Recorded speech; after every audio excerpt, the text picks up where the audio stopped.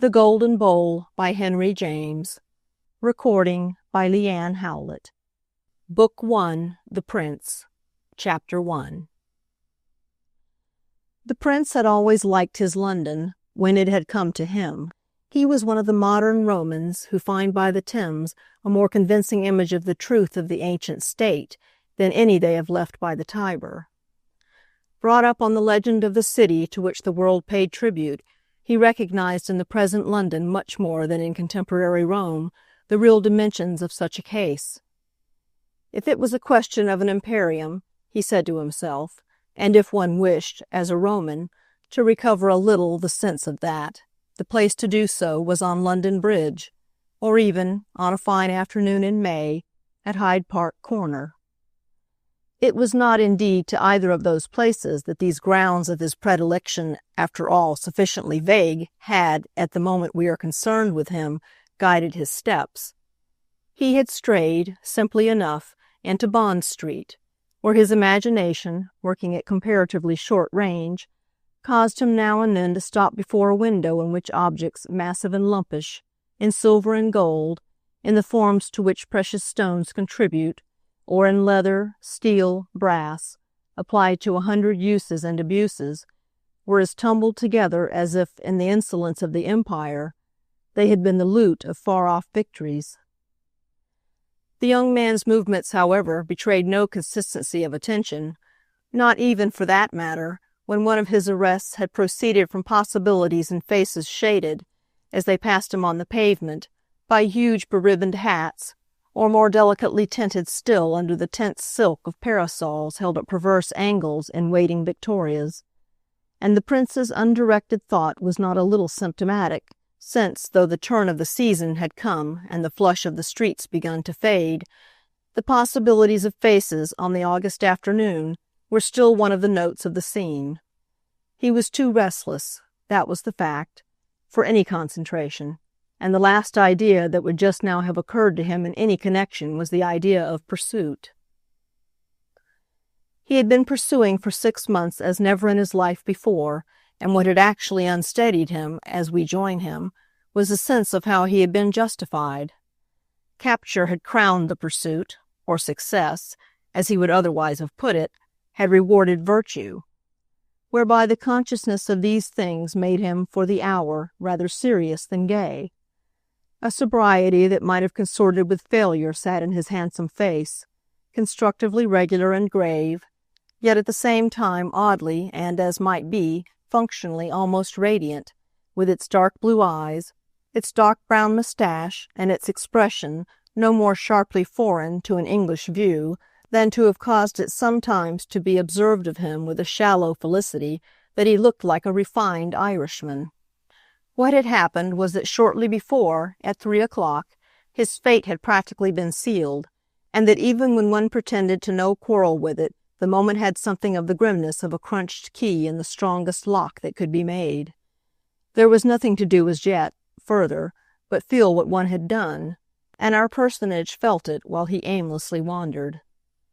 It was already as if he were married, so definitely had the solicitors, at 3 o'clock, enabled the date to be fixed, and by so few days was that date now distant. He was to dine at 8:30 with the young lady on whose behalf, and on whose father's, the London lawyers had reached an inspired harmony with his own man of business. Poor Calderoni, fresh from Rome and now apparently in the wondrous situation of being shown London, before promptly leaving it again, by Mr. Verver himself. Mr. Verver, whose easy way with his millions had taxed to such small purpose in the arrangements the principle of reciprocity. The reciprocity with which the prince was during these minutes most struck was that of Calderoni's bestowal of his company for a view of the lions. If there was one thing in the world the young man, at this juncture, clearly intended, it was to be much more decent as a son-in-law than lots of fellows he could think of had shown themselves in that character. He thought of these fellows, from whom he was so to differ, in English. He used, mentally, the English term to describe his difference, for, familiar with the tongue from his earliest years, so that no note of strangeness remained with him either for lip or for ear, he found it convenient in life for the greatest number of relations. He found it convenient, oddly, even for his relation with himself, though not unmindful that there might still, as time went on, be others, including a more intimate degree of that one, that would seek, possibly with violence, the larger or the finer issue, which was it, of the vernacular. Miss Verver had told him he spoke English too well. It was his only fault, and he had not been able to speak worse even to oblige her. "When I speak worse, you see, I speak French," he had said, intimating thus that there were discriminations, doubtless of the invidious kind, for which that language was the most apt. The girl had taken this, she let him know, as a reflection on her own French, which she had always so dreamed of making good, of making better, to say nothing of his evident feeling that the idiom supposed a cleverness she was not a person to rise to.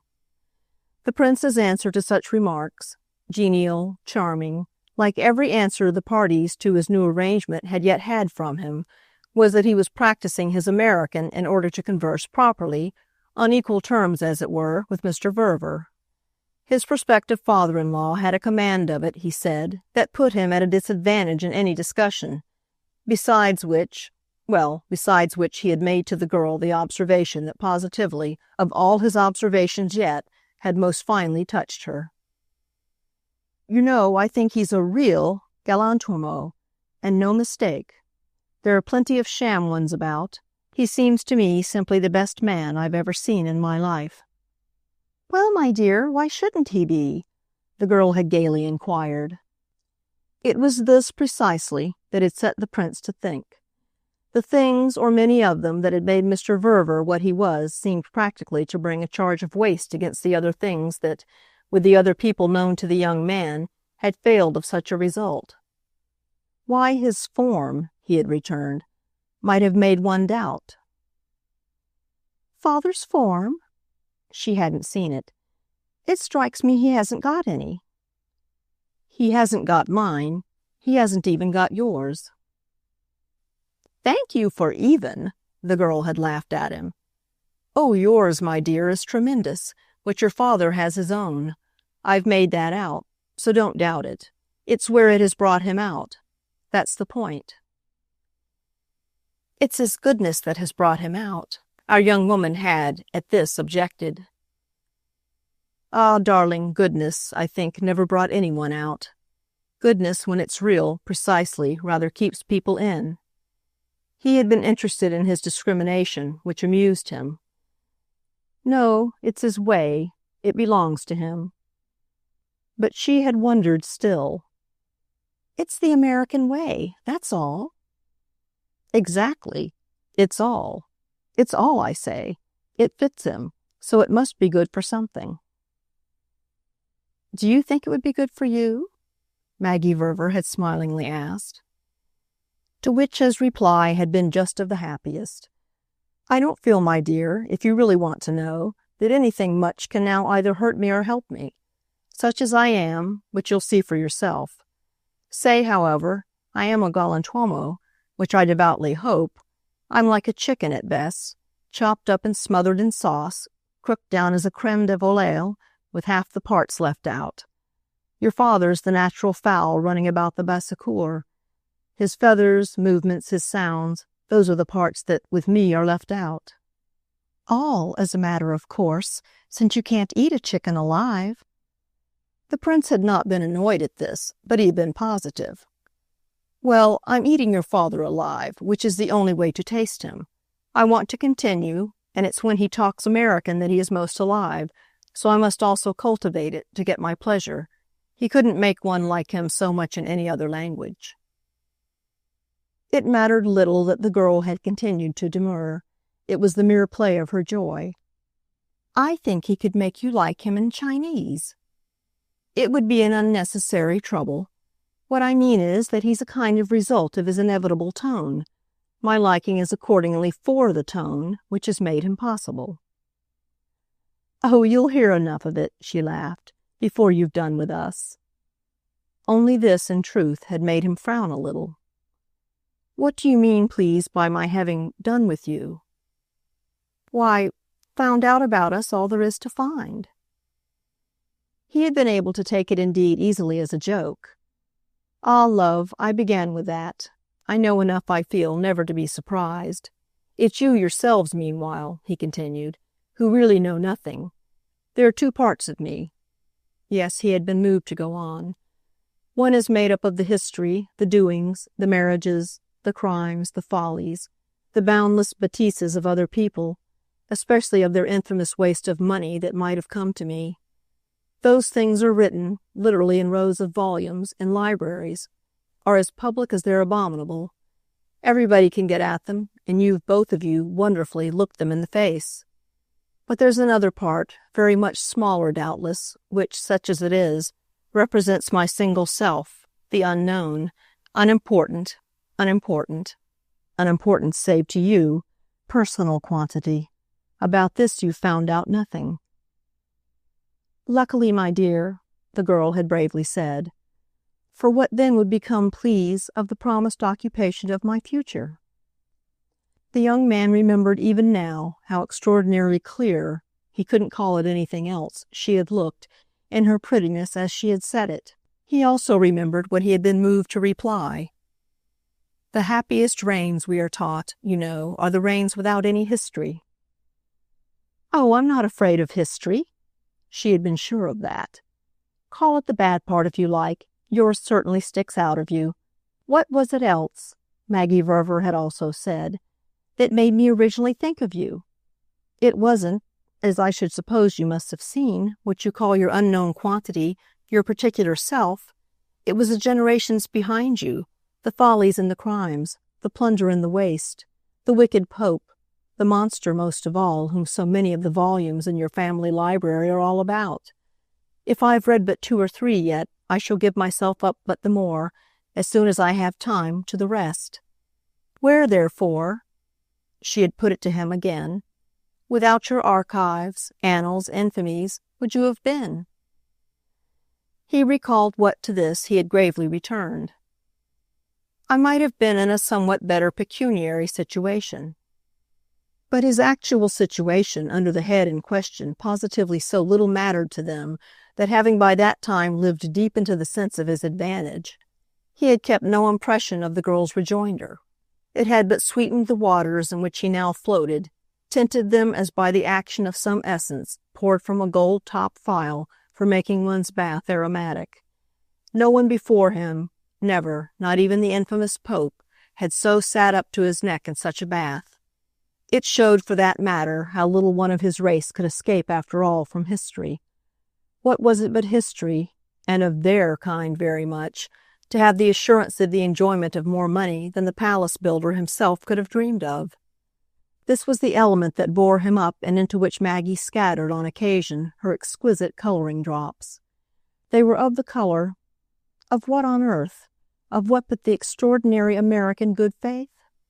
They were of the color of her innocence, and yet at the same time of her imagination, with which their relation, his and these people's, was all suffused. What he had further said on the occasion of which we thus represent him as catching the echoes from his own thoughts while he loitered, what he had further said came back to him, for it had been the voice itself of his luck, the soothing sound that was always with him. "You Americans are almost incredibly romantic." "Of course we are. That's just what makes everything so nice for us." "Everything?" he had wondered. "Well, everything that's nice at all. The world, the beautiful world, or everything in it that is beautiful. I mean, we see so much." He had looked at her a moment, and he well knew how she had struck him, in respect to the beautiful world, as one of the beautiful, the most beautiful things. But what he had answered was, "You see too much.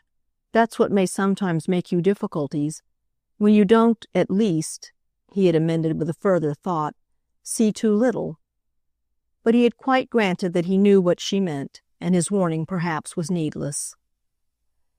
He had seen the follies of the romantic disposition, but there seemed somehow no follies in theirs.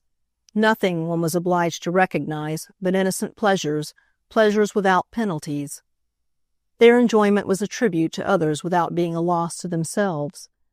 Only the funny thing, he had respectfully submitted, was that her father, though older and wiser, and a man into the bargain, was as bad, that is as good as herself. "Oh, he's better," the girl had freely declared. "That is, he's worse. His relation to the things he cares for, and I think it beautiful, is absolutely romantic. So is his whole life over here. It's the most romantic thing I know."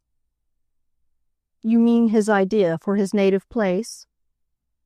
"Yes, the collection. The museum with which he wishes to endow it, and of which he thinks more, as you know, than of anything in the world. It's the work of his life and the motive of everything he does." The young man, in his actual mood, could have smiled again, smiled delicately as he had then smiled at her. "Has it been his motive in letting me have you?" "Yes, my dear, positively. Or in a manner," she had said. American City isn't, by the way, his native town, for though he's not old, it's a young thing compared with him, a younger one. He started there, he has a feeling about it, and the place has grown, as he says, like the program of a charity performance.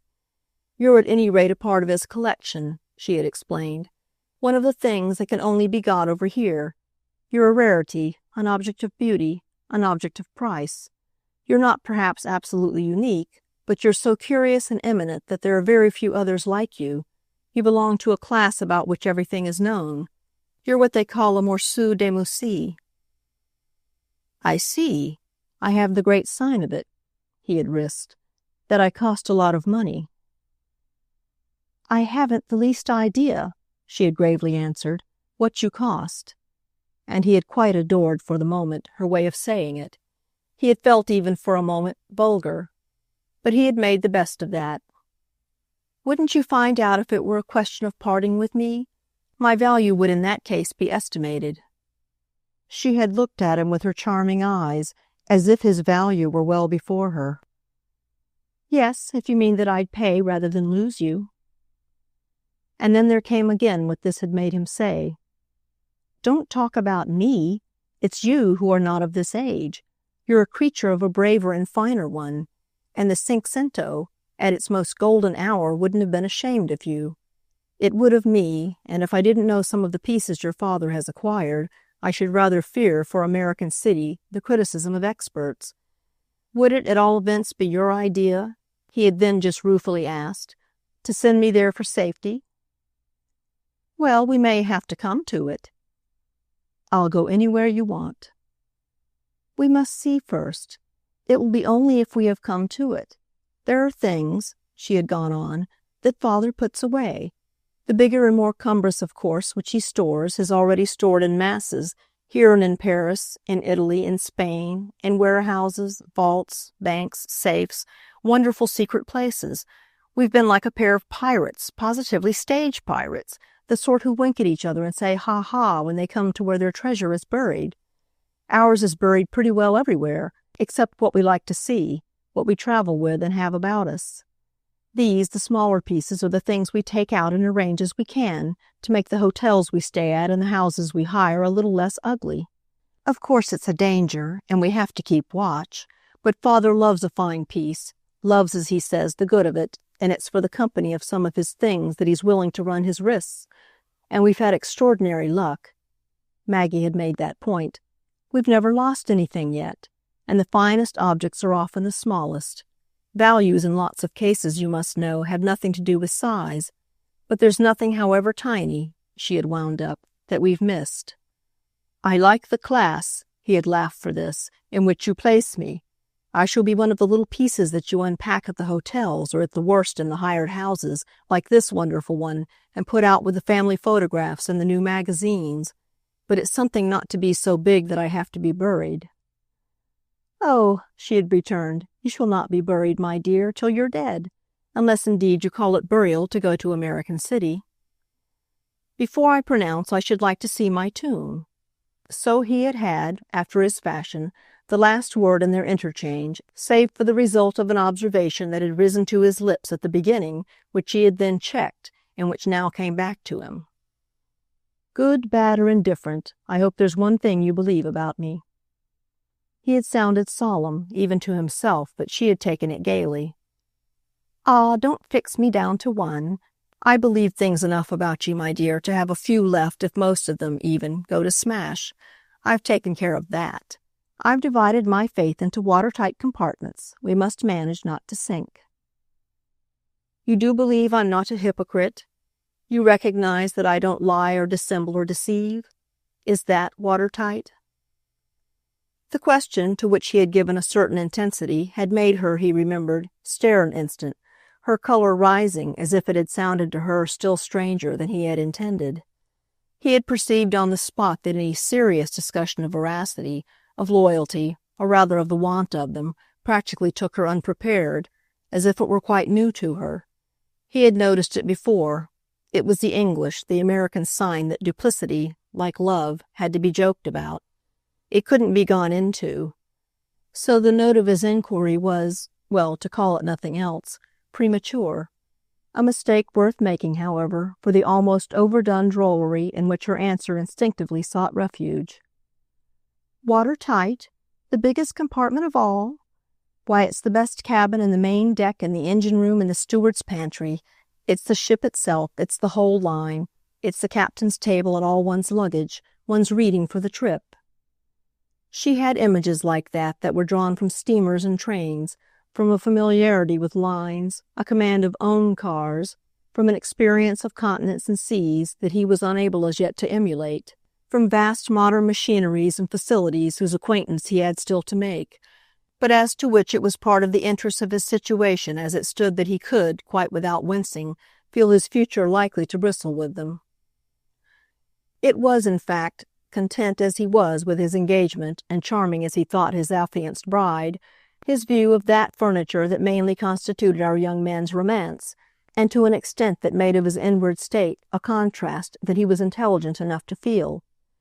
He was intelligent enough to feel quite humble, to wish not to be in the least hard or voracious, not to insist on his own side of the bargain, to warn himself in short against arrogance and greed. Odd enough, of a truth, was his sense of this last danger, which may illustrate moreover his general attitude toward dangers from within. Personally, he considered, he hadn't the vices in question, and that was so much to the good. His race, on the other hand, had had them handsomely enough, and he was somehow full of his race. Its presence in him was like the consciousness of some inexpugnable scent in which his clothes, his whole person, his hands and the hair of his head might have been steeped as in some chemical bath. The effect was nowhere in particular, yet he constantly felt himself at the mercy of the cause. He knew his antenatal history, knew it in every detail, and it was a thing to keep causes well before him. What was his frank judgment of so much of its ugliness, he asked himself, but a part of the cultivation of humility? What was this so important step he had just taken but the desire for some new history that should, so far as possible, contradict, and even if need be, flatly dishonor, the old? If what had come to him wouldn't do, he must make something different. He perfectly recognized, always in his humility, that the material for the making had to be Mr. Verver's millions. There was nothing else for him on earth to make it with. He had tried before, had had to look about and see the truth. Humble as he was at the time, he was not so humble as if he had known himself frivolous or stupid. He had an idea, which may amuse his historian, that when you were stupid enough to be mistaken about such a matter, you did know it. Therefore he wasn't mistaken. His future might be scientific. There was nothing in himself, at all events, to prevent it. He was allying himself to science, for it was science, but the absence of prejudice backed by the presence of money. His life would be full of machinery, which was the antidote to superstition, which was in its turn too much the consequence, or at least the exhalation, of archives. He thought of these, of his not being at all events futile, and of his absolute acceptance of the developments of the coming age to redress the balance of his being so differently considered. The moments when he most winced were those at which he found himself believing that, really, futility would have been forgiven him. Even with it, and that absurd view, he would have been good enough. Such was the laxity in the Ververs of the romantic spirit. They didn't indeed, poor dears, know what, in that line, the line of futility, the real thing meant. He did, having seen it, having tried it, having taken its measure. This was a memory, in fact, simply to screen out, much as, just in front of him while he walked, the iron shutter of a shop, closing early to the stale summer day, rattled down at the turn of some crank. There was machinery again, just as the plate glass all about him was money, was power, the power of the rich peoples. Well, he was of them now, of the rich peoples. He was on their side, if it wasn't rather the pleasanter way of putting it that they were on his. Something of this sort was in any case the moral and the murmur of his walk. It would have been ridiculous, such a moral from such a source, if it hadn't all somehow fitted to the gravity of the hour, that gravity the oppression of which I began by recording. Another feature was the immediate nearness of the arrival of the contingent from home. He was to meet them at Charing Cross on the morrow. His younger brother, who had married before him, but whose wife, of Hebrew race, with a portion that had gilded the pill, was not in a condition to travel. His sister and her husband, the most anglicized of Milanese, his maternal uncle, the most shelved of diplomatists, and his Roman cousin, Don Ottavio, the most responsible of ex-deputies and of relatives, a scant handful of the consanguineous, who, in spite of Maggie's plea for hymeneal reserve, were to accompany him to the altar. It was no great array, yet it was apparently to be a more numerous muster than any possible to the bride herself, having no wealth of kinship to choose from and making it up, on the other hand, by loose invitations. He had been interested in the girl's attitude on the matter, and had wholly deferred to it, giving him as it did a glimpse distinctly pleasing of the kind of ruminations she would in general be governed by, which were quite such as fell in with his own taste. They hadn't natural relations, she and her father, she had explained, so they wouldn't try to supply the place by artificial, by make-believe ones, by any searching of highways and hedges. Oh yes, they had acquaintances enough, but a marriage was an intimate thing. You asked acquaintances when you had your kith and kin. You asked them over and above. But you didn't ask them alone, to cover your nudity and look like what they weren't. She knew what she meant and what she liked, and he was all ready to take from her, finding a good omen in both of the facts. He expected her, desired her, to have character. His wife should have it, and he wasn't afraid of her having much. He had had, in his earlier time, to deal with plenty of people who had had it, notably with the 3-4 ecclesiastics, his great-uncle, the cardinal, above all, who had taken a hand and played a part in his education, the effect of all of which had never been to upset him. He was thus verily on the lookout for the characteristic in this most intimate, as she was to come, of his associates. He encouraged it when it appeared.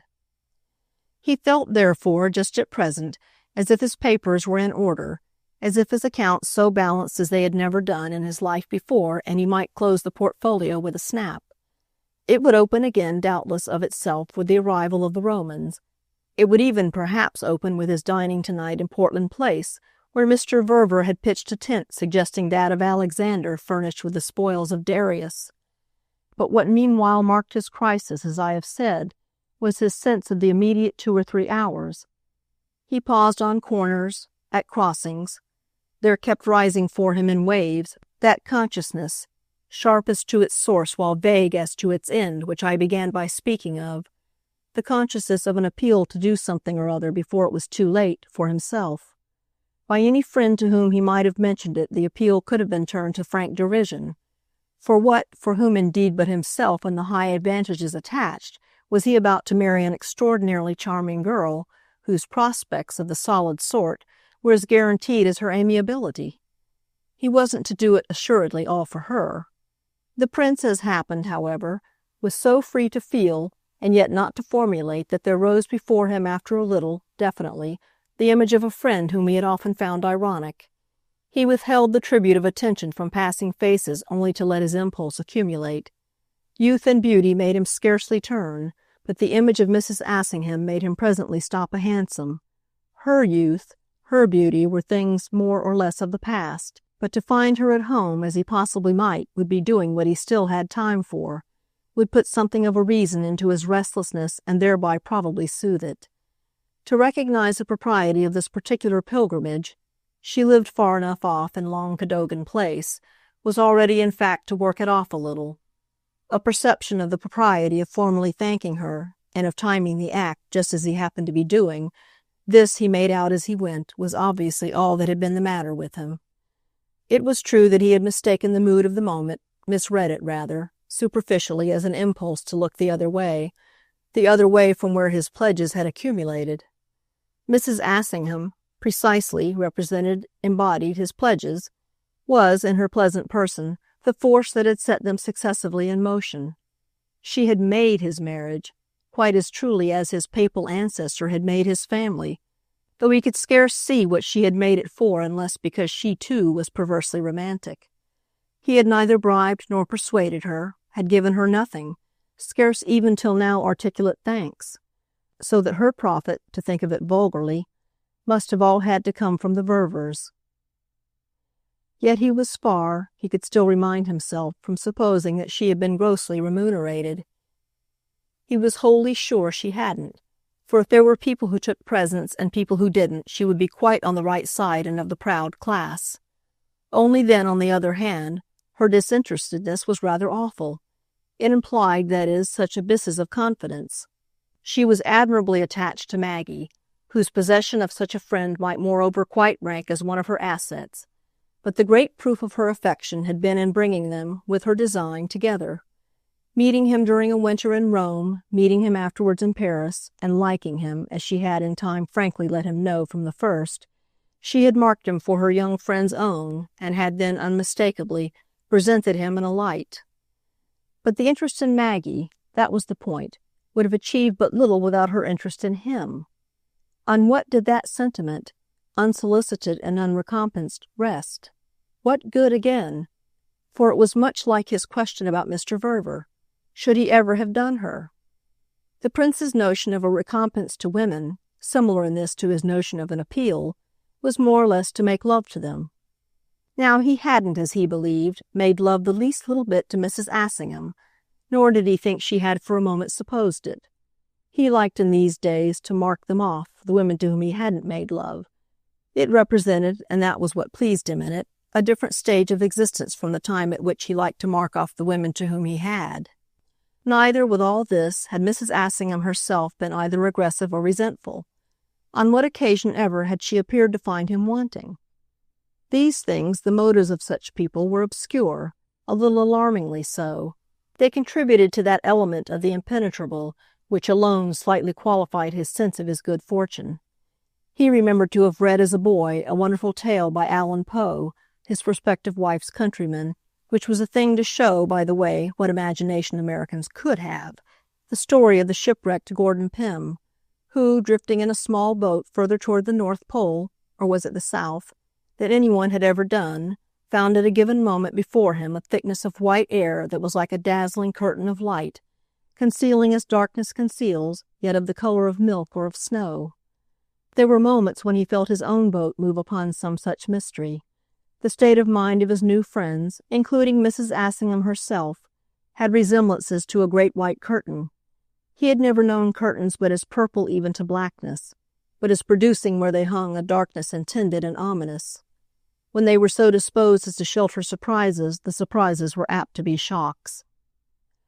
Shocks, however, from these quite different depths were not what he saw reason to apprehend. What he rather seemed to himself not yet to have measured was something that, seeking a name for it, he would have called the quantity of confidence reposed in him. He had stood still, at many a moment of the previous month, with the thought, freshly determined or renewed, of the general expectation, to define it roughly, of which he was the subject. What was singular was that it seemed not so much an expectation of anything in particular as a large, bland, blank assumption of merits almost beyond notation, of essential quality and value. It was as if he had been some old embossed coin, of a purity of gold no longer used, stamped with glorious arms, medieval, wonderful, of which the worth, in mere modern change, sovereigns and half-crowns, would be great enough, but as to which, since there were finer ways of using it, such taking to pieces was superfluous. That was the image for the security in which it was open to him to rest. He was to constitute a possession, yet was to escape being reduced to his component parts. What would this mean but that practically he was never to be tried or tested?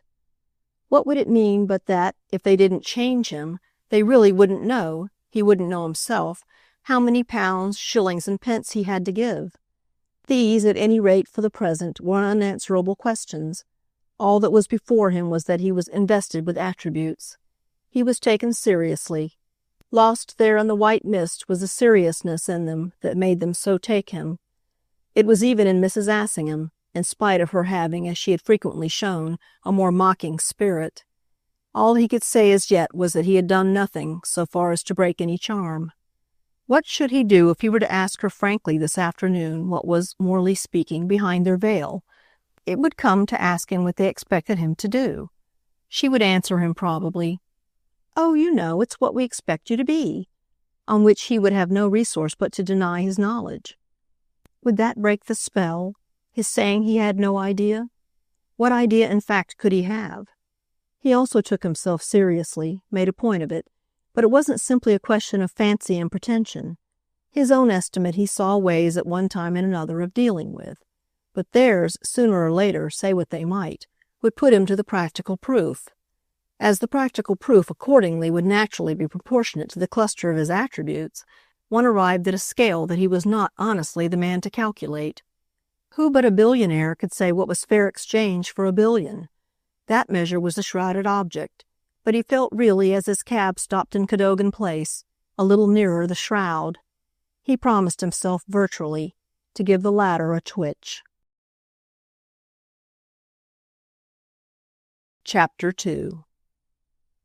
"They're not good days, you know," he had said to Fanny Assingham after declaring himself grateful for finding her, and then with his cup of tea, putting her in possession of the latest news, the document signed an hour ago, de part et d'autre, and the telegram from his backers, who had reached Paris the morning before, and who, pausing there a little, poor dears, seemed to think the whole thing a tremendous lark. "We're very simple folk, mere country cousins compared with you," he had also observed, "and Paris, for my sister and her husband, is the end of the world. London, therefore, will be more or less another planet. It has always been, as with so many of us, quite their Mecca. But this is their first real caravan. They've mainly known old England as a shop for articles in India rubber and leather, in which they've dressed themselves as much as possible. Which all means, however, that you'll see them, all of them, wreathed in smiles. We must be very easy with them. Maggie's too wonderful. Her preparations are on a scale. She insists on taking in the sposi and my uncle. The others will come to me. I've been engaging their rooms at the hotel, and with all those solemn signatures of an hour ago, that brings the case home to me." "Do you mean you're afraid?" his hostess had amusedly asked. "Terribly afraid. I've now but to wait to see the monster come. They're not good days. They're neither one thing nor the other. I've really got nothing, yet I've everything to lose. One doesn't know what still may happen." The way she laughed at him was for an instant almost irritating. It came out, for his fancy, from behind the white curtain. It was a sign, that is, of her deep serenity, which worried instead of soothing him. And to be soothed, after all, to be tided over, in his mystic impatience, to be told what he could understand and believe, that was what he had come for. "Marriage, then," said Mrs. Assingham, "is what you call the monster? I admit it's a fearful thing at the best, but for heaven's sake, if that's what you're thinking of, don't run away from it." "Ah, to run away from it would be to run away from you," the prince replied, "and I've already told you often enough how I depend on you to see me through." He so liked the way she took this, from the corner of her sofa, that he gave his sincerity, for it was sincerity, fuller expression. "I'm starting on the great voyage, across the unknown sea. My ship's all rigged and appointed, the cargo's stowed away, and the company complete. But what seems the matter with me is that I can't sail alone. My ship must be one of a pair, must have in the waste of waters what do you call it? A consort. I don't ask you to stay on board with me, but I must keep your sail in sight for orientation. I don't in the least myself know, I assure you, the points of the compass, but with a lead I can perfectly follow. You must be my lead." "How can you be sure," she asked, "where I should take you?" "Why, from your having brought me safely thus far. I should never have got here without you. You've provided the ship itself, and if you've not quite seen me aboard, you've attended me ever so kindly to the dock. Your own vessel is all conveniently in the next berth, and you can't desert me now." She showed him again her amusement, which struck him even as excessive, as if to his surprise he made her also a little nervous. She treated him in fine as if he were not uttering truths, but making pretty figures for her diversion. "My vessel, dear Prince," she smiled. "What vessel in the world have I? This little house is all our ship, Bob's and mine, and thankful we are now to have it. We've wandered far, living, as you may say, from hand to mouth, without rest for the soles of our feet, but the time has come for us at last to draw in." He made at this, the young man, an indignant protest. "You talk about rest. It's too selfish, when you're just launching me on adventures." She shook her head with her kind lucidity. "Not adventures, heaven forbid. You've had yours, as I've had mine, and my idea has been all along that we should neither of us begin again. My own last, precisely, has been doing for you all you so prettily mention, but it consists simply in having conducted you to rest. You talk about ships, but they're not the comparison. Your tossings are over. You're practically in port. The port," she concluded, "of the Golden Isles." He looked about to put himself more in relation with the place, then, after a hesitation, seemed to speak certain words instead of certain others. "Oh, I know where I am. I do decline to be left, but what I came for, of course, was to thank you. If today has seemed for the first time the end of preliminaries, I feel how little there would have been any at all without you. The first were wholly yours." "Well," said Mrs. Assingham, "they were remarkably easy. I've seen them, I've had them," she smiled. "More difficult. Everything you must feel went of itself, so you must feel everything still goes." The prince quickly agreed. "Oh, beautifully, but you had the conception." "Ah, Prince, so had you." He looked at her harder a moment. "You had it first. You had it most." She returned his look as if it made her wonder. "I liked it, if that's what you mean, but you liked it surely yourself. I protest that I had easy work with you. I had only at last, when I thought it was time, to speak for you." "All that is quite true, but you're leaving me all the same. You're leaving me. You're washing your hands of me," he went on. "However, that won't be easy. I won't be left." And he had turned his eyes about again, taking in the pretty room that she had just described as her final refuge, the place of peace for a world-worn couple to which she had lately retired with Bob. "I shall keep this spot in sight. Say what you will, I shall need you. I'm not, you know," he declared, "going to give you up for anybody." "If you're afraid, which of course you're not, are you trying to make me the same?" she asked after a moment. He waited a minute, too, then answered her with a question. "You say you liked it. You're undertaking to make my engagement possible.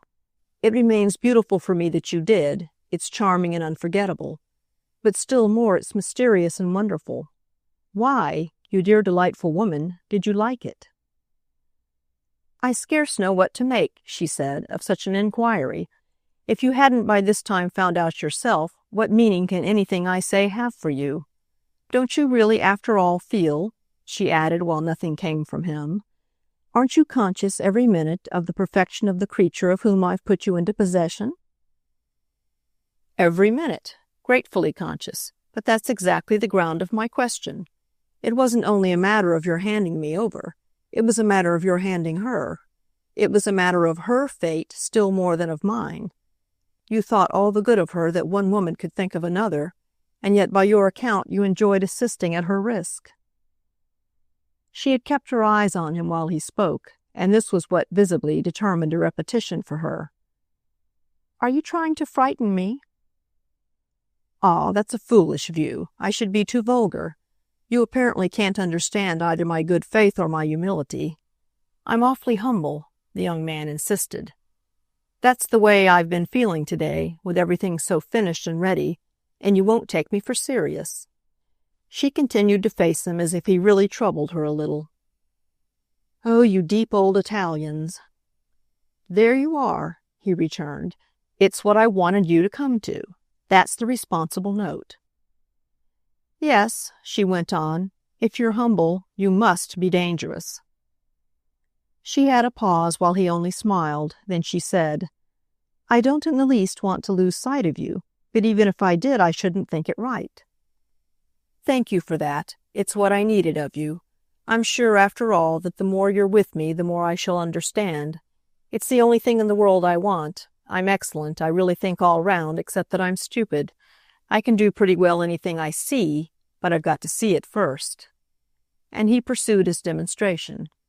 I don't in the least mind its having to be shown me. In fact, I like that better. Therefore it is that I want, that I shall always want, your eyes. Through them I wish to look, even at any risk of their showing me what I mayn't like. For then, he wound up, I shall know, and of that I shall never be afraid. She might quite have been waiting to see what he would come to, but she spoke with a certain impatience. What on earth are you talking about? But he could perfectly say, of my real honest fear of being off some day, of being wrong, without knowing it. That's what I shall always trust you for, to tell me who I am. No, with you people it's a sense. We haven't got it, not as you have. Therefore, but he had said enough. Echo, he simply smiled. It was not to be concealed that he worked upon her, but of course she had always liked him. I shouldn't be interested, she presently remarked, to see some sense you don't possess. Well, he produced one on the spot. The moral, dear Mrs. Assingham. I mean always as you others consider it. I've of course something that in our poor dear backward old Rome sufficiently passes for it, but it's no more like yours than the tortuous stone staircase, half ruined into the bargain, in some castle of our Quattrocento is like the lightning elevator in one of Mr. Verver's 15-story buildings. Your moral sense works by steam. It sends you up like a rocket. Ours is slow and steep and unlighted, with so many of the steps missing that, well, that's it is short, in almost any case, to turn round and come down again. Trusting, Mrs. Assingham smiled, to get up some other way? Yes, or not to have to get up at all. However, he added, I told you that at the beginning. Machiavelli, she simply exclaimed. You do me too much honor. I wish indeed I had his genius. However, if you really believe I have his perversity, you wouldn't say it. But it's all right, he gaily enough concluded. I shall always have you to come to. On this, for a little, they sat face to face, after which, without comment, she asked him if he would have more tea. All she would give him, he promptly signified, and he developed, making her laugh, his idea that the tea of the English race was somehow their morality, made with boiling water, in a little pot, so that the more of it one drank, the more moral one would become. His drollery served as a transition, and she put to him several questions about his sister and the others, questions as to what Bob, in particular, Colonel Assingham, her husband, could do for the arriving gentleman, whom, by the prince's leave, he would immediately go to see. He was funny while they talked, about his own people, too, whom he described with anecdotes of their habits, imitations of their manners, and prophecies of their conduct, as more rococo than anything Cadogan Place would ever have known. This, Mrs. Assingham professed, was exactly what would endear them to her, and that, in turn, drew from her visitor a fresh declaration of all the comfort of his being able so to depend on her. He had been with her at this point some 20 minutes, but he had paid her much longer visits, and he stayed now as if to make his attitude prove his appreciation. He stayed, moreover, that was really the sign of the hour, in spite of the nervous unrest that had brought him and that had in truth much rather fed on the skepticism by which she had apparently meant to soothe it. She had not soothed him, and there arrived, remarkably, a moment when the cause of her failure gleamed out. He had not frightened her, as she called it, he felt that, yet she was herself not at ease. She had been nervous, though trying to disguise it. The sight of him, following on the announcement of his name, had shown her as disconcerted. This conviction, for the young man, deepened and sharpened, yet with the effect, too, of making him glad in spite of it. It was as if, in calling, he had done even better than he intended, for it was somehow important. That was what it was, that there should be at this hour something the matter with Mrs. Assingham, with whom, in all their acquaintance, so considerable now, there had never been the least little thing the matter. To wait thus and watch for it was to know of a truth that there was something the matter with him, since, strangely, with so little to go upon, his heart had positively begun to beat to the tune of suspense. It fairly befell at last, for a climax, that they almost ceased to pretend, that is, to cheat each other with forms. The unspoken had come up, and there was a crisis. Neither could have said how long it lasted, during which they were reduced, for all interchange, to looking at each other on quite an inordinate scale. They might at this moment, and their positively portentous stillness, have been keeping it up for a wager, sitting for their photograph, or even enacting a tableau vivant. The spectator of whom they would thus well have been worthy might have read meanings of his own into the intensity of their communion, or indeed, even without meanings, have found his account, aesthetically, in some gratified play of our modern sense of type, so scantly to be distinguished from our modern sense of beauty. Type was there at the worst, and Mrs. Assingham's dark, neat head, on which the crisp black hair made waves so fine and so numerous that she looked even more in the fashion of the hour than she desired. Full of discriminations against the obvious, she had yet to accept a flagrant appearance and to make the best of misleading signs. Her richness of hue, her generous nose, her eyebrows marked like those of an actress, these things, with an added amplitude of person on which middle age had set its seal, seemed to present her insistently as a daughter of the South, or still more of the East, a creature formed by hammocks and divans, fed upon sherbets and waited upon by slaves. She looked as if her most active effort might be to take up, as she lay back, her mandolin, or to share sugared fruit with a pet gazelle. She was, in fact, however, neither a pampered Jewess nor a lazy Creole. New York had been, recordedly, her birthplace, and Europe, punctually, her discipline. She wore yellow and purple because she thought it better, as she said, while one was about it, to look like the Queen of Sheba than like a revendeuse. She put pearls in her hair and crimson and gold in her tea-gown for the same reason. It was her theory that nature itself had overdressed her, and that her only course was to drown, as it was hopeless to try to chasten, the overdressing. So she was covered and surrounded with things which were frankly toys and shams, a part of the amusement with which she rejoiced to supply her friends. These friends were in the game, that of playing with the disparity between her aspect and her character. Her character was attested by the second movement of her face, which convinced the beholder that her vision of the humors of the world was not supine, not passive. She enjoyed, she needed the warm air of friendship, but the eyes of the American city looked out somehow, for the opportunity of it, from under the lids of Jerusalem.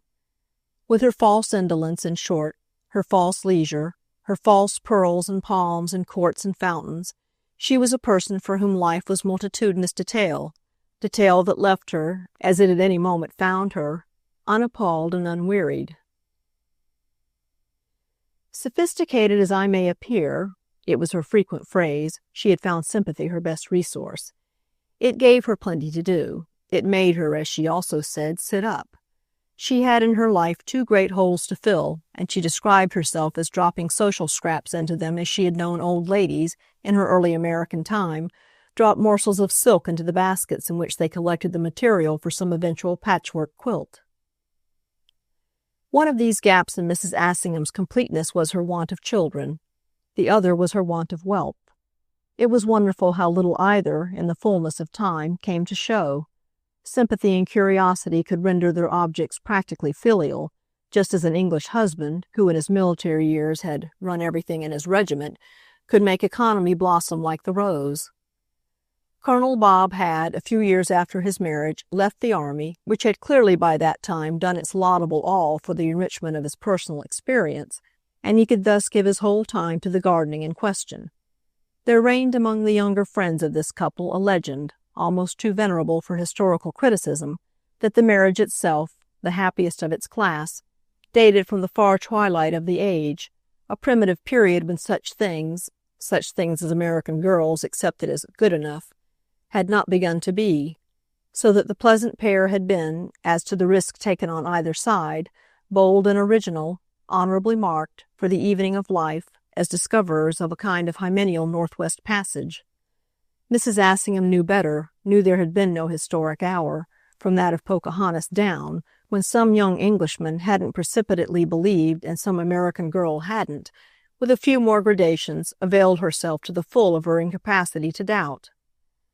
But she accepted resignedly the laurel of the founder, since she was in fact pretty well the doyenne above ground of her transplanted tribe, and since, above all, she had invented combinations, though she had not invented Bob's own.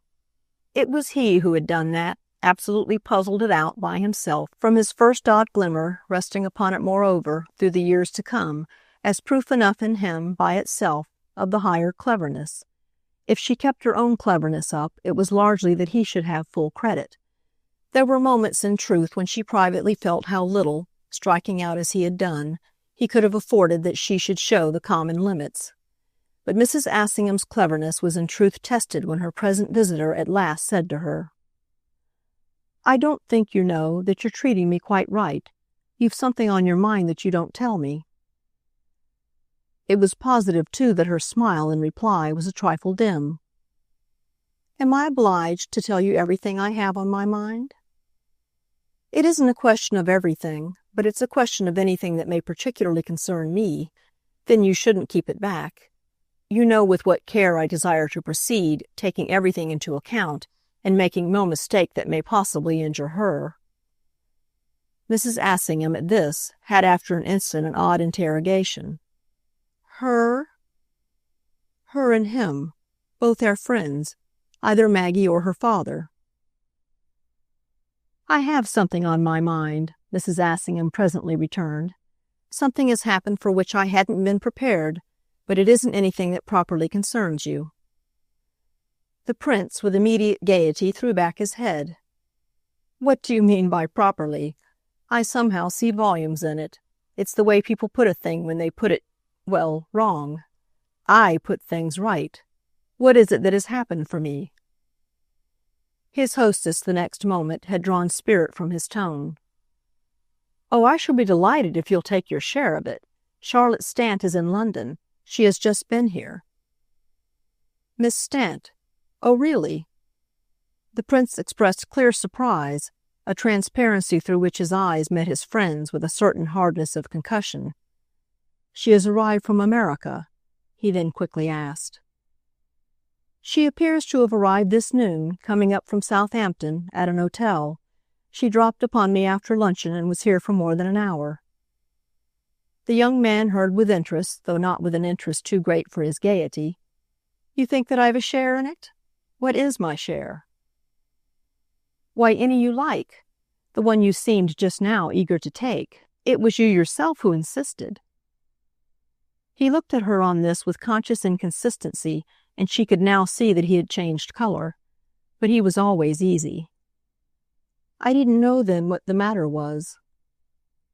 "You didn't think it could be so bad?" "Do you call it very bad?" the young man asked. "Only," she smiled, "because that's the way it seems to affect you." He hesitated, still with a trace of his quickened color, still looking at her, still adjusting his manner.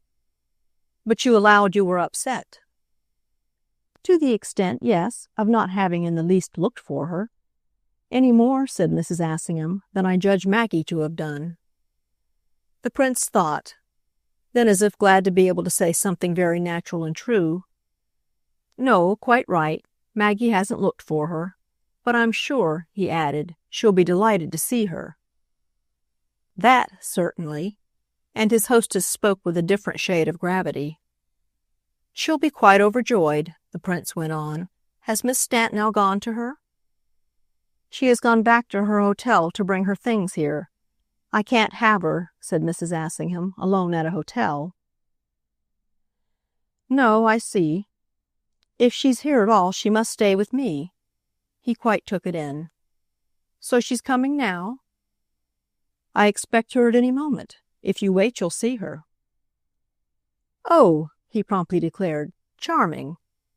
But this word came out as if, a little, in sudden substitution for some other. It sounded accidental, whereas he wished to be firm. That, accordingly, was what he next showed himself. "If it wasn't for what's going on these next days, Maggie would certainly want to have her.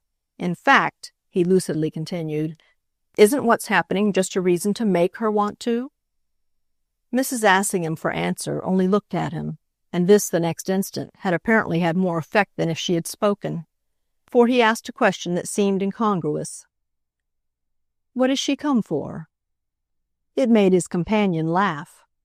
Why, for just what you say, for your marriage. Mine, he wondered.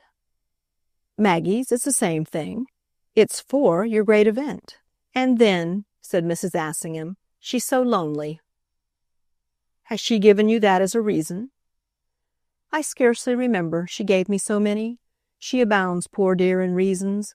But there's one that whatever she does, I always remember for myself. And which is that? He looked as if he ought to guess, but couldn't. Why, the fact that she has no home. Absolutely none whatever. She's extraordinarily alone. Again he took it in. And also has no great means.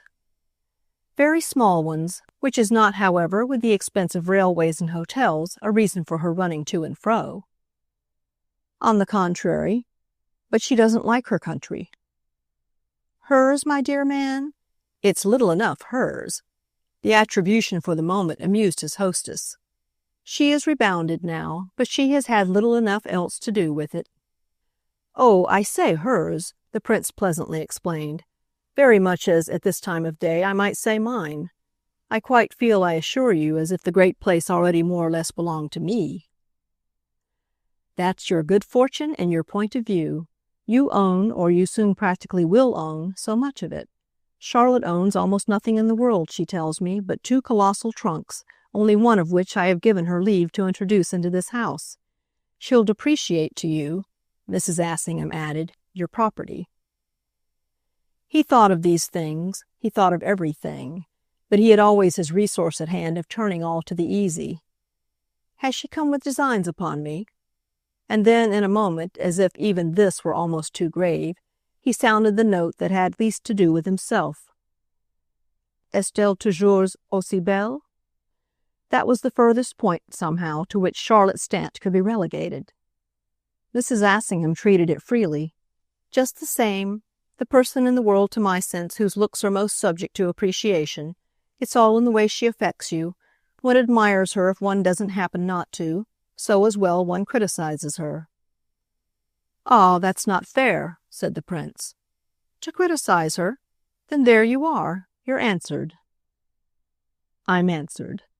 He took it humorously as his lesson, sank his previous self-consciousness with excellent effect and grateful docility. I only meant that there are perhaps better things to be done with Miss Stant than to criticize her. When once you begin that, with anyone. He was vague and kind. I quite agree that it's better to keep out of it as long as one can, but when one must do it. Yes, he asked as she paused. Then know what you mean. I see. Perhaps, he smiled, I don't know what I mean. Well, it's what just now in all ways you particularly should know. Mrs. Assingham, however, made no more of this, having before anything else apparently a scruple about the tone she had just used. I quite understand, of course, that given her great friendship with Maggie, she should have wanted to be present. She has acted impulsively, but she has acted generously. She has acted beautifully, said the prince. I say generously because I meant she hasn't in any way counted the cost. She'll have it to count in a manner now, his hostess continued. But that doesn't matter. He could see how little. You'll look after her. I'll look after her. So it's all right. It's all right, said Mrs. Assingham. Then why are you troubled? It pulled her up, but only for a minute. I'm not, any more than you. The prince's dark blue eyes were of the finest, and on occasion precisely resembled nothing so much as the high windows of a Roman palace, of an historic front by one of the great old designers, thrown open on a feast day to the golden air. His look itself at such times suggested an image, that of some very noble personage who, expected, acclaimed by the crowd in the street, and with old precious stuffs falling over the sill for his support, had gaily and gallantly come to show himself, always moreover less in his own interest than in that of spectators and subjects whose need to admire, even to gape, was periodically to be considered.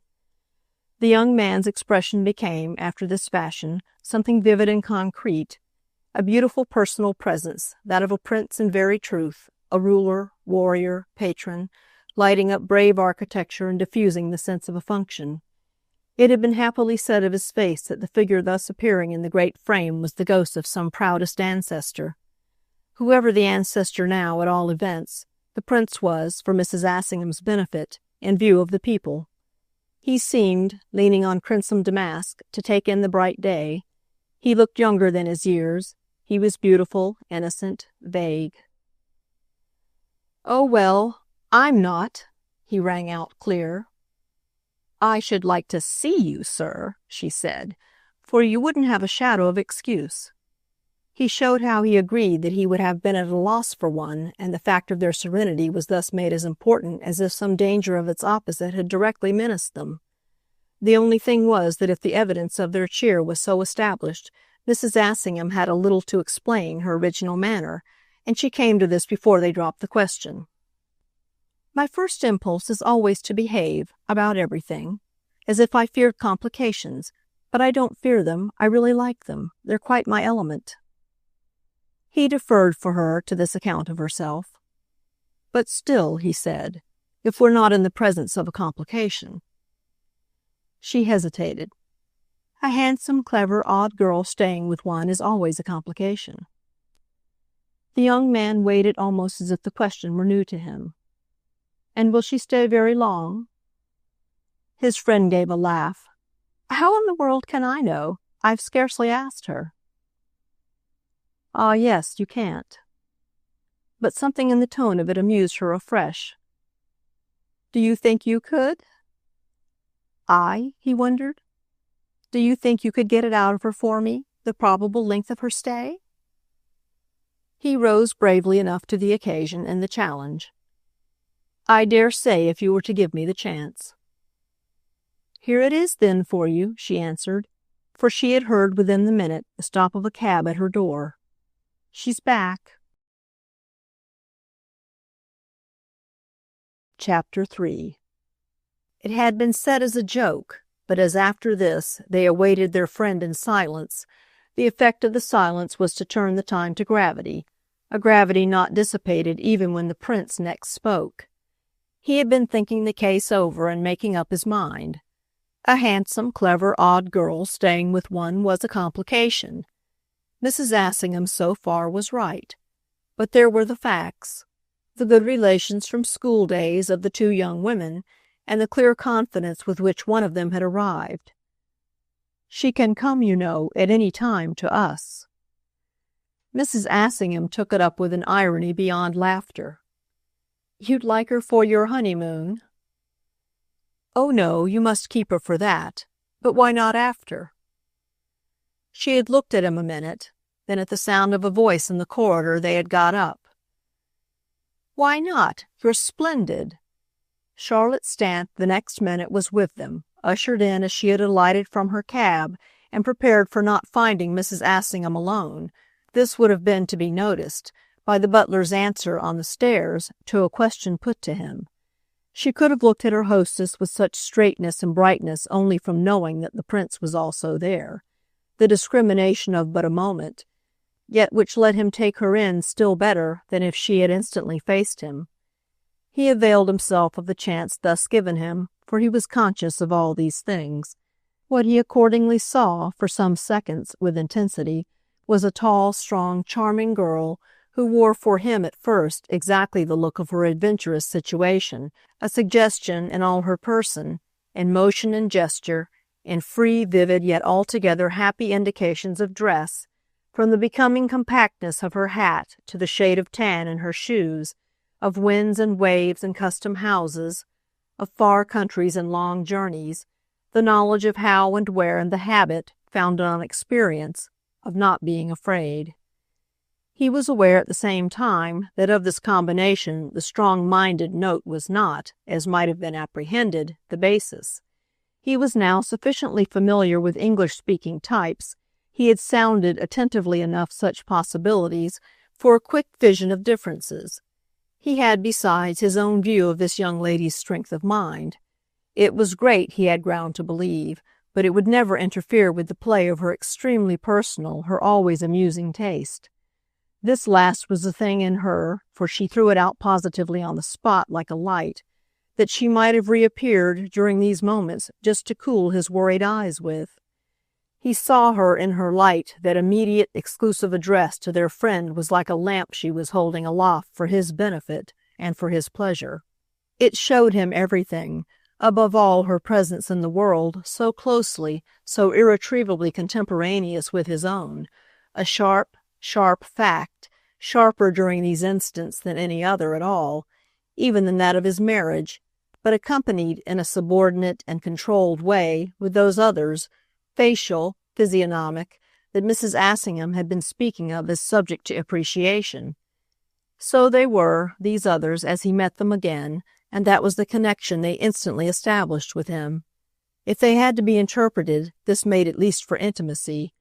There was but one way certainly for him, to interpret them in the sense of the already known. Making use, then, of clumsy terms of excess, the face was too narrow and too long, the eyes not large, and the mouth, on the other hand, by no means small, with substance in its lips and a slight, the very slightest, tendency to protrusion in the solid teeth, otherwise indeed well arrayed and flashingly white. But it was, strangely, as a cluster of possessions of his own that these things, in Charlotte Stant, now affected him. Items in a full list, items recognized, each of them, as if for the long interval they had been stored, wrapped up, numbered, put away in a cabinet. While she faced Mrs. Assingham, the door of the cabinet had opened of itself. He took the relics out one by one, and it was more and more each instant as if she were giving him time. He saw again that her thick hair was, vulgarly speaking, brown, but that there was a shade of tawny autumn leaf in it, for appreciation, a color indescribable and of which he had known no other case, something that gave her at moments the sylvan head of a huntress. He saw the sleeves of her jacket drawn to her wrists, but he again made out the free arms within them to be of the completely rounded, the polished slimness of that Florentine sculptor's and the great time had loved, and of which the apparent firmness is expressed in their old silver and old bronze. He knew her narrow hands, he knew her long fingers and the shape and color of her fingernails. He knew her special beauty of movement and line when she turned her back, and the perfect working of all her main attachments, that of some wonderful finished instrument, something intently made for exhibition, for a prize. He knew above all the extraordinary fineness of her flexible waist, the stem of an expanded flower, which gave her a likeness also to some long, loose silk purse, well filled with gold pieces, but having been passed, empty, through a finger ring that held it together. It was as if, before she turned to him, he had weighed the whole thing in his open palm and even heard a little the chink of the metal. When she did turn to him, it was to recognize with her eyes what he might have been doing. She made no circumstance of thus coming upon him, save so far as the intelligence in her face could at any moment make a circumstance of almost anything. If when she moved off she looked like a huntress, she looked when she came nearer like his notion, perhaps not wholly correct, of a muse. But what she said was simply, "You see you're not rid of me. How is dear Maggie?" It was to come soon enough by the quite unforced operation of chance, the young man's opportunity to ask her the question suggested by Mrs. Assingham shortly before her entrance. The license, had he chosen to embrace it, was within a few minutes all there, the license given him literally to inquire of this young lady how long she was likely to be with them. For a matter of the mere domestic order had quickly determined, on Mrs. Assingham's part, a withdrawal of a few moments, which had the effect of leaving her visitors free. "Mrs. Betterman's there?" she had said to Charlotte in allusion to some member of the household who was to have received her and seen her belongings settled, to which Charlotte had replied that she had encountered only the butler, who had been quite charming. She had deprecated any action taken on behalf of her effects, but her hostess, rebounding from accumulated cushions, evidently saw more in Mrs. Betterman's non-appearance than could meet the casual eye.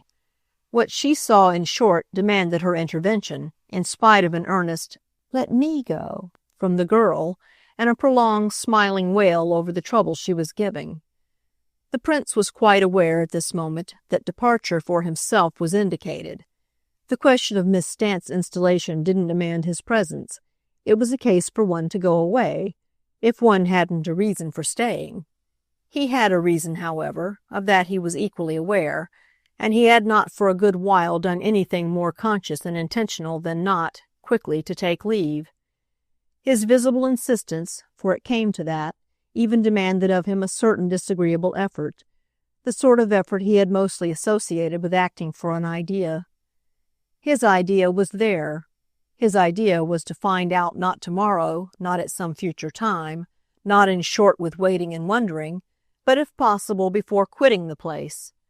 This particular curiosity, moreover, confounded itself a little with the occasion offered him to satisfy Mrs. Assingham's own.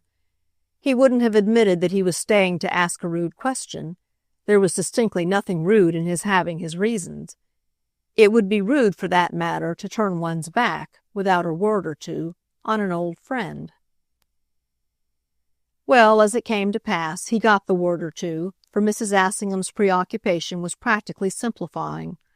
The little crisis was of shorter duration than our account of it. Duration, naturally, would have forced him to take up his hat. He was somehow glad, on finding himself alone with Charlotte, that he had not been guilty of that inconsequence.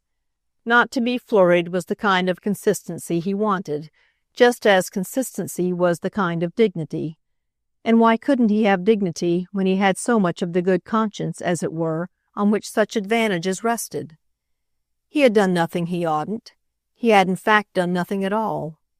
Once more, as a man conscious of having known many women, he could assist, as he would have called it, at the recurrent, the predestined phenomenon, the thing always as certain as sunrise or the coming round of Saint's Day, the doing by the woman of the thing that gave her away. She did it ever inevitably, infallibly. She couldn't possibly not do it. It was her nature, it was her life, and the man could always expect it without lifting a finger. This was his, the man's, any man's, position and strength, that he had necessarily the advantage, that he only had to wait, with a decent patience, to be placed, in spite of himself, it might really be said, in the right. Just so the punctuality of performance on the part of the other creature was her weakness and her deep misfortune, not less, no doubt, than her beauty. It produced for the man that extraordinary mixture of pity and profit in which his relation with her, when he was not a mere brute, mainly consisted, and gave him in fact his most pertinent ground of being always nice to her, nice about her, nice for her. She always dressed her act up, of course. She muffled and disguised and arranged it, showing, in fact, in these dissimulations, a cleverness equal to but one thing in the world, equal to her abjection. She would let it be known for anything, for everything, but the truth of which it was made. That was what precisely Charlotte Stant would be doing now. That was the present motive and support, to a certainty, of each of her looks and motions. She was the 20th woman, she was possessed by her doom, but her doom was also to arrange appearances, and what now concerned him was to learn how she proposed. He would help her, would arrange with her to any point in reason. The only thing was to know what appearance could best be produced and best be preserved. Produced and preserved on her part, of course, since on his own there had been luckily no folly to cover up, nothing but a perfect accord between conduct and obligation. They stood there together, at all events, when the door had closed behind their friend, with a conscious, strained smile, and very much as if each waited for the other to strike the note or give the pitch. The young man held himself, in his silent suspense, only not more afraid because he felt her own fear. She was afraid of herself, however, whereas, to his gain of lucidity, he was afraid only of her. Would she throw herself into his arms, or would she be otherwise wonderful? She would see what he would do, so their queer minute without words told him, and she would act accordingly. But what could he do but just let her see that he would make anything, everything for her as honorably easy as possible? Even if she should throw herself into his arms, he would make that easy. Easy, that is, to overlook, to ignore, not to remember, and not by the same token either to regret. This was not what in fact happened, though it was also not at a single touch, but by the finest gradations, that his tension subsided. "It's too delightful to be back," she said at last, and it was all she definitely gave him, being moreover nothing but what anyone else might have said. Yet with 2 or 3 other things that on his response followed it, it quite pointed the path, while the tone of it and her whole attitude were as far removed as need have been from the truth of her situation. The abjection that was present to him as of the essence quite failed to peep out, and he soon enough saw that if she was arranging, she could be trusted to arrange. Good, it was all he asked, and all the more that he could admire and like her for it. The particular appearance she would, as they said, go in for was that of having no account whatever to give him. It would be, in fact, that of having none to give anybody, of reasons or of motives, of comings or of goings. She was a charming young woman who had met him before, but she was also a charming young woman with a life of her own. She would take it high, up, up, up, ever so high. Well, then, he would do the same. No height would be too great for them, not even the dizziest conceivable to a young person so subtle. The dizziest seemed indeed attained when, after another moment, she came as near as she was to come to an apology for her abruptness. "I've been thinking of Maggie, and at last I yearn for her. I wanted to see her happy, and it doesn't strike me I find you too shy to tell me I shall." "Of course she's happy, thank God.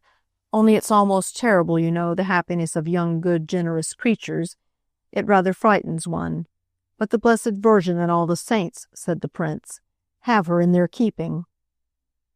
"Certainly they have. She's the dearest of the dear. But I needn't tell you," the girl added. "Ah," he returned with gravity, "I feel that I've still much to learn about her." To which she subjoined, "She'll rejoice awfully in your being with us." "Oh, you don't need me," Charlotte smiled. "It's her hour. It's a great hour. One has seen often enough with girls what it is. But that," she said, "is exactly why I've wanted, I mean, not to miss it." He bent on her a kind, comprehending face. "You mustn't miss anything." He had got it, the pitch, and he could keep it now, for all he had needed was to have it given him. The pitch was the happiness of his wife that was to be. The sight of that happiness is a joy for an old friend. It was, yes, magnificent, and not the less so for its coming to him suddenly as sincere, as nobly exalted. Something in Charlotte's eyes seemed to tell him this, seemed to plead with him in advance as to what he was to find in it. He was eager, and he tried to show her that too, to find what she liked, mindful as he easily could be of what the friendship had been for Maggie. It had been armed with the wings of young imagination, young generosity. It had been, he believed, always counting out her intense devotion to her father, the liveliest emotion she had known before the dawn of the sentiment inspired by himself. She had not, to his knowledge, invited the object of it to their wedding, had not thought of proposing to her, for a matter of a couple of hours, an arduous and expensive journey. But she had kept her connected and informed from week to week, in spite of preparations and absorptions. "Oh, I've been writing to Charlotte. I wish you knew her better." He could still hear from recent weeks this record of the fact, just as he could still be conscious, not otherwise than queerly, of the gratuitous element in Maggie's wish, which he had failed as yet to indicate to her. Older and perhaps more intelligent, at any rate, why shouldn't Charlotte respond, and be quite free to respond, to such fidelities with something more than mere formal good manners? The relations of women with each other were of the strangest, it was true, and he probably wouldn't have trusted here a young person of his own race. He was proceeding throughout on the ground of the immense difference, difficult indeed as it might have been to disembroil in this young person her race, quality. Nothing in her definitely placed her. She was a rare, a special product. Her singleness, her solitude, her want of means, that is, her want of ramifications and other advantages, contributed to enrich her somehow with an odd, precious neutrality, so detached yet so aware, a sort of small social capital. It was the only one she had. It was the only one a lonely, gregarious girl could have, since few surely had in anything like the same degree arrived at it, and since this one indeed had compassed it but through the play of some gift of nature to which you could scarce give a definite name. It wasn't a question of her strange sense for tongues, with which she juggled as a conjurer at a show juggled with balls or hoops or lighted brands. It wasn't at least entirely that, for he had known people almost as polyglot whom their accomplishment had quite failed to make interesting. He was polyglot himself, for that matter, as was the case, too, with so many of his friends and relations, for none of whom, more than for himself, was it anything but a common convenience. The point was that in this young woman it was a beauty in itself, and almost a mystery. So certainly he had more than once felt in noting on her lips that rarest among the barbarians of all civil graces, a perfect felicity in the use of Italian. He had known strangers, a few and mostly men, who spoke his own language agreeably, but he had known neither man nor woman who showed for it Charlotte's almost mystifying instinct. He remembered how, from the first of their acquaintance, she had made no display of it, quite as if English, between them, his English so matching with hers, were their inevitable medium. He had perceived all by accident, by hearing her talk before him to somebody else, that they had an alternative as good, an alternative, in fact, as much better as the amusement for him was greater in watching her for the slips that never came. Her account of the mystery didn't suffice. Her recall of her birth in Florence and Florentine childhood, her parents from the great country, but themselves already of a corrupt generation, demoralized, falsified, polyglot well before her, with the Tuscan Valia who was her first remembrance, the servants of the villa, the dear contadini of the Poder, the little girls and the other peasants of the next Poder, all the rather shabby but still ever so pretty human furniture of her early time, including the good sisters of the poor convent of the Tuscan hills, the convent shabbier than almost anything else, but prettier too, in which she had been kept at school till the subsequent phase, the phase of the much grander institution in Paris, at which Maggie was to arrive, terribly frightened, and as a smaller girl, 3 years before her own ending of her period of 5. Such reminiscences naturally gave a ground, but they had not prevented him from insisting that some strictly civil ancestor, generations back, and from the Tuscan hills if she would, made himself felt ineffaceably in her blood and in her tone. She knew nothing of the ancestor, but she had taken his theory from him, gracefully enough, as one of the little presents that make friendship flourish. These matters, however, all melted together now, though a sense of them was doubtless concerned, not unnaturally, in the next thing, of the nature of a surmise that his discretion let him articulate. "You haven't, I rather gather, particularly liked your country?" They would stick, for the time, to their English. "It doesn't, I fear, seem particularly mine, and it doesn't in the least matter over there whether one likes it or not, that is, to anyone but oneself, but I didn't like it," said Charlotte Stant. "That's not encouraging, then, to me, is it?" the prince went on. "Do you mean because you're going?" "Oh, yes, of course we're going. I've wanted immensely to go." She hesitated. "But now? Immediately?" "In a month or two. It seems to be the new idea." On which there was something in her face, as he imagined, that made him say, "Didn't Maggie write to you?" "Not of your going at once. But of course you must go, and of course you must stay." Charlotte was easily clear. "As long as possible." "Is that what you did?" he laughed. "You stayed as long as possible?"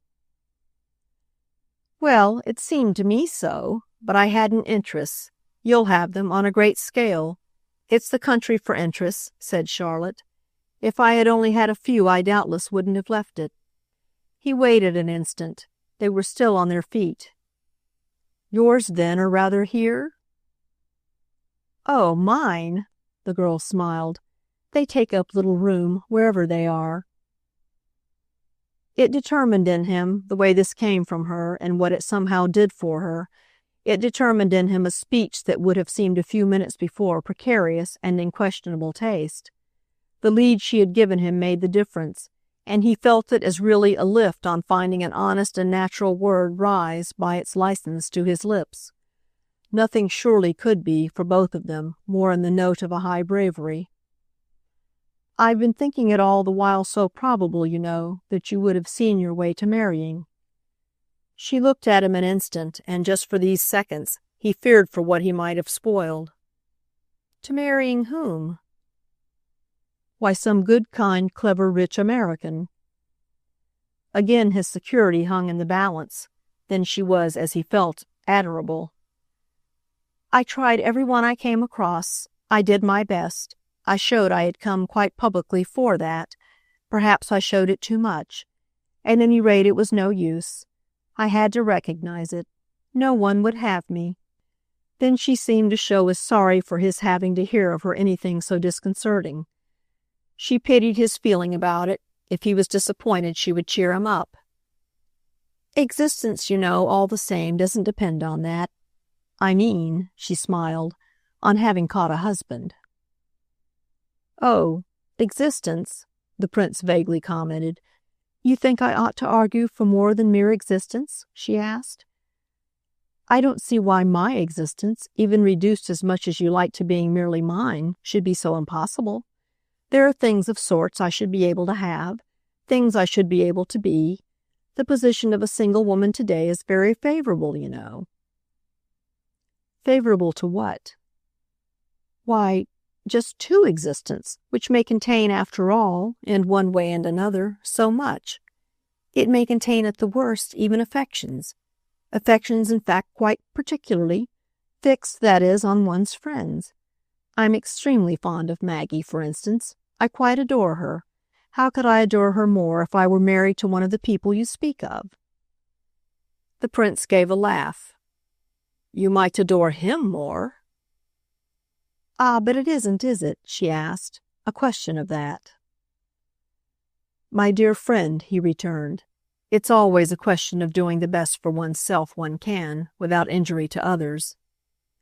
He felt by this time that they were indeed on an excellent basis, so he went on again, as if to show frankly his sense of its firmness. "I venture therefore to repeat my hope that you'll marry some capital fellow, and also to repeat my belief that such a marriage will be more favorable to you, as you call it, than even the spirit of the age." She looked at him at first only for answer, and would have appeared to take it with meekness, had she not perhaps appeared a little more to take it with gaiety.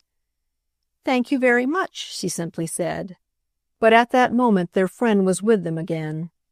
It was undeniable that as she came in, Mrs. Assingham looked, with a certain smiling sharpness, from one of them to the other, the perception of which was perhaps what led Charlotte, for reassurance, to pass the question on. "The prince hopes so much I shall still marry some good person." Whether it worked for Mrs. Assingham or not, the prince was himself at this more than ever reassured. He was safe, in a word. That was what it all meant. And he had required to be safe.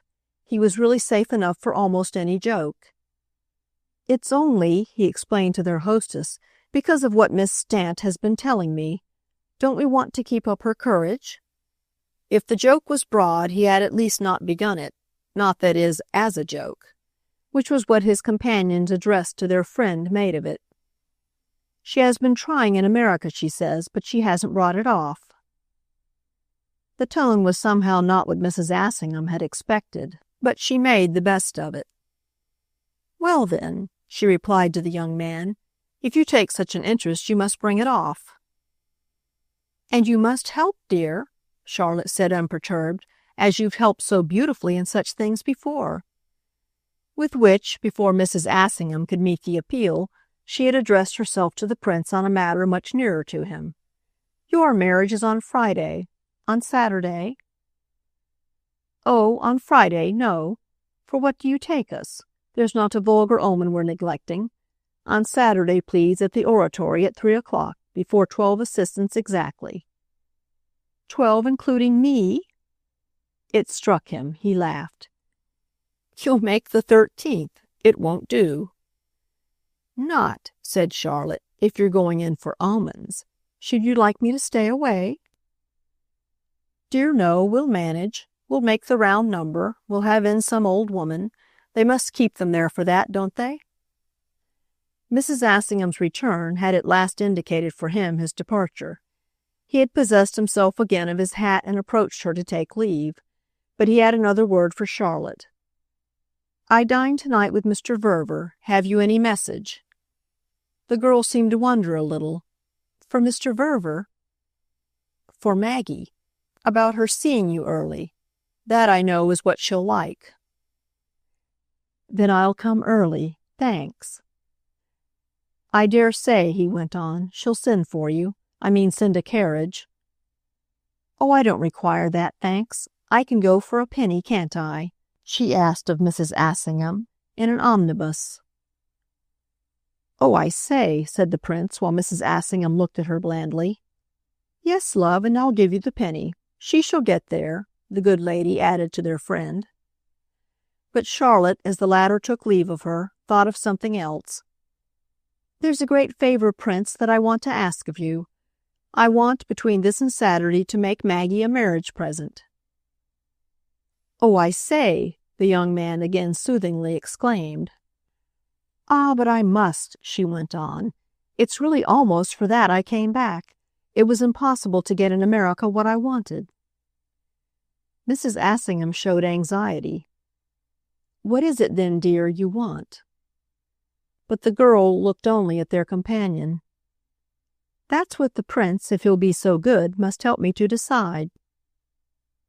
"Can't I," Mrs. Assingham asked, "help you to decide?" "Certainly, darling. We must talk it well over." And she kept her eyes on the prince. "But I want him, if he kindly will, to go with me to look. I want him to judge with me and choose. That, if you can spare the hour," she said, "is the great favor I mean." He raised his eyebrows at her. He wonderfully smiled. "What you came back from America to ask? Ah, certainly, then I must find the hour." He wonderfully smiled, but it was rather more, after all, than he had been reckoning with. It went somehow so little with the rest that, directly for him, it wasn't the note of safety. It preserved this character at the best, but by being the note of publicity. Quickly, however, the note of publicity struck him as better than any other. In another moment, even, it seemed positively what he wanted. For what so much as publicity put their relation on the right footing? By this appeal to Mrs. Assingham it was established as right, and she immediately showed that such was her own understanding. "Certainly, Prince," she laughed, "you must find the hour." And it was really so express a license from her, as representing friendly judgment, public opinion, the moral law, the marginal out a husband about to be, or whatever, that after observing to Charlotte that, should she come to Portland Place in the morning, he would make a point of being there to see her and so easily arrange with her about a time, he took his departure with the absolutely confirmed impression of knowing, as he put it to himself, where he was, which was what he had prolonged his visit for. He was where he could stay. Chapter 4. "I don't quite see, my dear," Colonel Assingham said to his wife the night of Charlotte's arrival, "I don't quite see, I'm bound to say, why you take it, even at the worst, so ferociously hard. It isn't your fault, after all, is it? I'll be hanged, at any rate, if it's mine." The hour was late, and the young lady who had disembarked at Southampton that morning to come up by the steamer special, and who had then settled herself at an hotel only to resettle herself a couple of hours later at a private house, was by this time, they might hope, peacefully resting from her exploits. There had been 2 men at dinner, rather battered brothers-in-arms, of his own period, casually picked up by her host the day before, and when the gentlemen, after the meal, rejoined the ladies in the drawing-room, Charlotte, pleading fatigue, had already excused herself. The beguiled warriors, however, had stayed till after 11. Mrs. Assingham, though finally quite without illusions, as she said, about the military character, was always beguiling to old soldiers. And as the colonel had come in, before dinner, only in time to dress, he had not till this moment really been summoned to meet his companion over the situation that, as he was now to learn, their visitor's advent had created for them. It was actually more than midnight. The servants had been sent to bed, the rattle of the wheels had ceased to come in through a window still open to the August air, and Robert Assingham had been steadily learning, all the while, what it thus behoved him to know. But the words just quoted from him presented themselves, for the moment, as the essence of his spirit and his attitude. He disengaged. He would be damned if he didn't. They were both phrases he repeatedly used. His responsibility. The simplest, the sanest, the most obliging of men, he habitually indulged in extravagant language. His wife had once told him, in relation to his violence of speech, that such excesses on his part made her think of a retired general whom she had once seen playing with toy soldiers, fighting and winning battles, carrying on sieges and annihilating enemies with little fortresses of wood and little armies of tin. Her husband's exaggerated emphasis was his box of toy soldiers, his military game. It harmlessly gratified in him, for his declining years, the military instinct. Bad words, when sufficiently numerous and arrayed in their might, could represent battalions, squadrons, tremendous cannonades, and glorious charges of cavalry. It was natural, it was delightful, the romance, and for her as well, of camp life and of the perpetual booming of guns. It was fighting to the end, to the death, but no one was ever killed. Less fortunate than she, nevertheless, in spite of his wealth of expression, he had not yet found the image that described her favorite game. All he could do was practically to leave it to her, emulating her own philosophy. He had again and again sat up late to discuss those situations in which her finer consciousness abounded, but he had never failed to deny that anything in life, anything of hers, could be a situation for himself. She might be in 50 at once if she liked, and it was what women did like, at their ease after all. There always being, when they had too much of any, some man, as they were well aware, to get them out. He wouldn't at any price have one of any sort whatever of his own, or even be in one along with her. He watched her accordingly in her favorite element, very much as he had sometimes watched at the aquarium the celebrated lady who, in a slight though tight bathing suit, turned somersaults and did tricks in the tank of water which looked so cold and uncomfortable to the non-amphibious. He listened to his companion tonight, while he smoked his last pipe. He watched her through her demonstration, quite as if he had paid a shilling.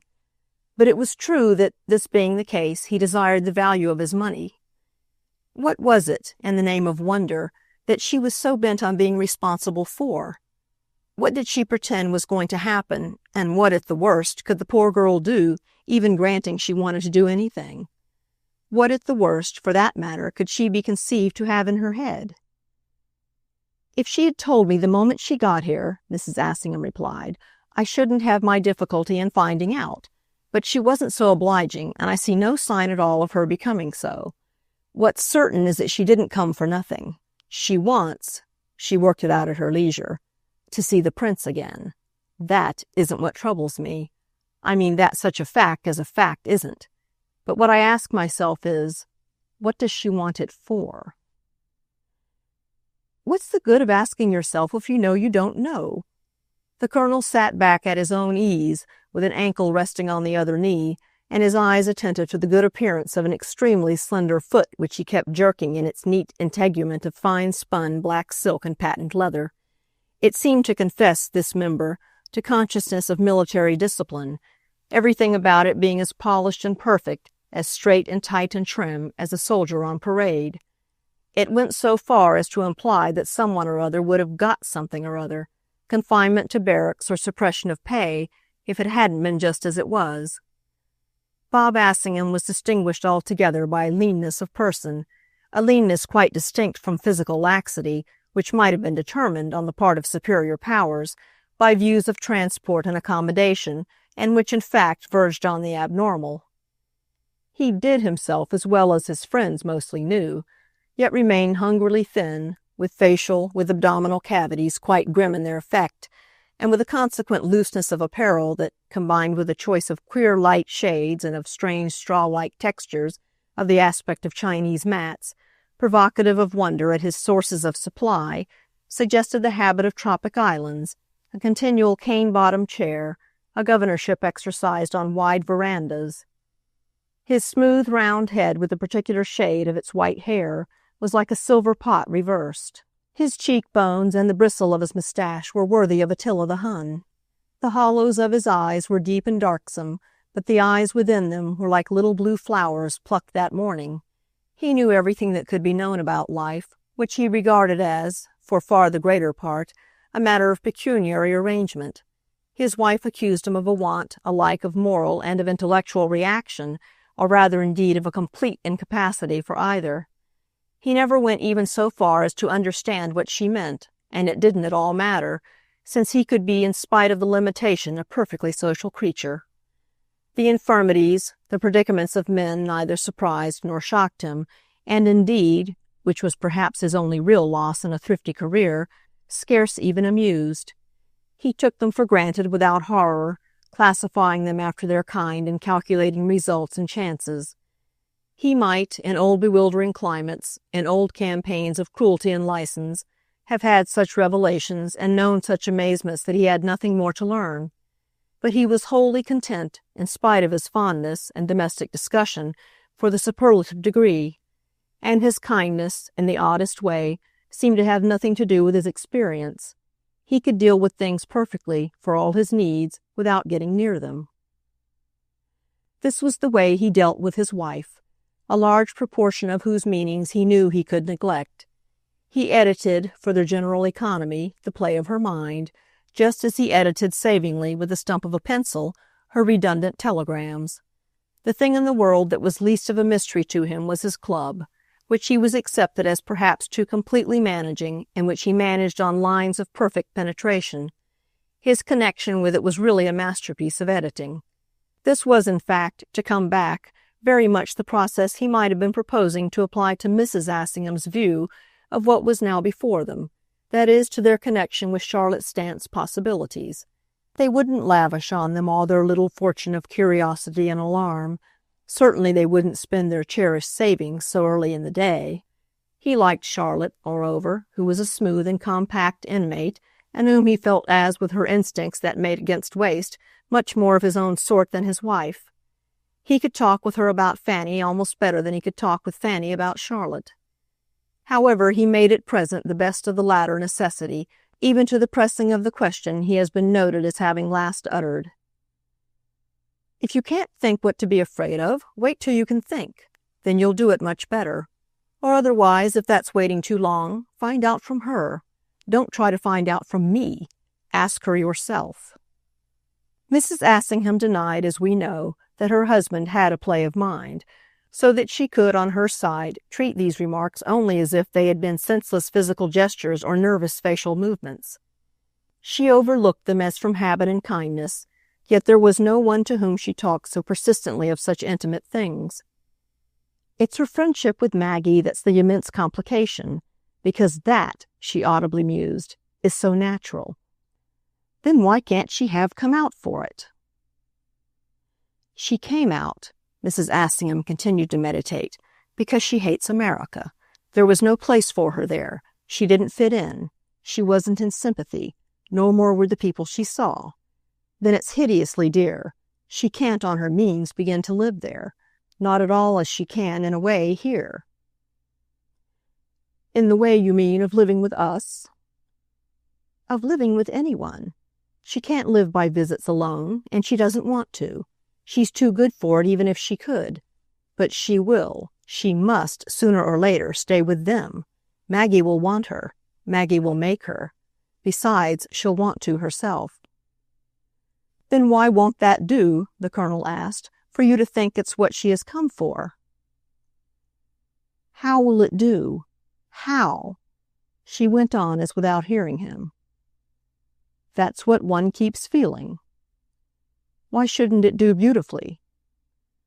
That anything of the past, she brooded, should come back now? How will it do? How will it do? It will do, I dare say, without your wringing your hands over it. When, my dear, the Colonel pursued as he smoked, have you ever seen anything of yours, anything that you've done, not do? I didn't do this. It brought her answer straight. I didn't bring her back. Did you expect her to stay over there all her days to oblige you?" "Not a bit, for I shouldn't have minded her coming after their marriage. It's her coming this way before." To which she added with inconsequence, "I'm too sorry for her. Of course she can't enjoy it, but I don't see what perversity rides her. She needn't have looked it all so in the face, as she doesn't do it, I suppose, simply for discipline. It's that's the bore of it, discipline to me." "Perhaps, then," said Bob Assingham, "that's what has been her idea. Take it, for God's sake, as discipline to you, and have done with it. It will do," he added, "for discipline to me as well." She was far, however, from having done with it. It was a situation with such different sides, as she said, and to none of which one could, in justice, be blind. "It isn't in the least, you know, for instance, that I believe she's bad. Never, never," Mrs. Assingham declared. "I don't think that of her." "Then why isn't that enough?" Nothing was enough, Mrs. Assingham signified, but that she should develop her thought. She doesn't deliberately intend, she doesn't consciously wish the least complication. It's perfectly true that she thinks Maggie a dear, as who doesn't. She's incapable of any plan to hurt a hair of her head. Yet here she is, and there they are, she wound up. Her husband again for a little smoked in silence. What in the world between them ever took place? Between Charlotte and the Prince? Why, nothing, except their having to recognize that nothing could. That was their little romance. It was even their little tragedy. But what the deuce did they do? Do? They fell in love with each other, but seeing it wasn't possible, gave each other up. Then where was the romance? Why, in their frustration, and their having the courage to look the facts in the face. What facts? The Colonel went on. Well, to begin with, that of their neither of them having the means to marry. If she had had even a little, I mean for two, I believe he would bravely have done it. After which, as her husband but emitted an odd vague sound, she corrected herself. I mean if he himself had had only a little, or a little more than a little for a prince, they would have done what they could, she did them justice, if there had been a way. But there wasn't a way, and Charlotte, quite to her honor, I consider, understood it. He had to have money. It was a question of life and death. It wouldn't have been a bit amusing, either, to marry him as a pauper. I mean leaving him one. That was what she had, as he had, the reason to see. And their reason is what you call their romance. She looked at him a moment. What do you want more? Didn't he, the Colonel inquired, want anything more? Or didn't, for that matter, poor Charlotte herself? She kept her eyes on him. There was a manner in it that half answered. They were thoroughly in love. She might have been his... She checked herself. She even for a minute lost herself. She might have been anything she liked, except his wife. But she wasn't, said the Colonel very smokingly. She wasn't, Mrs. Assingham echoed. The echo, not loud but deep, filled for a little the room. He seemed to listen to it die away. Then he began again. How are you sure? She waited before saying, but when she spoke it was definite. There wasn't time. He had a small laugh for her reason. He might have expected some other. Does it take so much time? She herself, however, remained serious. It takes more than they had.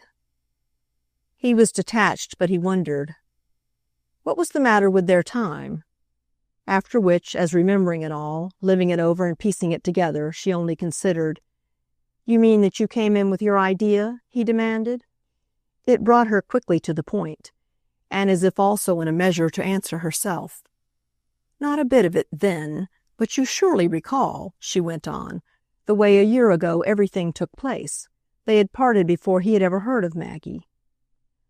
Why hadn't he heard of her from Charlotte herself? Because she had never spoken of her. Is that also, the Colonel inquired, what she has told you? I'm not speaking, his wife returned, of what she has told me. That's one thing. I'm speaking of what I know by myself. That's another." "You feel, in other words, that she lies to you?" Bob Assingham more sociably asked. She neglected the question, treating it as gross. She never so much at the time as named Maggie. It was so positive that it appeared to strike him. "It's he, then, who has told you?" She after a moment admitted it. "It's he." "And he doesn't lie?" "No, to do him justice, I believe he absolutely doesn't. If I hadn't believed it," Mrs. Assingham declared for her general justification, "I would have had nothing to do with him, that is, in this connection. He's a gentleman, I mean all as much of one as he ought to be, and he had nothing to gain. That helps," she added, "even a gentleman. It was I who named Maggie to him, a year from last May. He had never heard of her before." "Then it's grave," said the Colonel. She hesitated. "Do you mean grave for me?" "Oh, that everything's grave for you is what we take for granted and are fundamentally talking about. It's grave, it was, for Charlotte, and it's grave for Maggie. That is, it was, when he did see her, or when she did see him. You don't torment me as much as you would like," she presently went on, "because you think of nothing that I haven't 1,000 times thought of, and because I think of everything that you never will. It would all," she recognized, "have been grave if it hadn't all been right. You can't make out," she contended, "that we got to Rome before the end of February." He more than agreed. "There's nothing in life, my dear, that I can make out." Well, there was nothing in life apparently that she, at real need, couldn't. Charlotte, who had been there that year from early, quite from November, left suddenly, you'll quite remember, about the 10th of April. She was to have stayed on, she was to have stayed naturally more or less, for us, and she was to have stayed all the more that the Ververs, due all winter but delayed week after week in Paris, were at last really coming. They were coming, that is, Maggie was, largely to see her, and above all to be with her there. It was all altered by Charlotte's going to Florence. She went from one day to the other, you forget everything. She gave her reasons, but I thought it odd at the time. I had a sense that something must have happened. The difficulty was that, though I knew a little, I didn't know enough. I didn't know her relation with him had been, as you say, a near thing. That is, I didn't know how near. The poor girl's departure was a flight. She went to save herself. He had listened more than he showed, as came out in his tone. To save herself? Well, also really, I think, to save him, too. I saw it afterwards. I see it all now. He would have been sorry. He didn't want to hurt her. "Oh, I dare say," the Colonel laughed. "They generally don't." At all events, his wife pursued, she escaped. They both did, for they had had simply to face it. Their marriage couldn't be, and if that was so, the sooner they put the Apennines between them the better. It had taken them, it is true, some time to feel this and to find it out. They had met constantly and not always publicly all that winter.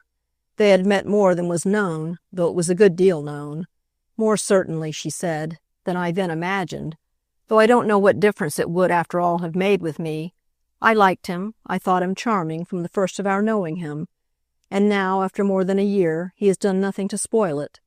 And there are things he might have done, things that many men easily would. Therefore I believe in him, and I was right at first in knowing I was going to. So I haven't, and she stated it as she might have quoted from a slate after adding up the items, the sum of a column of figures. So I haven't, I say to myself, been a fool. Well, are you trying to make out that I've said you have? All their case wants, at any rate, Bob Assingham declared, is that you should leave it well alone. It's theirs now. They've bought it over the counter and paid for it. It has ceased to be yours. Of which case, she asked, are you speaking? He smoked a minute. Then with a groan. Lord, are there so many? There's Maggie's and the Prince's, and there's the Prince's and Charlotte's. Oh, yes, and then, the Colonel scoffed, there's Charlotte's and the Prince's. There's Maggie's and Charlotte's, she went on, and there's also Maggie's and mine.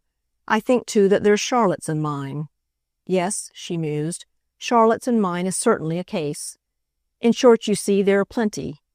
But I mean, she said, to keep my head. "Are we to settle them all," he inquired, "tonight?" I should lose it if things had happened otherwise, if I had acted with any folly. She had gone on in her earnestness, unheeding of his question. I shouldn't be able to bear that now. But my good conscience is my strength. No one can accuse me.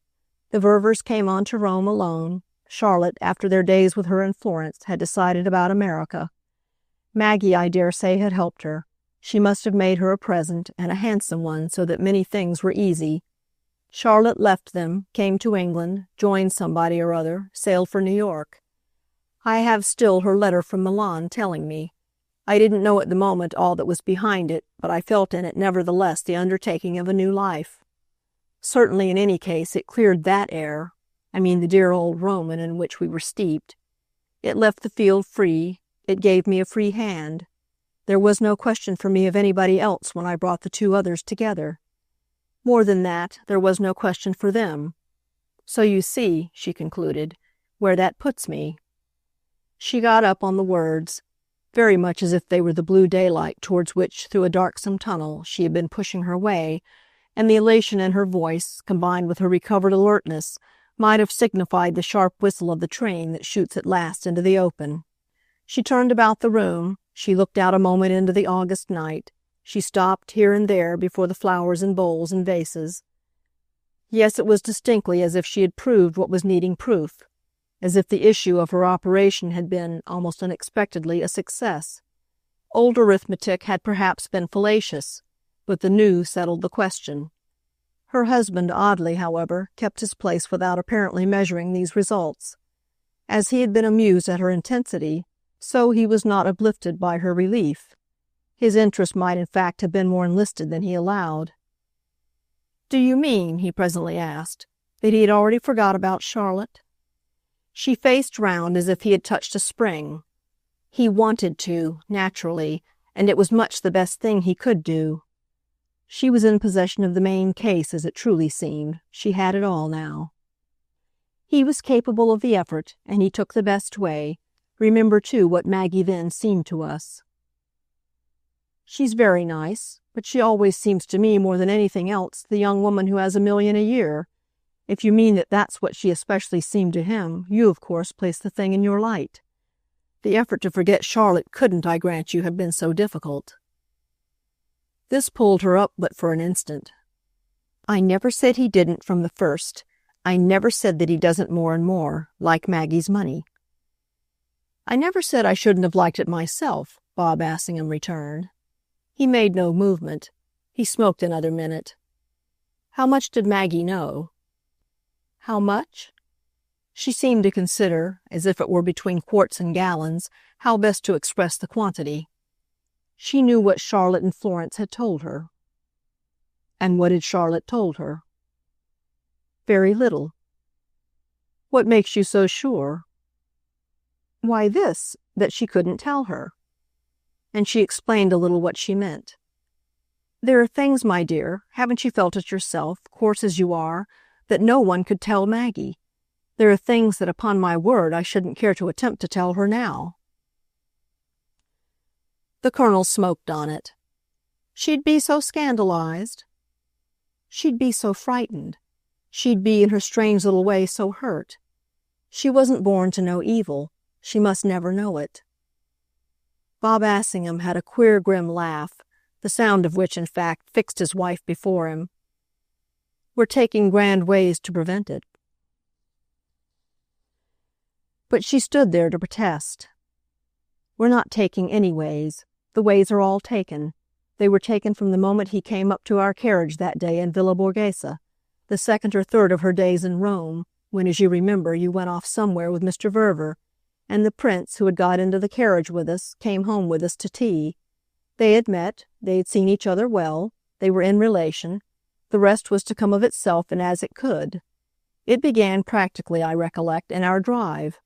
Maggie happened to learn, by some other man's greeting of him in the bright Roman way, from a street corner as we passed, that one of the prince's baptismal names, the one always used for him among his relations, was Amerigo, which, as you probably don't know, however, even after a lifetime of me, was the name, 400 years ago or whenever, of the pushing man who followed across the sea in the wake of Columbus and succeeded where Columbus had failed in becoming godfather or name-father to the new continent, so that the thought of any connection with him can even now thrill our artless breasts. The Colonel's grim placidity could always quite adequately meet his wife's not infrequent imputation of ignorances on the score of the land of her birth, unperturbed and unashamed, and these dark depths were even at the present moment not directly lighted by an inquiry that managed to be curious without being apologetic. But where does the connection come in? His wife was prompt. By the women, that is, by some obliging woman of old who was a descendant of the pushing man, the make-believe discoverer, and whom the prince is therefore luckily able to refer to as an ancestress. A branch of the other family had become great enough at least to marry into his, and the name of the navigator, crowned with glory, was very naturally to become so the fashion among them that some son of every generation was appointed to wear it. My point is, at any rate, that I recall noticing at the time how the prince was, from the start, helped with the dear Ververs by his wearing it. The connection became romantic for Maggie the moment she took it in. She filled out in a flash every link that might be vague. By that sign, I quite said to myself, he'll conquer, with his good fortune, of course, of having the other necessary signs, too. It really, said Mrs. Assingham, was practically the fine side of the wedge, which struck me as also, she wound up, a lovely note for the candor of the Ververs. The Colonel took in the tale, but his comment was prosaic. He knew, Amerigo, what he was about. I don't mean the old one. I know what you mean, his wife bravely threw off. The old one, he pointed his effect, isn't the only discoverer in the family. Oh, as much as you like. If he discovered America or got himself honored as if he had, his successors were in due time to discover the Americans, and it was one of them in particular, doubtless, who was to discover how patriotic we are. Wouldn't this be the same one, the Colonel asked, who really discovered what you call the connection? She gave him a look. The connection's a true thing. The connection's perfectly historic. Your insinuations recoil upon your cynical mind. Don't you understand, she asked, that the history of such people is known, root and branch, at every moment of its course? Oh, it's all right, said Bob Assingham. Go to the British Museum, his companion continued with spirit. And what am I to do there? There's a whole immense room or recess or department or whatever filled with books written about his family alone. You can see for yourself. Have you seen for yourself? She faltered but an instant. Certainly. I went one day with Maggie. We looked him up, so to say. They were most civil. And she fell again into the current her husband had slightly ruffled. The effect was produced, the charm began to work at all events in Rome from that hour of the prince's drive with us. My only course afterwards had to be to make the best of it. It was certainly good enough for that, Mrs. Assingham hastened to add, and I didn't in the least see my duty in making the worst. In the same situation today, I wouldn't act differently. I entered into the case as it then appeared to me, and as for the matter of that, it still does. I liked it, I thought all sorts of good of it, and nothing can even now, she said with some intensity, make me think anything else. Nothing can ever make you think anything you don't want to, the Colonel, still in his chair, remarked over his pipe. You've got a precious power of thinking whatever you do want. You want also, from moment to moment, to think such desperately different things. What happened, he went on, was that you fell violently in love with the prince yourself, and that as you couldn't get me out of the way, you had to take some roundabout course. You couldn't marry him any more than Charlotte could. That is, not to yourself. But you could to somebody else. It was always the prince. It was always marriage. You could to your little friend, to whom there were no objections. Not only there were no objections, but there were reasons, positive ones, and all excellent, all charming. She spoke with an absence of all repudiation of his exposure of the spring of her conduct, and this abstention, clearly and effectively conscious, evidently cost her nothing. It is always the prince, and it is always, thank heaven, marriage, and these are the things, God grant, that it will always be. That I could help a year ago most assuredly made me happy, and it continues to make me happy. Then why aren't you quiet?" "I am quiet," said Fanny Assingham. He looked at her with his colorless candor, still in his place. She moved about again, a little, emphasizing by her unrest her declaration of her tranquillity. He was as silent at first as if he had taken her answer, but he was not to keep it long. "What do you make of it that, by your own show, Charlotte couldn't tell her all? What do you make of it that the prince didn't tell her anything? Say one understands that there are things she can't be told, since, as you put it, she is so easily scared and shocked." He produced these objections slowly, giving her time, by his pauses, to stop roaming and come back to him. But she was roaming still when he concluded his inquiry. "If there hadn't been anything there shouldn't have been between the pair before Charlotte bolted, in order precisely as you say that there shouldn't be, why in the world was what there had been too bad to be spoken of?" Mrs. Assingham, after this question, continued still to circulate, not directly meeting it even when at last she stopped. "I thought you wanted me to be quiet." "So I do, and I'm trying to make you so much so that you won't worry more. Can't you be quiet on that?" She thought a moment, then seemed to try. "To relate that she had to bolt for the reasons we speak of, even though the bolting had done for her what she wished, that I can perfectly feel Charlotte's not wanting to do." "Ah, then, if it has done for her what she wished—" But the Colonel's conclusion hung by the "if," which his wife didn't take up. So it hung but the longer when he presently spoke again. "All one wonders in that case is why then she has come back to him." "Say she hasn't come back to him. Not really to him." "I'll say anything you like, but that won't do me the same good as your saying it." "Nothing, my dear, will do you good," Mrs. Assingham returned. "You don't care for anything in itself. You care for nothing but to be grossly amused because I don't keep washing my hands." "I thought your whole argument was that everything is so right that this is precisely what you do." But his wife, as it was a point she had often made, could go on as she had gone on before. "You're perfectly indifferent, really. You're perfectly immoral. You've taken part in the sack of cities, and I'm sure you've done dreadful things yourself, but I don't trouble my head, if you like. So now there," she laughed. He accepted her laugh, but he kept his way. "Well, I back poor Charlotte." "Back her?" "To know what she wants." "Ah, then, so do I. She does know what she wants." And Mrs. Assingham produced this quantity at last on the girl's behalf, as the ripe result of her late wanderings and musings. She had groped through their talk for the thread, and now she had got it. "She wants to be magnificent." "She is," said the Colonel almost cynically. "She wants," his wife now had it fast, "to be thoroughly superior, and she's capable of that." "Of wanting to?" "Of carrying out her idea." "And what is her idea?" "To see Maggie through." Bob Assingham wondered. Through what? "Through everything. She knows the prince." "And Maggie doesn't?" "No, dear thing." Mrs. Assingham had to recognize it. "She doesn't." "So that Charlotte has come out to give her lessons?" She continued, Fanny Assingham, to work out her thought. "She has done this great thing for him. That is, a year ago she practically did it. She practically, at any rate, helped him to do it himself, and helped me to help him. She kept off, she stayed away, she left him free. And what, moreover, were her silences to Maggie but a direct aid to him?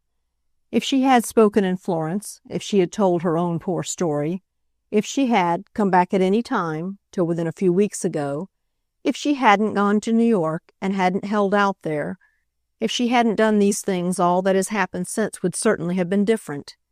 Therefore she's in a position to be consistent now. She knows the prince," Mrs. Assingham repeated. It involved even again her former recognition. and Maggie, dear thing, doesn't. She was high, she was lucid, she was almost inspired, and it was but the deeper drop, therefore, to her husband's flat common sense. In other words, Maggie is, by her ignorance, in danger. Then if she's in danger, there is danger. There won't be, with Charlotte's understanding of it. That's where she has had her conception of being able to be heroic, of being able, in fact, to be sublime. She is, she will be, the good lady by this time glowed, so she sees it to become, for her best friend, an element of positive safety. Bob Assingham looked at it hard. Which of them do you call her best friend? She gave a toss of impatience. I'll leave you to discover. But the grand truth thus made out she had now completely adopted. It's for us, therefore, to be hers. Hers? You and I. It's for us to be Charlotte's. It's for us, on our side, to see her through. Through her sublimity? Through her noble, lonely life. Only, that's essential, it mustn't be lonely. It will be all right if she marries. So we're to marry her? We're to marry her. It will be, Mrs. Assingham continued, the great thing I can do. She made it out more and more. It will make up. Make up for what? As she said nothing, however, his desire for lucidity renewed itself. If everything's so all right, what is there to make up for?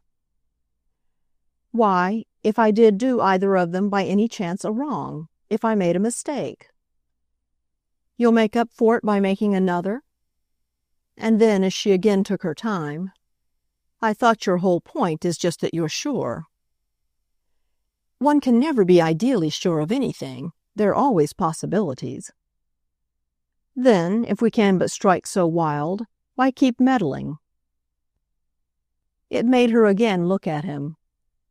Where would you have been, my dear, if I hadn't meddled with you? Ah, that wasn't meddling. I was your own. I was your own, said the Colonel, from the moment I didn't object. Well, these people won't object. They are my own, too, in the sense that I'm awfully fond of them. Also in the sense, she continued, that I think they're not so very much less fond of me. Our relation, all round, exists. It's a reality, and a very good one. We're mixed up, so to speak, and it's too late to change it. We must live in it and with it. Therefore, to see that Charlotte gets a good husband as soon as possible, that, as I say, will be one of my ways of living. It will cover, she said with conviction, all the ground. And then, as his own conviction appeared to continue as little to match, the ground, I mean, of any nervousness I may ever feel. It will be, in fact, my duty, and I shan't rest till my duty's performed. She had arrived by this time at something like exultation. I shall give, for the next year or two if necessary, my life to it. I shall have done in that case what I can. He took it at last as it came. You hold there's no limit to what you can? I don't say there's no limit or anything of the sort. I say there are good chances, enough of them for hope. Why shouldn't there be when a girl is, after all that she is? By after all, you mean after she's in love with somebody else. The Colonel put his question with a quietude doubtless designed to be fatal, but it scarcely pulled her up. She's not too much in love, not herself, to want to marry. She would now particularly like to. Has she told you so? Not yet. It's too soon. But she will. Meanwhile, however, I don't require the information. Her marrying will prove the truth. And what truth? The truth of everything I say. Prove it to whom? Well, to myself to begin with. That will be enough for me, to work for her. What it will prove, Mrs. Assingham presently went on, will be that she's cured, that she accepts the situation. He paid this the tribute of a long pull at his pipe. The situation of doing the one thing she can that will really seem to cover her tracks? His wife looked at him, the good dry man, as if now at last he was merely vulgar. "The one thing she can do that will really make new tracks altogether.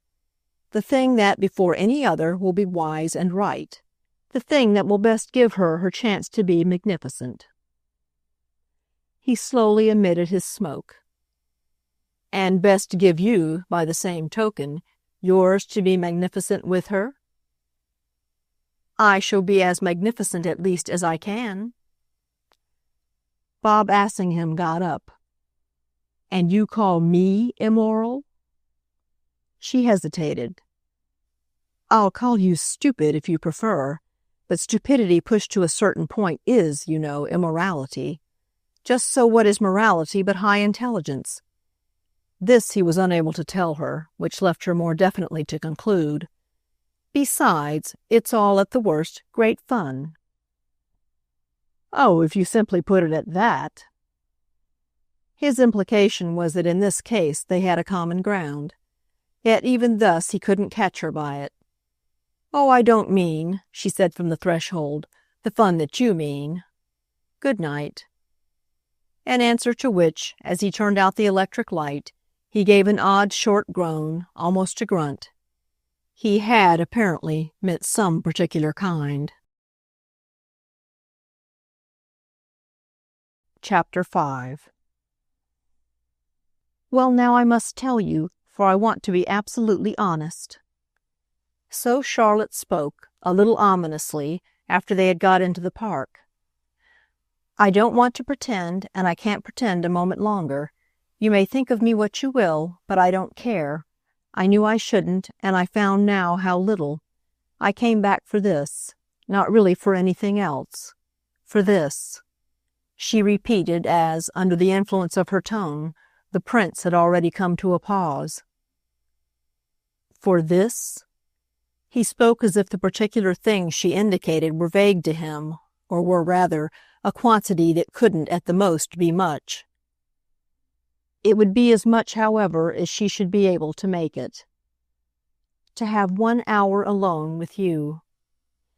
It had rained heavily in the night, and though the pavements were now dry, thanks to a cleansing breeze, the August morning, with its hovering, thick-drifting clouds and freshened air, was cool and gray.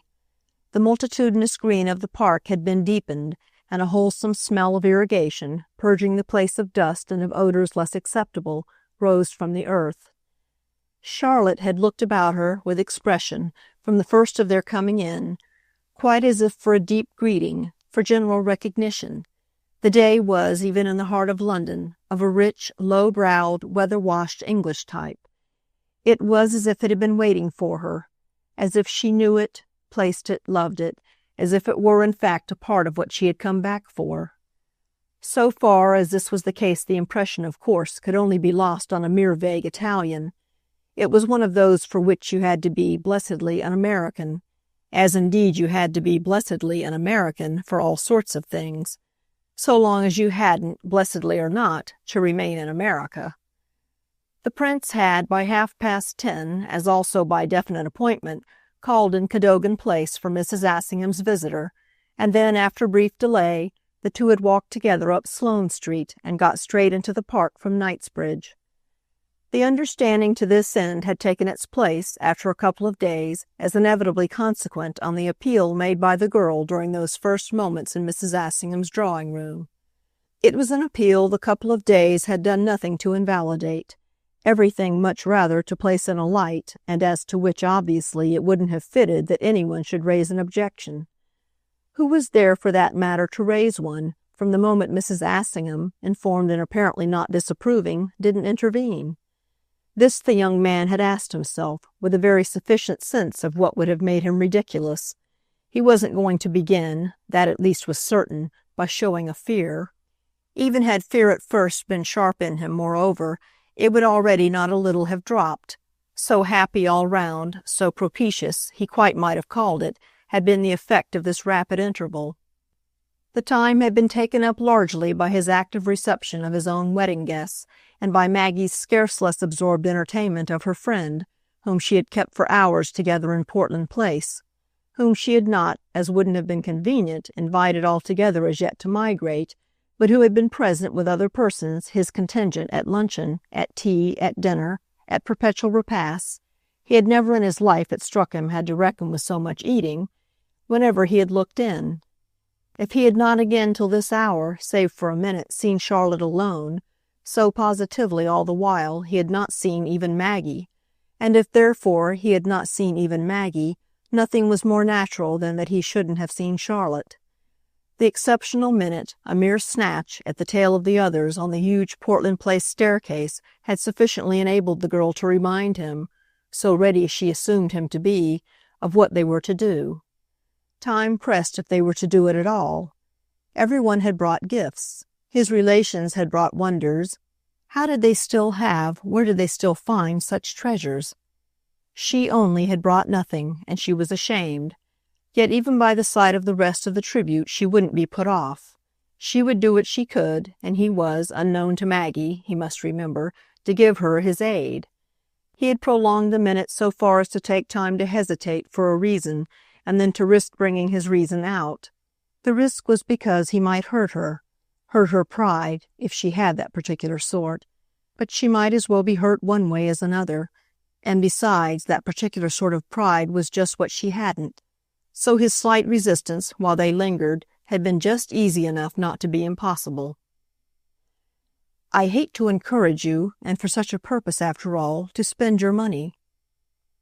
She had stood a stair or two below him, where, while she looked up at him beneath the high, domed light of the hall, she rubbed with her palm the polished mahogany of the balustrade, which was mounted on fine ironwork, 18th century English. "Because you think I must have so little?" "I've enough at any rate, enough for us to take our hour." "Enough," she had smiled, "is as good as a feast." "And then," she had said, "it isn't of course a question of anything expensive, gorged with treasure as Maggie is. It isn't a question of competing or outshining. What naturally in the way of the priceless hasn't she got? Mine is to be the offering of the poor, something precisely that no rich person could ever give her, and that being herself too rich ever to buy it, she would therefore never have." Charlotte had spoken as if after so much thought. "Only as it can't be fine, it ought to be funny, and that's the sort of thing to hunt for. Hunting in London, besides, is amusing in itself." He recalled even how he had been struck with her word. "Funny?" "Oh, I don't mean a comic toy. I mean some little thing with a charm, but absolutely right in its comparative cheapness. That's what I call funny," she had explained. "You used," she had also added, "to help me to get things cheap in Rome. You were splendid for beating down. I have them all still, I needn't say, the little bargains I there owed you. There are bargains in London in August." "Ah, but I don't understand your English buying, and I confess I find it dull." So much as that, while they turned to go up together, he had objected. "I understand my poor dear Romans." "It was they who understood you. That was your pull," she had laughed. "Our amusement here is just that they don't understand us. We can make it amusing. You'll see." If he had hesitated again, it was because the point permitted. "The amusement surely would be to find our present." "Certainly, as I say." "Well, if they don't come down?" "Then we'll come up. There's always something to be done. Besides, Prince," she had gone on, "I'm not, if you come to that, absolutely a pauper. I'm too poor for some things," she had said, yet, strange as she was, lightly enough, "but I'm not too poor for others." And she had paused again at the top. "I've been saving up." He had really challenged it. "In America?" "Yes, even there, with my motive. And we oughtn't, you know," she had wound up, "to leave it beyond tomorrow." That definitely, with 10 words more, was what had passed, he feeling all the while how any sort of begging off would only magnify it. He might get on with things as they were, but he must do anything rather than magnify. Besides which it was pitiful to make her beg of him. He was making her, she had begged, and this for a special sensibility in him didn't at all do. That was accordingly, in fine, how they had come to where they were. He was engaged, as hard as possible, in the policy of not magnifying. He had kept this up even on her making a point, and as if it were almost the whole point, that Maggie, of course, was not to have an idea. Half the interest of the thing at least would be that she shouldn't suspect. Therefore he was completely to keep it from her, as Charlotte on her side would, that they had been anywhere at all together or had so much as seen each other for 5 minutes alone. The absolute secrecy of their little excursion was in short of the essence. She appealed to his kindness to let her feel that he didn't betray her. There had been something, frankly, a little disconcerting in such an appeal at such an hour, on the very eve of his nuptials. It was one thing to have met the girl casually at Mrs. Assingham's, and another to arrange with her thus for a morning practically as private as their old mornings in Rome, and practically not less intimate. He had immediately told Maggie, the same evening, of the minutes that had passed between them in Cadogan Place, though not mentioning those of Mrs. Assingham's absence any more than he mentioned the fact of what their friend had then, with such small delay, proposed. But what had briefly checked his assent to any present, to any positive making of mystery, what had made him, while they stood at the top of the stairs, demur just long enough for her to notice it, was the sense of the resemblance of the little plan before him to occasions of the past from which he was quite disconnected, from which he could only desire to be. This was like beginning something over, which was the last thing he wanted. The strength, the beauty of his actual position was in its being wholly a fresh start, was that what it began would be new altogether. These items of his consciousness had clustered so quickly that by the time Charlotte read them in his face, he was in presence of what they amounted to. She had challenged them as soon as read them, had met them with a "Do you want then to go and tell her?" that had somehow made them ridiculous. It had made him promptly fall back on minimizing it, that is, on minimizing fuss. Apparent scruples were obviously fuss, and he had on the spot clutched, in the light of this truth, at the happy principle that would meet every case. This principle was simply to be, with the girl, always simple, and with the very last simplicity. That would cover everything. It had covered, then and there, certainly, his immediate submission to the sight of what was clearest. This was really that what she asked was little compared to what she gave. What she gave touched him as she faced him, for it was the full tune of her renouncing. She really renounced everything, and without even insisting now on what it had all been for her. Her only insistence was her insistence on the small matter of their keeping their appointment to themselves. That, in exchange for everything she gave up, was verily but a trifle. He let himself accordingly be guided, he so soon assented, for enlightened indulgence to any particular turn she might wish the occasion to take, that the stamp of her preference had been well applied to it even while they were still in the park. The application, in fact, presently required that they should sit down a little, really to see where they were, in obedience to which propriety they had some 10 minutes, of a quality quite distinct, and a couple of penny chairs under one of the larger trees. They had taken for their walk to the cropped, rain-freshened grass after finding it already dry, and the chairs, turned away from the broad alley, the main drive and the aspect of Park Lane, looked across the wide reaches of green which seemed in a manner to refine upon their freedom. They helped Charlotte thus to make her position, her temporary position, still more clear, and it was for this purpose, obviously, that abruptly, on seeing her opportunity, she sat down.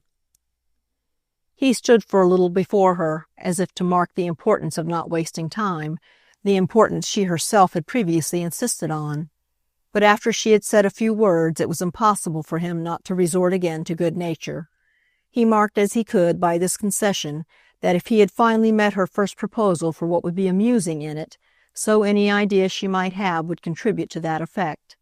He had consequently, in all consistency, to treat it as amusing that she reaffirmed, and reaffirmed again, the truth that was her truth.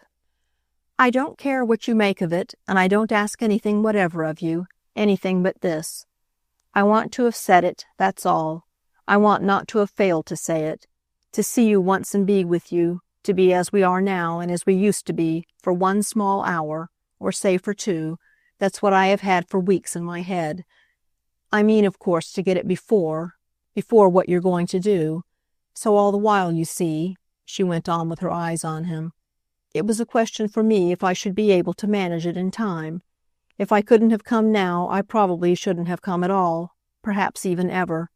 Now that I'm here, I shall stay, but there were moments over there when I despaired. It wasn't easy, There were reasons, but it was either this or nothing. So I didn't struggle, you see, in vain. I didn't want that. I don't mean," she smiled, "that it wouldn't have been delightful to see you even then, to see you at any time, but I would never have come for it. This is different. This is what I wanted. This is what I've got. This is what I shall always have. This is what I should have missed, of course," she pursued, "if you had chosen to make me miss it. If you had thought me horrid, had refused to come, I should naturally have been immensely sold. I had to take the risk. Well, you're all I could have hoped. That's what I was to have said. I didn't want simply to get my time with you, but I wanted you to know.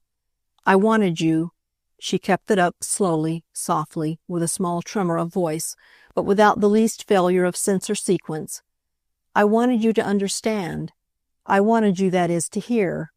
I don't care, I think, whether you understand or not. If I ask nothing of you, I mayn't ask even so much as that. What you may think of me, that doesn't in the least matter. What I want is that it shall always be with you, so that you'll never be able quite to get rid of it, that I did. I won't say that you did. You may make as little of that as you like. But that I was here with you where we are and as we are. I'm just saying this. Giving myself, in other words, away, and perfectly willing to do it for nothing. That's all." She paused as if her demonstration was complete, yet for the moment without moving, as if in fact to give it a few minutes to sink in, into the listening air, into the watching space, into the conscious hospitality of nature, so far as nature was, all Londonized, all vulgarized with them there, or even, for that matter, into her own open ears, rather than into the attention of her passive and prudent friend. His attention had done all that attention could do. His handsome, slightly anxious, yet still more definitely amused face sufficiently played its part.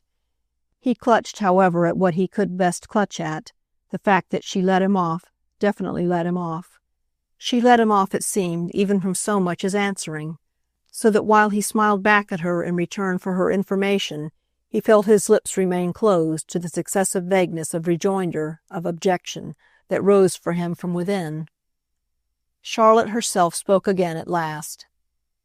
"You may want to know what I get by it, but that's my own affair." He really didn't want to know even this, or continued, for the safest plan, quite to behave as if he didn't, which prolonged the mere dumbness of diversion in which he had taken refuge. He was glad when, finally, the point she had wished to make seeming established to her satisfaction, they brought to what might pass for a close the moment of his life at which he had had least to say. Movement and progress after this, with more impersonal talk, were naturally a relief, so that he was not again, during their excursion, at a loss for the right word. The air had been, as it were, cleared. They had their errand itself to discuss, and the opportunities of London, the sense of the wonderful place, the pleasures of prowling there, the question of shops, of possibilities, of particular objects, noticed by each in previous prowls. Each professed surprise at the extent of the other's knowledge. The Prince, in especial, wondered at his friend's possession of her London. He had rather prized his own possession, the guidance he could really often give a cabman. It was a whim of his own, a part of his Anglomania, incongruous with that feature which had, after all, so much more surface than depth. When his companion, with the memory of other visits and other rambles, spoke of places he hadn't seen and things he didn't know, he actually felt again, as half the effect, just a shade humiliated. He might even have felt a trifle annoyed, if it hadn't been on this spot, for his being even more interested.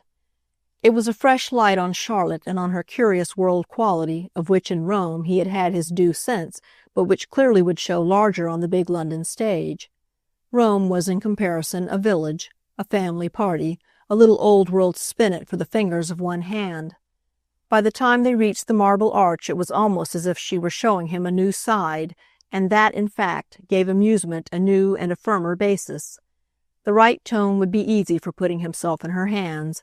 Should they disagree a little, frankly and fairly, about directions and chances, values and authenticities, the situation would be quite gloriously saved. They were none the less, as happened, much of one mind on the article of their keeping clear of resorts with which Maggie would be acquainted. Charlotte recalled it as a matter of course, named it in time as a condition, They would keep away from any place to which he had already been with Maggie. This made indeed a scant difference, for though he had during the last month done few things so much as attend his future wife on her making of purchases, the antiquary, as he called them with Charlotte, had not been the great affair. Except in Bond Street, really, Maggie had had no use for them. Her situation, indeed, in connection with that order of traffic, was full of consequences produced by her father's. Mr. Verver, one of the great collectors of the world, hadn't left his daughter to prowl for herself. He had little to do with shops, and was mostly as a purchaser, approached privately and from afar. Great people all over Europe sought introductions to him. High personages, incredibly high, and more of them than would ever be known, solemnly sworn as everyone was in such cases to discretion, high personages made up to him as the one man on the short authentic list likely to give the price. It had therefore been easy to settle as they walked that the tracks of the Ververs, daughters as well as fathers, were to be avoided. The importance only was that their talk about it led for a moment to the first words they had as yet exchanged on the subject of Maggie. Charlotte, still in the park, proceeded to them, for it was she who began, with a serenity of appreciation that was odd, certainly, as a sequel to her words of 10 minutes before. This was another note on her, what he would have called another light, for her companion, who, though without giving a sign, admired, for what it was, the simplicity of her transition, a transition that took no trouble either to trace or to explain itself. She paused again an instant on the grass to make it. She stopped before him with a sudden, "Anything, of course, dear as she is, will do for her. I mean, if I were to give her a pincushion from the Baker Street Bazaar." "That's exactly what I meant." The Prince laughed out his allusion to their snatch of talk in Portland Place. "It's just what I suggested." She took, however, no notice of the reminder. She went on in her own way. "But it isn't a reason. In that case, one would never do anything for her. I mean," Charlotte explained, "if one took advantage of her character." "Of her character?" "We mustn't take advantage of her character," the girl, again unheeding, pursued. "One mustn't, if not for her, at least for oneself. She saves one such trouble." She had spoken thoughtfully, with her eyes on her friend's. She might have been talking, preoccupied and practical, of someone with whom he was comparatively unconnected. "She certainly gives no one trouble," said the Prince. And then, as if this were perhaps ambiguous or inadequate, "She's not selfish, God forgive her, enough." "That's what I mean," Charlotte instantly said. "She's not selfish enough. There's nothing absolutely that one need do for her. She's so modest," she developed. "She doesn't miss things. I mean, if you love her, or rather I should say if she loves you, she lets it go." The Prince frowned a little, as a tribute after all to seriousness. "She lets what?" "Anything. Anything that you might do and that you don't. She lets everything go but her own disposition to be kind to you. It's of herself that she asks efforts, so far as she ever has to ask them. She hasn't much. She does everything herself, and that's terrible." The Prince had listened, but, always with propriety, he didn't commit himself. "Terrible?" "Well, unless one is almost as good as she, it makes too easy terms for one. It takes stuff within one, so far as one's decency is concerned, to stand it. And nobody," Charlotte continued in the same manner, "is decent enough, good enough to stand it, not without help from religion or something of that kind, not without prayer and fasting, that is, without taking great care. Certainly," she said, "such people as you and I are not." The Prince obligingly thought an instant. "Not good enough to stand it?" "Well, not good enough not rather to feel the strain. We happen each, I think, to be of the kind that are easily spoiled." Her friend, again for propriety, followed the argument. "Oh, I don't know. May not one's affection for her do something more for one's decency, as you call it, than her own generosity, her own affection, her decency, has the unfortunate virtue to undo?" "Ah, of course it must be all in that." But she had made her question, all the same, interesting to him. "What it comes to, one can see what you mean, is the way she believes in one. That is, if she believes at all." "Yes, "That's what it comes to," said Charlotte Stant. "And why," he asked almost soothingly, "should it be terrible?" He couldn't, at the worst, see that. "Because it's always so. The idea of having to pity people." "Not when there's also with it the idea of helping them." "Yes, but if we can't help them?" "We can. We always can. That is," he confidently added, "if we care for them, and that's what we're talking about." "Yes," she on the whole assented. "It comes back then to our absolutely refusing to be spoiled." "Certainly. But everything," the prince laughed as they went on, "all your decency, I mean, comes back to that." She walked beside him a moment. "It's just what I meant," she then reasonably said. Chapter 6. The man in the little shop in which, well after this, they lingered longest, the small but interesting dealer in the Bloomsbury Street who was remarkable for an insistence not importunate, inasmuch as it was mainly mute, but singularly intensely coercive. This personage fixed on his visitors an extraordinary pair of eyes and looked from one to the other while they considered the object with which he appeared mainly to hope to tempt them. They had come to him last, for their time was nearly up, an hour of it at least, from the moment of their getting into a hansom at the Marble Arch, having yielded no better result than the amusement invoked from the first. The amusement, of course, was to have consisted in seeking, but it had also involved the idea of finding, which latter necessity would have been obtrusive only if they had found too soon.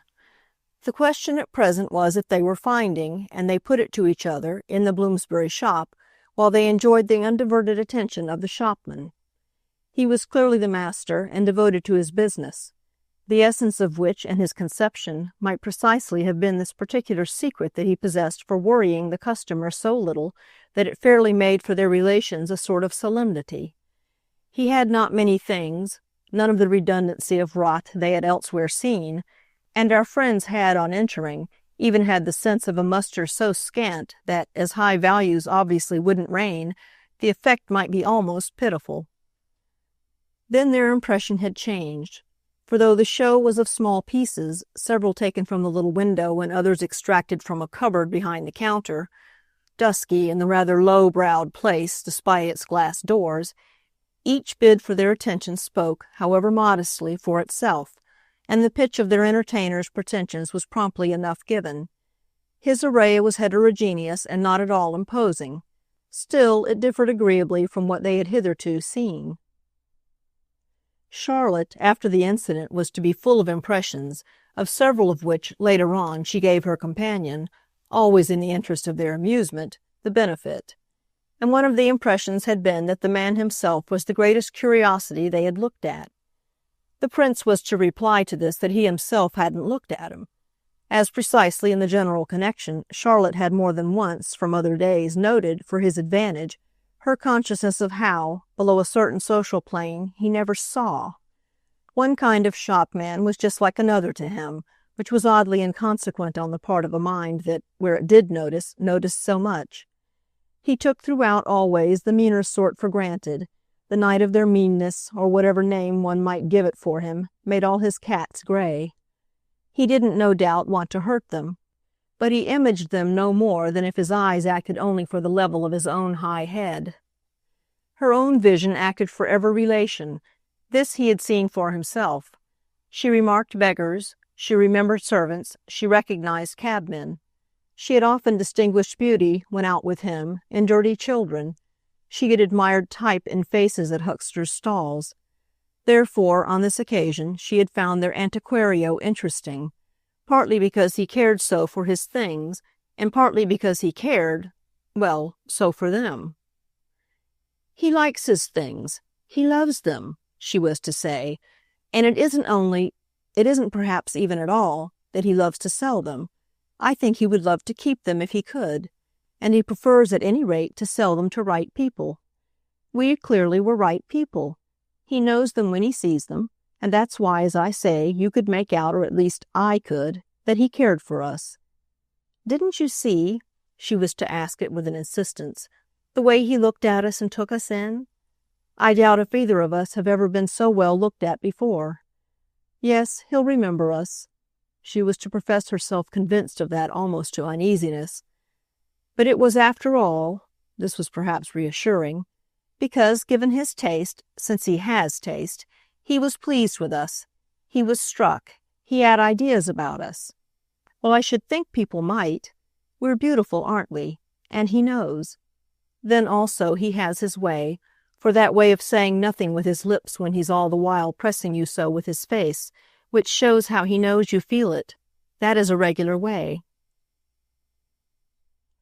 Of decent old gold, old silver, old bronze, of old chased and jeweled artistry, were the objects that, successively produced, had ended by numerously dotting the counter, where the shopman's slim, light fingers with neat nails touched them at moments, briefly, nervously, tenderly, as those of a chess player rest a few seconds over the board on a figure he thinks he may move and then may not.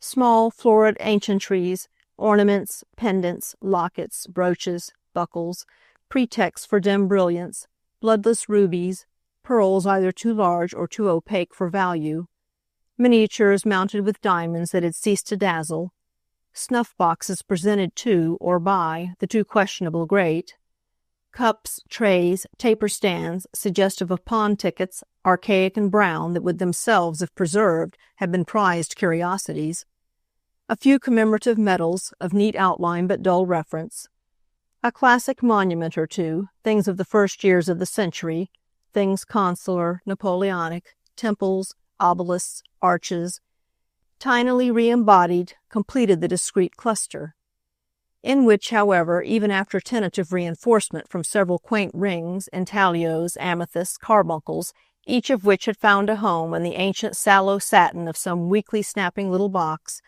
there was, in spite of the due proportion of faint poetry, no great force of persuasion.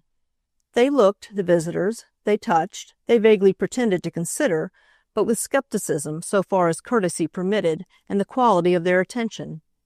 It was impossible they shouldn't, after a little, tacitly agree as to the absurdity of carrying to Maggie a token from such a stock.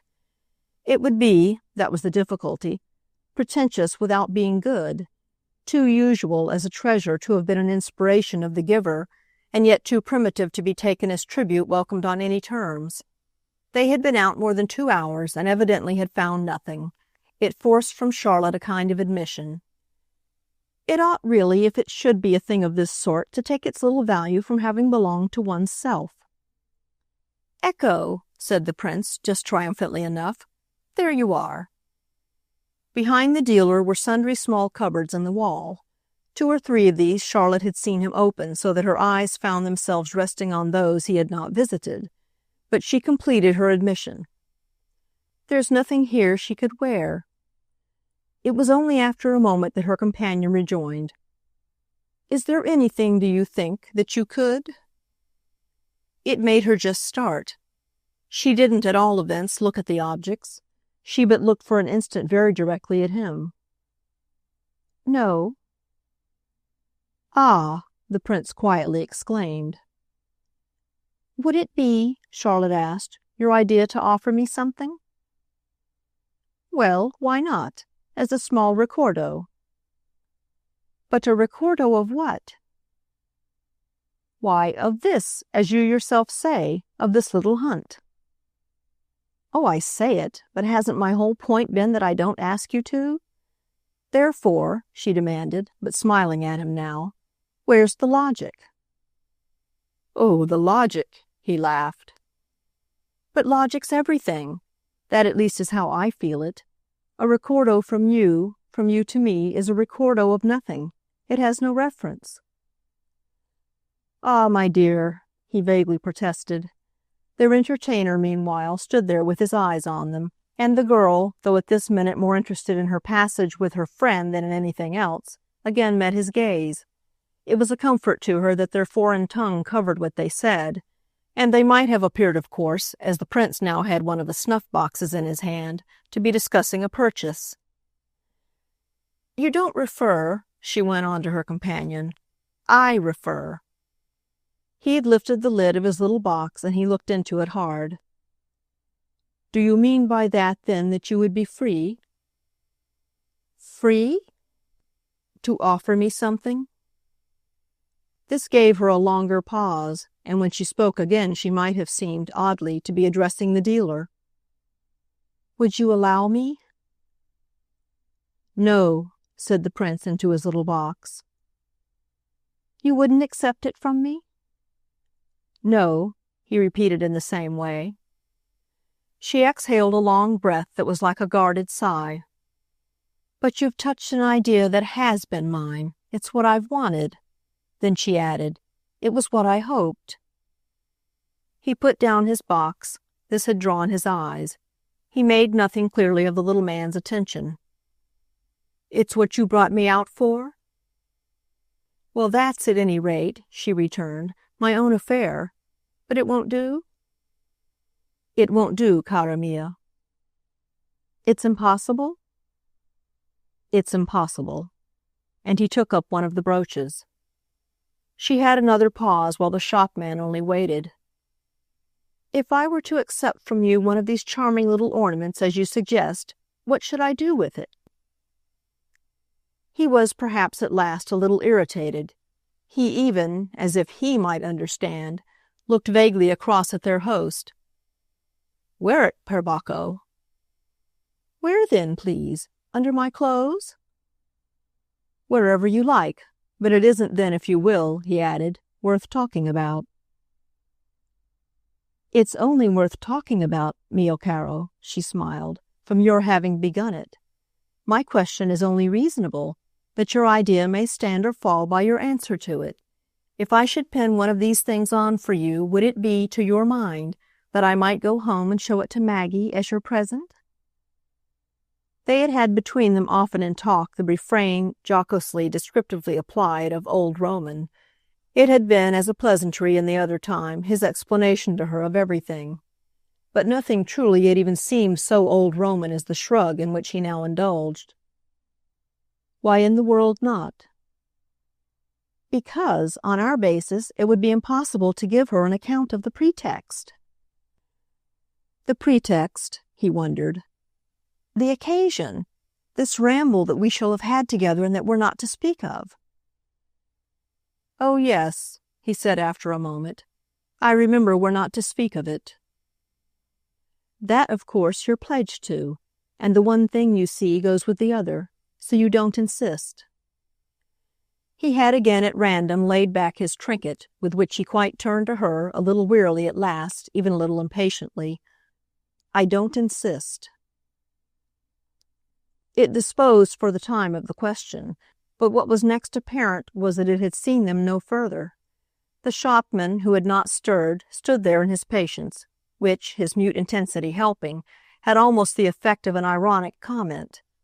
The prince moved to the glass door, and, his back to the others, as with nothing more to contribute, looked, though not less patiently, into the street. Then the shopman, for Charlotte, momentously broke silence. "You've seen, disgraziatamente, Signora Principessa," he sadly said, "too much." And it made the prince face about. For the effect of the momentous came, if not from the sense, from the sound of his words, which was that of the suddenest, sharpest Italian. Charlotte exchanged with her friend a glance that matched it, and just for the minute they were held in check. But their glance had, after all, by that time, said more than one thing. Had both exclaimed on the apprehension by the wretch of their intimate conversation, let alone of her impossible title, and remarked for mutual reassurance that it didn't all the same matter. The prince remained by the door, but immediately addressing the speaker from where he stood. "You're Italian, then, are you?" But the reply came in English. "Oh, dear, no." "You're English?" To which the answer was this time with a smile, in briefest Italian, "Che." The dealer waived the question. He practically disposed of it by turning straight away toward a receptacle to which he had not yet resorted, and from which, after unlocking it, he extracted a square box of some 20 inches in height, covered with worn-looking leather. He placed the box on the counter, pushed back a pair of small hooks, lifted the lid, and removed from its nest a drinking vessel larger than a common cup, yet not of exorbitant size, and formed, to appearance, either of old fine gold or of some material once richly gilt. He handled it with tenderness, with ceremony, making a place for it on a small satin mat. "My golden bowl," he observed, and it sounded on his lips as if it said everything. He left the important object, for as important it did somehow present itself, to produce its certain effect. Simple, but singularly elegant. It stood on a circular foot, a short pedestal with a slightly spreading base, and though not of signal depth, justified its title by the charm of its shape as well as by the tone of its surface. It might have been a large goblet diminished to the enhancement of its happy curve by half its original height. As formed of solid gold, it was impressive. It seemed indeed to warn off the prudent admirer. Charlotte, with care, immediately took it up, while the prince, who had after a minute shifted his position again, regarded it from a distance. It was heavier than Charlotte had thought. "Gold? Really gold?" she asked of their companion. He hesitated. "Look a little, and perhaps you'll make out." She looked, holding it up in both her fine hands, turning it to the light. "It may be cheap for what it is, but it will be dear, I'm afraid, for me." "Well," said the man, "I can part with it for less than its value. I got it, you see, for less." "For how much, then?" Again he waited, always with his serene stare. "Do you like it, then?" Charlotte turned to her friend. "Do you like it?" He came no nearer. He looked at their companion. "Cos'e?" "Well, signore mie, if you must know, it's just a perfect crystal." "Of course we must know, per Dio," said the prince. But he turned away again. He went back to his glass door. Charlotte set down the bowl. She was evidently taken. "Do you mean it's cut out of a single crystal?" "If it isn't, I think I can promise you that you'll never find any joint or any piecing." She wondered. "Even if I were to scrape off the gold?" He showed, though with due respect, that she amused him. "You couldn't scrape it off. It has been too well put on. Put on I don't know when, and I don't know how, but by some very fine old worker and by some beautiful old process." Charlotte, frankly charmed with the cup, smiled back at him now. "A lost art?" "Call it a lost art." "But of what time, then, is the whole thing?" "Well, say also of a lost time." The girl considered. "Then if it's so precious, how comes it to be cheap?" Her interlocutor once more hung fire, but by this time the prince had lost patience. "I'll wait for you out in the air," he said to his companion, and though he spoke without irritation, he pointed his remark by passing immediately into the street, where, during the next minutes, the others saw him, his back to the shop window, philosophically enough hover and light a fresh cigarette. Charlotte even took, a little, her time. She was aware of his funny Italian taste for London street life. Her host, meanwhile, at any rate, answered her question. "Ah, I've had it a long time without selling it. I think I must have been keeping it, madam, for you." "You've kept it for me because you've thought I mightn't see what's the matter with it?" He only continued to face her. He only continued to appear to follow the play of her mind. "What is the matter with it?" "Oh, it's not for me to say. It's for you honestly to tell me. Of course I know something must be." "But if it's something you can't find out, isn't it as good as if it were nothing?" "I probably should find out as soon as I had paid for it." "Not," her host lucidly insisted, "if you hadn't paid too much." "What do you call," she asked, "little enough?" "Well, what should you say to £15?" "I should say," said Charlotte with the utmost promptitude, "that it's altogether too much." The dealer shook his head slowly and sadly, but firmly. "It's my price, madam, and if you admire the thing, I think it really might be yours. It's not too much, it's too little, it's almost nothing. I can't go lower." Charlotte, wondering but resisting, bent over the bowl again. "Then it's impossible. It's more than I can afford." "Ah," the man returned, "one can sometimes afford for a present more than one can afford for oneself." He said it so coaxingly that she found herself going on without, as might be said, putting him in his place. "Oh, of course it would be only for a present." "Then it would be a lovely one." "Does one make a present," she asked, "of an object that contains, to one's knowledge, a flaw?" "Well, if one knows of it, one has only to mention it. The good faith," the man smiled, "is always there." "And leave the person to whom one gives a thing, you mean, to discover it?" "He wouldn't discover it, if you're speaking of a gentleman." "I'm not speaking of anyone in particular," Charlotte said. "Well, whoever it might be, he might know and he might try, but he wouldn't find." She kept her eyes on him as if, though unsatisfied, mystified, she yet had a fancy for the bowl. "Not even if the thing should come to pieces?" And then, as he was silent, "Not even if he should have to say to me, 'The golden bowl is broken'?" He was still silent, after which he had his strangest smile. "Ah, if anyone should want to smash it." She laughed. She almost admired the little man's expression. "You mean one could smash it with a hammer?" "Yes, if nothing else would do, or perhaps even by dashing it with violence, say upon a marble floor." "Oh, marble floors!" But she might have been thinking, for they were a connection, marble floors, a connection with many things, with her old Rome and with his, with the palaces of his past and a little of hers, with the possibilities of his future, with the sumptuosities of his marriage, with the wealth of the Ververs. All the same, however, there were other things, and they all together held for a moment her fancy.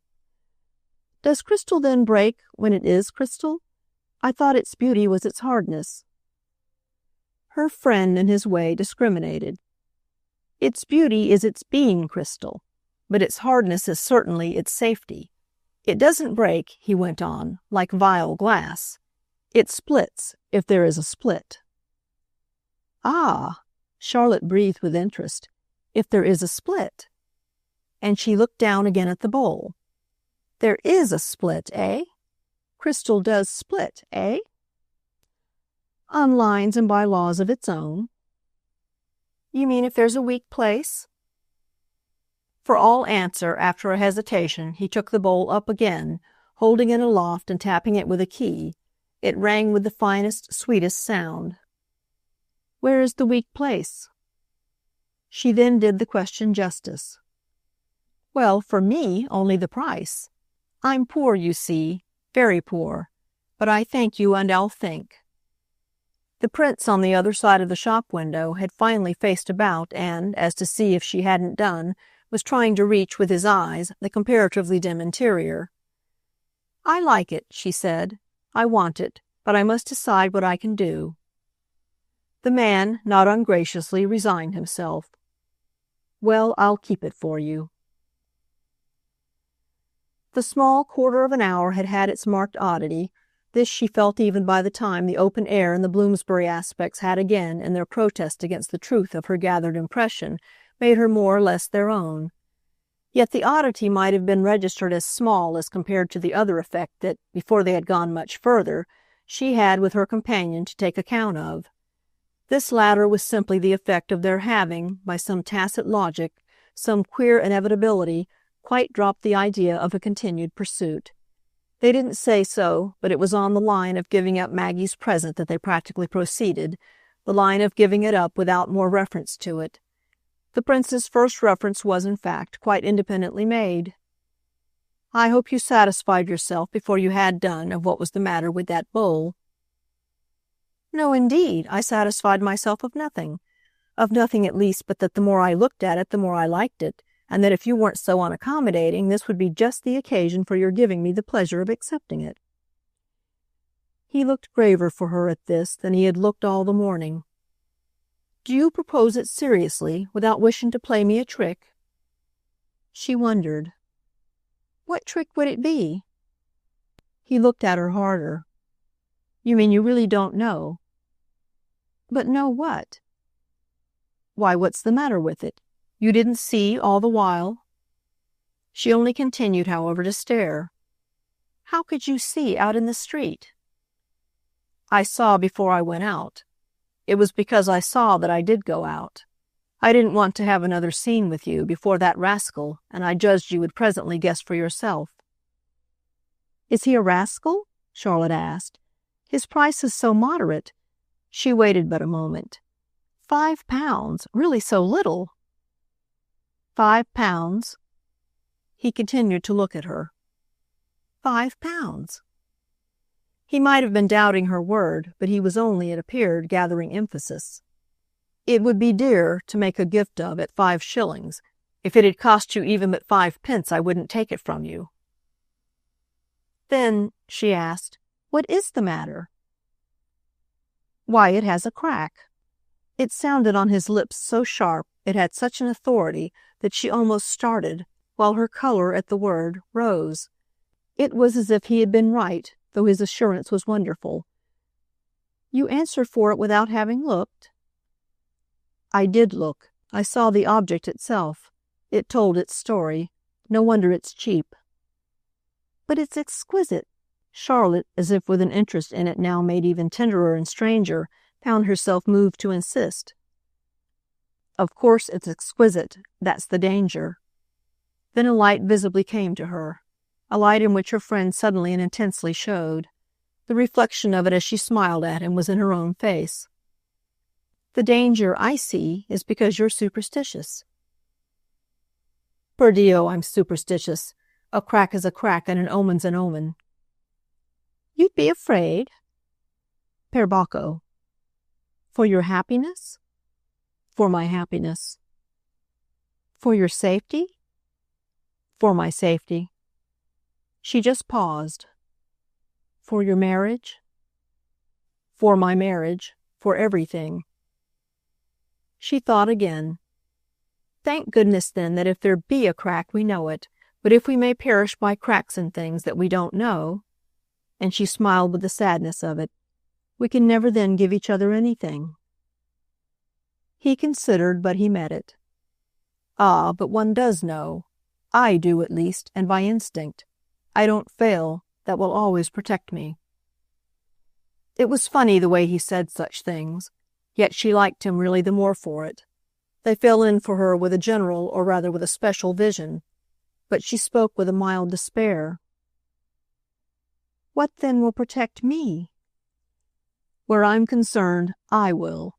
From me at least you've nothing to fear," he now quite amiably responded. "Anything you consent to accept from me—" But he paused. "Well?" "Well, shall be perfect." "That's very fine," she presently answered. "It's vain, after all, for you to talk of my accepting things when you'll accept nothing from me." Ah, there, better still, he could meet her. "You attach an impossible condition. That, I mean, of my keeping your gift so to myself." "Well," she looked before him there at the condition, then, abruptly, with a gesture, she gave it up. She had a headshake of disenchantment, so far as the idea had appealed to her. It all appeared too difficult. "Oh, my condition, I don't hold to it. You may cry it on the housetops, anything I ever do." "Ah, well, then." This made, he laughed, all the difference. But it was too late. "Oh, I don't care now. I should have liked the bowl, but if that won't do, there's nothing." He considered this. He took it in, looking graver again, but after a moment he qualified. "Yet I shall want some day to give you something." She wondered at him. "What day?" "The day you marry. For you will marry. You must seriously marry." She took it from him, but it determined in her the only words she was to have uttered all the morning, that came out as if a spring had been pressed. "To make you feel better?" "Well," he replied frankly, wonderfully, "it will. But here," he added, "is your hansom." He had signaled. The cab was charging. She put out no hand for their separation, but she prepared to get in. Before she did so, however, she said what had been gathering while she waited. "Well, I would marry, I think, to have something from you in all freedom." Book 2, Chapter 7. Adam Verver at Fawn's that autumn Sunday might have been observed to open the door of the billiard-room with a certain freedom, might have been observed, that is, had there been a spectator in the field. The justification of the push he had applied, however, and of the push equally sharp, that to shut himself in he again applied, the ground of this energy was precisely that he might here, however briefly, find himself alone with the handful of letters, newspapers, and other unopened missives to which, during and since breakfast, he had lacked opportunity to give an eye. The vast, square, clean apartment was empty, and its large clear windows looked out into spaces of terrace and garden, of park and woodland and shining artificial lake, of richly condensed horizon, all dark blue upland and church-towered village and strong cloud shadow, which were together a thing to create the sense, with every one else at church, of one's having the world to oneself. We share this world none the less for the hour with Mr. Verver. The very fact of his striking, as he would have said, for solitude, the fact of his quiet flight, almost on tiptoe, through tortuous corridors, investing him with an interest that makes our attention, tender indeed almost to compassion, qualify his achieved isolation. For it may immediately be mentioned that this amiable man bethought himself of his personal advantage in general only when it might appear to him that other advantages, those of other persons, had successfully put in their claim.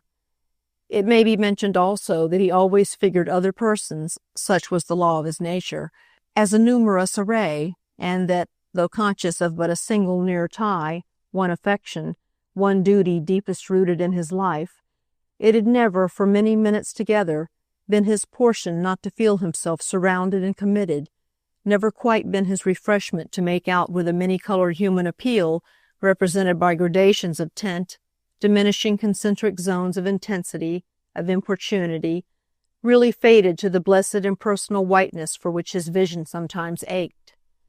It shaded off, the appeal, he would have admitted that, but he had as yet noted no point at which it positively stopped. Thus had grown in him a little habit, his innermost secret, not confided even to Maggie, though he felt she understood it, as she understood to his view everything. Thus had shaped itself the innocent trick of occasionally making believe that he had no conscience, or at least that blankness in the field of duty did reign for an hour. A small game to which the few persons near enough to have caught him playing it, and of whom Mrs. Assingham, for instance, was one, attached indulgently that idea of quaintness, quite in fact that charm of the pathetic, involved in the preservation by an adult of one of childhood's toys. When he took a rare moment off, he did so with the touching, confessing eyes of a man of 47 caught in the act of handling a relic of infancy, sticking on the head of a broken soldier or trying the lock of a wooden gun. It was essentially in him the imitation of depravity, which for amusement, as might have been, he practiced keeping up. In spite of practice, he was still imperfect, for these so artlessly artful interludes were condemned, by the nature of the case, to brevity. He had fatally stamped himself, it was his own fault, a man who could be interrupted with impunity. The greatest of wonders, moreover, was exactly in this, that so interrupted a man should ever have got, as the phrase was, should above all have got so early, to where he was. It argued a special genius. He was clearly a case of that. The spark of fire, the point of light, sat somewhere in his inward vagueness as a lamp before a shrine twinkles in the dark perspective of a church. And while youth and early middle age, while the stiff American breeze of example and opportunity were blowing upon it hard, had made of the chamber of his brain a strange workshop of fortune. This establishment, mysterious and almost anonymous, the windows of which, at hours of highest pressure, never seemed for starers and wonderers perceptibly to glow, must in fact have been during certain years the scene of an unprecedented, a miraculous white heat, the receipt for producing which it was practically felt that the master of the forge could not have communicated even with the best intentions. The essential pulse of the flame, the very action of the cerebral temperature, brought to the highest point, yet extraordinarily contained, these facts themselves were the immensity of the result. They were one with perfection of machinery, They had constituted the kind of acquisitive power engendered and applied, the necessary triumph of all operations. A dim explanation of phenomena once vivid must at all events for the moment suffice us, it being obviously no account of the matter to throw on our friend's amiability alone the weight of the demonstration of his economic history. Amiability, of a truth, is an aid to success. It has even been known to be the principle of large accumulations, but the link for the mind is none the less fatally missing between proof, on such a scale, of continuity, if nothing more insolent in one field, and accessibility to distraction in every other. Variety of imagination, what is that but fatal in the world of affairs, unless so disciplined as not to be distinguished from monotony? Mr. Verver, then, for a fresh, full period, a period betraying extraordinarily no wasted year, had been inscrutably monotonous behind an iridescent cloud. The cloud was his native envelope, the soft looseness, so to say, of his temper and tone, not directly expressive enough, no doubt, to figure an amplitude of folds, but of a quality unmistakable for sensitive feelers. He was still reduced, in fine, to getting his rare moments with himself by feigning a cynicism. His real inability to maintain the pretense, however, had perhaps not often been better instanced than by his acceptance of the inevitable today, his acceptance of it on the arrival, at the end of a quarter of an hour, of that element of obligation with which he had all the while known he must reckon. A quarter of an hour of egoism was about as much as he, taking one situation with another, usually got. Mrs. Rance opened the door, more tentatively indeed than he himself had just done, but on the other hand, as if to make up for this, she pushed forward even more briskly on seeing him than he had been moved to do on seeing nobody. Then with force it came home to him that he had, definitely, a week before, established a precedent. He did her at least that justice. It was a kind of justice he was always doing someone. He had on the previous Sunday liked to stop at home, and he had exposed himself thereby to be caught in the act. To make this possible, that is, Mrs. Rance had only had to like to do the same. The trick was so easily played. It had not occurred to him to plan in any way for her absence, which would have destroyed somehow in principle the propriety of his own presence. If persons under his roof hadn't a right not to go to church, what became for a fair mind of his own right? His subtlest maneuver had been simply to change from the library to the billiard-room, it being in the library that his guest, or his daughters, or the guests of the Miss Lutches, he scarce knew in which light to regard her, had then, and not unnaturally of course, joined him. It was urged on him by his memory of the duration of the visit she had that time, as it were, paid him, that the law of recurrence would already have got itself enacted. She had spent the whole morning with him, was still there in the library when the others came back, thanks to her having been tepid about their taking, Mr. Verver and she, a turn outside. It had been as if she looked on that as a kind of subterfuge, almost as a form of disloyalty. Yet what was it she had in mind? What did she wish to make of him beyond what she had already made?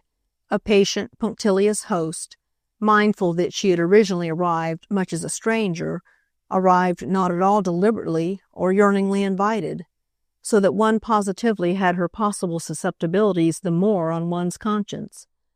The Miss Lutches, the sisters from the Middle West, were there as friends of Maggie's, friends of the earlier time. But Mrs. Rance was there, or at least had primarily appeared, only as a friend of the Miss Lutches. This lady herself was not of the Middle West, she rather insisted on it, but of New Jersey, Rhode Island, or Delaware, one of the smallest and most intimate states. He couldn't remember which, though she insisted too on that.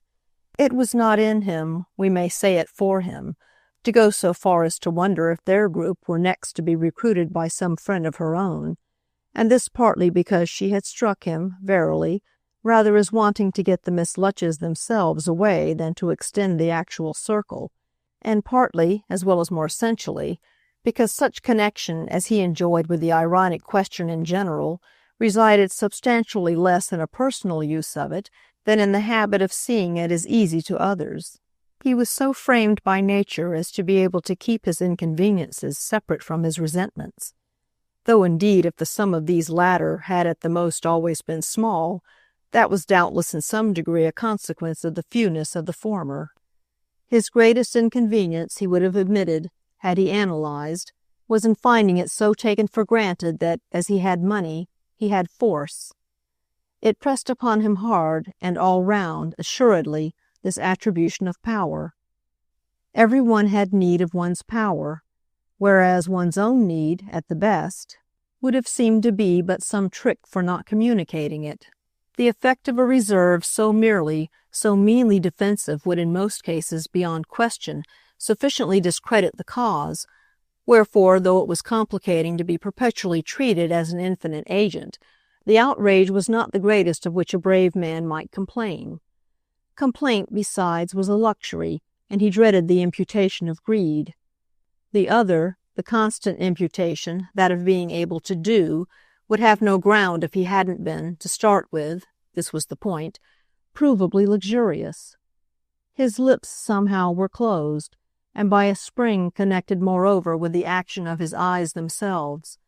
The latter showed him what he had done, showed him where he had come out, quite at the top of his hill of difficulty, the tall, sharp spiral round which he had begun to wind his ascent at the age of 20, and the apex of which was a platform looking down, if one would, on the kingdoms of the earth, and with standing room for but half a dozen others. His eyes, in any case, now saw Mrs. Rance approach with an instant failure to attach to the fact any grossness of avidity of Mrs. Rance's own, or at least to descry any triumphant use even for the luridest impression of her intensity. What was virtually supreme would be her vision of his having attempted, by his desertion of the library, to mislead her, which in point of fact barely escaped being what he had designed. It was not easy for him, in spite of accumulations fondly and funnily regarded as of systematic practice, not now to be ashamed. The one thing comparatively easy would be to gloss over his course. The billiard-room was not, at the particular crisis, either a natural or a graceful place for the nominally main occupant of so large a house to retire to, and this without prejudice either to the fact that his visitor wouldn't, as he apprehended, explicitly make him a scene. Should she frankly denounce him for a sneak, he would simply go to pieces, but he was, after an instant, not afraid of that. Wouldn't she rather, as emphasizing their communion, accept and in a manner exploit the anomaly, treat it perhaps as romantic or possibly even as comic? Show at least that they needn't mind even though the vast table, draped in brown holland, thrust itself between them as an expanse of desert sand. She couldn't cross the desert, but she could and did beautifully get round it, so that for him to convert it into an obstacle, he would have had to cause himself, as in some childish game or unbecoming romp, to be pursued, to be genially hunted. This last was a turn he was well aware the occasion should on no account take, and there loomed before him, for the mere moment, the prospect of her fairly proposing that they should knock about the balls. That danger certainly, it struck him, he should manage in some way to deal with. Why, too, for that matter, had he need of defences, material or other? How was it a question of dangers really to be called such?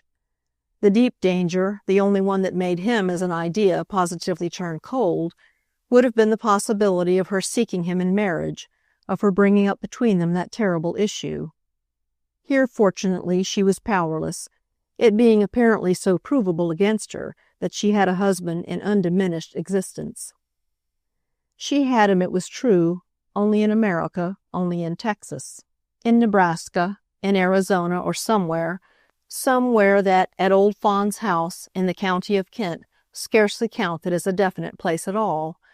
It showed somehow from afar as so lost, so indistinct and illusory, and the great alkali desert of cheap divorce.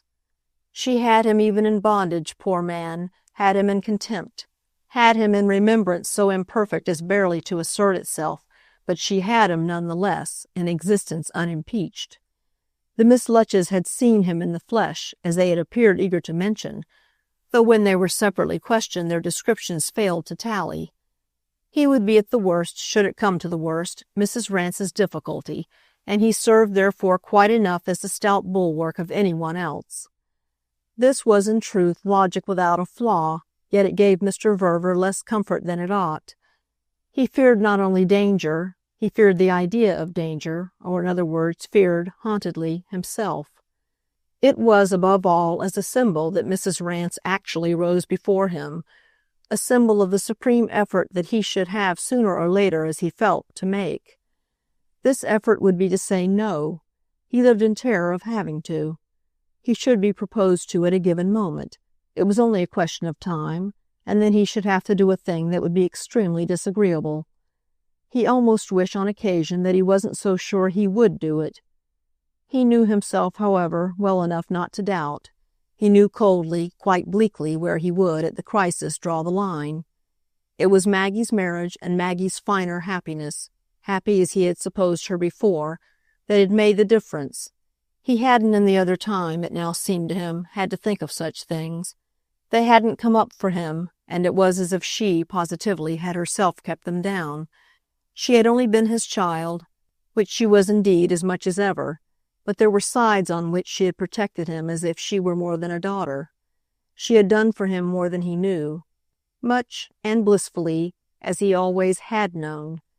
If she did at present more than ever, through having what she called the change in his life to make up to him for, his situation still, all the same, kept pace with her activity, his situation being simply that there was more than ever to be done. There had not yet been quite so much on all the showing as since their return from their 20 months in America, as since their settlement again in England, experimental though it was, and the consequent sense, now quite established for him, of a domestic air that had cleared and lightened, producing the effect for their common personal life of wider perspectives and large waiting spaces. It was as if his son-in-law's presence, even from before his becoming his son-in-law, had somehow filled the scene and blocked the future, very richly and handsomely when all was said, not at all inconveniently or in ways not to have been desired. Inasmuch as though the prince, his measure now practically taken, was still pretty much the same big fact. The sky had lifted, the horizon receded, the very foreground itself expanded, quite to match him, quite to keep everything in comfortable scale. At first, certainly, their decent little old-time union, Maggie's and his own, had resembled a good deal some pleasant public square in the heart of an old city, into which a great Palladian church, say something with a grand architectural front, had suddenly been dropped, so that the rest of the place, the space in front, the way round, outside, to the east end, the margin of street and passage, the quantity of overarching heaven, had been temporarily compromised. Not even then, of a truth, in a manner disconcerting, given, that is, for the critical, or at least the intelligent eye, the great style of the facade and its high place in its class.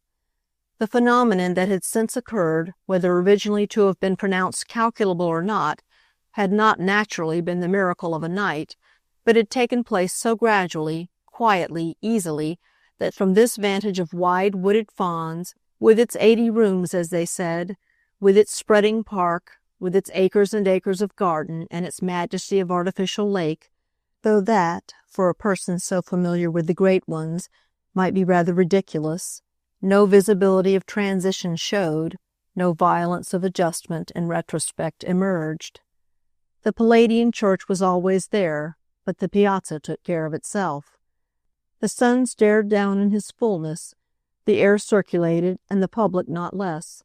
The limit stood off, the way round was easy, the east end was as fine in its fashion as the west, and there were also side doors for entrance between the two, large, monumental, ornamental in their style, as for all proper great churches.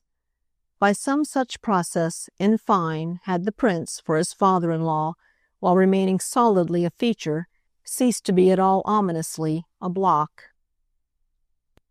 Mr. Verver, it may further be mentioned, had taken at no moment sufficient alarm to have kept in detail the record of his reassurance, but he would none the less not have been unable, not really have been indisposed, to impart in confidence to the right person his notion of the history of the matter. The right person, it is equally distinct, had not, for this illumination, been wanting, but had been encountered in the form of Fanny Assingham, not for the first time indeed admitted to his counsels, and who would have doubtless at present, in any case, from plenitude of interest and with equal guarantees, repeated his secret. It all came then, the great clearance from the one prime fact that the prince, by good fortune, hadn't proved angular. He clung to that description of his daughter's husband as he often did to terms and phrases in the human, the social connection that he had found for himself. It was his way to have times of using these constantly as if they just then lighted the world or his own path in it. For him, even when for some of his interlocutors they covered less ground. It was true that with Mrs. Assingham he never felt quite sure of the ground anything covered. She disputed with him so little, agreed with him so much, surrounded him with such systematic consideration, such predetermined tenderness, that it was almost, which he had once told her in irritation, as if she were nursing a sick baby. He had accused her of not taking him seriously, and she had replied, as from her it couldn't frighten him, that she took him religiously, adoringly. She had laughed again, as she had laughed before, on his producing for her that good right word about the happy issue of his connection with the prince, with an effect the more odd perhaps as she had not contested its value. She couldn't, of course, however, be at the best as much in love with his discovery as he was himself. He was so much so that he fairly worked it to his own comfort, came, in fact, sometimes near publicly pointing the moral of what might have occurred if friction, so to speak, had occurred. He pointed it frankly one day to the personage in question, mentioned to the prince the particular justice he did him, was even explicit as to the danger that in their remarkable relation they had thus escaped. Oh, if he had been angular! Who could say what might then have happened? He spoke, and it was the way he had spoken to Mrs. Assingham, too, as if he grasped the facts, without exception, for which angularity stood. It figured for him clearly as a final idea, a conception of the last vividness. He might have been signifying by it the sharp corners and hard edges, all the stony pointedness, the grand right geometry of his spreading Palladian church. Just so he was insensible to no feature of the felicity of a contact that beguilingly, almost confoundingly, was a contact but with practically yielding lines and curved surfaces. "You're round, my boy," he had said. "You're all. You're variously and inexhaustibly round when you might, by all the chances, have been abominably square. I'm not sure, for that matter," he had added, "that you're not square in the general mass, whether abominably or not. The abomination isn't a question, for you're inveterately round.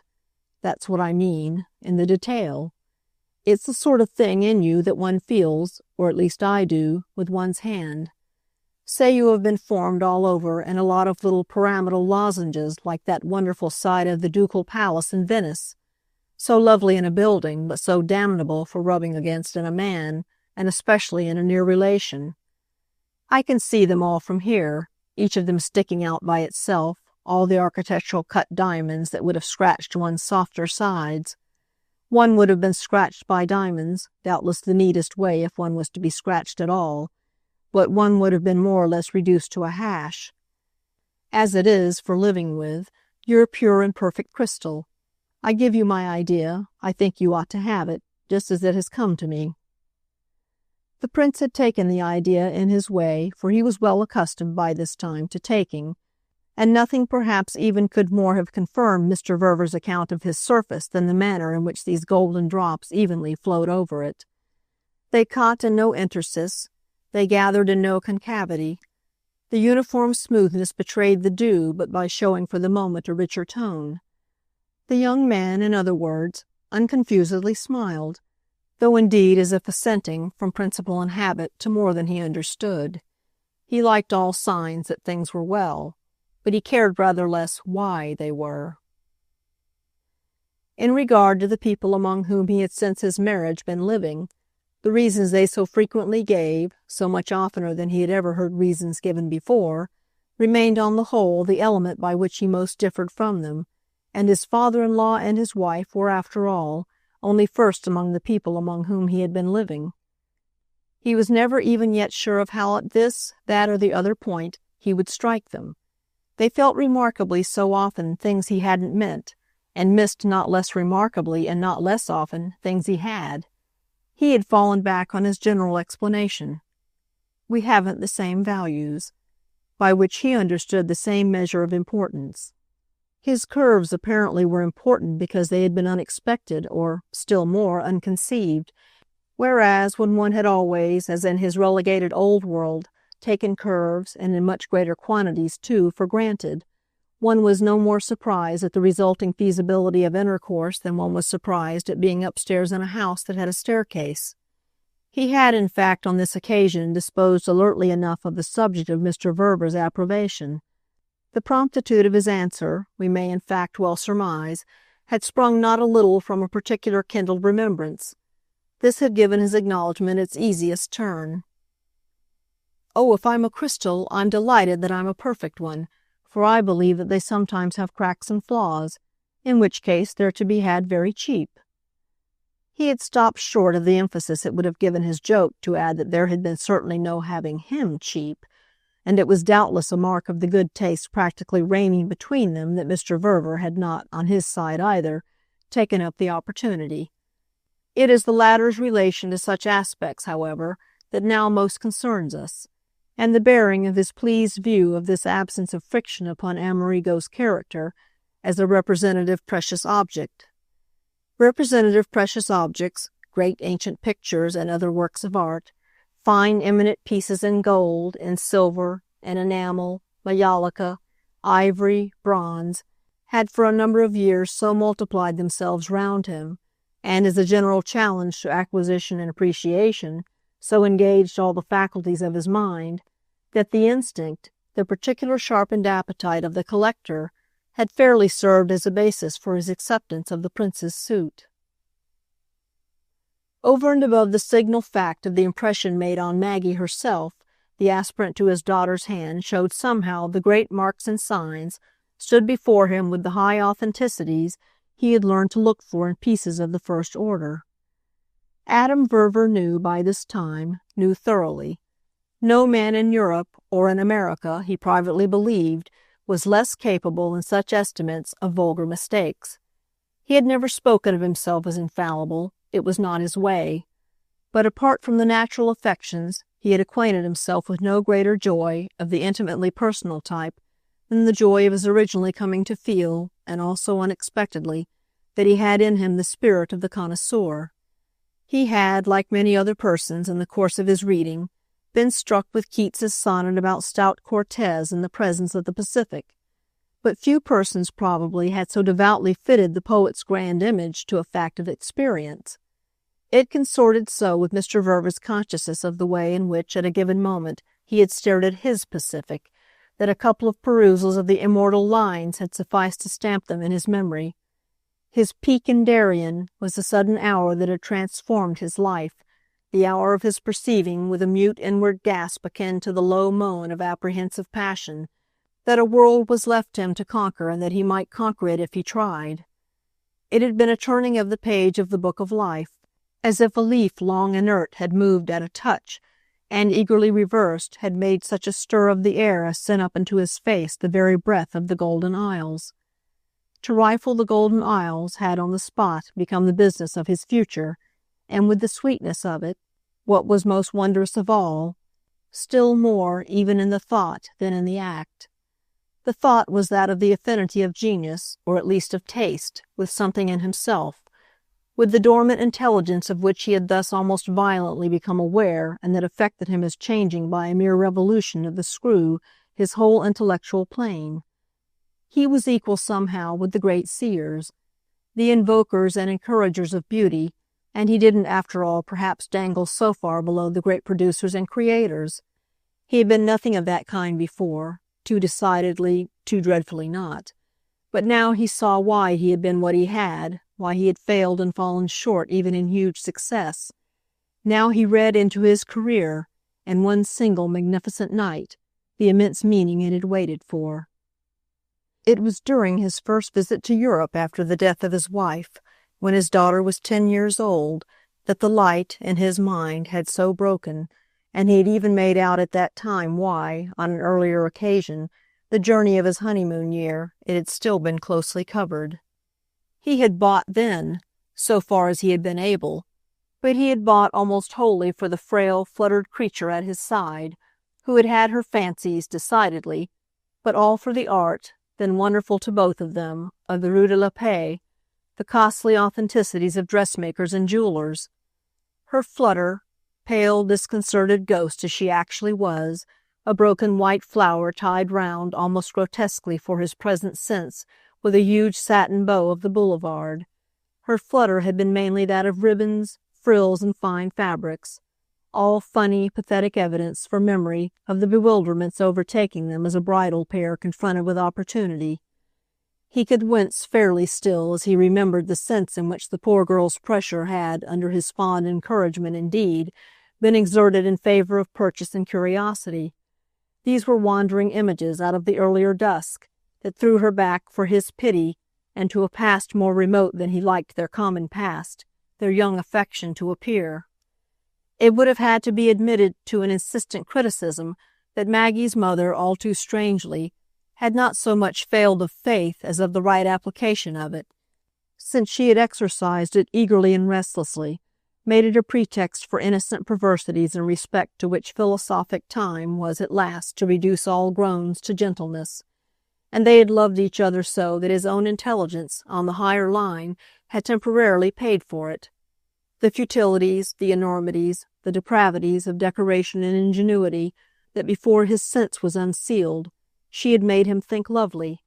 Musing, reconsidering little man that he was, and addicted to silent pleasures, as he was accessible to silent pains, he even sometimes wondered what would have become of his intelligence, in the sphere in which it was to learn more and more exclusively to play, if his wife's influence upon it had not been, in the strange scheme of things, so promptly removed. Would she have led him altogether, attached as he was to her, into the wilderness of mere mistakes? Would she have prevented him from ever scaling his vertiginous peak? Or would she otherwise have been able to accompany him to that eminence where he might have pointed out to her, as Cortez to his companions, the revelation vouchsafed? No companion of Cortez had presumably been a real lady. Mr. Verver allowed that historic fact to determine his inference. Chapter 8. What was at all events not permanently hidden from him was a truth much less invidious about his years of darkness. It was the strange scheme of things again. The years of darkness had been needed to render possible the years of light. A wiser hand than he at first knew had kept him hard at acquisition of one sort as a perfect preliminary to acquisition of another, and the preliminary would have been weak and wanting if the good faith of it had been less. His comparative blindness had made the good faith, which in its turn had made the soil propitious for the flower of the supreme idea. He had had to like forging and sweating. He had had to like polishing and piling up his arms.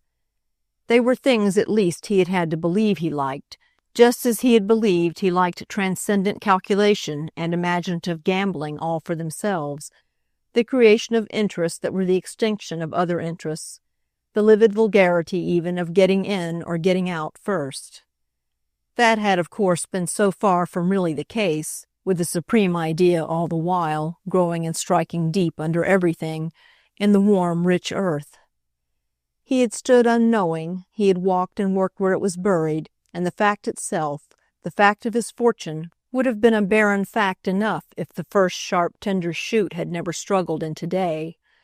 There on one side was the ugliness his middle time had been spared. There on the other, from all the portents, was the beauty with which his age might still be crowned. He was happier doubtless than he deserved, but that, when one was happy at all, it was easy to be. He had wrought by devious ways, but he had reached the place, and what would ever have been straighter in any man's life than his way now of occupying it? It hadn't merely, his plan, all the sanctions of civilization. It was positively civilization condensed, concrete, consummate, set down by his hands as a house on a rock, a house from whose open doors and windows, open to grateful, to thirsty millions, the higher, the highest knowledge would shine out to bless the land. In this house, designed as a gift primarily to the people of his adoptive city and native state, the urgency of whose release from the bondage of ugliness he was in a position to measure, in this museum of museums, a palace of art which was to show for compact as a Greek temple was compact, a receptacle of treasures sifted to positive sanctity, his spirit today almost altogether lived, making up, as he would have said, for lost time and haunting the portico in anticipation of the final rites. These would be the opening exercises, the august dedication of the place. His imagination, he was well aware, got over the ground faster than his judgment. There was much still to do for the production of his first effect. Foundations were laid and walls were rising, the structure of the shell all determined. But raw haste was forbidden him in a connection so intimate with the highest effects of patience and piety. He should belie himself by completing without a touch at least of the majesty of delay a monument to the religion he wished to propagate, the exemplary passion, the passion for perfection at any price. He was far from knowing as yet where he would end, but he was admirably definite as to where he wouldn't begin. He wouldn't begin with a small show. He would begin with a great, and he could scarce have indicated, even had he wished to try, the line of division he had drawn. He had taken no trouble to indicate it to his fellow citizens, purveyors and consumers, in his own and the circumjacent commonwealths, of comic matter in large lettering, diurnally set up, printed, published, folded and delivered at the expense of his presumptuous emulation of the snail. The snail had become for him, under this ironic suggestion, the loveliest beast in nature, and his return to England, of which we are present witnesses, had not been unconnected with the appreciation so determined. It marked what he liked to mark, that he needed, on the matter in question, instruction from no one on earth. A couple of years of Europe again, of renewed nearness to changes and chances, refreshed sensibility to the currents of the market, would fall in with the consistency of wisdom, the particular shade of enlightened conviction that he wished to observe. It didn't look like much for a whole family to hang about waiting, they being now, since the birth of his grandson, a whole family, and there was henceforth only one ground in all the world, he felt, on which the question of appearance would ever really again count for him. He cared that a work of art of price should look like the master to whom it might perhaps be deceitfully attributed, but he had ceased on the whole to know any matter of the rest of life by its looks. He took life in general higher up the stream. So far as he was not actually taking it as a collector, he was taking it decidedly as a grandfather. In the way of precious small pieces he had handled nothing so precious as the Principino, his daughter's firstborn, whose Italian designation endlessly amused him, and whom he could manipulate and dandle, already almost toss and catch again, as he couldn't a correspondingly rare morsel of an earlier pâté tendre. He could take the small, clutching child from his nurse's arms with an iteration grimly discountenanced, in respect to their contents, by the glass doors of high cabinets. Something clearly beatific in this new relation had, moreover, without doubt, confirmed for him the sense that none of his silent answers to public detraction, to local vulgarity, had ever been so legitimately straight as the mere element of attitude. Reduce it, he said, to that, in his easy weeks at Fawn's. The element of attitude was all he wanted of these weeks, and he was enjoying it on the spot, even more than he had hoped, enjoying it in spite of Mrs. Rance and the Miss Lutches, in spite of the small worry of his belief that Fanny Assingham had really something for him that she was keeping back, in spite of his full consciousness, overflowing the cup like a wine too generously poured, that if he had consented to marry his daughter, and thereby to make, as it were, the difference, what surrounded him now was exactly consent vivified, marriage demonstrated, the difference, in fine, definitely made. He could call back his prior, his own wedded consciousness. It was not yet out of range of vague reflection. He had supposed himself, above all he had supposed his wife, as married as anyone could be, and yet he wondered if their state had deserved the name, or their union worn the beauty, in the degree to which the couple now before him carried the matter. In especial since the birth of their boy, in New York, the grand climax of their recent American period, brought to so right an issue, the happy pair struck him as having carried it higher, deeper, further, to where it ceased to concern his imagination, at any rate, to follow them.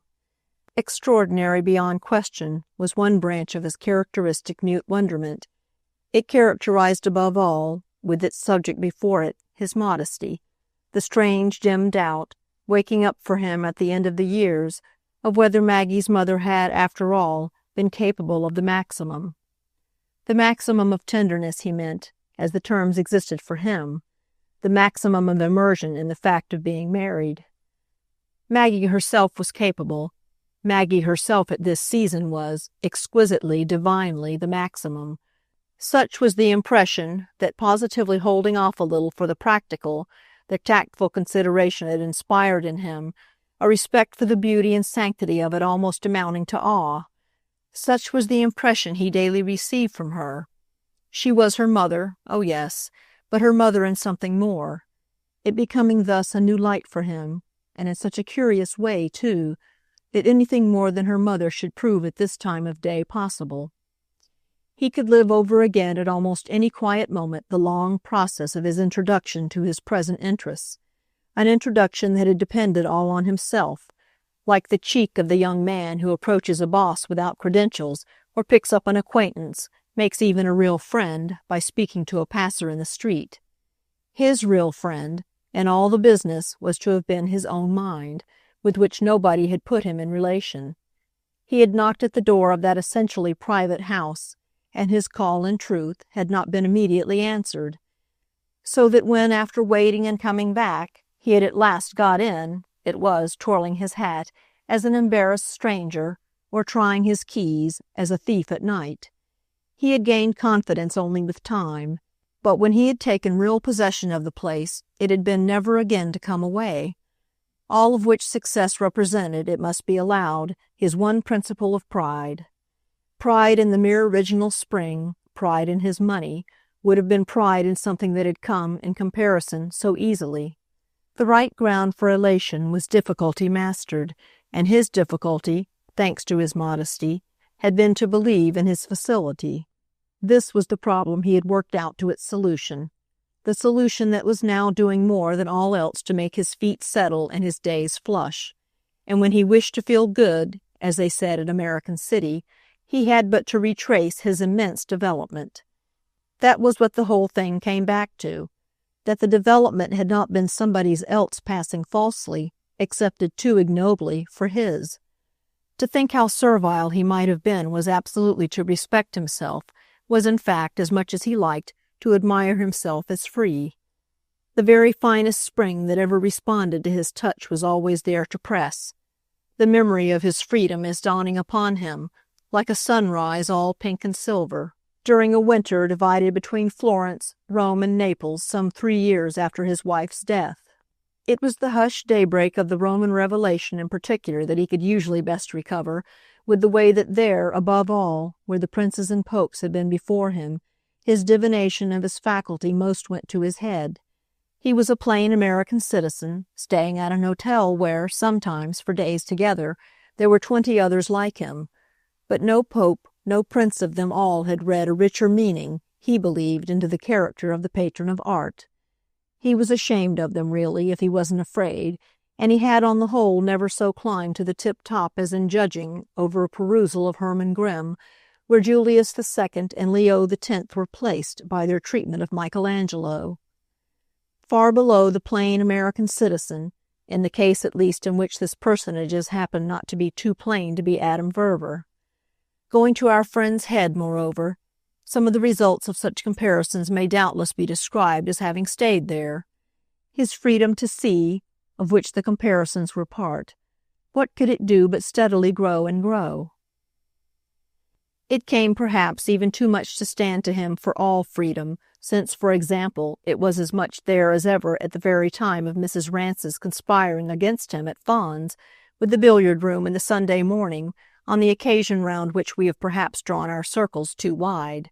Mrs. Rance at least controlled practically each other license of the present and the near future.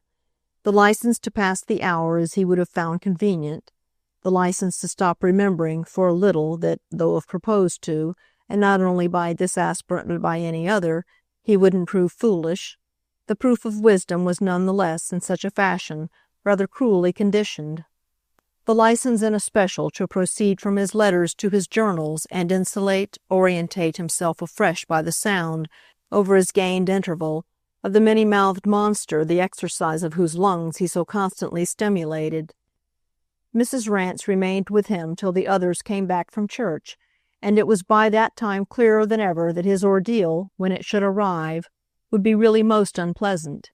His impression, this was the point, took somehow the form not so much of her wanting to press home her own advantage as of her building better than she knew, that is, of her symbolizing, with virtual unconsciousness, his own special deficiency, his unfortunate lack of a wife to whom applications could be referred. The applications, the contingencies with which Mrs. Rance struck him as potentially bristling, were not of a sort really to be met by one's self. And the possibility of them, when his visitor said, or as good as said, "I'm restrained, you see, because of Mr. Rance, and also because I'm proud and refined, but if it wasn't for Mr. Rance and for my refinement and my pride—" The possibility of them, I say, turned to a great murmurous rustle, of a volume to fill the future, a rustle of petticoats, of scented many-paged letters, of voices as to which, distinguish themselves as they might from each other, it mattered little in what part of the resounding country they had learned to make themselves prevail. The Assinghams and the Miss Lutches had taken the walk, through the park, to the little old church on the property that our friend had often found himself wishing he were able to transport, as it stood, for its simple sweetness, in a glass case, to one of his exhibitory halls, while Maggie had induced her husband, not inveterate in such practices, to make with her by carriage the somewhat longer pilgrimage to the nearest altar, modest though it happened to be, of the faith, her own, as it had been her mother's, and as Mr. Verver himself had been loosely willing always to let it be taken for his, without the solid ease of which, making the stage firm and smooth, the drama of her marriage might not have been acted out. What at last appeared to have happened, however, was that the divided parties, coming back at the same moment, had met outside and then drifted together from empty room to room, yet not in mere aimless quest of the pair of companions they had left at home. The quest had carried them to the door of the billiard-room, and their appearance, as it opened to admit them, determined for Adam Verver, in the oddest way in the world, a new and sharp perception. It was really remarkable. This perception expanded on the spot as a flower, one of the strangest, might at a breath have suddenly opened. The breath, for that matter, was more than anything else the look in his daughter's eyes, the look with which he saw her take in exactly what had occurred in her absence. Mrs. Rance's pursuit of him to this remote locality, the spirit and the very form, perfectly characteristic, of his acceptance of the complication, the seal set, in short, unmistakably, on one of Maggie's anxieties. The anxiety, it was true, would have been, even though not imparted, separately shared, for Fanny Assingham's face was, by the same stroke, not at all thickly veiled for him, and a queer light, of a colour quite to match, fairly glittered in the 4 fine eyes of the Miss Lutches. Each of these persons, counting out, that is, the Prince and the Colonel, who didn't care, and who didn't even see that the others did, knew something, or had at any rate had her idea, the idea precisely that this was what Mrs. Rance, artfully biding her time, would do. The special shade of apprehension on the part of the Miss Lutches might indeed have suggested the vision of an energy supremely asserted. It was droll, in truth, if one came to that, the position of the Miss Lutches. They had themselves brought, they had guilelessly introduced Mrs. Rance, strong in the fact of Mr. Rance's having been literally beheld of them, and it was now for them, positively, as if their handful of flowers, since Mrs. Rance was a handful, had been but the vehicle of a dangerous snake. Mr. Verver fairly felt in the air the Miss Lutchens' imputation, in the intensity of which, really, his own propriety might have been involved. That, none the less, was but a flicker. What made the real difference, as I have hinted, was his mute passage with Maggie. His daughter's anxiety alone had depths, and it opened out for him the wider that it was altogether new. When, in their common past, when till this moment had she shown a fear, however dumbly, for his individual life? They had had fears together, just as they had had joys, but all of hers at least had been for what equally concerned them. Here of a sudden was a question that concerned him alone, and the soundless explosion of it somehow marked a date. He was on her mind. He was even in a manner on her hands, as a distinct thing, that is, from being, where he had always been, merely deep in her heart and in her life. Too deep down, as it were, to be disengaged, contrasted, or opposed, in short, objectively presented. But time finally had done it. Their relation was altered. He saw, again, the difference lighted for her. This marked it to himself, and it wasn't a question simply of a Mrs. Rance, the more or the less. For Maggie, too, at a stroke, almost beneficently, their visitor had, from being an inconvenience, become a sign. They had made vacant by their marriage his immediate foreground, his personal precinct, they being the princess and the prince. They had made room in it for others, so others had become aware. He became aware himself, for that matter, during the minute Maggie stood there before speaking, and with the sense, moreover, of what he saw her see, he had the sense of what she saw him. This last, it may be added, would have been his intensest perception had there not, the next instant, been more for him in Fanny Assingham. Her face couldn't keep it from him. She had seen, on top of everything, in her quick way, what they both were seeing.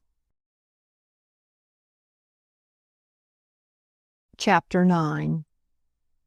So much mute communication was doubtless all this time marvelous, and we may confess to having perhaps read into the scene prematurely a critical character that took longer to develop.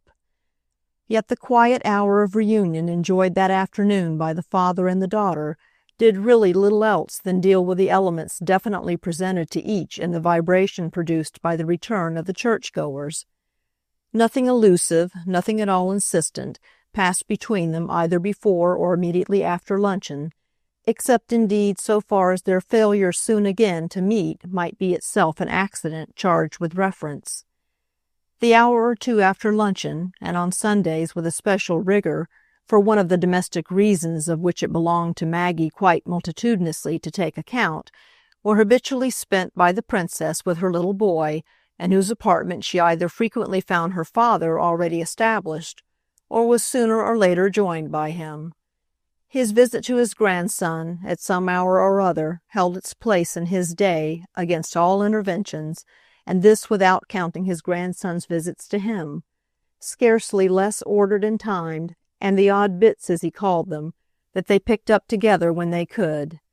Communions snatched, for the most part, on the terrace, in the gardens or the park, while the Principino, with much pomp and circumstance of perambulator, parasol, fine lace overveiling, and incorruptible female attendants, took the air.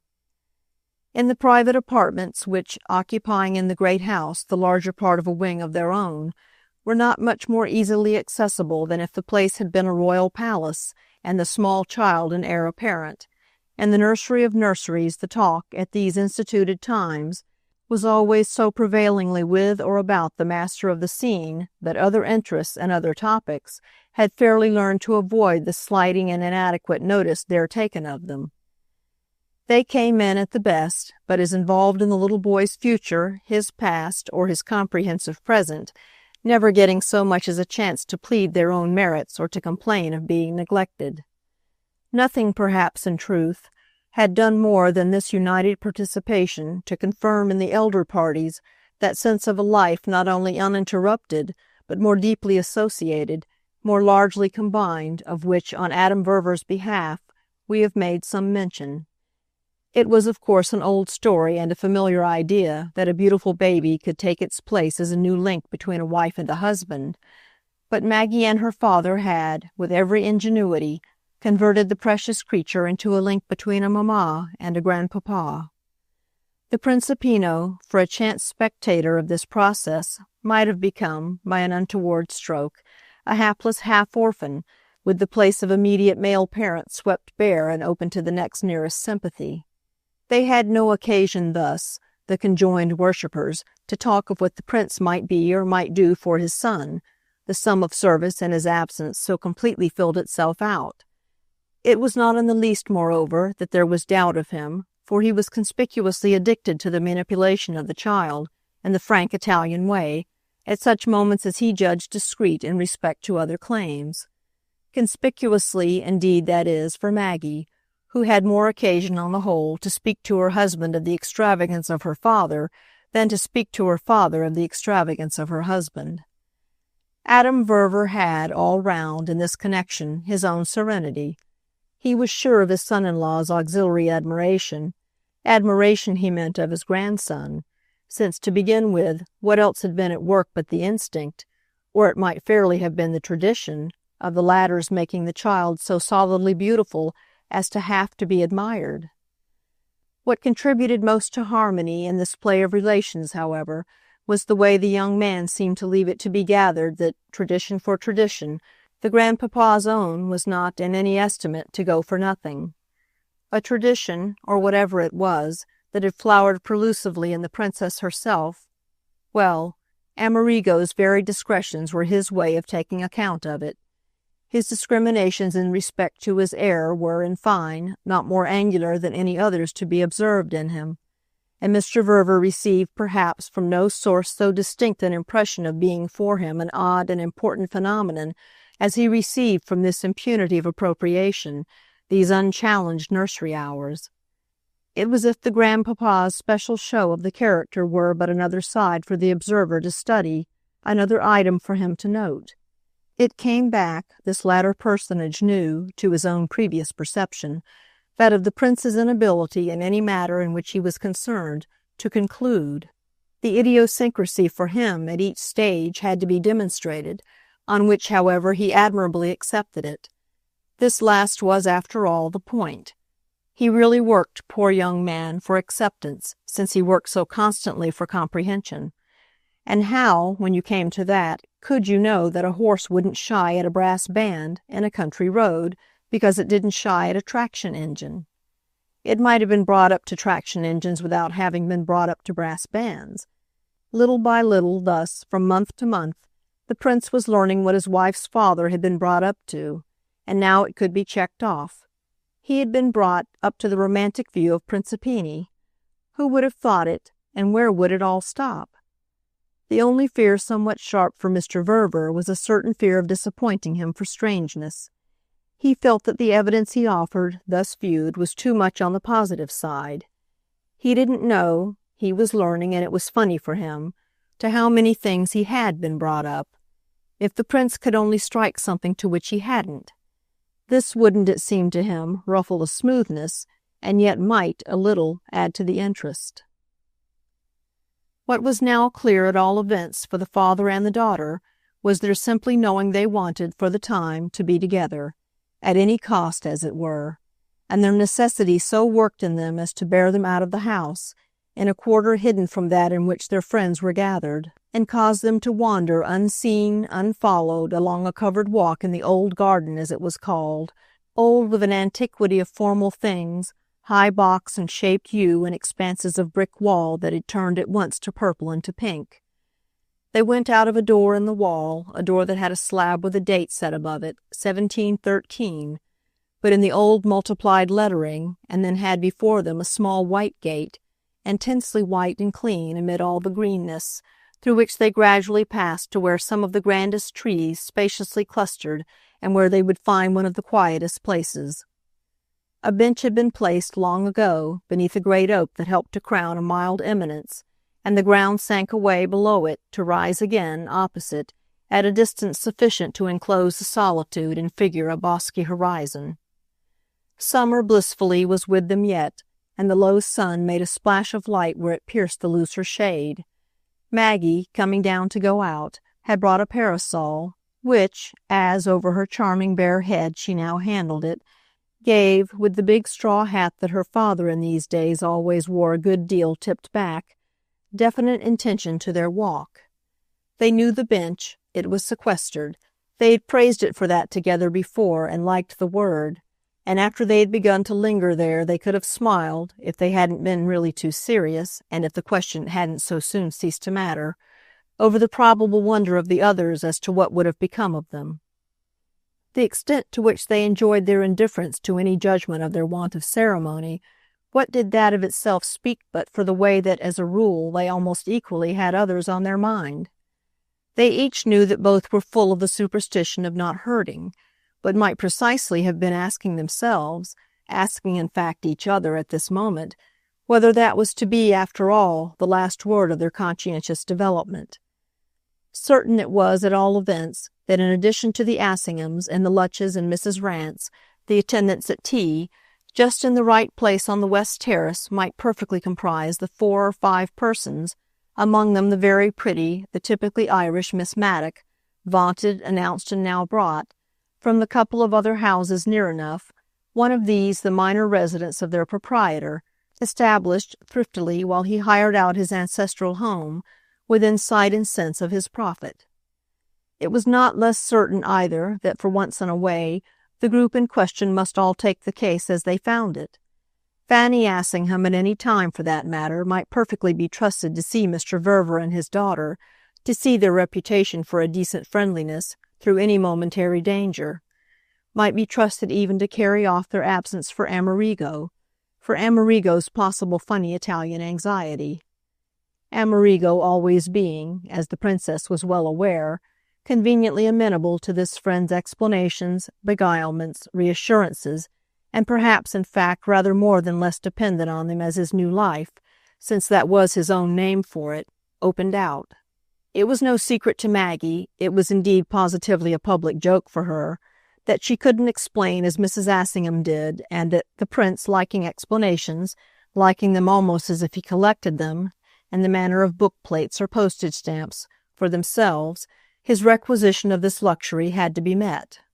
He didn't seem to want them as yet for use, rather for ornament and amusement, innocent amusement of the kind he most fancied and that was so characteristic of his blessed, beautiful, general, slightly indolent lack of more dissipated or even just of more sophisticated tastes.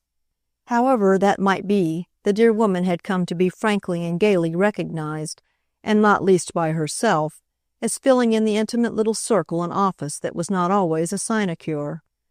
It was almost as if she had taken, with her kind, melancholy colonel at her heels, a responsible engagement, to be within call, as it were, for all those appeals that sprang out of talk, that sprang not a little, doubtless, too, out of leisure.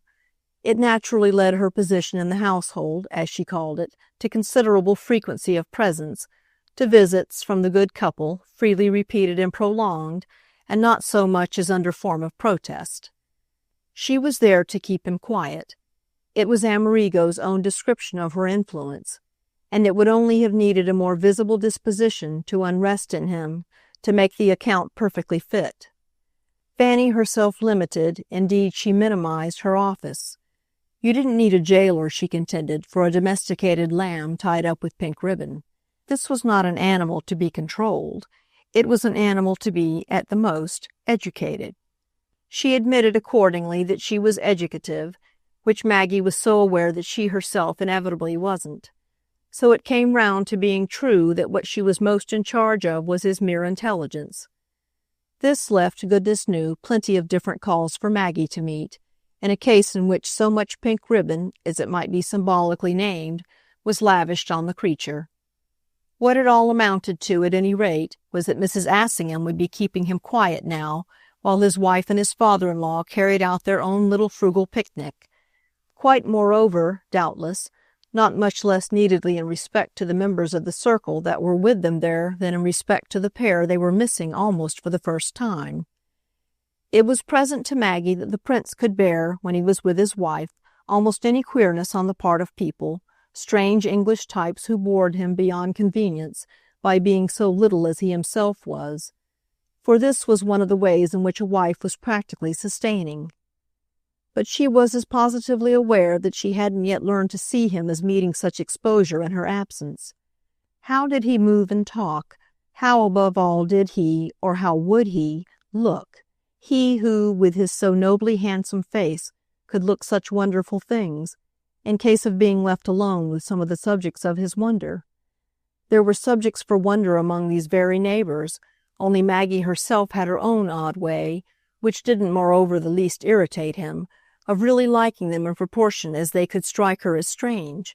It came out in her by heredity, he amused himself with declaring, this love of chinoiseries. But she actually this evening didn't mind. He might deal with her Chinese as he could. Maggie, indeed, would always have had for such moments, had they oftener occurred, the impression made on her by a word of Mrs. Assingham's, a word referring precisely to that appetite in Amerigo for the explanatory which we have just found in our path. It wasn't that the princess could be indebted to another person, even to so clever a one as this friend, for seeing anything in her husband that she mightn't see unaided. But she had ever hitherto been of a nature to accept with modest gratitude any better description of a felt truth than her little limits, terribly marked, she knew, in the direction of saying the right things, enabled her to make.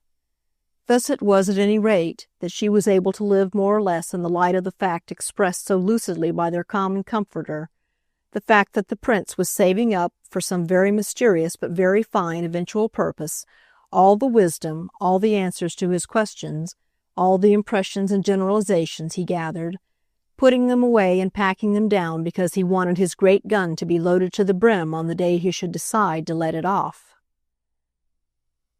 He wanted first to make sure of the whole of the subject that was unrolling itself before him, after which the innumerable facts he had collected would find their use. He knew what he was about. Trust him at last, therefore, to make, and to some effect, his big noise. And Mrs. Assingham had repeated that he knew what he was about. It was the happy form of this assurance that had remained with Maggie. It could always come in for her that Amerigo knew what he was about. He might at moments seem vague, seem absent, seem even bored. This when, away from her father, with whom it was impossible for him to appear anything but respectfully occupied, he let his native gaiety go in outbreaks of song, or even of quite whimsical, senseless sound, either expressive of intimate relaxation or else fantastically plaintive. He might at times reflect with the frankest lucidity on the circumstance that the case was for a good while yet absolutely settled in regard to what he still had left at home of his very own, in regard to the main seat of his affection, the house in Rome, the big black palace, the Palazzo Nero, as he was fond of naming it, and also on the question of the villa in the Sabine Hills, which she had, at the time of their engagement, seen and yearned over, and the Castello proper, described by him always as the perched place, that had, as she knew, formerly stood up on the pedestal of its mountain slope, showing beautifully blue from afar as the head in front of the princedom. He might rejoice in certain moods over the so long estranged state of these properties, not indeed all irreclaimably alienated, but encumbered with unending leases and charges, with obstinate occupants, with impossibilities of use, all without counting the cloud of mortgages that had from far back buried them beneath the ashes of rage and remorse, a shroud as thick as the layer once resting on the towns at the foot of Vesuvius, and actually making of any present restorative effort a process much akin to slow excavation. Just so he might with another turn of his humor almost wail for these brightest spots of his lost paradise, declaring that he was an idiot not to be able to bring himself to face the sacrifices resting, if definitely anywhere, with Mr. Verver, necessary for winning them back. One of the most comfortable things between the husband and the wife, meanwhile, one of those easy certitudes they could be merely gay about, was that she never admired him so much, or so found him heartbreakingly handsome, clever, irresistible, in the very degree in which he had originally and fatally dawned upon her, as when she saw other women reduced to the same passive pulp that had then begun, once for all, to constitute her substance. There was really nothing they had talked of together with more intimate and familiar pleasantry than of the license and privilege, the boundless happy margin thus established for each, she going so far as to put it that, even should he some day get drunk and beat her, the spectacle of him with hated rivals would, after no matter what extremity, always, for the sovereign charm of it in itself and as the exhibition of him that most deeply moved her, suffice to bring her round. What would therefore be more open to him than to keep her in love with him? He agreed with all his heart, at these light moments, that his course wouldn't then be difficult, inasmuch as, so simply constituted as he was on all the precious question, and why should he be ashamed of it, he knew but one way with the fair. They had to be fair, and he was fastidious in particular. His standard was high. But when once this was the case, what relation with them was conceivable, what relation was decent, rudimentary, properly human, but that of a plain interest in the fairness?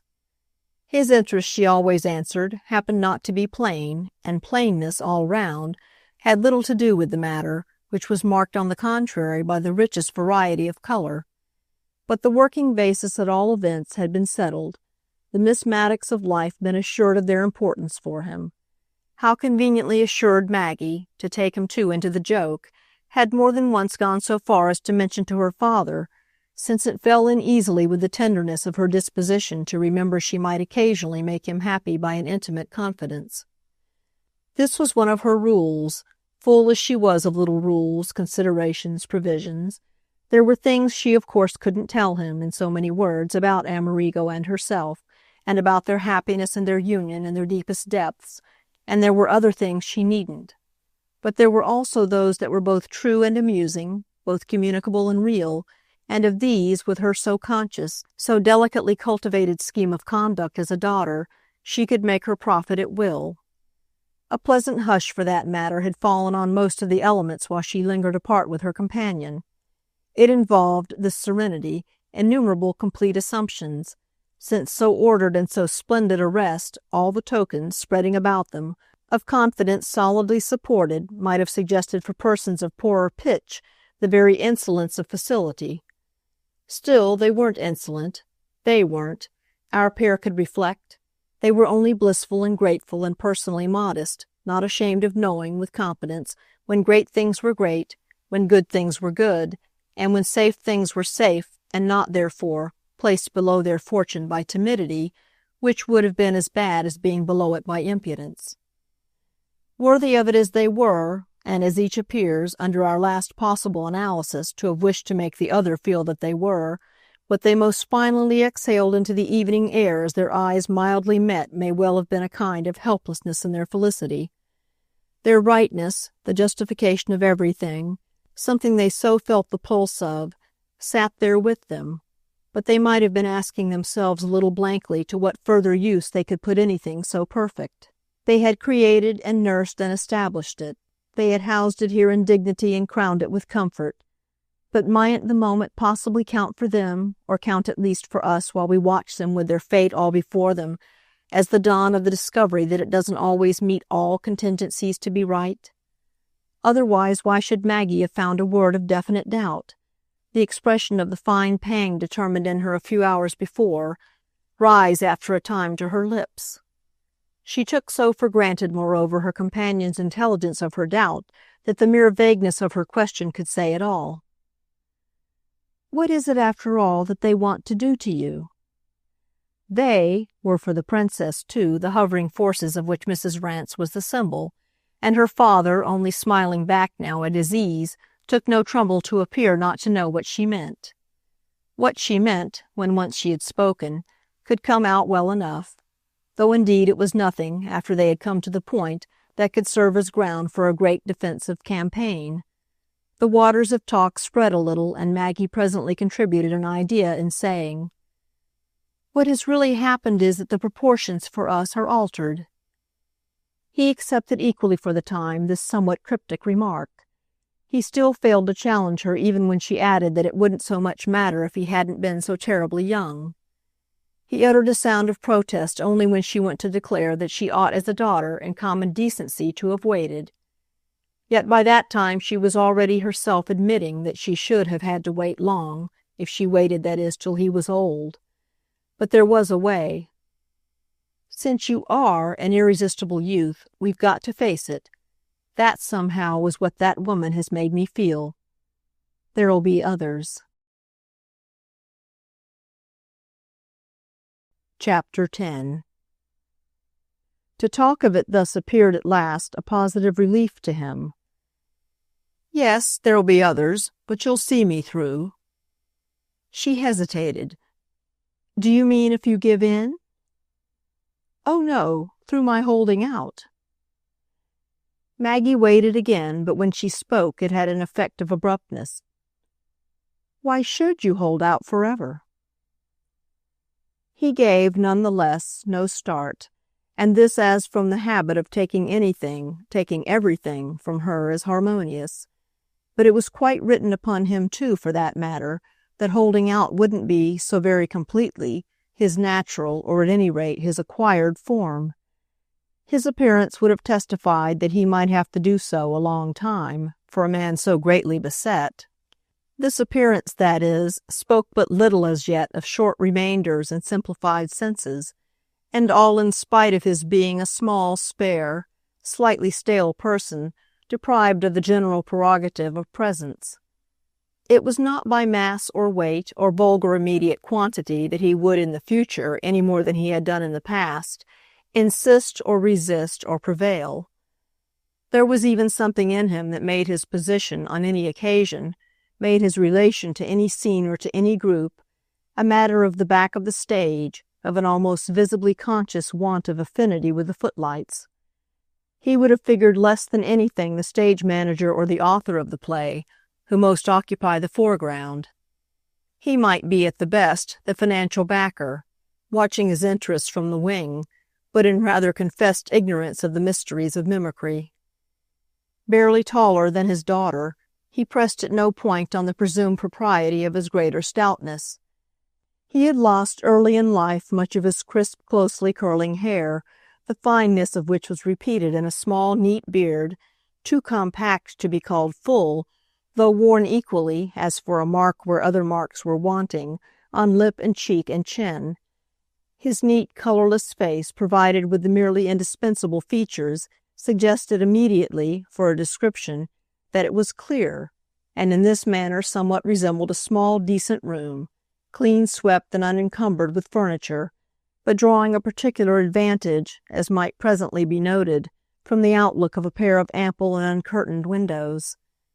There was something in Adam Verver's eyes that both admitted the morning and the evening in unusual quantities, and gave the modest area the outward extension of a view that was big, even when restricted to stars.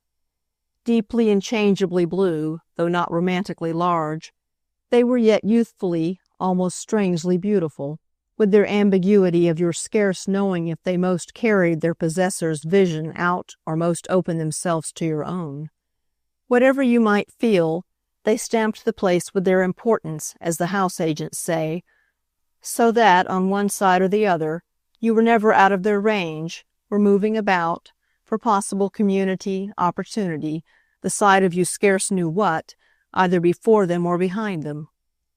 If other importances, not to extend the question, kept themselves down, they were in no direction less obtruded than in that of our friend's dress, adopted once for all as with a sort of sumptuary scruple. He wore every day of the year, whatever the occasion, the same little black cut-away coat of the fashion of his younger time. He wore the same cool-looking trousers, checkered in black and white, the proper harmony with which he inveterately considered was a sprigged blue satin necktie, and over his concave little stomach, quaintly indifferent to climates and seasons, a white duck waistcoat. "Should you really," he now asked, "like me to marry?" He spoke as if, coming from his daughter herself, it might be an idea, which, for that matter, he would be ready to carry out should she definitely say so. Definite, however, just yet she was not prepared to be, though it seemed to come to her with force, as she thought, that there was a truth in the connection to utter. "What I feel is that there is somehow something that used to be right and that I've made wrong. It used to be right that you hadn't married and that you didn't seem to want to. It used also," she continued to make out, "to seem easy for the question not to come up. That's what I've made different. It does come up. It will come up." "You don't think I can keep it down?" Mr. Verver's tone was cheerfully pensive. "Well, I've given you, by my move, all the trouble of having to." He liked the tenderness of her idea, and it made him, as she sat near him, pass his arm about her. "I guess I don't feel as if you had moved very far. You've only moved next door." "Well, she continued, I don't feel as if it were fair for me just to have given you a push and left you so. If I've made the difference for you, I must think of the difference. Then what, darling, he indulgently asked, do you think? That's just what I don't yet know. But I must find out. We must think together, as we've always thought. What I mean, she went on after a moment, is that it strikes me that I ought to at least offer you some alternative. I ought to have worked one out for you. An alternative to what? Well, to your simply missing what you've lost, without anything being done about it. But what have I lost? She thought a minute, as if it were difficult to say, yet as if she more and more saw it. Well, whatever it was that, before, kept us from thinking, and kept you really, as you might say, in the market. It was as if you couldn't be in the market when you were married to me, or rather as if I kept people off, innocently, by being married to you. Now that I'm married to someone else, you're, as in consequence, married to nobody. Therefore, you may be married to anybody, to everybody. People don't see why you shouldn't be married to them. Isn't it enough of a reason, he mildly inquired, that I don't want to be? It's enough of a reason, yes, but to be enough of a reason, it has to be too much of a trouble. I mean for you. It has to be too much of a fight. You ask me what you've lost. Maggie continued to explain. The not having to take the trouble and to make the fight. That's what you've lost. The advantage, the happiness of being just as you were, because I was just as I was. That's what you miss.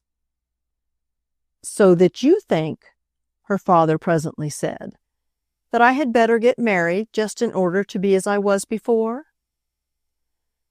The detached tone of it, detached as if innocently to amuse her by showing his desire to accommodate, was so far successful as to draw from her gravity a short, light laugh. Well, what I don't want you to feel is that if you were to, I shouldn't understand. I should understand. That's all, said the princess gently. Her companion turned it pleasantly over. You don't go so far as to wish me to take somebody I don't like? Ah, father, she sighed, you know how far I go, how far I could go, but I only wish that if you ever should like anybody, you may never doubt of my feeling how I've brought you to it. You'll always know that it's my fault. You mean, he went on in his contemplative way, that it will be you who'll take the consequences? Maggie just considered. I'll leave you all the good ones, but I'll take the bad. Well, that's handsome. He emphasized his sense of it by drawing her closer and holding her more tenderly. It's about all I could expect of you. So far as you've wronged me, therefore, we'll call it square. I'll let you know in time if I see a prospect of your having to take it up. But am I to understand meanwhile, he soon went on, that, ready as you are to see me through my collapse, you're not ready, or not as ready, to see me through my resistance? I've got to be a regular martyr before you'll be inspired? She demurred at his way of putting it. Why, if you like it, you know, it won't be a collapse. Then why talk about seeing me through at all? I shall only collapse if I do like it. But what I seem to feel is that I don't want to like it. That is, he amended, unless I feel sure I do than appears very probable. I don't want to have to think I like it in a case when I really shan't. I've had to do that in some cases, he confessed, when it has been a question of other things. I don't want, he wound up, to be made to make a mistake. Ah, but it's too dreadful, she returned, that you should even have to fear, or just nervously to dream, that you may be. What does that show after all, she asked, but that you do really, well within, feel a want? What does it show but that you're truly susceptible? Well, it may show that. He defended himself against nothing. But it shows also, I think, that charming women are, in the kind of life we're leading now, numerous and formidable. Maggie entertained for a moment the proposition, under cover of which, however, she passed quickly from the general to the particular. "Do you feel Mrs. Rance to be charming?" "Well, I feel her to be formidable. When they cast a spell, it comes to the same thing. I think she'd do anything." "Oh, well, I'd help you," the princess said with decision, "as against her, if that's all you require. It's too funny," she went on before he again spoke, "that Mrs. Rance should be here at all. But if you talk of the life we lead, much of it is altogether, I'm bound to say, too funny. The thing is," Maggie developed under this impression, "that I don't think we lead, as regards other people, any life at all. We don't, at any rate, it seems to me, lead half the life we might. And so it seems, I think, to Amerigo. So it seems also, I'm sure, to Fanny Assingham." Mr. Verver, as if from due regard for these persons, considered a little. "What life would they like us to lead?" "Oh, it's not a question, I think, on which they quite feel together. She thinks, dear Fanny, that we ought to be greater." "Greater?" He echoed it vaguely. "And Amerigo too, you say?" "Ah, yes," her reply was prompt, "but Amerigo doesn't mind. He doesn't care, I mean, what we do. It's for us, he considers, to see things exactly as we wish. Fanny herself," Maggie pursued, "thinks he's magnificent. Magnificent, I mean, for taking everything as it is, for accepting the social limitations of our life, for not missing what we don't give him." Mr. Verver attended. "Then if he doesn't miss it, his magnificence is easy." "It is easy. That's exactly what I think. If there were things he did miss, and if in spite of them he were always sweet, then no doubt he would be a more or less unappreciated hero. He could be a hero. He will be one if it's ever necessary. But it will be about something better than our dreariness. I know," the princess declared, "where he's magnificent." And she rested a minute on that. She ended, however, as she had begun. "We're not, all the same, committed to anything stupid. If we ought to be grander, as Fanny thinks, we can be grander. There's nothing to prevent." "Is it a strict moral obligation?" Adam Verver inquired. "No, it's for the amusement." "For whose? For Fanny's own?" "For everyone's, though I dare say Fanny's would be a large part." She hesitated. She had now, it might have appeared, something more to bring out, which she finally produced.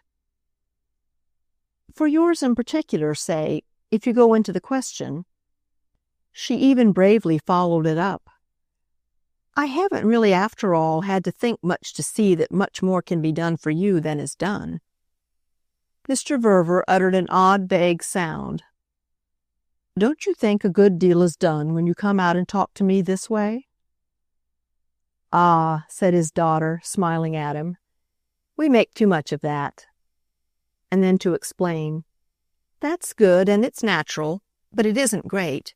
We forget that we're as free as air." "Well, that's great," Mr. Verver pleaded. "Great if we act on it, not if we don't." She continued to smile, and he took her smile, wondering again a little by this time, however, struck more and more by an intensity in it that belied a light tone. "What do you want," he demanded, "to do to me?" And he added, as she didn't say, "You've got something in your mind." It had come to him within the minute that from the beginning of their session there she had been keeping something back, and that an impression of this had more than once, in spite of his general theoretic respect for her present right to personal reserves and mysteries, almost ceased to be vague in him.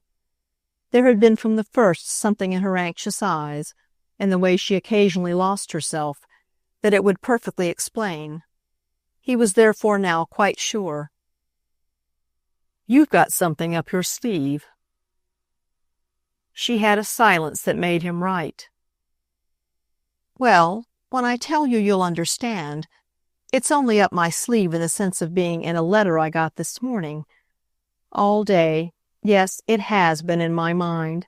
I've been asking myself if it were quite the right moment, or in any way fair, to ask you if you could stand just now another woman." It relieved him a little, yet the beautiful consideration of her manner made it in a degree portentous. "Stand one?" "Well, mind her coming." He stared, then he laughed. "It depends on who she is." "There, you see, I've at all events been thinking whether you'd take this particular person, but as a worry the more. Whether, that is, you'd go so far with her in your notion of having to be kind." He gave at this the quickest shake to his foot. How far would she go in her notion of it? "Well," his daughter returned, "you know how far, in a general way, Charlotte Stant goes." "Charlotte? Is she coming?" "She writes me practically that she'd like to if we're so good as to ask her." Mr. Verver continued to gaze, but rather as if waiting for more. Then, as everything appeared to have come, his expression had a drop. If this was all, it was simple. Then why in the world not? Maggie's face lighted anew, but it was now another light. "It isn't a want of tact." "To ask her?" "To propose it to you." "That I should ask her?" He put the question as an effect of his remnant of vagueness, but this had also its own effect. Maggie wondered an instant, after which, as with a flush of recognition, she took it up. "It would be too beautiful if you would." This clearly had not been her first idea. The chance of his words had prompted it. "Do you mean write to her myself?" "Yes, it would be kind. It would be quite beautiful of you. That is, of course," said Maggie, "if you sincerely can." He appeared to wonder an instant why he sincerely shouldn't, and indeed, for that matter, where the question of sincerity came in. This virtue, between him and his daughter's friend, had surely been taken for granted. "My dear child," he returned, "I don't think I'm afraid of Charlotte." "Well, that's just what it's lovely to have from you.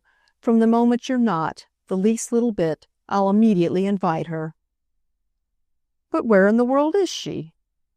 He spoke as if he had not thought of Charlotte, nor so much as heard her name pronounced, for a very long time. He quite, in fact, amicably, almost amusedly, woke up to her. "She's in Brittany, at a little bathing place with some people I don't know. She's always with people, poor dear. She rather has to be, even when, as is sometimes the case, they're people she doesn't immensely like." "Well, I guess she likes us," said Adam Verver. "Yes, fortunately she likes us, and if I wasn't afraid of spoiling it for you," Maggie added, "I'd even mention that you're not the one of our number she likes least." "Why should that spoil it for me?" "Oh, my dear, you know. What else have we been talking about? It costs you so much to be liked. That's why I hesitated to tell you of my letter." He stared a moment, as if the subject had suddenly grown out of recognition. "But Charlotte, on other visits, never used to cost me anything." "No, only her keep," Maggie smiled. "Then I don't think I mind her keep, if that's all." The princess, however, it was clear, wished to be thoroughly conscientious. "Well, it may not be quite all. If I think of its being pleasant to have her, it's because she will make a difference." "Well, what's the harm in that, if it's but a difference for the better?" "Ah, then, there you are." And the princess showed in her smile her small triumphant wisdom. "If you acknowledge a possible difference for the better, we're not, after all, so tremendously right as we are. I mean, we're not as satisfied and amused. We do see there are ways of being grander." But will Charlotte Stant, her father asked with surprise, make us grander? Maggie, on this, looking at him well, had a remarkable reply. Yes, I think, really grander. He thought, for if this was a sudden opening, he wished but the more to meet it. Because she's so handsome? No, father, and the princess was almost solemn. Because she's so great. Great? Great in nature, in character, in spirit, great in life. So? Mr. Verver echoed. What has she done in life? Well, she has been brave and bright, said Maggie. That mayn't sound like much, but she has been so in the face of things that might well have made it too difficult for many other girls. She hasn't a creature in the world, really, that is, nearly, belonging to her. Only acquaintances who, in all sorts of ways, make use of her, and distant relations who are so afraid she'll make use of them that they seldom let her look at them. Mr. Verver was struck, and as usual to some purpose.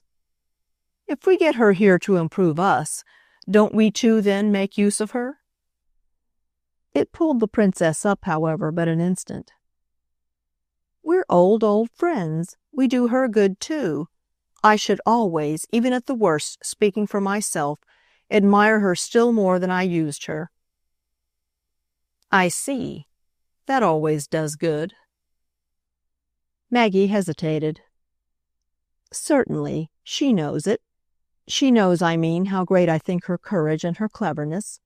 She's not afraid, not of anything, and yet she no more ever takes a liberty with you than if she trembled for her life. And then she's interesting, which plenty of other people with plenty of other merits never are a bit. In which fine flicker of vision the truth widened to the princess's view. I myself, of course, don't take liberties, but then I do always by nature tremble for my life. That's the way I live. Oh, I say, love, her father vaguely murmured. Yes, I live in terror, she insisted. I'm a small, creeping thing. You'll not persuade me that you're not as good as Charlotte Stant, he still placidly enough remarked. I may be as good, but I'm not so great, and that's what we're talking about. She has a great imagination. She has in every way a great attitude. She has above all a great conscience. More perhaps than ever in her life before, Maggie addressed her father at this moment with a shade of the absolute in her tone. She had never come so near telling him what he should take it from her to believe. She has only 2 pence in the world, but that has nothing to do with it. Or rather, indeed, she quickly corrected herself, it has everything, for she doesn't care. I never saw her do anything but laugh at her poverty. Her life has been harder than anyone knows. It was moreover as if, thus unprecedentedly positive, his child had an effect upon him that Mr. Verver really felt as a new thing. Why, then, haven't you told me about her before? Well, haven't we always known? I should have thought, he submitted, that we had already pretty well sized her up. Certainly. We long ago quite took her for granted. But things change with time, and I seem to know that, after this interval, I'm going to like her better than ever. I've lived more myself, I'm older, and one judges better. Yes, I'm going to see in Charlotte, said the princess, and speaking now as with high and free expectation, more than I've ever seen. Then I'll try to do so too. She was, it came back to Mr. Verver more, the one of your friends I thought the best for you. His companion, however, was so launched in her permitted liberty of appreciation that she, for the moment, scarce heard him. She was lost in the case she made out, the vision of the different ways in which Charlotte had distinguished herself. She would have liked, for instance, I'm sure she would have liked extremely, to marry, and nothing in general is more ridiculous, even when it has been pathetic, than a woman who has tried and has not been able. It had all Mr. Verver's attention. She has tried. She has seen cases where she would have liked to. But she has not been able? Well, there are more cases in Europe in which it doesn't come to girls who are poor than in which it does come to them. Especially, said Maggie with her continued competence, when they're Americans.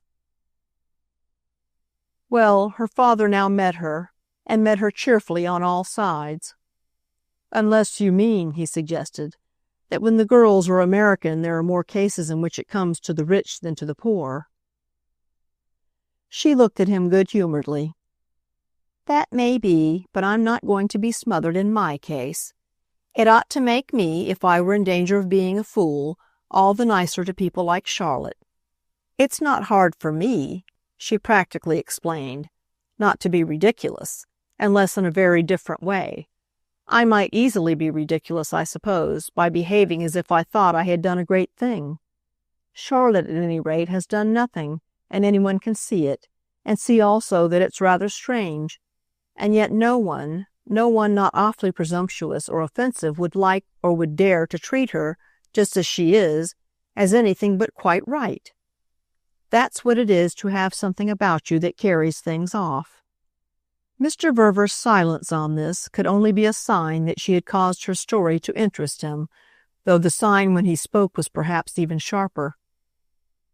And is it also what you mean by Charlotte's being great? Well, said Maggie, it's one of her ways, but she has many. Again for a little her father considered. And who is it she has tried to marry? Maggie, on her side as well, waited as if to bring it out with effect. But she, after a minute, either renounced or encountered an obstacle. I'm afraid I'm not sure. Then how do you know? Well, I don't know. And, qualifying again, she was earnestly emphatic. I only make it out for myself. But you must make it out about someone in particular. She had another pause. I don't think I want even for myself to put names and times, to pull away any veil. I've an idea there has been, more than once, somebody I'm not acquainted with, and needn't be, or want to be. In any case, it's all over, and beyond giving her credit for everything, it's none of my business. Mr. Verver deferred, yet he discriminated. I don't see how you can give credit without knowing the facts. Can't I give it generally for dignity? Dignity, I mean, in misfortune. You've got to postulate the misfortune first. Well, said Maggie, I can do that. Isn't it always a misfortune to be, when you're so fine, so wasted? And yet, she went on, not to wail about it, not to look even as if you knew it? Mr. Verver seemed at first to face this as a large question, and then, after a little, solicited by another view, to let the appeal drop. Well, she mustn't be wasted. We won't at least have waste. It produced in Maggie's face another gratitude. Then, dear sir, that's all I want. And it would apparently have settled their question and ended their talk if her father had not, after a little, shown the disposition to revert. How many times are you supposing that she has tried? Once more at this, and as if she hadn't been, couldn't be, hated to be, in such delicate matters, literal, she was moved to attenuate. Oh, I don't say she absolutely ever tried. He looked perplexed. But if she has so absolutely failed, what then had she done? She has suffered. She has done that. And the princess added, she has loved and she has lost. Mr. Verver, however, still wondered. But how many times? Maggie hesitated, but it cleared up. Once is enough. Enough, that is, for one to be kind to her. Her father listened, yet not challenging, only as with a need of some basis on which, under these new lights, his bounty could be firm. But has she told you nothing? Ah, thank goodness, no. He stared. Then don't young women tell? Because, you mean, it's just what they're supposed to do? She looked at him, flushed again now, with which, after another hesitation, "Do young men tell?" she asked. He gave a short laugh. "How do I know, my dear, what young men do?" "Then how do I know, father, what vulgar girls do?" I see, he quickly returned. But she spoke the next moment as if she might odiously have been sharp. "What happens, at least, is that where there's a great deal of pride, there's a great deal of silence. I don't know, I admit, what I should do if I were lonely and sore, for what sorrow to speak of have I ever had in my life? I don't know even if I'm proud. It seems to me the question has never come up for me." "Oh, I guess you're proud, Mag," her father cheerfully interposed. "I mean, I guess you're proud enough." "Well, then, I hope I'm humble enough, too. I might, at all events, for all I know, be abject under a blow. How can I tell? Do you realize, father, that I've never had the least blow?" He gave her a long, quiet look. "Who should realize it if I don't?" "Well, you'll realize when I have one," she exclaimed with a short laugh that resembled, as for good reasons, his own of a minute before.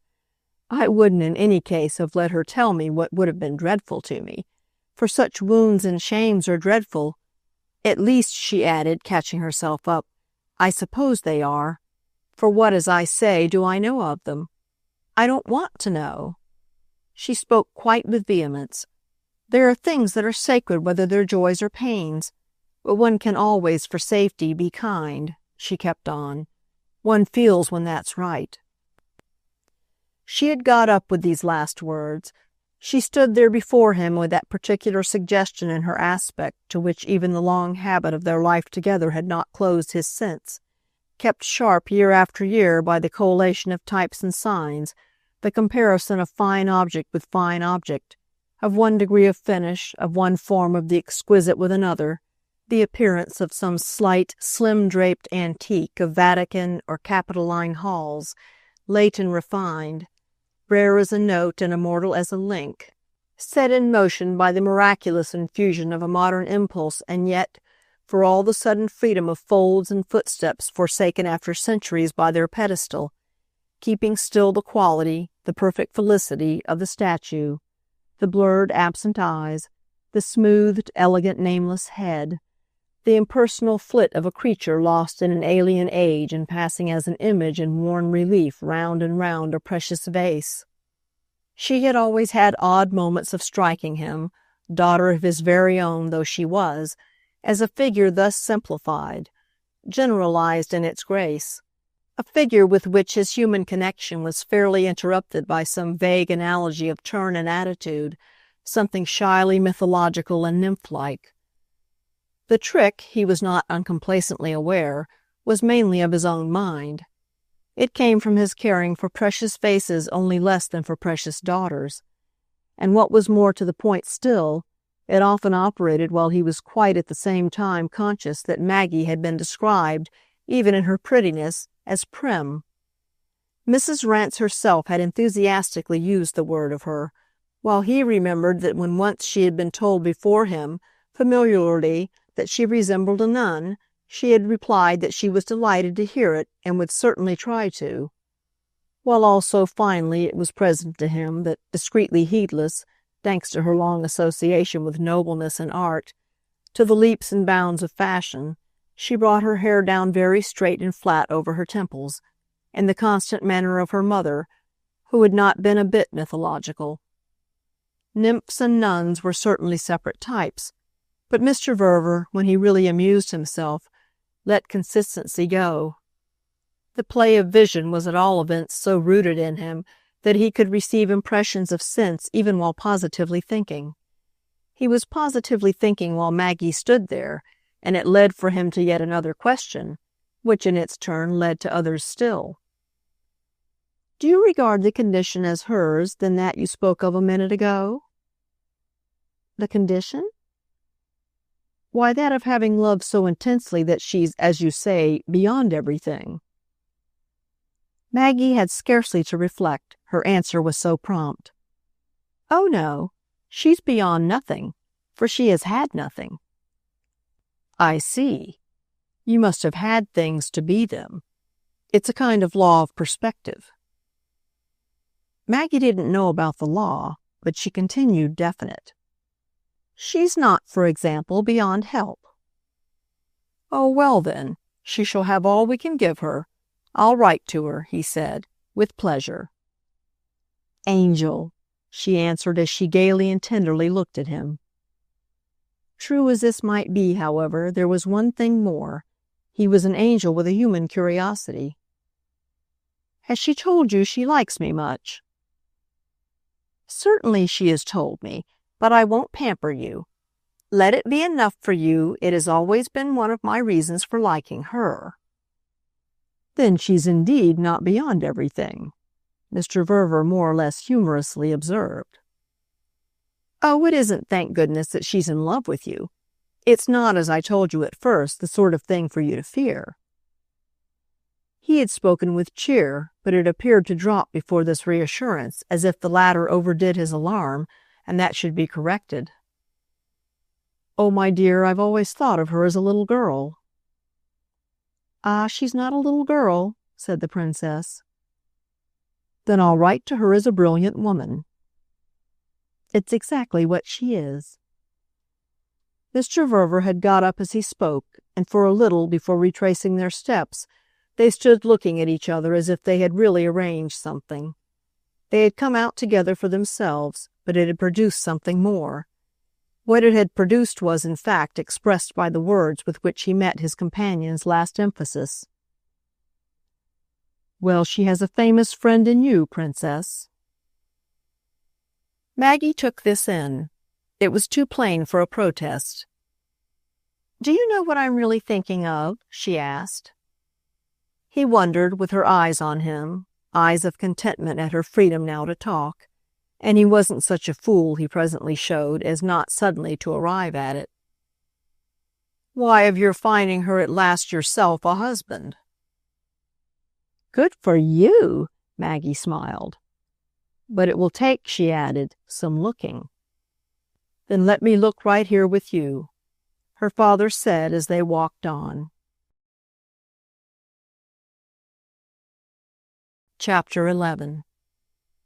Mrs. Assingham and the Colonel, quitting Fawns before the end of September, had come back later on, and now, a couple of weeks after, they were again interrupting their stay, but this time with the question of their return left to depend on matters that were rather hinted at than importunately named. The Lutches and Mrs. Rance had also, by the action of Charlotte Stant's arrival, ceased to linger, though with hopes and theories as to some promptitude of renewal, of which the lively expression, awakening the echoes of the great stone-paved, oak-panelled, galleried hall that was not the least interesting feature of the place, seemed still a property of the air. It was on this admirable spot that, before her October afternoon had waned, Fanny Assingham spent with her easy host a few moments which led to her announcing her own and her husband's final secession, at the same time as they tempted her to point the moral of all vain reverberations. The double door of the house stood open to an effect of hazy autumn sunshine, a wonderful, windless, waiting golden hour, under the influence of which Adam Verver met his genial friend as she came to drop into the post-box with her own hand a thick sheaf of letters. They presently thereafter left the house together and drew out half an hour on the terrace in a manner they were to revert to in thought, later on, as that of persons who really had been taking leave of each other at a parting of the ways. He traced his impression, on coming to consider, back to a mere 3 words she had begun by using about Charlotte Stant. She simply cleared them out. Those had been the 3 words, thrown off in reference to the general golden peace that the Kentish October had gradually ushered in, the halcyon days, the full beauty of which had appeared to shine out for them after Charlotte's arrival. for it was during these days that Mrs. Rance and the Miss Lutches had been observed to be gathering themselves for departure, and it was with that difference made that the sense of the whole situation showed most fair, the sense of how right they had been to engage for so ample a residence, and of all the pleasures so fruity an autumn there could hold in its lap.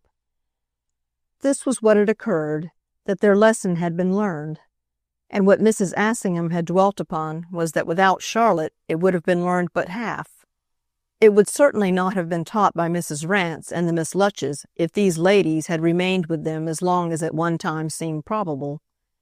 Charlotte's light intervention had thus become a cause, operating covertly but none the less actively, and Fanny Assingham's speech, which she had followed up a little, echoed within him, fairly to startle him, as the indication of something irresistible. He could see now how this superior force had worked, and he fairly liked to recover the sight, little harm as he dreamed of doing, little ill as he dreamed of wishing, the three ladies, whom he had after all entertained for a stiffish series of days. She had been so vague and quiet about it, wonderful Charlotte, that he hadn't known what was happening. Happening, that is, as a result of her influence. Their fires, as they felt her, turned to smoke, Mrs. Assingham remarked, which he was to reflect on, indeed, even while they strolled. He had retained, since his long talk with Maggie, the talk that had settled the matter of his own direct invitation to her friend, an odd little taste, as he would have described it, for hearing things said about this young woman, hearing, so to speak, what could be said about her, almost as if her portrait, by some eminent hand, were going on, so that he watched it grow under the multiplication of touches. Mrs. Assingham, it struck him, applied two or three of the finest in their discussion of their young friend, so different a figure now from that early playmate of Maggie's as to whom he could almost recall from of old the definite occasions of his having paternally lumped the two children together and the recommendation that they shouldn't make too much noise nor eat too much jam. His companion professed that in the light of Charlotte's prompt influence she had not been a stranger to a pang of pity for their recent visitors. I felt, in fact, privately so sorry for them that I kept my impression to myself while they were here, wishing not to put the rest of you on the scent. Neither Maggie, nor the Prince, nor yourself, nor even Charlotte herself, if you didn't happen to notice. Since you didn't, apparently, I perhaps now strike you as extravagant. But I'm not. I followed it all. One saw the consciousness I speak of come over the poor things, very much as I suppose people at the court of the Borgias may have watched each other begin to look queer after having had the honor of taking wine with the heads of the family. My comparison's only a little awkward, for I don't in the least mean that Charlotte was consciously dropping poison into their cup. She was just herself their poison, in the sense of mortally disagreeing with them, but she didn't know it. Ah, she didn't know it? Mr. Verver had asked with interest. Well, I think she didn't. Mrs. Assingham had to admit that she hadn't pressingly sounded her. I don't pretend to be sure, in every connection, of what Charlotte knows. She doesn't certainly like to make people suffer, not in general, as is the case with so many of us, even other women. She likes much rather to put them at their ease with her. She likes, that is, as all pleasant people do, to be liked. Ah, she likes to be liked, her companion had gone on. She did, at the same time, no doubt, want to help us, to put us at our ease. That is what she wanted to put you, and to put Maggie about you. So far as that went, she had a plan. But it was only after, it was not before, I really believe, that she saw how effectively she could work. Again, as Mr. Verver felt, he must have taken it up. Ah, she wanted to help us? Wanted to help me? Why? Mrs. Assingham asked after an instant. Should it surprise you? He just thought, oh, it doesn't. She saw, of course, as soon as she came, with her quickness, where we all were. She didn't need each of us to go by appointment to her room at night, or take her out into the fields for our palpitating tale. No doubt even she was rather impatient. Of the poor things? Mr. Verver had here inquired while he waited. "Well, of your not yourselves being so, and of your not in particular. I haven't the least doubt in the world, par exemple, that she thinks you too meek." "Oh, she thinks me too meek?" And she had been sent for, on the very face of it, to work right in. All she had to do, after all, was to be nice to you. "To, me?" said Adam Verver. He could remember now that his friend had positively had a laugh for his tone. "To you and to everyone. She had only to be what she is, and to be it all round. If she's charming, how can she help it? So it was, and so only, that she acted as the Borgia wine used to act. One saw it come over them, the extent to which, in her particular way, a woman other and so other than themselves, could be charming. One saw them understand and exchange looks. Then one saw them lose heart and decide to move. For what they had to take home was that it's she who's the real thing." "Ah, it's she who's the real thing?" As he had not hitherto taken it home as completely as the Miss Lutches and Mrs. Rance, so doubtless he had now, a little, appeared to offer submission in his appeal. I see. He could at least simply take it home now, yet is not without wanting, at the same time, to be sure of what the real thing was. "And what would it be, definitely, that you understand by that?" She had only for an instant not found it easy to say. "Why, exactly what those women themselves want to be, and what her effect on them is to make them recognize that they never will." "Oh, of course never?" It not only remained and abode with them, it positively developed and deepened after this talk, that the luxurious side of his personal existence was now again furnished, socially speaking, with the thing classed and stamped as real, just as he had been able to think of it as not otherwise enriched in consequence of his daughter's marriage. The note of reality, and so much projected light, continued to have for him the charm and the importance of which the maximum had occasionally been reached in his great finds, continued, beyond any other, to keep him attentive and gratified. Nothing, perhaps, might affect us as queerer, had we time to look into it, than this application of the same measure of value to such different pieces of property as old Persian carpets, say, and new human acquisitions. All the more indeed that the amiable man was not without an inkling, on his own side, that he was, as a taster of life, economically constructed. He put into his one little glass everything he raised to his lips, and it was as if he had always carried in his pocket, like a tool of his trade, this receptacle, a little glass cut with a fineness of which the art had long since been lost, and kept in an old morocco case stamped in uneffaceable gilt with the arms of a deposed dynasty. As it had served him to satisfy himself, so to speak, both about Amerigo and about the Bernardino Luini he had happened to come to knowledge of at the time he was consenting to the announcement of his daughter's betrothal, so it served him at present to satisfy himself about Charlotte Stant and an extraordinary set of oriental tiles of which he had lately got wind, to which a provoking legend was attached, and as to which he had made out, contentedly, that further news was to be obtained from a certain Mr. Guterman Seuss of Brighton. It was all, at bottom, in him, the aesthetic principle, planted where it could burn with a cold, still flame, where it fed almost wholly on the material directly involved, on the idea, followed by appropriation, of plastic beauty, of the thing visibly perfect in its kind, where, in short, in spite of the general tendency of the devouring element to spread, the rest of his spiritual furniture, modest, scattered, and tended with unconscious care, escaped the consumption that in so many cases proceeds from the undue keeping up of profane altar fires. Adam Verver had, in other words, learnt the lesson of the senses to the end of his own little book, without having for a day raised the smallest scandal in his economy at large, being in this particular not unlike those fortunate bachelors or other gentlemen of pleasure, who so manage their entertainment of compromising company that even the austerest housekeeper, occupied and competent below stairs, never feels obliged to give warning. That figure has, however, a freedom that the occasion doubtless scarce demands, though we may retain it for its rough negative value. It was to come to pass, by a pressure applied to the situation wholly from within, that before the first 10 days of November had elapsed, he found himself practically alone at Fawn's with his young friend. Amerigo and Maggie having, with a certain abruptness, invited his assent to their going abroad for a month, since his amusement was now scarce less happily assured than his security. An impulse eminently natural had stirred within the prince.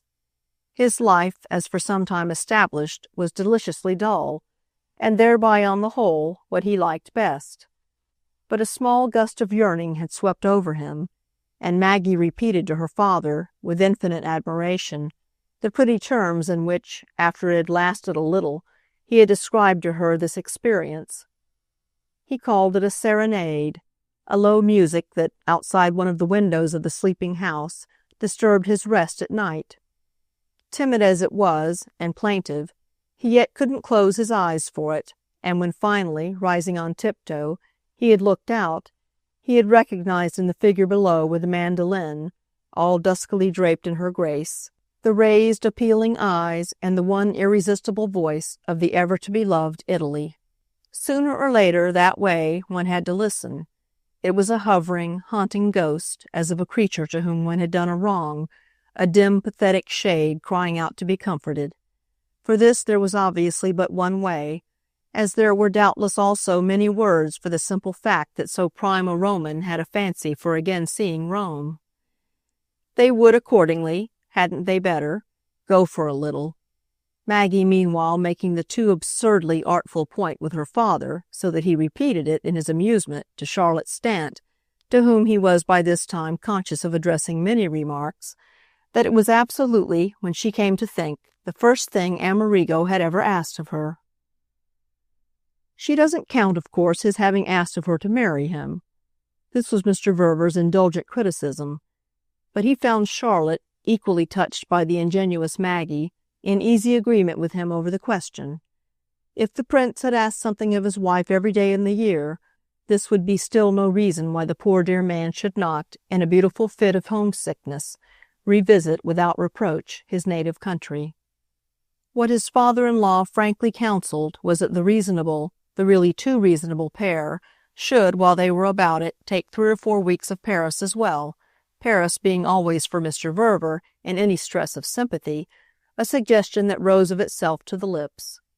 If they would only do that on their way back, or however they preferred it, Charlotte and he would go over to join them there for a small look, though even then assuredly, as he had it at heart to add, not in the least because they should have found themselves bored at being left together.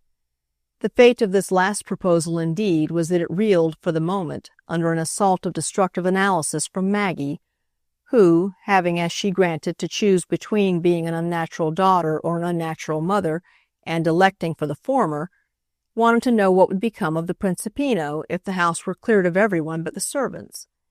Her question had fairly resounded, but it had afterwards, like many of her questions, dropped still more effectively than it had risen, the highest moral of the matter being, before the couple took their departure, that Mrs. Noble and Dr. Brady must mount unchallenged guard over the august little crib. If she hadn't supremely believed in the majestic value of the nurse, whose experience was in itself the amplest of pillows, just as her attention was a spreading canopy from which precedent and reminiscence dropped as thickly as parted curtains, if she hadn't been able to rest in this confidence, she would fairly have sent her husband on his journey without her. In the same manner, if the sweetest, for it was so she qualified him, of little country doctors hadn't proved to her his wisdom by rendering irresistible, especially on rainy days and in direct proportion to the frequency of his calls, adapted to all weathers, that she should converse with him for hours over causes and consequences, over what he had found to answer with his little 5 at home, she would have drawn scant support from the presence of a mere grandfather and a mere brilliant friend. These persons, accordingly, her own predominance having thus for the time given way, could carry with a certain ease, and above all with mutual aid, their consciousness of a charge. So far as their office weighed, they could help each other with it, which was in fact to become, as Mrs. Noble herself loomed larger for them, not a little of a relief and a diversion. Mr. Verver met his young friend at certain hours in the day nursery, very much as he had regularly met the child's fond mother, Charlotte having, as she clearly considered, given Maggie equal pledges and desiring never to fail of the last word for the daily letter she had promised to write. She wrote with high fidelity, she let her companion know, and the effect of it was, remarkably enough, that he himself didn't write. The reason of this was partly that Charlotte told all about him, which she also let him know she did, and partly that he enjoyed feeling, as a consequence, that he was generally, quite systematically, eased and, as they said, done for. Committed, as it were, to this charming and clever young woman, who, by becoming for him a domestic resource, had become for him practically a new person, and committed especially in his own house, which somehow made his sense of it a deeper thing, he took an interest in seeing how far the connection could carry him, could perhaps even lead him, and in thus putting to the test, for pleasant verification, what Fanny Assingham had said, at the last, about the difference such a girl could make. She was really making one now, in their simplified existence, and a very considerable one, though there was no one to compare her with, as there had been so usefully for Fanny, no Mrs. Rance, no Kitty, no Dotty Lutch, to help her to be felt, according to Fanny's diagnosis, as real. She was real, decidedly, from other causes, and Mr. Verver grew in time even a little amused at the amount of machinery Mrs. Assingham had seemed to see needed for pointing it.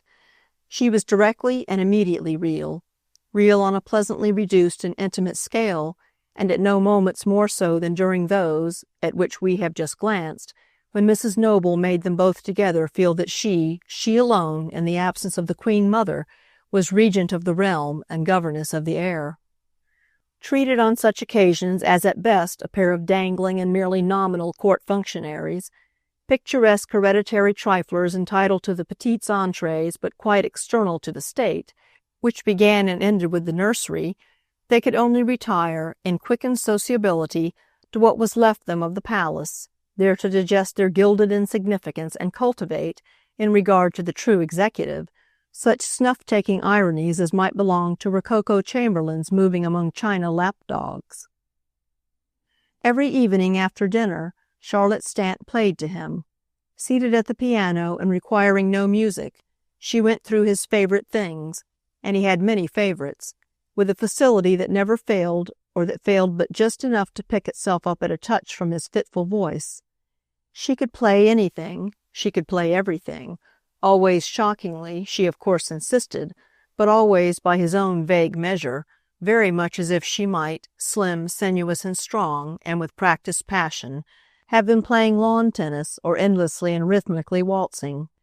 His love of music, unlike his other loves, owned to vaguenesses, but while on his comparatively shaded sofa and smoking, always smoking, in the great Fawn's drawing-room as everywhere, the cigars of his youth, rank with associations, while, I say, he so listened to Charlotte's piano, where the score was ever absent, but between the lighted candles, the picture distinct, the vagueness spread itself about him like some boundless carpet, a surface delightfully soft to the pressure of his interest.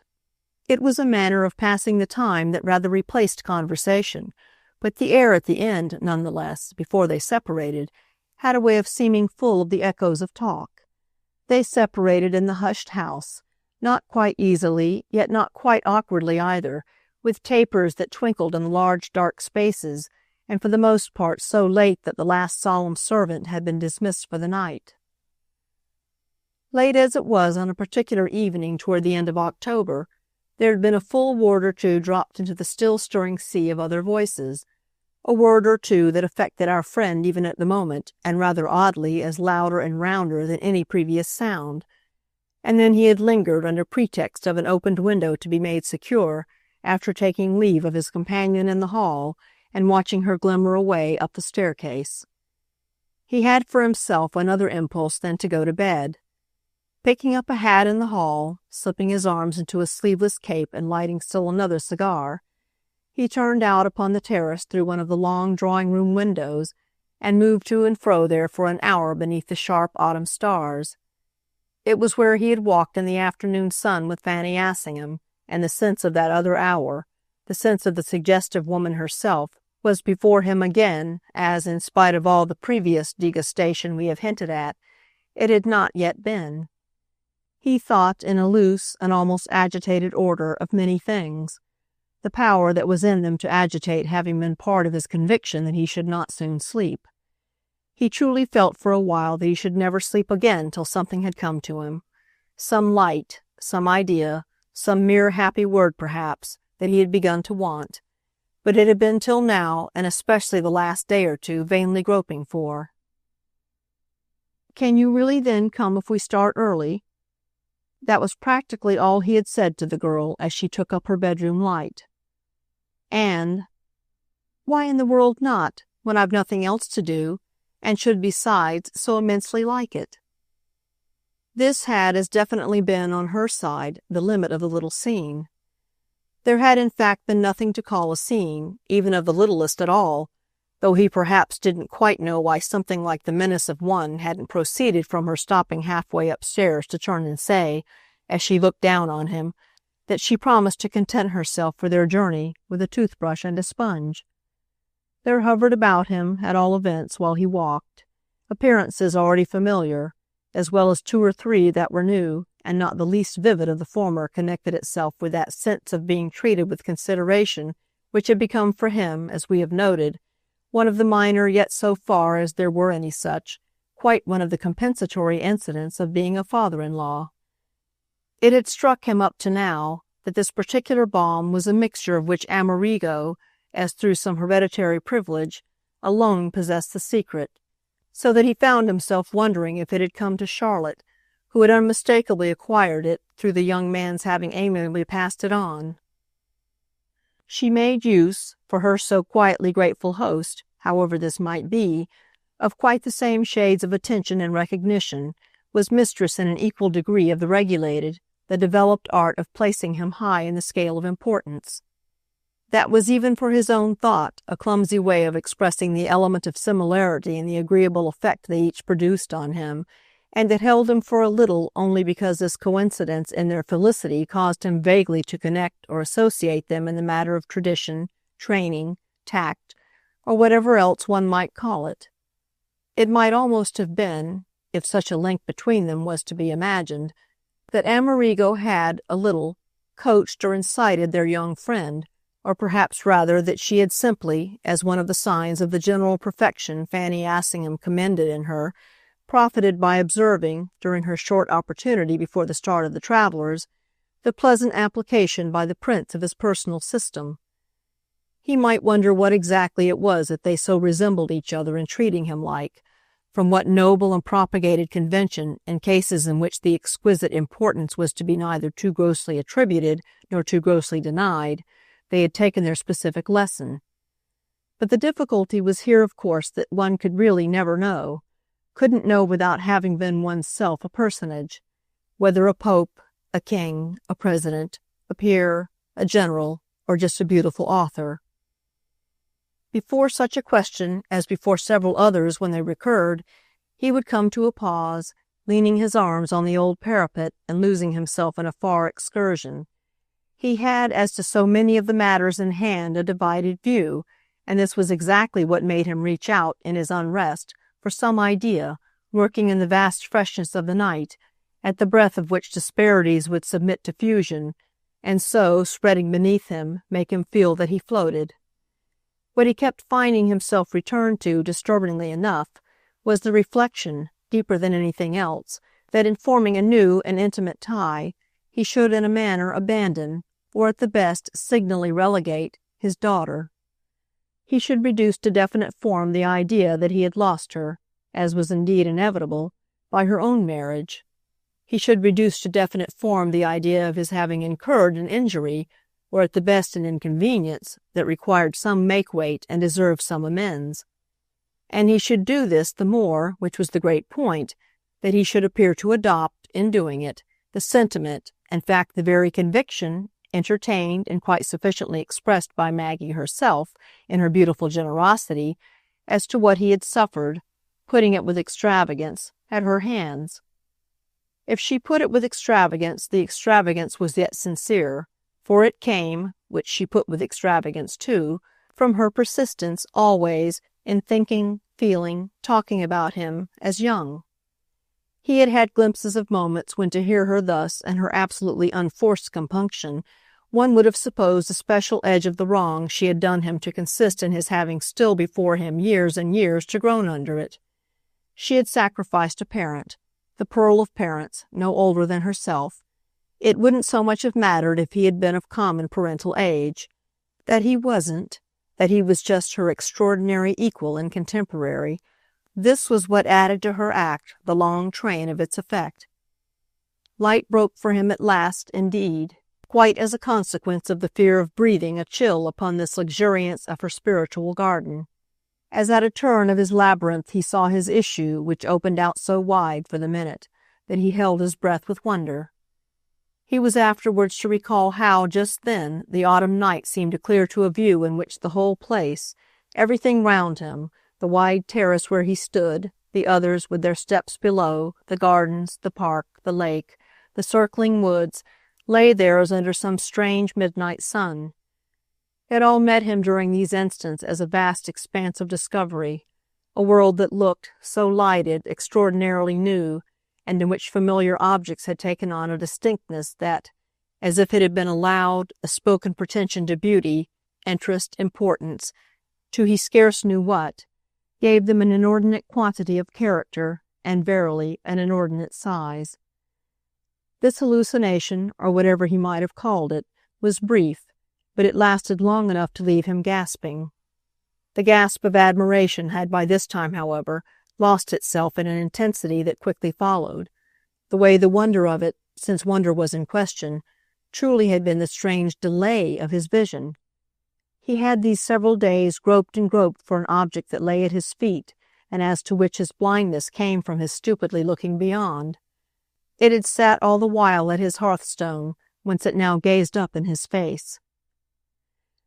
Once he had recognized it there, everything became coherent. The sharp point to which all his light converged was that the whole call of his future to him, as a father, would be in his so managing that Maggie would less and less appear to herself to have forsaken him. And it not only wouldn't be decently humane, decently possible, not to make this relief easy to her, the idea shone upon him more than that as exciting, inspiring, uplifting. It fell in so beautifully with what might be otherwise possible. It stood there absolutely confronted with the material way in which it might be met.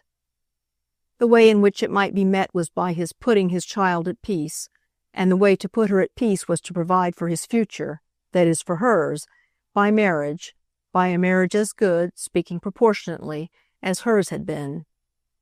As he fairly inhaled this measure of refreshment, he tasted the meaning of recent agitations. He had seen that Charlotte could contribute. What he hadn't seen was what she could contribute too.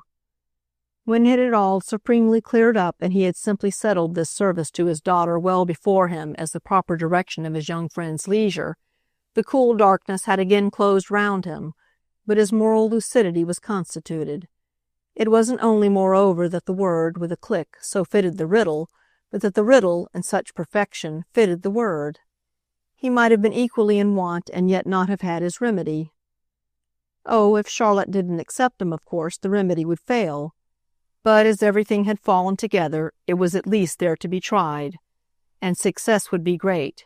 That was his last throb, if the measure of relief effected for Maggie should at all prove to have been given by his own actual sense of felicity. He really didn't know when in his life he had thought of anything happier. To think of it merely for himself would have been, even as he had just lately felt, even doing all justice to that condition, yes, impossible. But there was a grand difference in thinking of it for his child. Chapter 12. It was at Brighton, above all, that this difference came out. It was during the 3 wonderful days he spent there with Charlotte that he had acquainted himself further, though doubtless not even now quite completely, with the merits of his majestic scheme. And while, moreover, to begin with, he still but held his vision in place, steadying it fairly with his hands, as he had often steadied for inspection a precarious old pot or kept a glazed picture in its right relation to the light, the other the outer presumptions in his favor, those independent of what he might himself contribute, and that therefore, till he should speak, remain necessarily vague, that quantity, I say, struck him as positively multiplying, as putting on, in the fresh Brighton air and on the sunny Brighton front, a kind of tempting palpability. He liked, in this preliminary stage, to feel that he should be able to speak, and that he would. The word itself being romantic, pressing for him the spring of association with stories and plays where handsome and ardent young men, in uniforms, tights, cloaks, high boots, had it in soliloquies ever on their lips. And the sense on the first day that he should probably have taken the great step before the second was over conduced already to make him say to his companion that they must spend more than their mere night or two. At his ease on the ground of what was before him, he at all events definitely desired to be, and it was strongly his impression that he was proceeding step by step. He was acting, it kept coming back to that, not in the dark, but in the high golden morning, not in precipitation, flurry, fever, dangers these of the path of passion properly so called, but with the deliberation of a plan that might be a thing of less joy than a passion, but that probably would, in compensation for that loss, be found to have the essential property, to wear even the decent dignity, of reaching further and of providing for more contingencies. The season was, in local parlance, on. The elements were assembled. The big windy hotel, the draughty social hall, swarmed with types, in Charlotte's constant phrase, and resounded with a din in which the wild music of gilded and befrogged bands, Croatian, Dalmatian, Carpathian, violently exotic and nostalgic, was distinguished as struggling against the perpetual popping of corks. Much of this would decidedly have disconcerted our friends if it hadn't all happened, more preponderantly, to give them the brighter surprise. The noble privacy of Fawns had left them, had left Mr. Verver at least, with a little accumulated sum of tolerance to spend on the high pitch and high color of the public sphere. Fawns, as it had been for him, and as Maggie and Fanny Assingham had both attested, was out of the world, whereas the scene actually about him, with the very sea a mere big booming medium for excursions and aquariums, affected him as so plump in the conscious center that nothing could have been more complete for representing that pulse of life which they had come to unanimity at home on the subject of their advisedly not hereafter forgetting. The pulse of life was what Charlotte, in her way at home, had lately reproduced, and there were positively current hours when it might have been open to her companion to feel himself again indebted to her for introductions. He had brought her, to put it crudely, but it was almost as if she were herself, in her greater gaiety, her livelier curiosity and intensity, her readier, happier irony, taking him about and showing him the place. No one really, when he came to think, had ever taken him about before. It had always been he of old who took others, and who in particular took Maggie. This quickly fell into its relation with him as part of an experience, marking for him, no doubt, what people call considerately a time of life, a new and pleasant order, a flattered passive state that might become, why shouldn't it, one of the comforts of the future. Mr. Gutermann Seuss proved, on the second day, our friend had waited till then, a remarkably genial, a positively lustrous young man occupying a small, neat house in a quarter of the place remote from the front, and living, as immediate and striking signs testified, in the bosom of his family. Our visitors found themselves introduced, by the operation of close contiguity, to a numerous group of ladies and gentlemen older and younger, and of children larger and smaller, who mostly affected them as scarce less anointed for hospitality, and who produced at first the impression of a birthday party, of some anniversary gregariously and religiously kept, though they subsequently fell into their places as members of one quiet domestic circle, preponderantly and directly indebted for their being, in fact, to Mr. Gutermann Seuss. To the casual eye, a mere smart and shining youth of less than 30 summers, faultlessly appointed in every particular, He yet stood among his progeny, 11 in all, as he confessed without a sigh, 11 little brown clear faces, yet with such impersonal old eyes astride of such impersonal old noses, while he entertained the great American collector whom he had so long hoped he might meet, and whose charming companion, the handsome, frank, familiar young lady, presumably Mrs. Verver, noticed the graduated offspring, noticed the fat, ear-ringed aunts and the glossy, cockneyfied, familiar uncles, inimitable of accent and assumption, and of an attitude of cruder intention than that of the head of the firm, noticed the place in short, noticed the treasure produced, noticed everything, as from the habit of a person finding her account at any time, according to a wisdom well learned of life, and almost any funny impression. It really came home to her friend on the spot that this free range of observation in her, picking out the frequent funny with extraordinary promptness, would verily henceforth make a different thing for him of such experiences, of the customary hunt for the possible prize, the inquisitive play of his accepted monomania, which different thing could probably be a lighter and perhaps thereby a somewhat more boisterously refreshing form of sport. Such omens struck him as vivid in any case, when Mr. Gutermann Seuss, with a sharpness of discrimination he had at first scarce seemed to promise, invited his eminent couple into another room, before the threshold of which the rest of the tribe, unanimously faltering, dropped out of the scene. The treasure itself here, the objects on behalf of which Mr. Verver's interest had been booked, established quickly enough their claim to engage the latter's attention. Yet at what point of his past did our friend's memory, looking back and back, catch him, in any such place, thinking so much less of wares artfully paraded than of some other and quite irrelevant presence? Such places were not strange to him when they took the form of bourgeois back parlors, a trifle ominously gray and grim from their north light, at watering places prevailingly homes of humbug, or even when they wore some aspect still less, if not perhaps still more, insidious. He had been everywhere, pried and prowled everywhere, going on occasion so far as to risk, he believed, life, health, and the very bloom of honor. But where, while precious things, extracted one by one from thrice-locked yet often vulgar drawers and soft satchels of old Oriental ilk, were impressively ranged before him, had he till now let himself in consciousness wander like one of the vague.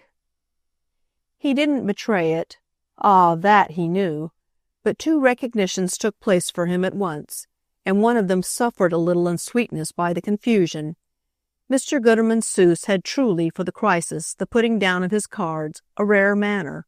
He was perfect master of what not to say to such a personage as Mr. Verver, while the particular importance that dispenses with chatter was diffused by his movements themselves, his repeated act of passage between a featureless mahogany meuble and a table so virtuously disinterested as to look fairly smug under a cotton cloth of faded maroon and indigo, all redolent of patriarchal teas. The Damascene tiles, successively and oh so tenderly unmuffled and revealed, lay there at last in their full harmony and their venerable splendor, but the tribute of appreciation and decision was, while the spectator considered, simplified to a point that but just failed of representing levity on the part of a man who had always acknowledged without shame, in such affairs, the intrinsic charm of what was called discussion. The infinitely ancient, the immemorial amethystine blue of the glaze, scarcely more meant to be breathed upon, it would seem, than the cheek of royalty. This property of the ordered and matched array had inevitably all its determination for him, but his submission was, perhaps for the first time in his life, of the quick mind alone, the process really itself, in its way, as fine as the perfection perceived and admired. Every inch of the rest of him being given to the foreknowledge that an hour or 2 later he should have spoken. The burning of his ships, therefore, waited too near to let him handle his opportunity with his usual firm and sentient fingers, waited somehow on the predominance of Charlotte's very person, and her being there exactly as she was, capable, as Mr. Gutermann Seuss himself was capable, of the right felicity of silence, but with an embracing ease through it all that made deferred criticism as fragrant as some joy promised a lover by his mistress, or as a big bridal bouquet held patiently behind her. He couldn't otherwise have explained, surely, why he found himself thinking to his enjoyment of so many other matters than the felicity of his acquisition and the figure of his check, quite equally high, any more than why, later on, with their return to the room in which they had been received and the renewed encompassment of the tribe, he felt quite merged in the elated circle formed by the girl's free response to the collective caress of all the shining eyes, and by her genial acceptance of the heavy cake and port wine that, as she was afterwards to note, added to their transaction for a finish the touch of some mystic rite of old Jewry.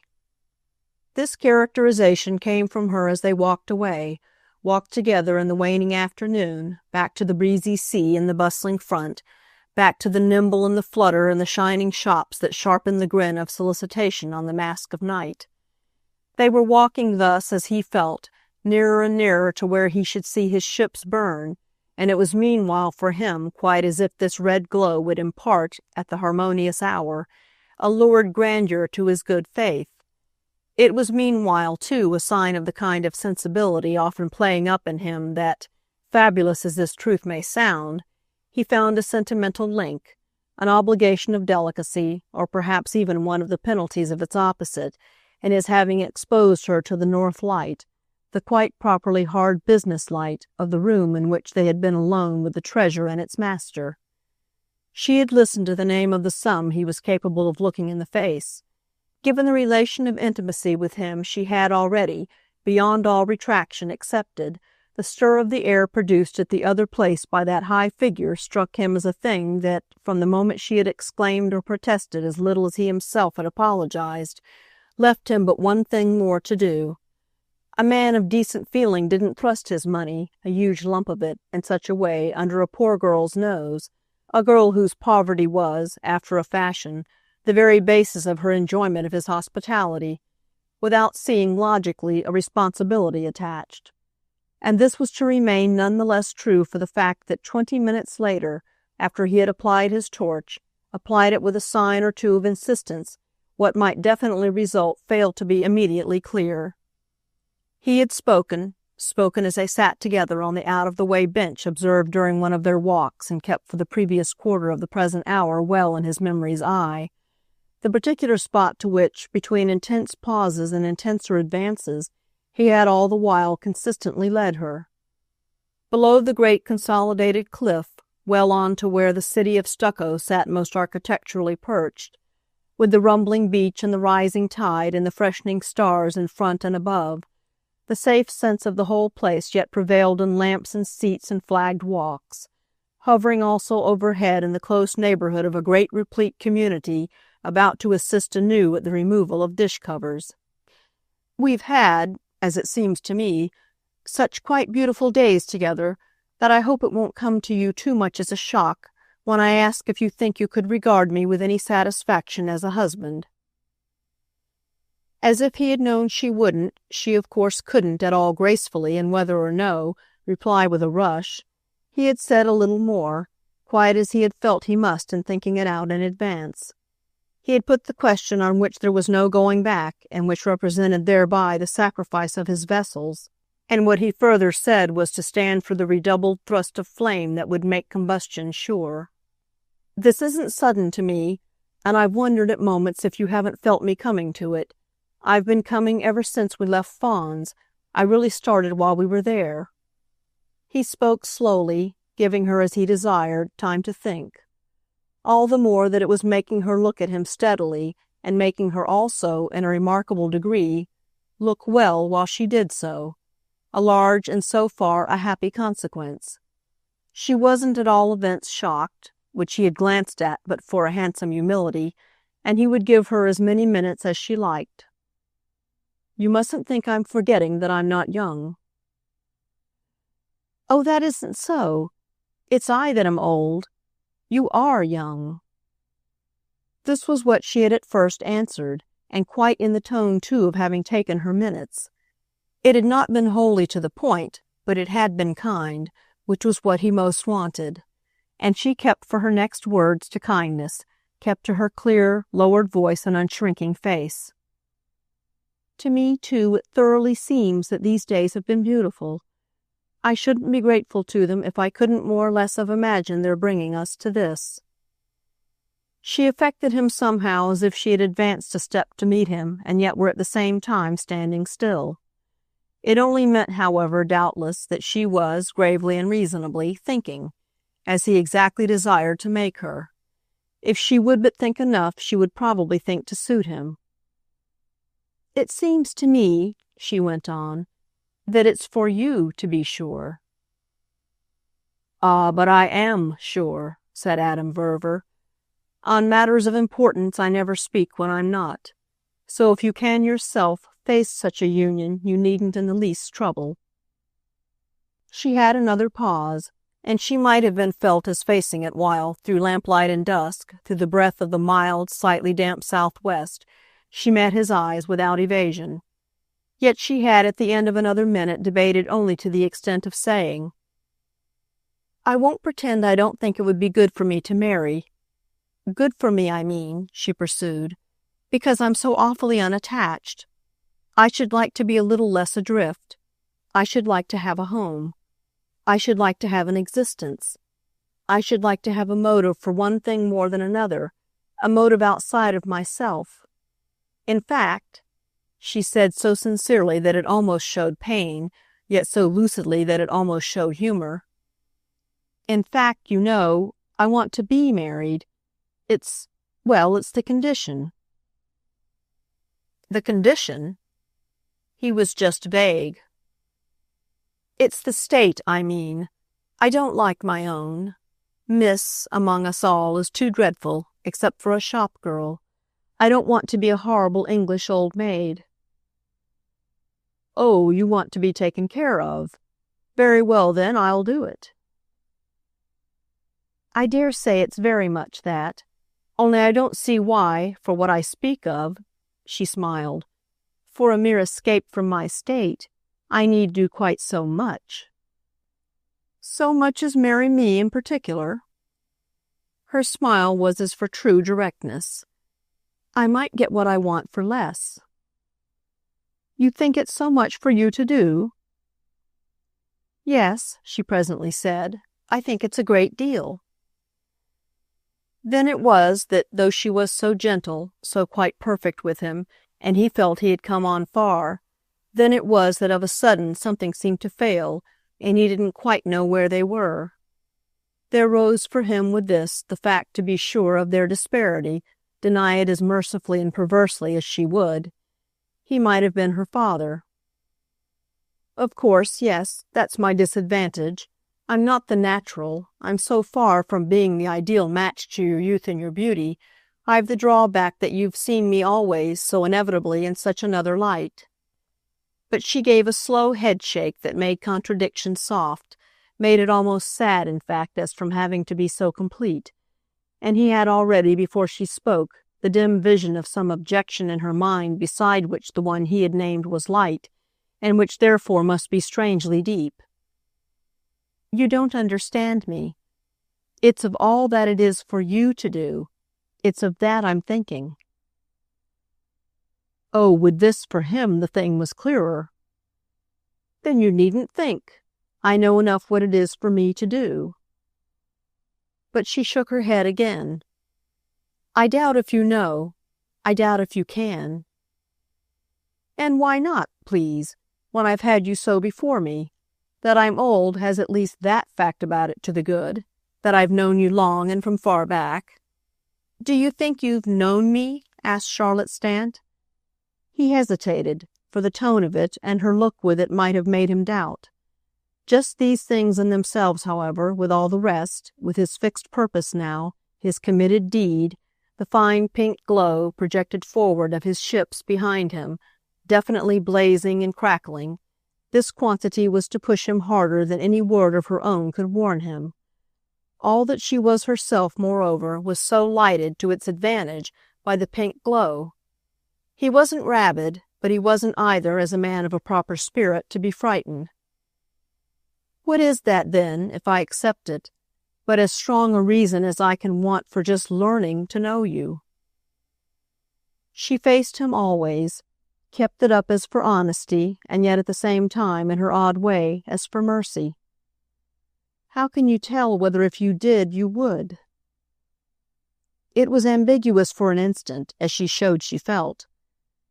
I mean, when it's a question of learning, one learns sometimes too late.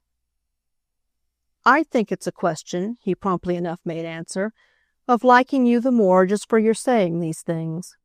You should make something, he added, of my liking you.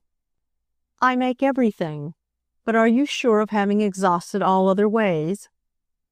This, of a truth, enlarged his gaze. But what other ways? Why, you've more ways of being kind than anyone I ever knew. Take it, then, he answered, that I'm simply putting them all together for you. She looked at him on this, long again, still as if it shouldn't be said she hadn't given him time, or had withdrawn from his view, so to speak, a single inch of her surface. This, at least, she was fully to have exposed. It represented her as oddly conscientious, and he scarce knew in what sense it affected him. On the whole, however, with admiration. You're very, very honorable. It's just what I want to be. I don't see, she added, why you're not right. I don't see why you're not happy as you are. I cannot ask myself, I cannot ask you, she went on, if you're really as much at liberty as your universal generosity leads you to assume. Oughtn't we, she asked, to think a little of others? Oughtn't I, at least in loyalty, at any rate in delicacy, to think of Maggie? With which, intensely gentle, so as not to appear too much to teach him his duty, she explained. She's everything to you. She has always been. Are you so certain that there's room in your life? For another daughter?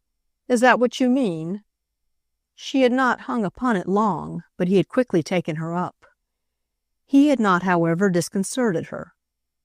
For another young woman, very much of her age, and whose relation to her has always been so different from what our marrying would make it. For another companion, said Charlotte Stant.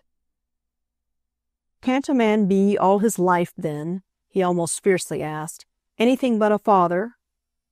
But he went on before she could answer. You talk about differences, but they've been already made, as no one knows better than Maggie. She feels the one she made herself by her own marriage. Made, I mean, for me. She constantly thinks of it. It allows her no rest. To put her at peace is therefore, he explained, what I'm trying with you to do. I can't do it alone, but I can do it with your help. You can make her, he said, positively happy about me. About you, she thoughtfully echoed. But what can I make her about herself? Oh, if she's at ease about me, the rest will take care of itself. The case, he declared, is in your hands. You'll effectually put out of her mind that I feel she has abandoned me. Interest certainly now was what he had kindled in her face, but it was all the more honorable to her, as he had just called it, that she should want to see each of the steps of his conviction. If you've been driven to the likes of me, mayn't it show that you've felt truly forsaken? Well, I'm willing to suggest that, if I can show at the same time that I feel consoled. But have you, she demanded, really felt so? He hesitated. Consoled? Forsaken? No, I haven't. But if it's her idea... If it was her idea, in short, that was enough. This enunciation of motive, the next moment, however, sounded to him perhaps slightly thin, so that he gave it another touch. That is, if it's my idea. I happen, you see, to like my idea. Well, it's beautiful and wonderful, but isn't it possibly, Charlotte asked, not quite enough to marry me for? Why so, my dear child? Isn't a man's idea usually what he does marry for? Charlotte, considering, looked as if this might perhaps be a large question, or at all events something of an extension of one they were immediately concerned with. Doesn't that a good deal depend on the sort of thing it may be? She suggested that, about marriage, ideas, as he called them, might differ. with which, however, giving no more time to it, she sounded another question. "Don't you appear rather to put it to me that I may accept your offer for Maggie's sake? Somehow," she turned it over, "I don't so clearly see her quite so much finding reassurance, or even quite so much needing it. Do you then make nothing at all of her having been so ready to leave us?" Ah, Charlotte, on the contrary, made much. "She was ready to leave us because she had to be. From the moment the prince wanted it, she could only go with him." "Perfectly. So that, if you see your way, she will be able to go with him in future as much as she likes." Charlotte appeared to examine for a minute, in Maggie's interest, this privilege, the result of which was a limited concession.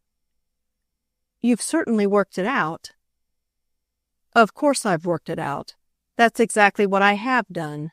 She hadn't for a long time been so happy about anything as at your being there with me." "I was to be with you," said Charlotte, "for her security." "Well," Adam Verver rang out, "this is her security. You've only, if you can't see it, to ask her." "Ask her?" The girl echoed it in wonder. "Certainly, in so many words, telling her you don't believe me." Still she debated. "Do you mean write it to her?" "Quite so. Immediately. Tomorrow." "Oh, I don't think I can write it," said Charlotte Stant. "When I write to her," and she looked amused for so different a shade, "it's about the Principino's appetite and Dr. Brady's visits." "Very good, then. Put it to her face to face. We'll go straight to Paris to meet them." Charlotte, at this, rose with a movement that was like a small cry, but her unspoken sense lost itself while she stood with her eyes on him, he keeping his seat as for the help it gave him a little to make his appeal go up. Presently, however, a new sense had come to her, and she covered him kindly with the expression of it. "I do think, you know, you must rather like me." "Thank you," said Adam Verver. "You will put it to her yourself, then?" She had another hesitation. "We go over, you say, to meet them?" "As soon as we can get back to Fawns, and wait there for them, if necessary, till they come." "Wait at Fawns?" "Wait in Paris. That will be charming in itself." "You take me to pleasant places." She turned it over. "You propose to me beautiful things." "It rests but with you to make them beautiful and pleasant. You've made Brighton." "Ah," she almost tenderly protested, "with what I'm doing now?" "You're promising me now what I want. Aren't you promising me," he pressed, getting up, "aren't you promising me to abide by what Maggie says?" Oh, she wanted to be sure she was. "Do you mean she'll ask it of me?" It gave him, indeed, as by communication, a sense of the propriety of being himself certain. Yet what was he but certain? "She'll speak to you. She'll speak to you for me." This at last then seemed to satisfy her. "Very good. May we wait again to talk of it till she has done so?" He showed, with his hands down in his pockets and his shoulders expressively up, a certain disappointment. Soon enough, none the less. His gentleness was all back, and his patience once more exemplary. "Of course I give you time. Especially," he smiled, "as it's time that I shall be spending with you. Our keeping on together will help you perhaps to see. To see, I mean, how I need you." "I already see," said Charlotte, "how you've persuaded yourself you do." But she had to repeat it. "That isn't, unfortunately, all." "Well, then, how you'll make Maggie right." "Right?" She echoed it as if the word went far. And, "Oh," she still critically murmured as they moved together away. Chapter 13. He had talked to her of their waiting in Paris a week later, but on the spot there this period of patience suffered no great strain. He had written to his daughter, not indeed from Brighton, but directly after their return to Fawns, where they spent only 48 hours before resuming their journey, and Maggie's reply to his news was a telegram from Rome, delivered to him at noon of their 4th day, and which he brought out to Charlotte, who was seated at that moment in the court of the hotel, where they had agreed that he should join her for their proceeding together to the noontide meal. His letter at Fawns, a letter of several pages and intended lucidly, unreservedly, in fact all but triumphantly to inform, had proved, on his sitting down to it, and a little to his surprise, not quite so simple a document to frame as even his due consciousness of its weight of meaning had allowed him to assume. This doubtless, however, only for reasons naturally latent in the very wealth of that consciousness, which contributed to his message something of their own quality of impatience. The main result of their talk, for the time, had been a difference in his relation to his young friend, as well as a difference, equally sensible, in her relation to himself, and this in spite of his not having again renewed his undertaking to speak to her so far even as to tell her of the communication dispatched to Rome.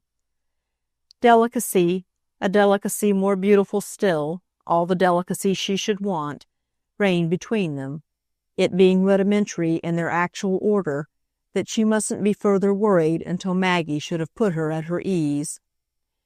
It was just the delicacy, however, that in Paris, which suggestively was Brighton at 100-fold higher pitch, made between him and his companion the tension, made the suspense, made what he would have consented perhaps to call the provisional peculiarity of present conditions.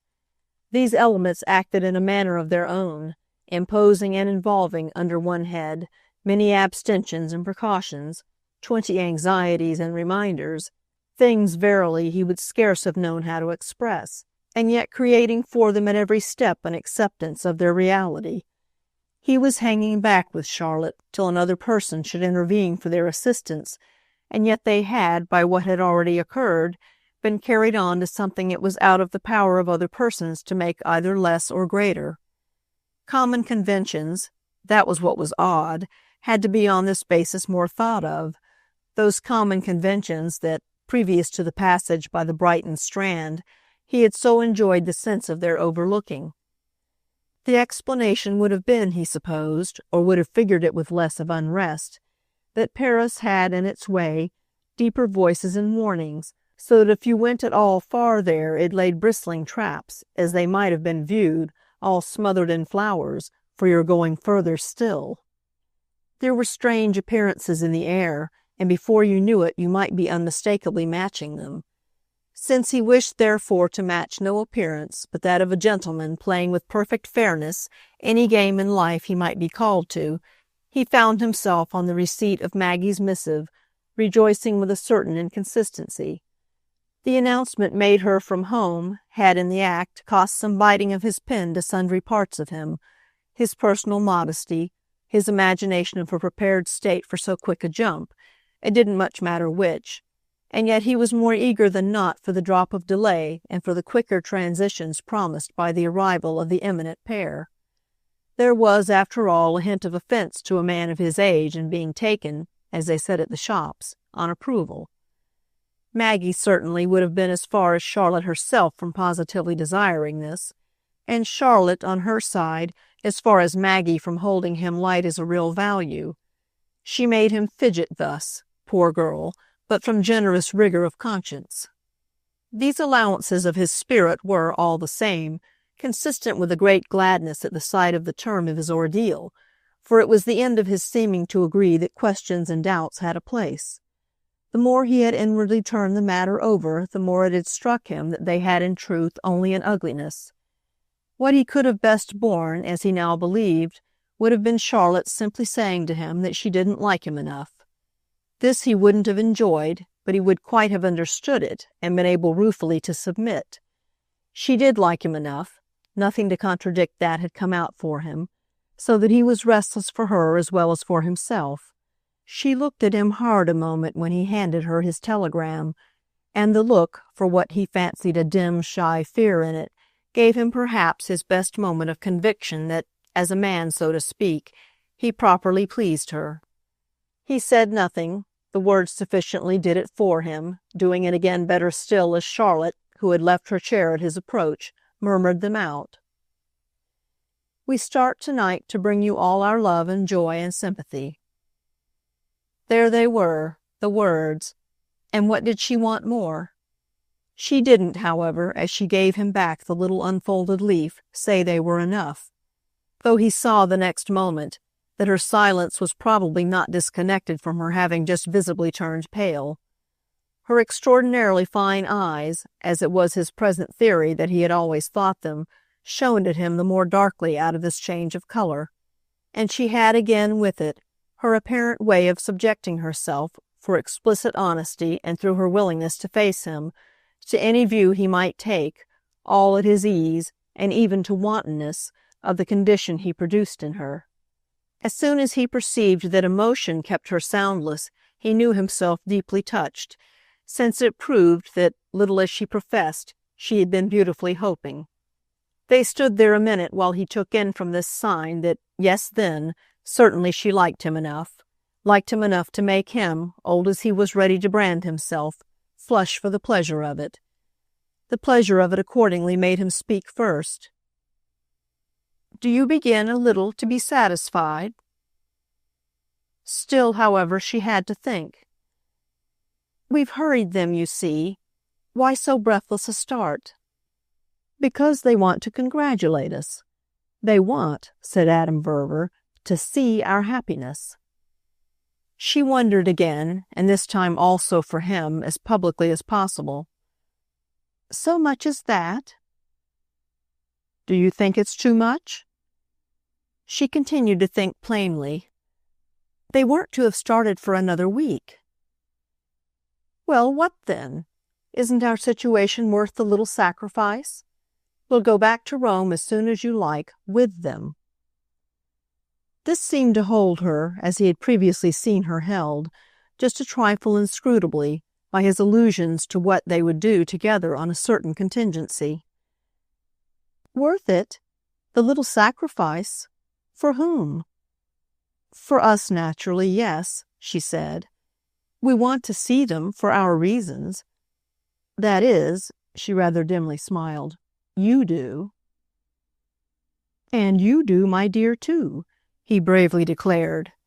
"Yes, then, I do too," she after an instant ungrudging enough acknowledged. "For us, however, something depends on it." "Rather. But does nothing depend on it for them?" "What can, from the moment that, as appears, they don't want to nip us in the bud? I can imagine their rushing up to prevent us, but an enthusiasm for us that can wait so very little, such intense eagerness, I confess," she went on, "more than a little puzzles me. You may think me," she also added, "ungracious and suspicious, but the prince can't at all want to come back so soon. He wanted quite too intensely to get away."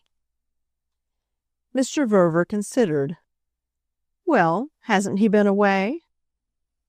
"Yes, just long enough to see how he likes it.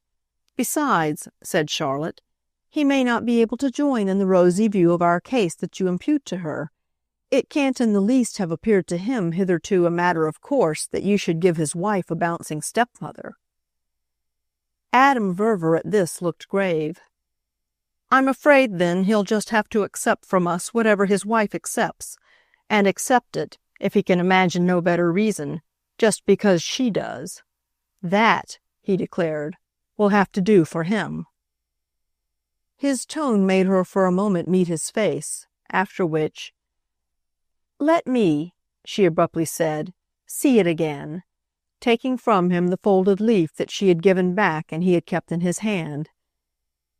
"Isn't the whole thing," she asked when she had read it over, "perhaps but a way like another for their gaining time?" He again stood staring, but the next minute, with that upward spring of his shoulders and that downward pressure of his pockets which she had already more than once, at disconcerted moments, determined in him, he turned sharply away and wandered from her in silence. He looked about in his small despair. He crossed the hotel court, which, overarched and glazed, muffled against loud sounds and guarded against crude sights, heated, gilded, draped, almost carpeted with exotic trees in tubs, exotic ladies in chairs, the general exotic accent and presence suspended, as with wings folded or feebly fluttering, in the superior, the supreme, the inexorably enveloping Parisian medium, resembled some critical apartment of large capacity, some dental, medical, surgical waiting room, a scene of mixed anxiety and desire, preparatory, for gathered barbarians, to the due amputation or extraction of excrescences and redundancies of barbarism. He went as far as the porte cochere, took counsel afresh of his usual optimism, sharpened even somehow, just here, by the very air he tasted, and then came back smiling to Charlotte. It is incredible to you that when a man is still as much in love as Amerigo, his most natural impulse should be to feel what his wife feels, to believe what she believes, to want what she wants, in the absence, that is, of special impediments to his so doing. The manner of it operated, she acknowledged with no great delay this natural possibility. No, nothing is incredible to me of people immensely in love. Well, isn't Amerigo immensely in love? She hesitated, but as for the right expression of her sense of the degree, but she after all adopted Mr. Verver's. Immensely. Then there you are. She had another smile, however. She wasn't there quite yet. That isn't all that's wanted. But what more? Why, that his wife shall have made him really believe that she really believes. With which Charlotte became still more lucidly logical. The reality of his belief will depend in such a case on the reality of hers. The prince may, for instance, now, she went on, have made out to his satisfaction that Maggie may mainly desire to abound in your sense, whatever it is you do. He may remember that he has never seen her do anything else. Well, said Adam Verver, what kind of a warning will he have found in that? To what catastrophe will he have observed such a disposition in her to lead? Just to this one, with which she struck him as rising straighter and clearer before him than she had done even yet. Our little question itself? Her appearance had in fact, at the moment, such an effect on him that he could answer but in marvelling mildness. Hadn't we better wait a while till we call it a catastrophe? Her rejoinder to this was to wait, though by no means as long as he meant. When at the end of her minute she spoke, however, it was mildly too. What would you like, dear friend, to wait for? It lingered between them in the air, this demand, and they exchanged for the time a look which might have made each of them seem to have been watching in the other the signs of its overt irony. These were indeed immediately so visible in Mr. Verver's face that, as if a little ashamed of having so markedly produced them, and as if also to bring out at last, under pressure, something she had all the while been keeping back, she took a jump to pure plain reason. You haven't noticed for yourself, but I can't quite help noticing, that in spite of what you assume, we assume, if you like, Maggie wires her joy only to you. She makes no sign of its overflow to me. It was a point, and staring a moment he took account of it. But he had, as before, his presence of mind, to say nothing of his kindly humor. Why, you complain of the very thing that's most charmingly conclusive. She treats us already as one. Clearly now for the girl, in spite of lucidity and logic, there was something in the way he said things. She faced him in all her desire to please him, and then her word quite simply and definitely showed it. I do like you, you know. Well, what could this do but stimulate his humor? I see what's the matter with you. You won't be quiet till you've heard from the prince himself. I think, the happy man added, that I will go and secretly wire to him that you'd like, reply paid, a few words for yourself. It could apparently but encourage her further to smile. Reply paid for him, you mean, or for me? Oh, I'll pay with pleasure anything back for you, as many words as you like. And he went on to keep it up. not requiring either to see your message. She could take it visibly as he meant it. Should you require to see the princes? Not a bit. You can keep that also to yourself. On his speaking, however, as if his transmitting the hint were a real question, she appeared to consider, and almost as if for good taste, that the joke had gone far enough.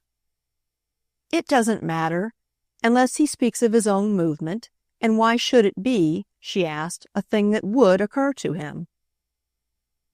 I really think, Mr. Verver concurred, that it naturally wouldn't.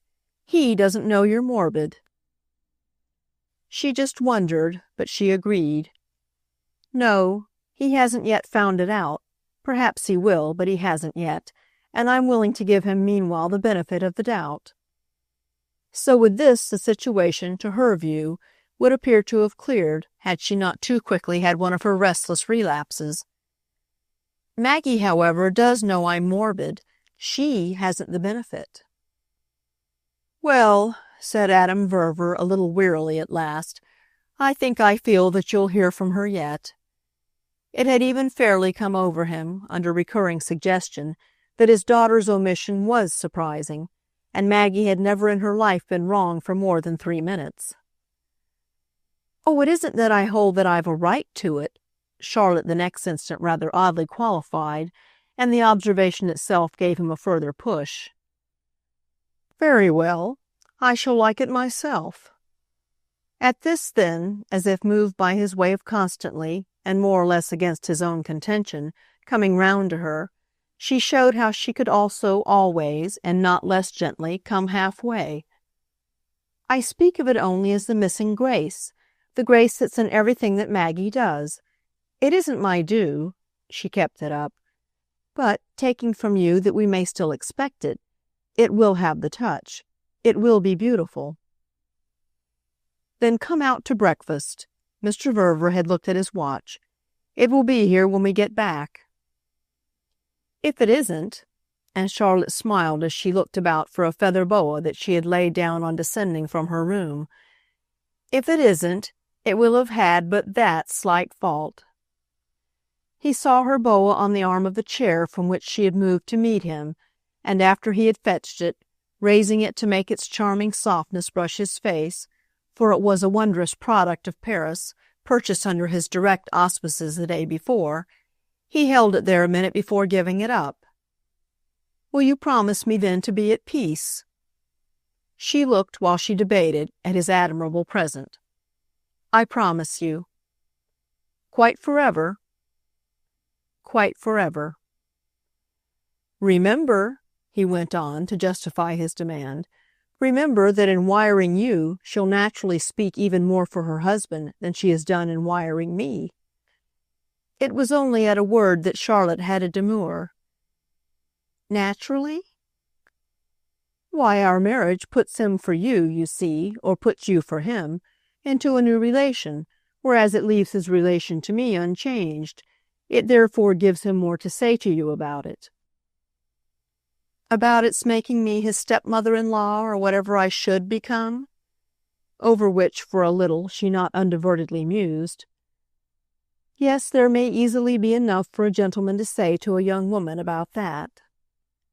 Well, Amerigo can always be, according to the case, either as funny or as serious as you like, and whichever he may be for you, in sending you a message, he'll be it all. And then as the girl, with one of her so deeply and oddly, yet so tenderly critical looks at him, failed to take up the remark, he found himself moved as by a vague anxiety to add a question. Don't you think he's charming? Oh, charming, said Charlotte Stant. If he weren't, I shouldn't mind. No more should I, her friend harmoniously returned. Ah, but you don't mind. You don't have to. You don't have to, I mean, as I have. It's the last folly ever to care, in an anxious way, the least particle more than one is absolutely forced. If I were you, she went on, if I had in my life, for happiness and power and peace, even a small fraction of what you have, it would take a great deal to make me waste my worry. I don't know, she said. What in the world, that didn't touch my luck, I should trouble my head about?" "I quite understand you, yet doesn't it just depend," Mr. Verver asked, "on what you call one's luck? It's exactly my luck that I'm talking about. I shall be as sublime as you like when you've made me all right. It's only when one is right that one really has the things you speak of. It isn't they," he explained, "that make one so. It's the something else I want that makes them right. If you'll give me what I ask, you'll see." She had taken her boa and thrown it over her shoulders, and her eyes, while she still delayed, had turned from him, engaged by another interest, though the court was by this time, the hour of dispersal for luncheon, so forsaken that they would have had it for free talk should they have been moved to loudness, quite to themselves. She was ready for their adjournment, but she was also aware of a pedestrian youth in uniform, a visible emissary of the post-telegraph, who had approached from the street, the small stronghold of the concierge, and who presented there a missive taken from the little cartridge box slung over his shoulder. The portress, meeting him on the threshold, met equally across the court, Charlotte's marked attention to his visit, so that within the minute she had advanced to our friends with her cap streamers flying and her smile of announcement as ample as her broad white apron. She raised aloft a telegraphic message, and as she delivered it, sociably discriminated. "Cette fois, c'est pour madame," with which she as genially retreated, leaving Charlotte in possession. Charlotte, taking it, held it at first unopened. Her eyes had come back to her companion, who had immediately and triumphantly greeted it. "Ah, there you are." She broke the envelope then in silence, and for a minute, as with the message he himself had put before her, studied its contents without a sign. He watched her without a question, and at last she looked up. "I'll give you," she simply said, "what you ask." The expression of her face was strange, but since when had a woman's, at moments of supreme surrender, not a right to be? He took it in with his own long look and his grateful silence, so that nothing more, for some instants, passed between them. Their understanding sealed itself. He already felt that she had made him right. But he was in presence, too, of the fact that Maggie had made her so, and always, therefore, without Maggie, where, in fine, would he be? She united them, brought them together as with the click of a silver spring, and on the spot, with the vision of it, his eyes filled. Charlotte facing him meanwhile with her expression made still stranger by the blur of his gratitude. Through it all, however, he smiled. "What my child does for me." Through it all as well, that is still through the blur, he saw Charlotte rather than heard her reply. She held her paper wide open, but her eyes were all for his. "It isn't Maggie, it's the prince." "I say," he gaily rang out, "then it's best of all." "It's enough." "Thank you for thinking so." To which he added, "It's enough for our question, but it isn't, is it? Quite enough for our breakfast. Déjeunons." She stood there, however, in spite of this appeal, her document always before them. "Don't you want to read it?" He thought. "Not if it satisfies you. I don't require it."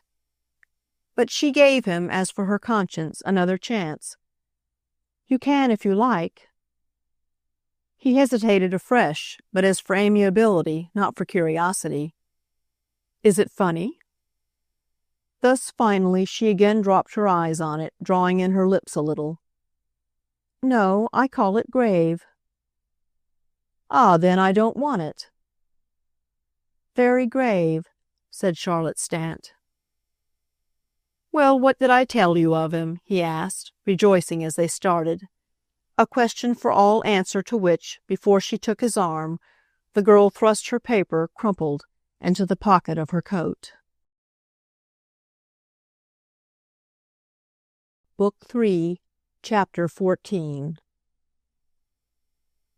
Charlotte, halfway up the monumental staircase, had begun by waiting alone, waiting to be rejoined by her companion, who had gone down all the way, as in common kindness bound, and who, his duty performed, would know where to find her. She was meanwhile, though extremely apparent, not perhaps absolutely advertised, but she would not have cared if she had been, so little was it by this time her first occasion of facing society with a consciousness materially, with a confidence quite splendidly, enriched. For a couple of years now she had known as never before what it was to look well, to look, that is, as well as she had always felt from far back that in certain conditions she might. On such an evening as this, that of a great official party in the full flush of the London springtime, the conditions affected her, her nerves, her senses, her imagination, as all profusely present, so that perhaps at no moment yet had she been so justified of her faith as at the particular instant of our being again concerned with her, that of her chancing to glance higher up from where she stood, and meeting in consequence the quiet eyes of Colonel Assingham, who had his elbows on the broad balustrade of the great gallery overhanging the staircase, and who immediately exchanged with her one of his most artlessly familiar signals. This simplicity of his visual attention struck her, even with the other things she had to think about, as the quietest note in the whole high pitch, much, in fact, as if she had pressed a finger on a chord or a key and created, for the number of seconds, an arrest of vibration, a more muffled thump. The sight of him suggested indeed that Fanny would be there, though so far as opportunity went she had not seen her. This was about the limit of what it could suggest. The air, however, had suggestions enough. It abounded in them, many of them precisely helping to constitute those conditions with which, for our young woman, the hour was brilliantly crowned. She was herself in truth crowned, and it all hung together, melted together, in light and color and sound, the unsurpassed diamonds that her head so happily carried, the other jewels, the other perfections of aspect and arrangement that made her personal scheme a success, the proved private theory that materials to work with had been all she required, and that there were none too precious for her to understand and use, to which might be added lastly, as the strong-scented flower of the total sweetness, an easy command, a high enjoyment of her crisis. For a crisis she was ready to take it, and this ease it was, doubtless, that helped her, while she waited to the right assurance, to the right indifference, to the right expression, and above all, as she felt, to the right view of her opportunity for happiness, unless indeed the opportunity itself rather were, in its mere strange amplitude, the producing, the precipitating cause. The ordered revellers, rustling and shining, with sweeps of train and glitter of star and clink of sword, and yet for all this, but so imperfectly articulate, so vaguely vocal, the double stream of the coming and the going, flowing together where she stood, passed her, brushed her, treated her to much crude contemplation, and now and then to a spasm of speech, an offered hand, even in some cases to an unencouraged pause, but she missed no countenance and invited no protection. She fairly liked to be, so long as she might, just as she was, exposed a little to the public, no doubt, in her unaccompanied state, but even if it were a bit brazen, careless of queer reflections on the dull polish of London faces, and exposed, since it was a question of exposure, to much more confident recognitions of her own. She hoped no one would stop. She was positively keeping herself. It was her idea to mark in a particular manner the importance of something that had just happened. She knew how she should mark it, and what she was doing there made already a beginning. When presently, therefore, from her standpoint, she saw the prince come back, she had an impression of all the place as higher and wider and more appointed for great moments, with its dome of lustres lifted, its ascents and descents more majestic, its marble tiers more vividly overhung, its numerosity of royalties, foreign and domestic, more unprecedented, its symbolism of state hospitality both emphasized and refined. This was doubtless a large consequence of a fairly familiar cause, a considerable inward stir to spring from the mere vision, striking as that might be, of Amerigo in a crowd.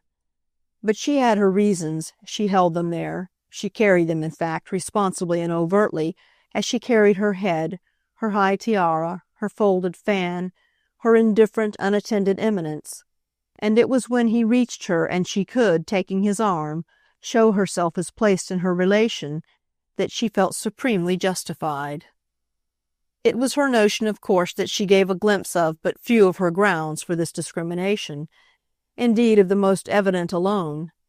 Yet she would have been half willing it should be guessed how she drew inspiration, drew support, in quantity sufficient for almost anything, from the individual value that, through all the picture, her husband's son-in-law kept for the eye, deriving it from his fine, unconscious way, in the swarming social sum of outshining, overlooking, and overtopping. It was as if in separation, even the shortest, she half forgot or disbelieved how he affected her sight, so that reappearance had in him each time a virtue of its own, a kind of disproportionate intensity suggesting his connection with occult sources of renewal. What did he do when he was away from her that made him always come back only looking, as she would have called it, more so? Superior to any shade of cabotinage, he yet almost resembled an actor who, between his moments on the stage, revisits his dressing-room and before the glass, pressed by his need of effect, retouches his make-up.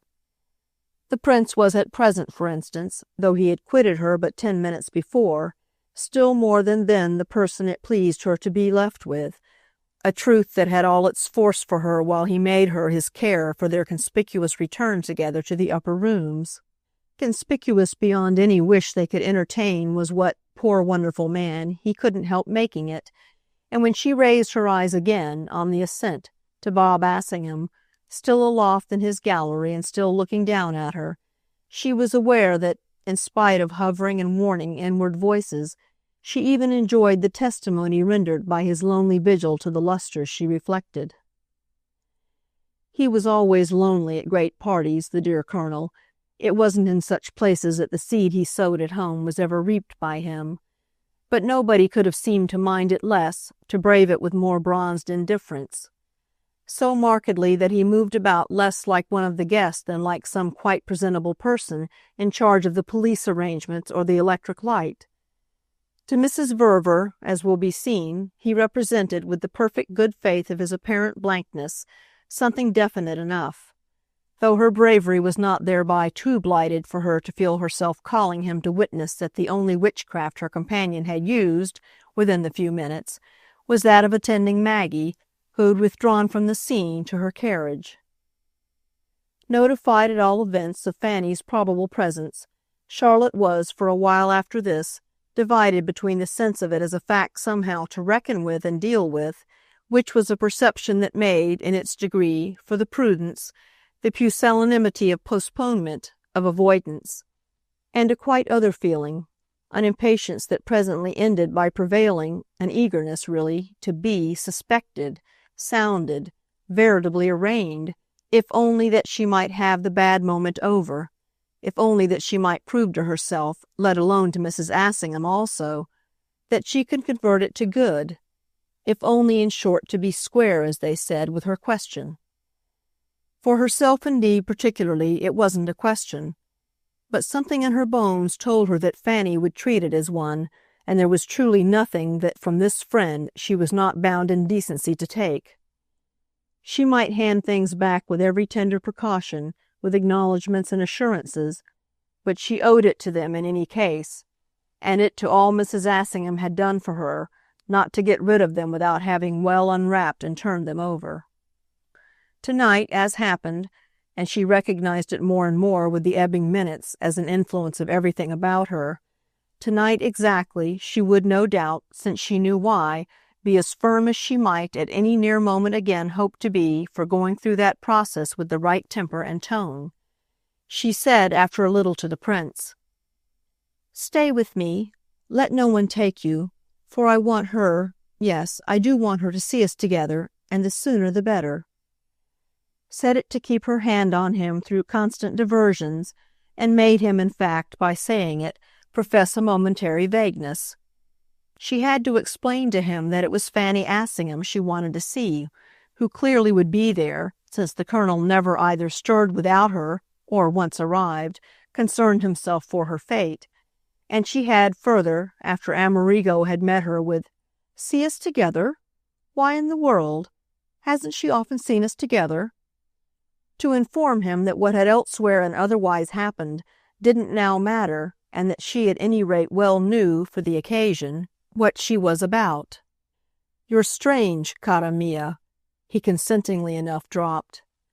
But for whatever strangeness he kept her, as they circulated, from being waylaid, even remarking to her afresh, as he had often done before, on the help rendered in such situations by the intrinsic oddity of the London squash, a thing of vague, slow, senseless eddies, revolving as in fear of some menace of conversation suspended over it, the drop of which, with some consequent refreshing splash or splatter, yet never took place.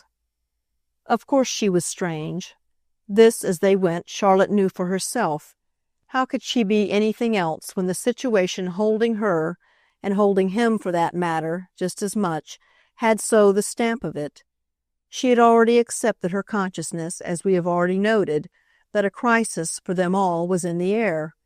And when such hours were not depressing, which was the form indeed in which she had mainly known them, they were apparently in a high degree exhilarating. Later on, in a corner to which, at sight of an empty sofa, Mrs. Assingham had, after a single attentive arrest, led her with a certain earnestness, this vision of the critical was much more sharpened than blurred. Fanny had taken it from her. Yes, she was there with Amerigo alone, Maggie having come with them, and then within 10 minutes changed her mind, repented, and departed. "So you're staying on together without her?" the elder woman had asked, and it was Charlotte's answer to this that had determined for them, quite indeed according to the latter's expectation, the need of some seclusion and her companion's pounce at the sofa. They were staying on together alone, and, oh distinctly, it was alone that Maggie had driven away, her father as usual not having managed to come. As usual? Mrs. Assingham had seemed to wonder. Mr. Verver's reluctances not having, she in fact quite intimated, hitherto struck her. Charlotte responded at any rate that his indisposition to go out had lately much increased, even though tonight, as she admitted, he had pleaded his not feeling well. Maggie had wished to stay with him, for the Prince and she, dining out, had afterwards called in Portland Place, whence, in the event, they had brought her, Charlotte, on. Maggie had come but to oblige her father. She had urged the two others to go without her. Then she had yielded for the time to Mr. Verver's persuasion. But here, when they had, after the long wait in the carriage, fairly got in, here, once up the stairs, with the rooms before them, remorse had ended by seizing her.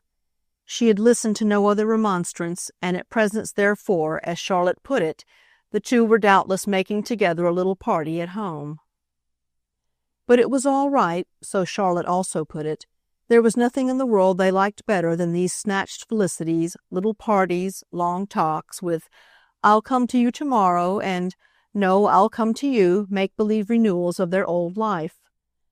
They were fairly at times the dear things like children playing at paying visits, playing at Mr. Thompson and Mrs. Fane, each hoping that the other would really stay to tea. Charlotte was sure she should find Maggie there on getting home, a remark in which Mrs. Verver's immediate response to her friend's inquiry had culminated.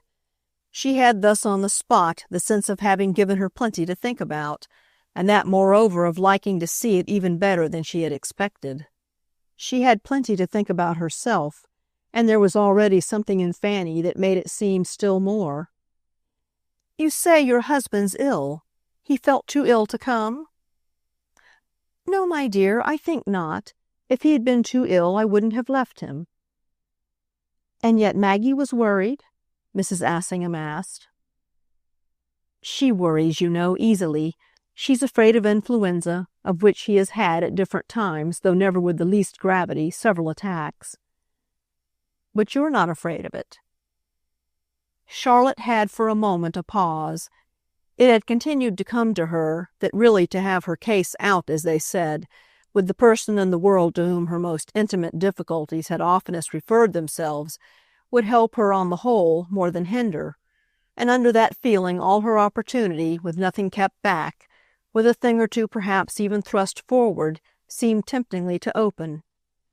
Besides, didn't Fanny at bottom half expect, absolutely at the bottom half want, things, so that she would be disappointed if, after what must just have occurred for her, she didn't get something to put between the teeth of her so restless rumination, that cultivation of the fear, of which our young woman had already had glimpses, that she might have gone too far, and her irrepressible interest in other lives. What had just happened, it pieced itself together for Charlotte, was that the Assingham pair, drifting like everyone else, had had somewhere in the gallery, in the rooms, an accidental concussion, had it after the Colonel, over his balustrade, had observed, in the favouring high light, her public junction with the Prince. His very dryness in this encounter had, as always, struck a spark from his wife's curiosity, and familiar on his side with all that she saw in things, he had thrown her, as a fine little bone to pick, some report of the way one of her young friends was going on with another. He knew perfectly, such at least was Charlotte's liberal assumption, that she wasn't going on with anyone, but she also knew that, given the circumstances, she was inevitably to be sacrificed, in some form or another, to the humorous intercourse of the inimitable couple. The Prince, meanwhile, had also, under coercion, sacrificed her. The ambassador had come up to him with a message from royalty, to whom he was led away, after which she had talked for 5 minutes with Sir John Brinder, who had been of the ambassador's company and who had rather artlessly remained with her. Fanny had then arrived in sight of them at the same moment as someone else she didn't know, someone who knew Mrs. Assingham and also knew Sir John. Charlotte had left it to her friend's competence to throw the two others immediately together and to find a way for entertaining her in closer quarters. This was the little history of the vision in her that was now rapidly helping her to recognize a precious chance, the chance that might again soon be so good for the vivid making of a point. Her point was before her. It was sharp, bright, true. Above all, it was her own. She had reached it quite by herself. No one, not even Amerigo least of all, who would have nothing to do with it, had given her aid. To make it now with force for Fanny Assingham's benefit would see her further, in the direction in which the light had dawned, than any other spring she should, yet a while doubtless, be able to press. The direction was that of her greater freedom, which was all in the world she had in mind. Her opportunity had accordingly, after a few minutes of Mrs. Assingham's almost imprudently interested expression of face, positively acquired such a price for her that she may for ourselves, while the intensity lasted, rather resemble a person holding out a small mirror at arm's length and consulting it with a special turn of the head. It was, in a word, with this value of her chance that she was intelligently playing when she said in answer to Fanny's last question, "Don't you remember what you told me, on the occasion of something or other, the other day, that you believe there's nothing I'm afraid of? So, my dear, don't ask me." "Mayn't I ask you," Mrs. Assingham returned, "how the case stands with your poor husband?" "Certainly, dear. Only when you ask me as if I might perhaps know what to think, it seems to me best to let you see that I know perfectly what to think." Mrs. Assingham hesitated. Then, blinking a little, she took her risk. "You didn't think that if it was a question of anyone's returning to him in his trouble, it would be better you yourself should have gone?" Well, Charlotte's answer to this inquiry visibly shaped itself in the interest of the highest considerations. The highest considerations were good humor, candor, clearness, and obviously the real truth. "If we couldn't be perfectly frank and dear with each other, it would be ever so much better, wouldn't it? That we shouldn't talk about anything at all, which, however, would be dreadful, and we certainly, at any rate, haven't yet come to it. You can ask me anything under the sun you like, because, don't you see, you can't upset me." "I'm sure, my dear Charlotte," Fanny Assingham laughed, "I don't want to upset you." "Indeed, love, you simply couldn't, even if you thought it necessary. That's all I mean. Nobody could, for it belongs to my situation that I'm, by no merit of my own, just fixed as fast as a pin stuck up to its head in a cushion. I'm placed. I can't imagine anyone more placed. There I am." Fanny had indeed never listened to emphasis more firmly applied, and it brought into her own eyes, though she had reasons for striving to keep them from betrayals, a sort of anxiety of intelligence. "I dare say, but your statement of your position, however you see it, isn't an answer to my inquiry. It seems to me at the same time, I confess," Mrs. Assingham added, "to give but the more reason for it. You speak of our being frank. How can we possibly be anything else? If Maggie has gone off through finding herself too distressed to stay, and if she's willing to leave you and her husband to show here without her, aren't the grounds of her preoccupation more or less discussable?" "If they're not," Charlotte replied, "it's only from their being, in a way, too evident. They're not grounds for me. They weren't when I accepted Adam's preference that I should come tonight without him, just as I accept absolutely as a fixed rule all his preferences. But that doesn't alter the fact, of course, that my husband's daughter, rather than his wife, should have felt she could, after all, be the one to stay with him, the one to make the sacrifice of this hour, seeing especially that the daughter has a husband of her own in the field." With which she produced, as it were, her explanation.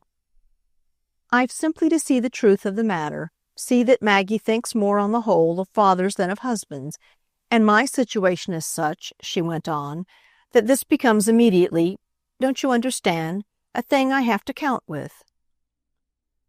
Mrs. Assingham, vaguely heaving, panting a little but trying not to show it, turned about from some inward spring in her seat. "If you mean such a thing as that she doesn't adore the prince—" "I don't say she doesn't adore him. What I say is that she doesn't think of him. One of those conditions doesn't always at all stages involve the other. This is just how she adores him," Charlotte said. "And what reason is there in the world, after all, why he and I shouldn't, as you say, show together? We've shown together, my dear," she smiled, "before." Her friend, for a little, only looked at her, speaking then with abruptness. "You ought to be absolutely happy. You live with such good people." The effect of it, as well, was an arrest for Charlotte, whose face, however, all of whose fine and slightly hard radiance it had caused, the next instant, further to brighten. "Does one ever put into words anything so fatuously rash? It's a thing that must be said in prudence, for one, by somebody who's so good as to take the responsibility. The more that it gives one always a chance to show one's best manners by not contradicting it. Certainly you'll never have the distress or whatever of hearing me complain." "Truly, my dear, I hope in all conscience not." And the elder woman's spirit found relief in a laugh more resonant than was quite advised by their pursuit of privacy. To this demonstration her friend gave no heed. "With all our absence after marriage, and with the separation from her produced in particular by our so many months in America, Maggie has still arrears, still losses to make up, still the need of showing how for so long she simply kept missing him. She missed his company, a large allowance of which is, in spite of everything else, of the first necessity to her. So she puts it in when she can, a little here, a little there, and it ends by making up a considerable amount. The fact of our distinct establishments, which has, all the same, everything in its favor," Charlotte hastened to declare, "makes her really see more of him than when they had the same house. To make sure she doesn't fail of it, she's always arranging for it, which she didn't have to do while they lived together. But she likes to arrange," Charlotte steadily proceeded. "It particularly suits her, and the result of our separate households is really, for them, more contact and more intimacy. Tonight, for instance, has been practically an arrangement. She likes him best alone, and it's the way," said our young woman, "in which he best likes her.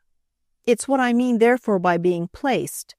And the great thing is, as they say, to know one's place. Doesn't it all strike you," she wound up, "as rather placing the prince, too?" Fanny Assingham had at this moment the sense as of a large heaped dish presented to her intelligence and inviting it to a feast, So thick were the notes of intention in this remarkable speech. But she also felt that to plunge at random, to help herself too freely would, apart from there not being at such a moment time for it, tend to jostle the ministering hand, confound the array, and, more vulgarly speaking, make a mess. So she picked out, after consideration, a solitary plum. "So placed that you have to arrange?" "Certainly I have to arrange." "And the prince also, if the effect for him is the same?" "Really, I think not less." "And does he arrange," Mrs. Assingham asked, "to make up his arrears?" The question had risen to her lips. It was as if another morsel on the dish had tempted her. The sound of it struck her own ear immediately, as giving out more of her thought than she had as yet intended. But she quickly saw that she must follow it up, at any risk, with simplicity, and that what was simplest was the ease of boldness. "Make them up, I mean, by coming to see you?" Charlotte replied, however, without, as her friend would have phrased it, turning a hair. She shook her head, but it was beautifully gentle. "He never comes." "Oh," said Fanny Assingham, with which she felt a little stupid. "There it is. He might so well, you know, otherwise." "Otherwise?" And Fanny was still vague. It passed this time over her companion, whose eyes, wandering to a distance, found themselves held. The prince was at hand again. The ambassador was still at his side. They were stopped a moment by a uniformed personage, a little old man of apparently the highest military character, bristling with medals and orders. This gave Charlotte time to go on. "He has not been for 3 months." And then, as with her friend's last word in her ear, "Otherwise, yes. He arranges otherwise. And in my position," she added, "I might too. It's too absurd we shouldn't meet." "You've met, I gather," said Fanny Assingham, "tonight." "Yes, as far as that goes. But what I mean is that I might, placed for it as we both are, go to see him." "And do you?" Fanny asked with almost mistaken solemnity. The perception of this excess made Charlotte, whether for gravity or for irony, hang fire a minute. "I have been, but that's nothing," she said, "in itself, and I tell you of it only to show you how our situation works. It essentially becomes a situation for both of us. The prince's, however, is his own affair. I meant but to speak of mine." "Your situation's perfect," Mrs. Assingham presently declared. "I don't say it isn't. Taken in fact all round, I think it is. And I don't, as I tell you, complain of it. The only thing is that I have to act as it demands of me." "To act?" said Mrs. Assingham with an irrepressible quaver. "Isn't it acting, my dear, to accept it? I do accept it. What do you want me to do less?"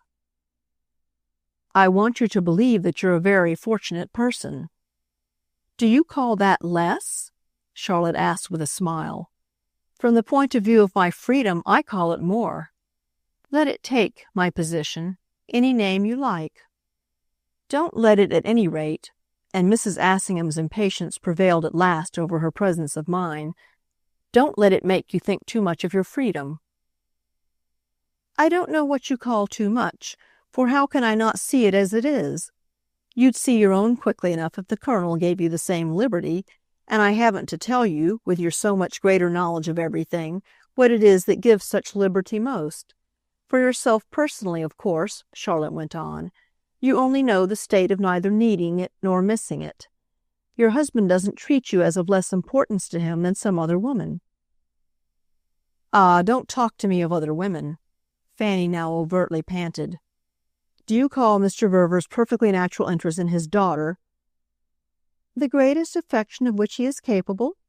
Charlotte took it up in all readiness. "I do distinctly, and in spite of my having done all I could think of to make him capable of a greater. I've done, earnestly, everything I could. I've made it month after month my study. But I haven't succeeded. It has been vividly brought home to me tonight. However, she pursued, I've hoped against hope, for I recognize that, as I told you at the time, I was duly warned. And then, as she met in her friend's face the absence of any such remembrance, he did tell me that he wanted me just because I could be useful about her. With which Charlotte broke into a wonderful smile. So you see I am. It was on Fanny Assingham's lips for the moment to reply that this was, on the contrary, exactly what she didn't see. She came, in fact, within an ace of saying, You strike me as having quite failed to help his idea to work, since by your account, Maggie has him not less, but so much more on her mind. How in the world, with so much of a remedy, comes there to remain so much of what was to be obviated? But she saved herself in time, conscious above all that she was in presence of still deeper things than she had yet dared to fear, that there was more in it than any admission she had made represented, and she had held herself familiar with admissions, so that not to seem to understand where she couldn't accept, and not to seem to accept where she couldn't approve, and could still less with precipitation advise, she invoked the mere appearance of casting no weight whatever into the scales of her young friend's consistency. The only thing was that, as she was quickly enough to feel, she invoked it rather to excess. It brought her invocation too abruptly to her feet. She brushed away everything. I can't conceive, my dear, what you're talking about. Charlotte promptly rose then, as might be, to meet it, and her color for the first time perceptibly heightened. She looked for the minute as her companion had looked, as if 20 protests blocking each other's way had surged up within her. But when Charlotte had to make a selection, her selection was always the most effective possible. It was happy now above all for being made not in anger but in sorrow. You give me up, then? Give you up? You forsake me at the hour of my life when it seems to me I most deserve a friend's loyalty? If you do, you're not just, Fanny. You're even, I think, she went on, rather cruel, and it's least of all worthy of you to seem to wish to quarrel with me in order to cover your desertion.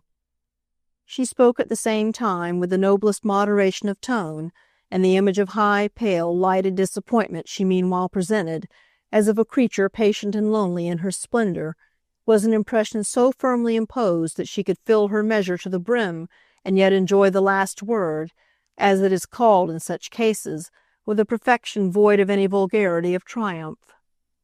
She merely completed, for truth's sake, her demonstration. What is a quarrel with me but a quarrel with my right to recognize the conditions of my bargain? But I can carry them out alone, she said as she turned away. She turned to meet the ambassador and the prince, who, their colloquy with their field-marshal ended, were now at hand and had already, between them, she was aware, addressed her a remark that failed to penetrate the golden glow in which her intelligence was temporarily bathed. She had made her point, the point she had foreseen she must make. She had made it thoroughly and once for all, so that no more making was required. And her success was reflected in the faces of the 2 men of distinction before her, unmistakably moved to admiration by her exceptional radiance. She at first but watched this reflection, taking no note of any less adequate form of it possibly presented by poor Fanny left to stare at her incurred score, chalked up in so few strokes on the wall. Then she took in what the ambassador was saying in French, what he was apparently repeating to her. A desire for your presence, madame, has been expressed en très haute lieu, and I've let myself in for the responsibility, to say nothing of the honor, of seeing, as the most respectable of your friends, that so august an impatience is not kept waiting. The greatest possible personage had, in short, according to the odd formula of society subject to the greatest personages possible, sent for her, and she asked in her surprise, "What in the world does he want to do with me?" Only to know, without looking, that Fanny's bewilderment was called to a still larger application, and to hear the prince say with authority, indeed with a certain prompt dryness, "You must go immediately, it's a summons." The ambassador, using authority as well, had already somehow possessed himself of her hand, which he drew into his arm, and she was further conscious as she went off with him that, though still speaking for her benefit, Amerigo had turned to Fanny Assingham. He would explain afterwards, besides which she would understand for herself. To Fanny, however, he had laughed, as a mark, apparently, that for this infallible friend no explanation at all would be necessary. Chapter 15. It may be recorded none the less that the prince was the next moment to see how little any such assumption was founded. Alone with him now, Mrs. Assingham was incorruptible. "They send for Charlotte through you?" "No, my dear, as you see, through the ambassador." "Ah, but the ambassador and you, for the last quarter of an hour, have been for them as one. He's your ambassador." It may indeed be further mentioned that the more Fanny looked at it, the more she saw in it. "They've connected her with you. She's treated as your appendage." "Oh, my appendage!" the prince amusedly exclaimed. "Cara mia, what a name! She's treated, rather, say, as my ornament and my glory, and it's so remarkable a case for a mother-in-law that you surely can't find fault with it." "You've ornaments enough, it seems to me, as you've certainly glories enough without her, and she's not the least little bit," Mrs. Assingham observed, "your mother-in-law. In such a matter a shade of difference is enormous. She's no relation to you whatever, and if she's known in high quarters but is going about with you, then— She failed, however, as from positive intensity of vision. Then what?" he asked with perfect good nature. "She had better in such a case not be known at all." "But I assure you I never, just now, so much as mentioned her. Do you suppose I asked them," said the young man, still amused, "if they didn't want to see her? You surely don't need to be shown that Charlotte speaks for herself, that she does so above all on such an occasion as this, and looking as she does tonight. How, so looking, can she pass unnoticed? How can she not have success? Besides," he added as she but watched his face, letting him say what he would, as if she wanted to see how he would say it, "besides, there is always the fact that we're of the same connection, what is your word? The same concern. We're certainly not, with the relation of our respective sposi, simply formal acquaintances. We're in the same boat." And the prince smiled with a candor that added an accent to his emphasis. Fanny Assingham was full of the special sense of his manner. It caused her to turn for a moment's refuge to a corner of her general consciousness in which she could say to herself that she was glad she wasn't in love with such a man. As with Charlotte just before, she was embarrassed by the difference between what she took in and what she could say, what she felt and what she could show. "It only appears to me of great importance that, now that you all seem more settled here, Charlotte should be known, for any presentation, any further circulation or introduction, as in particular her husband's wife, known in the least possible degree as anything else. I don't know what you mean by the same boat. Charlotte is naturally in Mr. Verver's boat."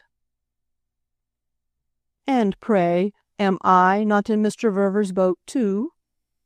"Why, but for Mr. Verver's boat I should have been by this time," and his quick Italian gesture, an expressive direction and motion of his forefinger, pointed to deepest depths, "away down, down, down." She knew, of course, what he meant, how it had taken his father-in-law's great fortune, and taken no small slice, to surround him with an element in which, all too fatally weighted as he had originally been, he could pecuniarily float. And with this reminder other things came to her. How strange it was that, with all allowances for their merit, it should befall some people to be so inordinately valued, quoted, as they said in the stock market, so high, and how still stranger perhaps that there should be cases in which, for some reason, one didn't mind the so frequently marked absence in them of the purpose really to represent their price. She was thinking, feeling at any rate, for herself. She was thinking that the pleasure she could take in this specimen of the class didn't suffer from his consent to be merely made buoyant, partly because it was one of those pleasures, he inspired them, that, by their nature, couldn't suffer, to whatever proof they were put, and partly because, besides, he after all visibly had on his conscience some sort of return for services rendered. He was a huge expense, assuredly, but it had been up to now her conviction that his idea was to behave beautifully enough to make the beauty well nigh an equivalent, and that he had carried out his idea, carried it out by continuing to lead the life, to breathe the air, very nearly to think the thoughts, that best suited his wife and her father. This she had till lately enjoyed the comfort of so distinctly perceiving, as to have even been moved more than once to express to him the happiness it gave her. He had that in his favor as against other matters. Yet it discouraged her too, and rather oddly, that he should so keep moving, and be able to show her that he moved, on the firm ground of the truth. His acknowledgment of obligation was far from unimportant, but she could find in his grasp of the real itself a kind of ominous intimation. The intimation appeared to peep at her even out of his next word, lightly as he produced it. "Isn't it rather as if we had, Charlotte and I, for bringing us together, a benefactor in common?" And the effect, for his interlocutress, was still further to be deepened. "I somehow feel half the time as if he were her father-in-law too. It's as if he had saved us both, which is a fact in our lives, or at any rate in our hearts, to make of itself a link. Don't you remember," he kept it up, "how, the day she suddenly turned up for you, just before my wedding, we so frankly and funnily talked in her presence of the advisability for her of some good marriage?" And then as his friend's face, in her extremity, quite again as with Charlotte, but continued to fly the black flag of general repudiation. "Well, we really began then, as it seems to me, the work of placing her where she is. We were wholly right, and so was she. That it was exactly the thing is shown by its success. We recommend a good marriage at almost any price, so to speak, and taking us at our word, she has made the very best. That was really what we meant, wasn't it? Only, what she has got, something thoroughly good. It would be difficult, it seems to me, for her to have anything better, once you allow her the way it's to be taken. Of course, if you don't allow her that, the case is different. Her offset is a certain decent freedom, which I judge she'll be quite contented with. You may say that will be very good of her, but she strikes me as perfectly humble about it. She proposes neither to claim it, nor to use it with any sort of retentissement. She would enjoy it, I think, quite as quietly as it might be given. The boat, you see," the prince explained it no less considerately and lucidly, "is a good deal tied up at the dock, or anchored, if you like, out in the stream. I have to jump out from time to time to stretch my legs, and you'll probably perceive, if you give it your attention, that Charlotte really can't help occasionally doing the same. It isn't even a question sometimes of one's getting to the dock. One has to take a header and splash about in the water. Call our having remained here together tonight, call the accident of my having put our illustrious friends there, on my companion's track, for I grant you this is a practical result of our combination. Call the whole thing one of the harmless little plunges off the deck, inevitable for each of us. Why not take them when they occur as inevitable, and above all as not endangering life or limb? We shan't drown, we shan't sink, at least I can answer for myself. Mrs. Verver, too, moreover, do her the justice, visibly knows how to swim." He could easily go on, for she didn't interrupt him. Fanny felt now that she wouldn't have interrupted him for the world. She found his eloquence precious. There was not a drop of it that she didn't, in a manner, catch as it came for immediate bottling, for future preservation. The crystal flask of her innermost attention really received it on the spot, and she had even already the vision of how, in the snug laboratory of her afterthought, she should be able chemically to analyze it. There were moments, positively, still beyond this, when, with the meeting of their eyes, something as yet unnameable came out for her in his look, when something strange and subtle and at variance with his words, something that gave them away, glimmered deep down as an appeal, almost an incredible one, to her finer comprehension. What, inconceivably, was it like?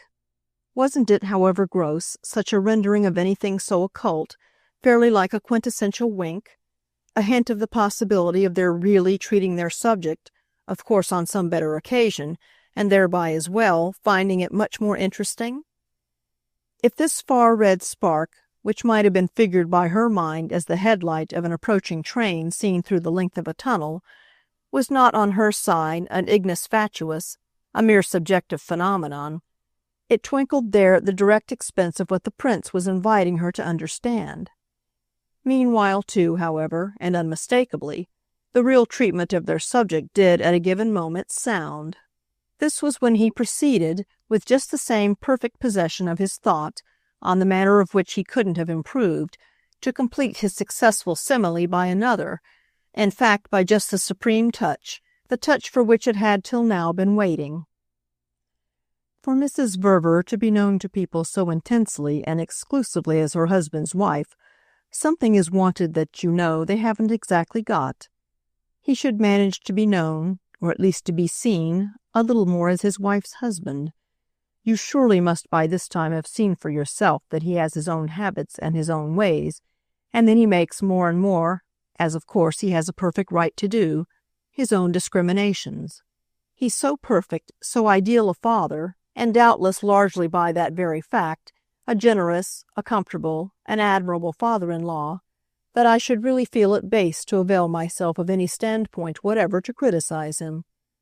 To you, nevertheless, I may make just one remark, for you're not stupid. You always understood so blessedly what one means. He paused an instant, as if even this one remark might be difficult for him should she give no sign of encouraging him to produce it. Nothing would have induced her, however, to encourage him. She was now conscious of having never in her life stood so still or sat, inwardly as it were, so tight. She felt like the horse of the adage, brought by her own fault, to the water, but strong for the occasion and the one fact that she couldn't be forced to drink. Invited, in other words, to understand, she held her breath for fear of showing she did, and this for the excellent reason that she was at last fairly afraid to. It was sharp for her, at the same time, that she was certain in advance of his remark, that she heard it before it had sounded, that she already tasted, in fine, the bitterness it would have for her special sensibility. But her companion, from an inward and different need of his own, was presently not deterred by her silence. What I really don't see is why, from his own point of view, given, that is, his conditions, so fortunate as they stood, he should have wished to marry at all. There it was, then, exactly what she knew would come, and exactly for reasons that seemed now to thump at her heart as distressing to her. Yet she was resolved, meanwhile, not to suffer, as they used to say of the martyrs then and there, not to suffer odiously, helplessly, in public, which could be prevented but by her breaking off, with whatever inconsequence, by her treating their discussion as ended and getting away. She suddenly wanted to go home much as she had wanted, an hour or two before, to come. She wanted to leave well behind her both her question and the couple in whom it had abruptly taken such vivid form, but it was dreadful to have the appearance of disconcerted flight. Discussion had of itself to her sense become danger, such light as from open crevices it let in, and the overt recognition of danger was worse than anything else. The worst, in fact, came while she was thinking how she could retreat and still not overtly recognize. Her face had betrayed her trouble, and with that she was lost. "I'm afraid, however," the prince said, "that I, for some reason, distress you, for which I beg your pardon. We've always talked so well together. It has been, from the beginning, the greatest pull for me." Nothing so much as such a tone could have quickened her collapse. She felt he had her now at his mercy, and he showed, as he went on, that he knew it. "We shall talk again all the same, better than ever. I depend on it too much. Don't you remember what I told you, so definitely, one day before my marriage? That, moving as I did in so many ways among new things, mysteries, conditions, expectations, assumptions different from any I had known, I looked to you as my original sponsor, my fairy godmother, to see me through. I beg you to believe," he added, "that I look to you yet." His very insistence had, fortunately, the next moment, affected her as bringing her help, with which at least she could hold up her head to speak. "Ah, you are through. You were through long ago, or if you aren't, you ought to be." "Well, then, if I ought to be, it's all the more reason why you should continue to help me. Because very distinctly I assure you I'm not. The new things, or ever so many of them, are still for me new things. The mysteries and expectations and assumptions still contain an immense element that I've failed to puzzle out. As we've happened so luckily to find ourselves again really taking hold together, you must let me, as soon as possible, come to see you. You must give me a good, kind hour. If you refuse it me," and he addressed himself to her continued reserve, "I shall feel that you deny with a stony stare your responsibility." At this, as from a sudden shake, her reserve proved an inadequate vessel. She could bear her own, her private reference to the weight on her mind, but the touch of another hand made it too horribly press. "Oh, I deny responsibility to you. So far as I ever had it, I've done with it." He had been all the while beautifully smiling, but she made his look now penetrate her again more. "As to whom, then, do you confess it?" "Ah, mio caro, that's, if to anyone, my own business." He continued to look at her hard. "You give me up, then?" It was what Charlotte had asked her 10 minutes before, and its coming from him so much in the same way shook her in her place. She was on the point of replying, "Do you and she agree together for what you'll say to me?" But she was glad afterwards to have checked herself in time, little as her actual answer had perhaps bettered it. "I think I don't know what to make of you." "You must receive me at least," he said. "Oh, please, not till I'm ready for you." And though she found a laugh for it, she had to turn away. She had never turned away from him before, and it was quite positively for her as if she were altogether afraid of him. Chapter 16. Later on, when their hired brougham had, with the long vociferation that tormented her impatience, been extricated from the endless rank, she rolled into the London night beside her husband as into a sheltering darkness where she could muffle herself and draw breath. She had stood for the previous half-hour in a merciless glare, beaten upon, stared out of countenance, it fairly seemed to her, by intimations of her mistake. For what she was most immediately feeling was that she had in the past been active for these people to ends that were now bearing fruit and that might yet bear a larger crop. She but brooded at first in her corner of the carriage. It was like burying her exposed face, a face too helplessly exposed, in the cool lap of the common indifference, of the dispeopled streets, of the closed shops and darkened houses seen through the windows of the brougham, a world mercifully unconscious and unreproachful. It wouldn't, like the world she had just left, know sooner or later what she had done, or would know it at least, only if the final consequence should be some quite overwhelming publicity. She fixed this possibility itself so hard, however, for a few moments, that the misery of her fear produced the next minute a reaction, and when the carriage happened, while it grazed a turn, to catch the straight shaft from the lamp of a policeman in the act of playing his inquisitive flash over an opposite house front, she let herself wince at being thus incriminated, only that she might protest, not less quickly, against mere blind terror. It had become, for the occasion, preposterously terror, of which she must shake herself free before she could properly measure her ground. The perception of this necessity had in truth soon aided her, since she found on trying that, lurid as her prospect might hover there, she could none the less give it no name. The sense of seeing was strong in her, but she clutched at the comfort of not being sure of what she saw.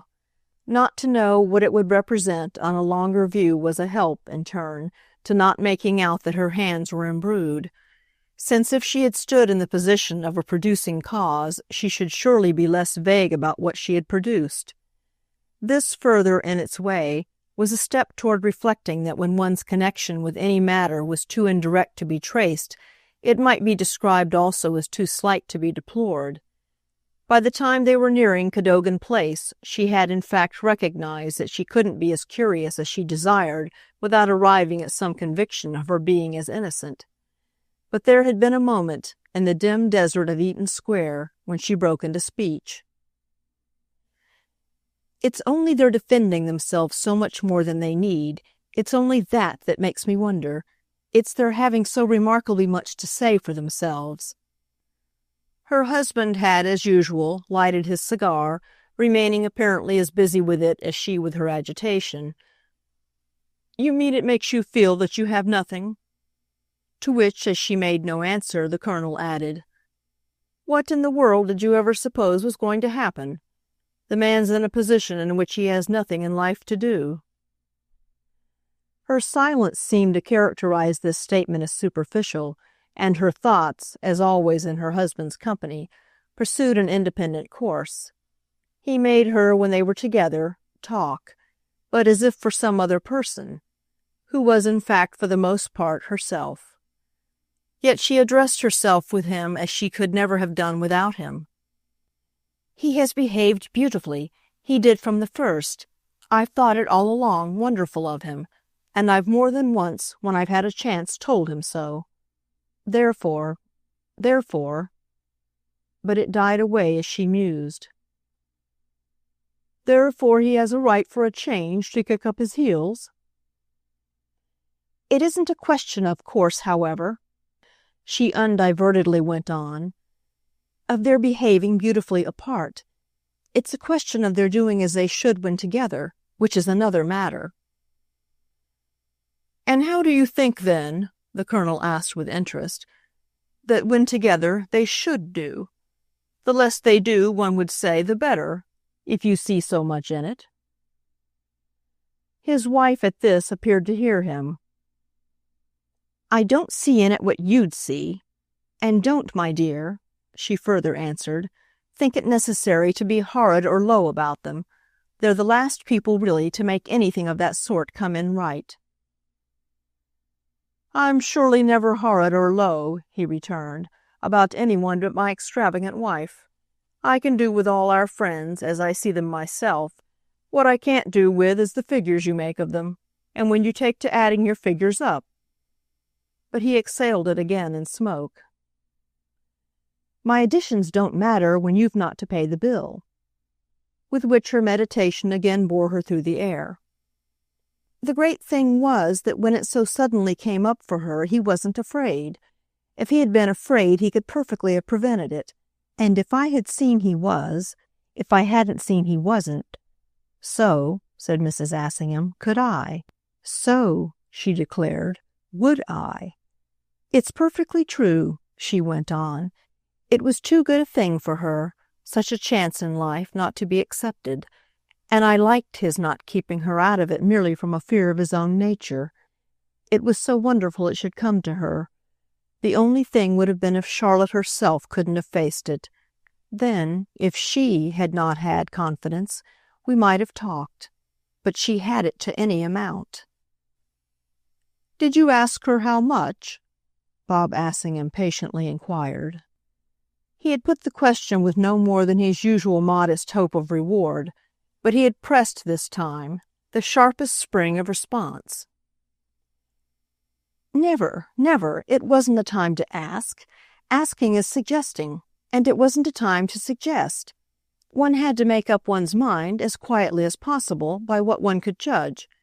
And I judge, as I say, that Charlotte felt she could face it, for which she struck me at the time as, for so proud a creature, almost touchingly grateful. The thing I should never forgive her for would be her forgetting to whom it is her thanks have remained most due." "That is to Mrs. Assingham?" She said nothing for a little. There were, after all, alternatives. Maggie herself, of course, astonishing little Maggie. "Is Maggie then astonishing too?" And he gloomed out of his window. His wife on her side now, as they rolled, projected the same look. "I'm not sure that I don't begin to see more in her than dear little person as I've always thought, I ever supposed there was. I'm not sure that, putting a good many things together, I'm not beginning to make her out rather extraordinary." "You certainly will if you can," the Colonel resignedly remarked. Again his companion said nothing. Then again she broke out. "In fact, I do begin to feel it. Maggie's the great comfort. I'm getting hold of it. It will be she who'll see us through. In fact, she'll have to, and she'll be able."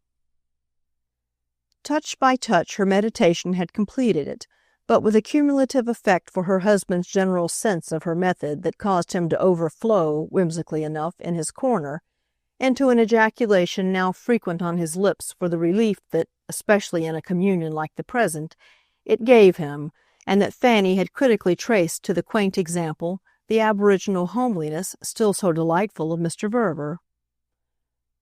"Oh, Lordy, Lordy!" "If she is, however," Mrs. Assingham continued, "she'll be extraordinary enough, and that's what I'm thinking of. But I'm not indeed so very sure," she added, "of the person to whom Charlotte ought in decency to be most grateful. I mean, I'm not sure if that person is even almost the incredible little idealist who has made her his wife." "I shouldn't think you would be, love," the Colonel with some promptness responded. "Charlotte is the wife of an incredible little idealist." His cigar, in short, once more, could alone express it.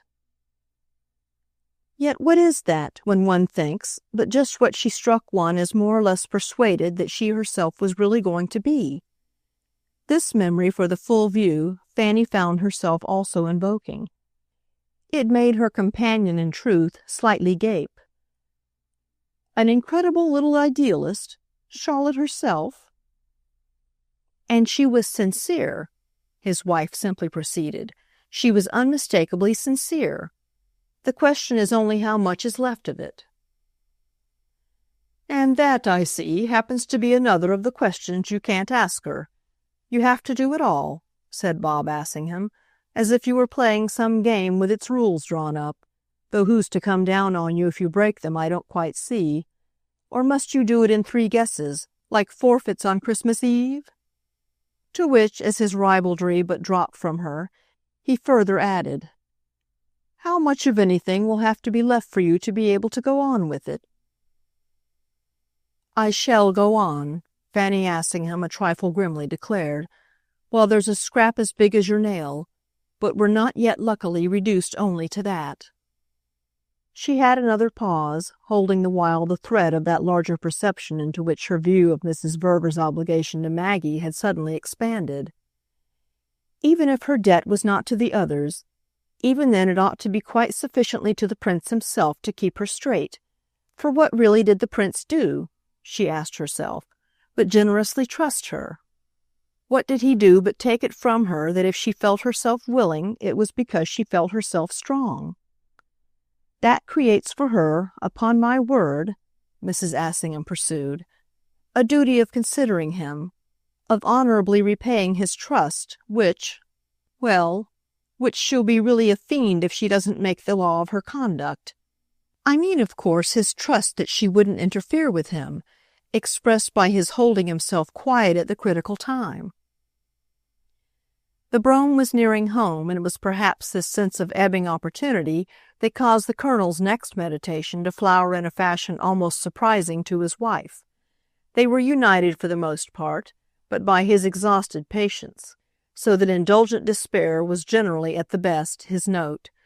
He at present, however, actually compromised with his despair to the extent of practically admitting that he had followed her steps. He literally asked, in short, an intelligent, well-nigh a sympathizing question. "Gratitude to the Prince for not having put a spoke in her wheel, that, you mean, should taking it in the right way be precisely the ballast of her boat?" Taking it in the right way. Fanny, catching at this gleam, emphasized the proviso. "But doesn't it rather depend on what she may most feel to be the right way?" "No, it depends on nothing, because there's only one way, for duty or delicacy." "Oh, delicacy," Bob Assingham rather crudely murmured. I mean the highest kind, moral. Charlotte's perfectly capable of appreciating that. By every dictate of moral delicacy, she must let him alone."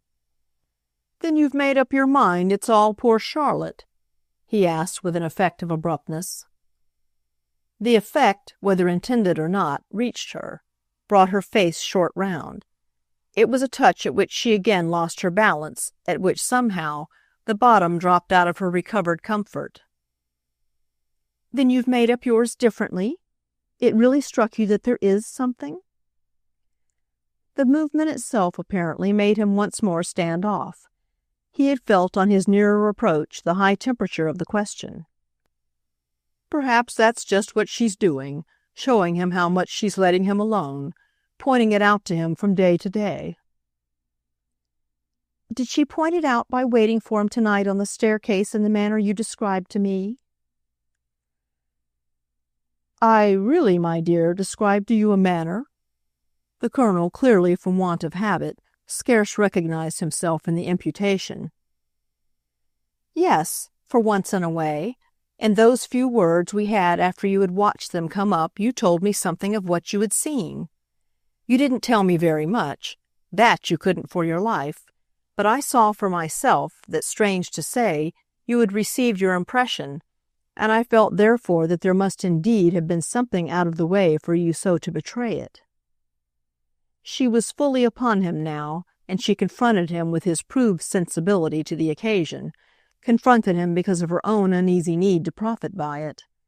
It came over her still more than at the time. It came over her that he had been struck with something, even he, poor dear man, and that for this to have occurred there must have been much to be struck with.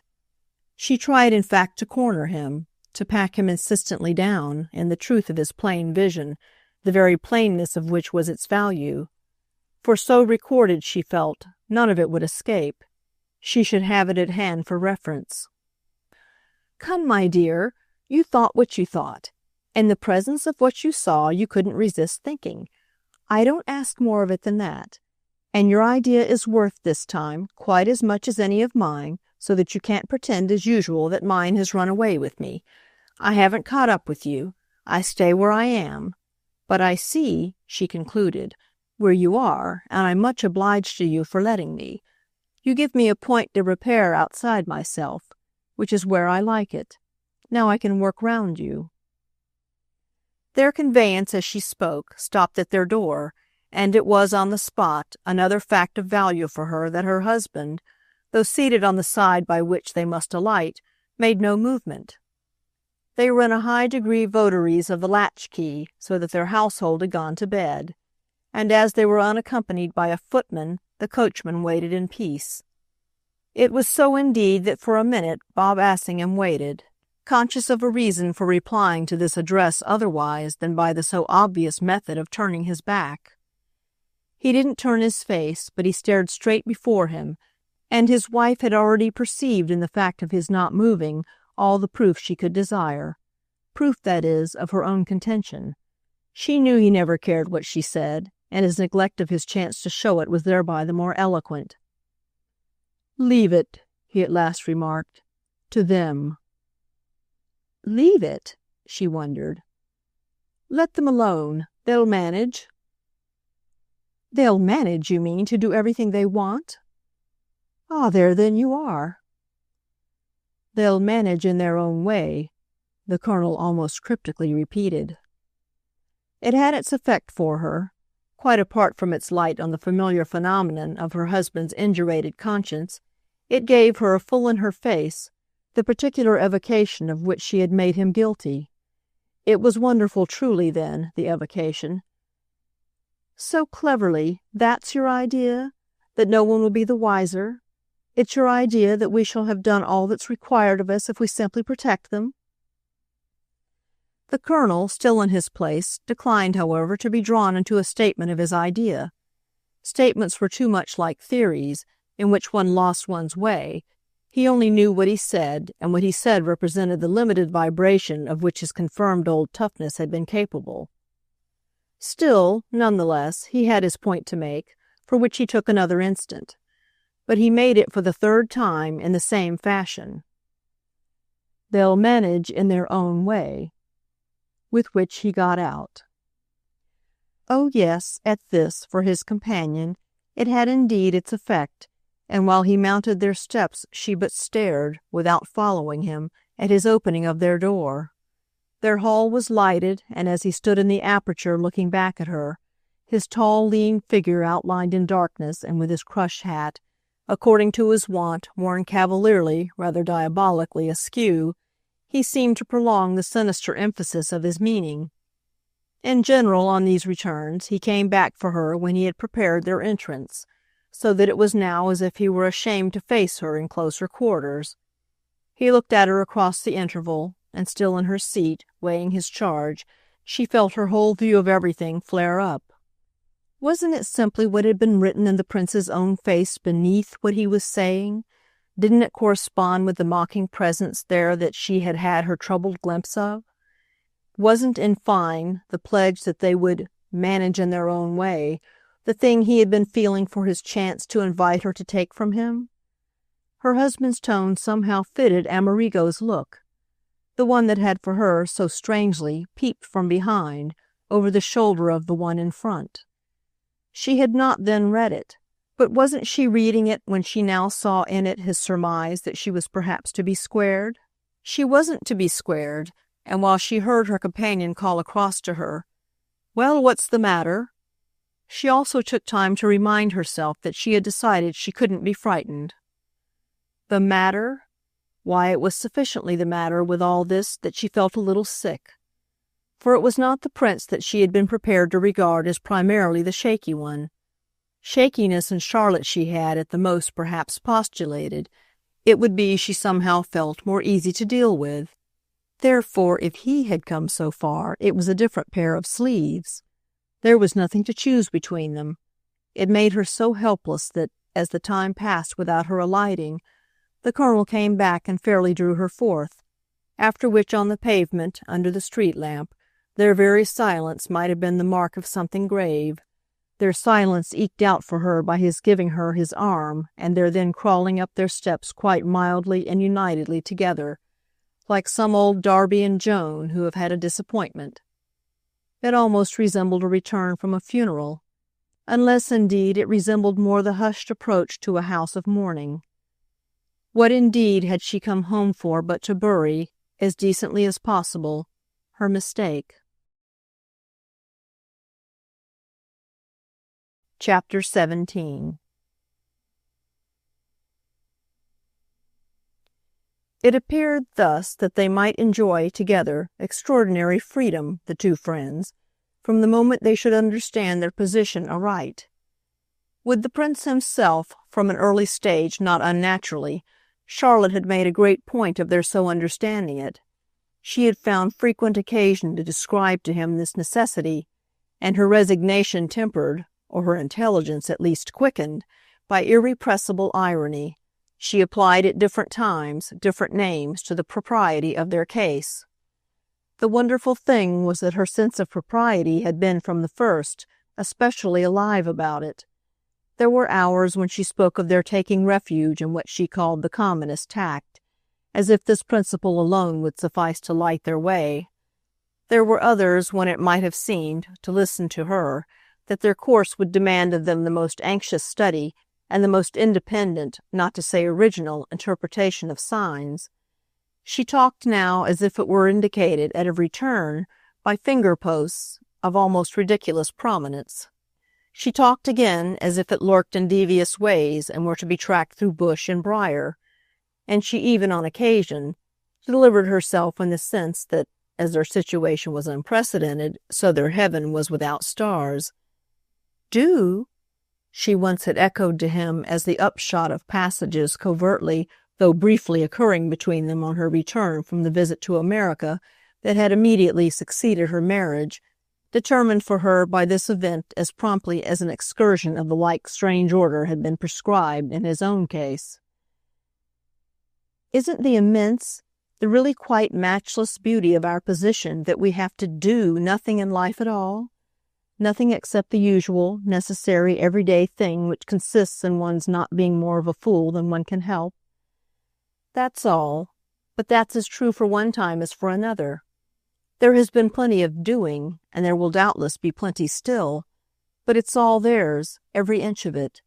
It's all a matter of what they've done to us."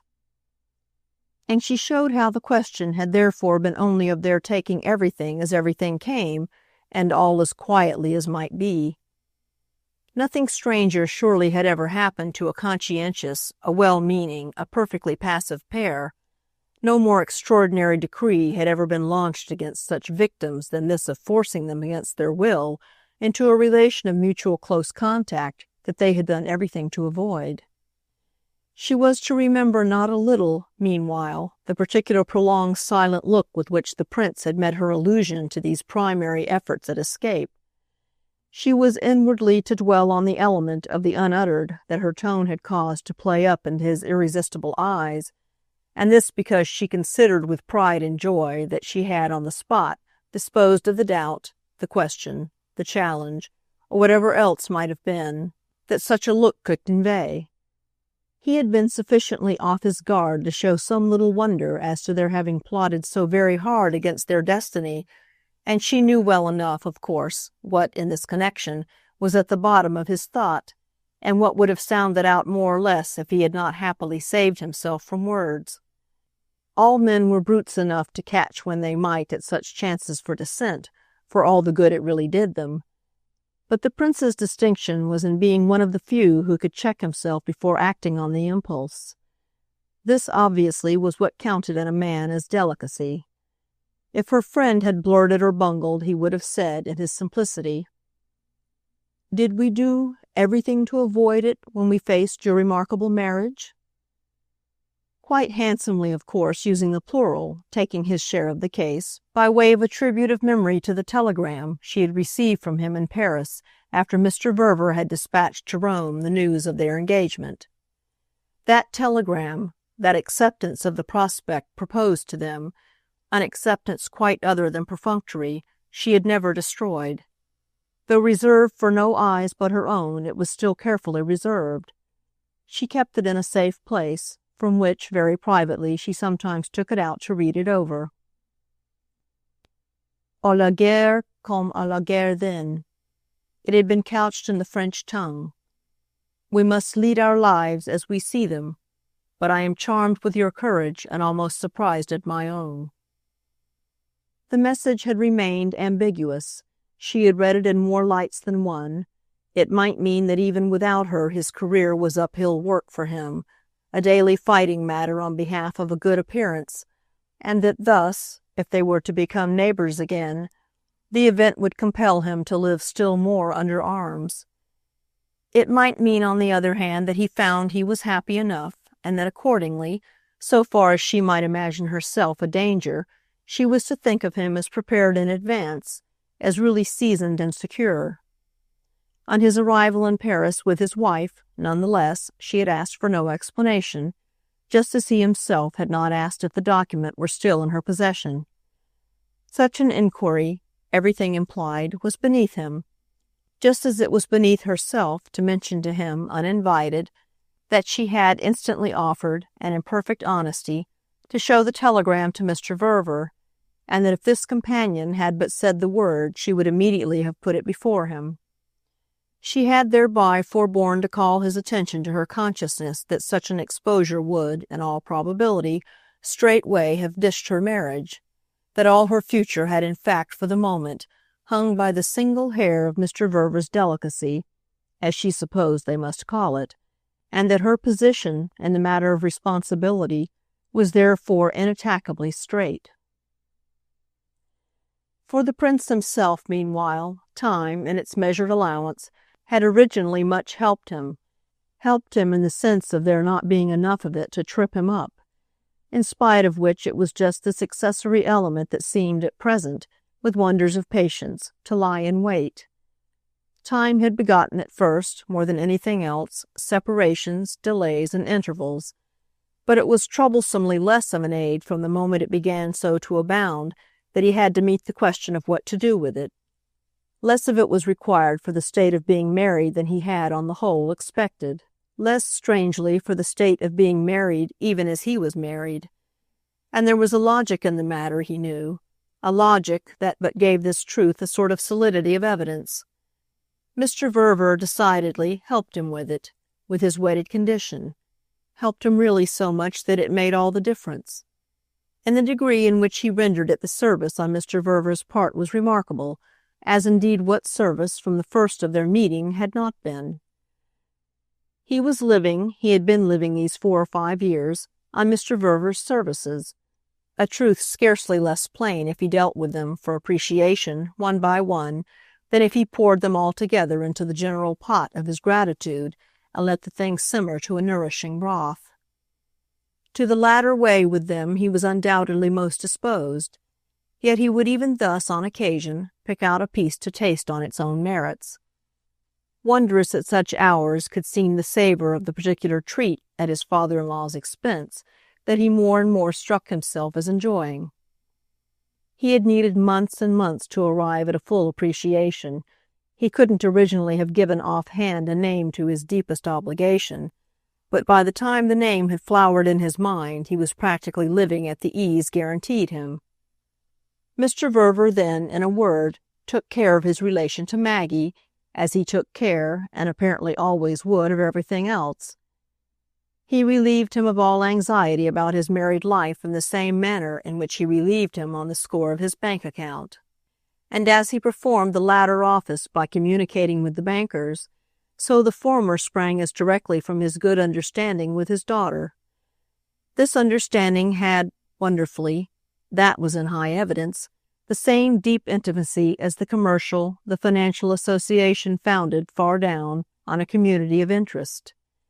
And the correspondence for the prince carried itself out in identities of character the vision of which, fortunately, rather tended to amuse than to, as might have happened, irritate him. Those people, and his free synthesis lumped together, capitalists and bankers, retired men of business, illustrious collectors, American fathers-in-law, American fathers, little American daughters, little American wives, those people were of the same large lucky group, as one might say. They were all, at least, of the same general species and had the same general instincts. They hung together, they passed each other the word, they spoke each other's language, they did each other turns. In this last connection it of course came up for our young man at a given moment that Maggie's relation with him was also, on the perceived basis, taken care of, which was in fact the real upshot of the matter. It was a funny situation, that is, it was funny just as it stood. Their married life was in question, but the solution was, not less strikingly, before them. It was all right for himself, because Mr. Verver worked it so for Maggie's comfort, and it was all right for Maggie, because he worked it so for her husband's. The fact that time, however, was not, as we have said, wholly on the prince's side, might have shown for particularly true one dark day, on which, by an odd but not unprecedented chance, the reflections just noted offered themselves as his main recreation. They alone, it appeared, had been appointed to fill the hours for him, and even to fill the great square house in Portland Place, where the scale of one of the smaller saloons fitted them but loosely. He had looked into this room on the chance that he might find the princess at tea, but though the fireside service of the repast was shiningly present, the mistress of the table was not, and he had waited for her, if waiting it could be called, while he measured again and again the stretch of polished floor. He could have named to himself no pressing reason for seeing her at this moment, and her not coming in, as the half-hour elapsed, became in fact quite positively, however perversely, the circumstance that kept him on the spot. Just there he might have been feeling, just there he could best take his note. This observation was certainly by itself meagre amusement for a dreary little crisis, but his walk to and fro, and in particular his repeated pause at one of the high front windows, gave each of the ebbing minutes, none the less, after a time, a little more of the quality of a quickened throb of the spirit. These throbs scarce expressed, however, the impatience of desire any more than they stood for sharp disappointment. The series together resembled perhaps more than anything else those fine waves of clearness through which, for a watcher of the East, dawn at last trembles into rosy day. The illumination, indeed, was all for the mind, the prospect revealed by it a mere immensity of the world of thought. The material outlook was all the while a different matter. The March afternoon, judged at the window, had blundered back into autumn. It had been raining for hours, and the color of the rain, the color of the air, of the mud, of the opposite houses, of life altogether in so grim a joke, so idiotic a masquerade, was an unutterable dirty brown.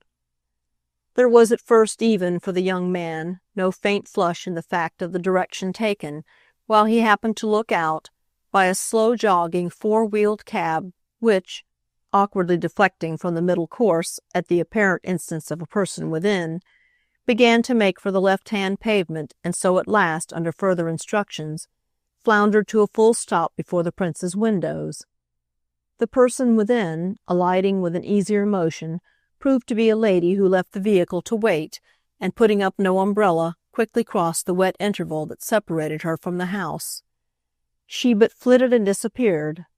Yet the prince, from his standpoint, had had time to recognize her, and the recognition kept him for some minutes motionless. Charlotte Stant at such an hour, and a shabby four-wheeler and a waterproof.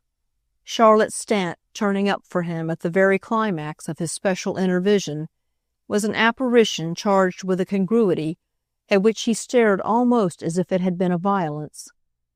The effect of her coming to see him only, had, while he stood waiting, a singular intensity, though after some minutes had passed the certainty of this began to drop. Perhaps she had not come, or had come only for Maggie. Perhaps on learning below that the princess had not returned, she was merely leaving a message, writing a word on a card. He should see at any rate, and meanwhile, controlling himself, would do nothing. This thought of not interfering took on a sudden force for him. She would doubtless hear he was at home, but he would let her visit to him be all of her own choosing. And his view of a reason for leaving her free was the more remarkable that, though taking no step, he yet intensely hoped. The harmony of her breaking into sight while the superficial conditions were so against her was a harmony with conditions that were far from superficial, and that gave, for his imagination, an extraordinary value to her presence.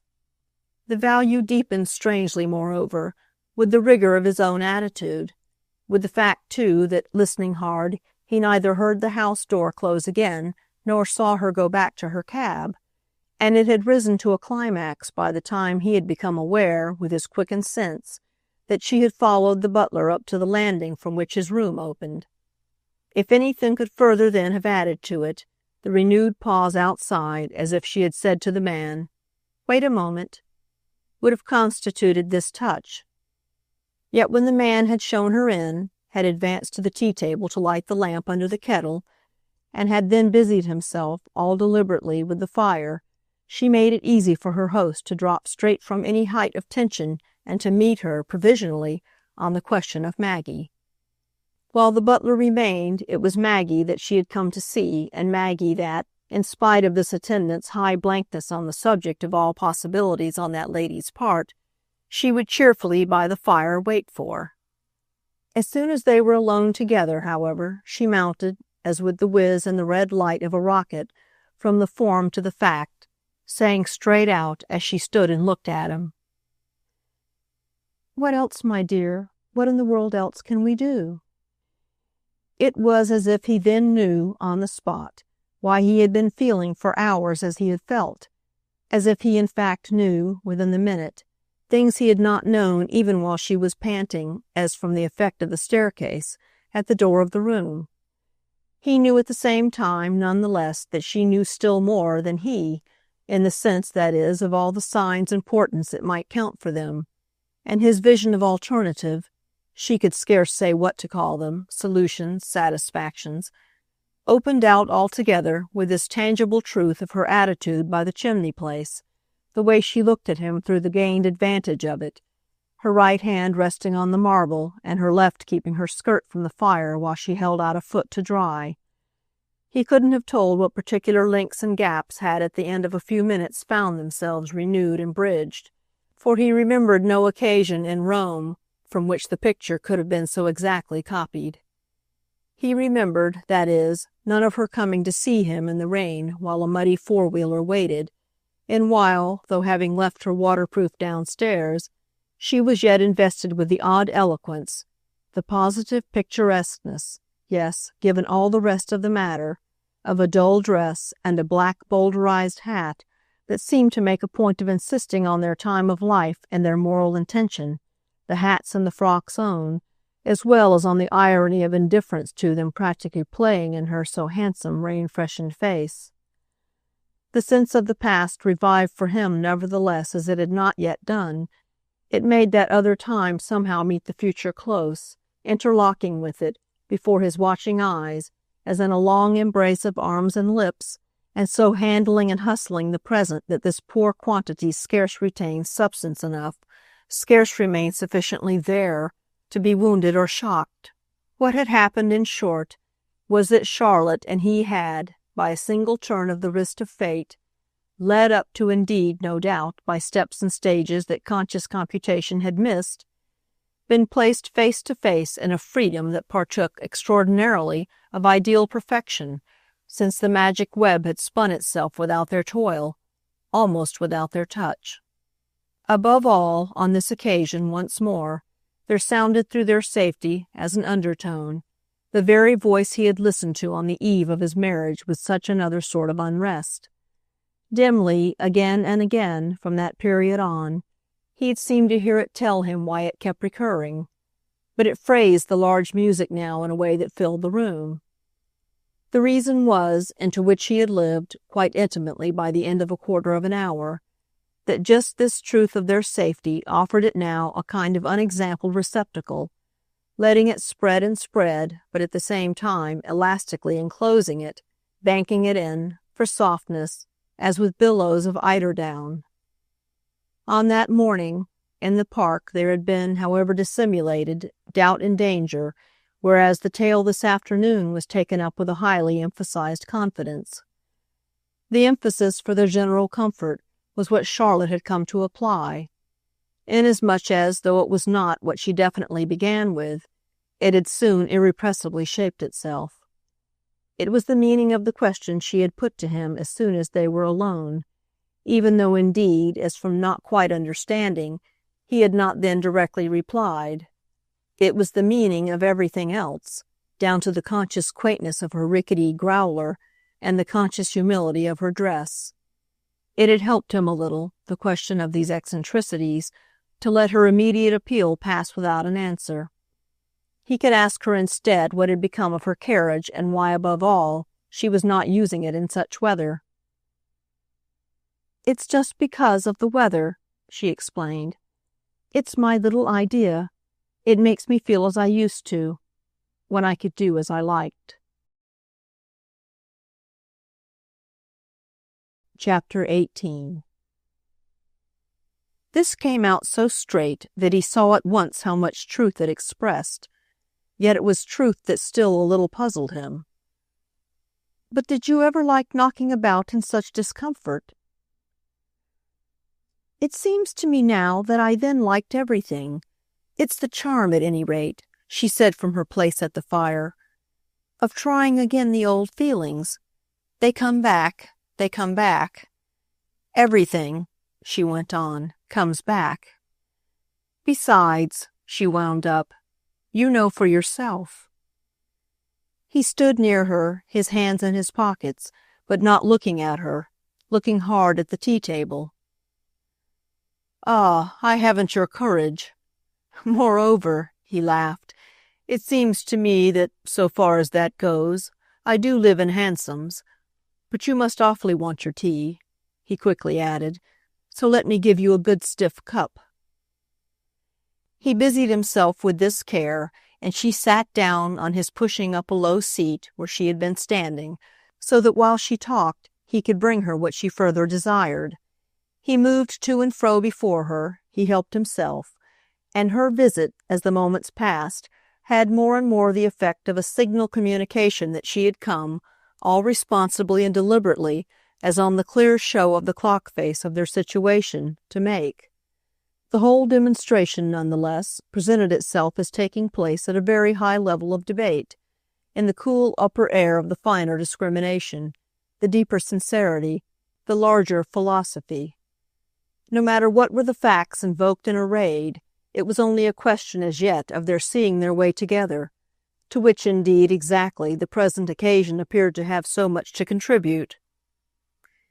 "It's not that you haven't my courage," Charlotte said, "but that you haven't, I rather think, my imagination. Unless indeed it should turn out after all," she added, "that you haven't even my intelligence. However, I shall not be afraid of that till you've given me more proof." And she made again, but more clearly, her point of a moment before. "You knew, besides, you knew today I would come. And if you knew that, you know everything."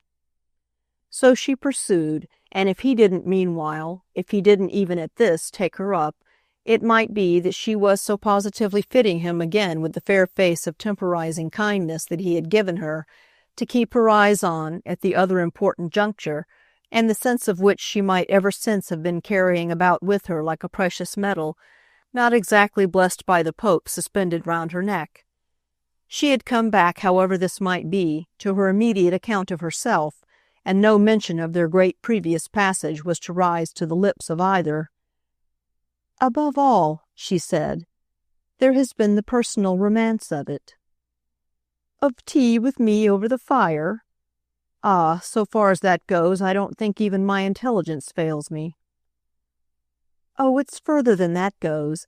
And if I've had a better day than you, it's perhaps, when I come to think of it, that I am braver. You bore yourself, you see, but I don't." I don't," she repeated. "It's precisely boring oneself without relief," he protested, "that takes courage." "Passive, then, not active. My romance is that, if you want to know, I've been all day on the town. Literally on the town, isn't that what they call it?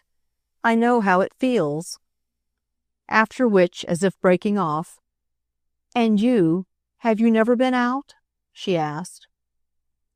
He still stood there with his hands in his pockets. "What should I have gone out for?" "Oh, what should people in our case do anything for? But you're wonderful, all of you. You know how to live. We're clumsy brutes, we others. Besides you, we must always be doing something. However," Charlotte pursued, "if you had gone out, you might have missed the chance of me, which I'm sure, though you won't confess it, was what you didn't want, and might have missed, above all, the satisfaction that, look blank about it as you will, I've come to congratulate you on. That's really what I can at last do.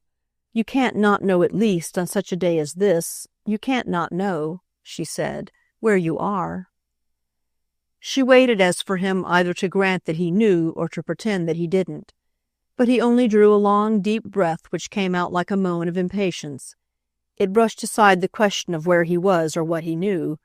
It seemed to keep the ground clear for the question of his visitor herself, that of Charlotte Verver, exactly as she sat there. So, for some moments, with their long look, they but treated the matter in silence, with the effect, indeed, by the end of the time, of having considerably brought it on. This was sufficiently marked in what Charlotte next said. "There it all is, extraordinary beyond words. It makes such a relation for us, as I verily believe was never before in the world thrust upon two well-meaning creatures. Haven't we therefore to take things as we find them?" She put the question still more directly than that of a moment before, but to this one as well he returned no immediate answer. Noticing only that she had finished her tea, he relieved her of her cup, carried it back to the table, asked her what more she would have, and then, on her "Nothing, thanks," returned to the fire and restored a displaced log to position by a small but almost too effectual kick. She had meanwhile got up again, and it was on her feet that she repeated the words she had first frankly spoken. "What else can we do? What in all the world else?" He took them up, however, no more than at first. "Where then have you been? he asked as from mere interest in her adventure. Everywhere I could think of, except to see people. I didn't want people. I wanted too much to think. But I've been back at intervals, 3 times, and then come away again. My cabman must think me crazy. It's very amusing. I shall owe him, when we come to settle, more money than he has ever seen. I've been, my dear, she went on, to the British Museum, which you know I always adore, and I've been to the National Gallery, into a dozen old booksellers, coming across treasures, and I've lunched on some strange nastiness at a cook shop in Holborn. I wanted to go to the Tower, but it was too far. My old man urged that, and I would have gone to the zoo if it hadn't been too wet, which he also begged me to observe. But you wouldn't believe, I did put in St. Paul's. Such days, she wound up, are expensive, for besides the cab, I've bought quantities of books. She immediately passed, at any rate, to another point. I can't help wondering when you must last have laid eyes on them. And then, as it had apparently for her companion an effect of abruptness, Maggie, I mean, and the child, for I suppose you know he's with her. Oh, yes, I know he's with her. I saw them this morning. And did they then announce their program? She told me she was taking him, as usual, da nonno. And for the whole day? He hesitated, but it was as if his attitude had slowly shifted. She didn't say, and I didn't ask. Well, she went on, it can't have been later than 10:30. I mean, when you saw them.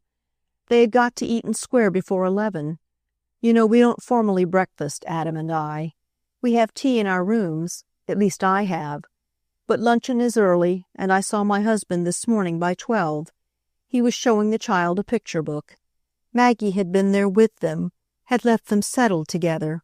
Then she had gone out, taking the carriage for something he had been intending, but that she offered to do instead.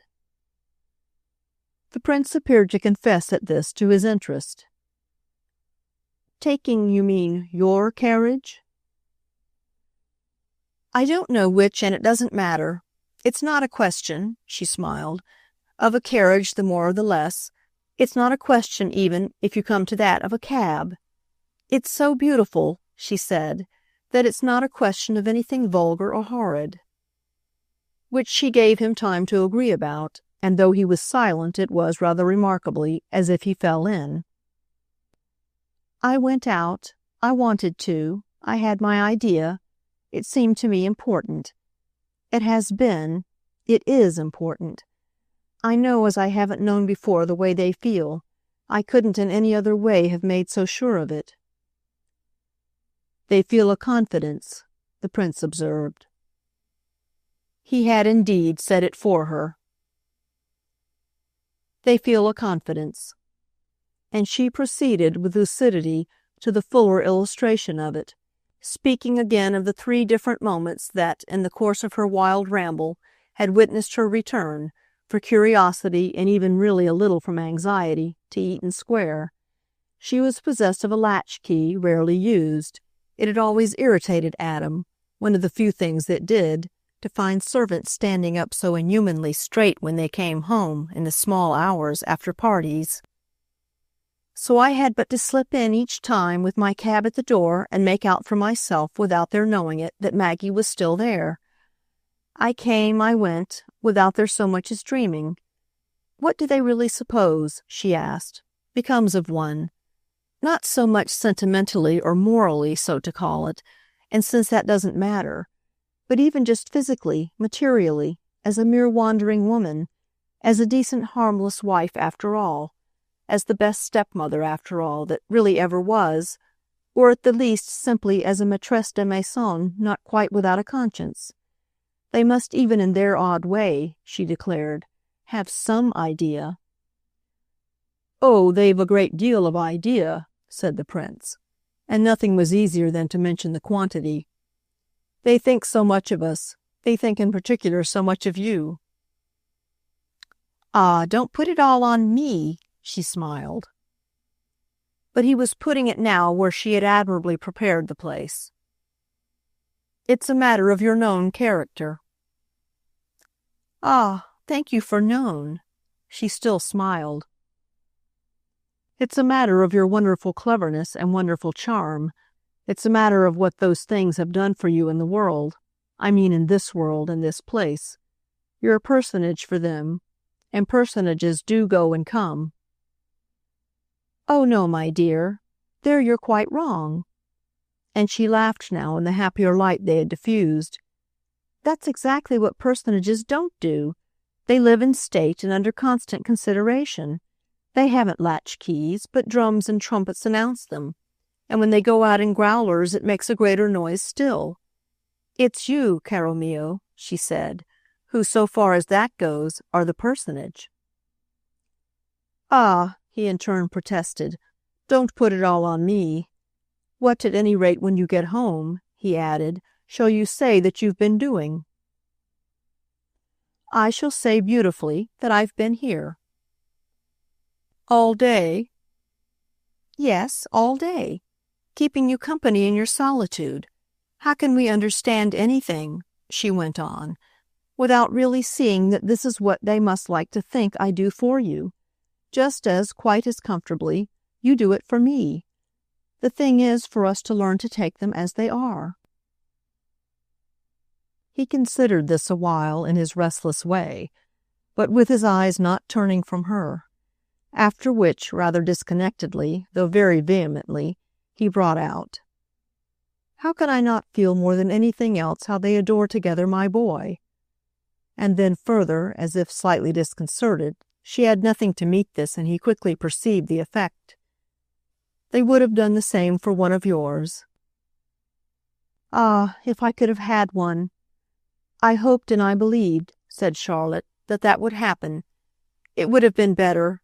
It would have made perhaps some difference. He thought so too, poor duck, that it might have been. I'm sure he hoped and intended so.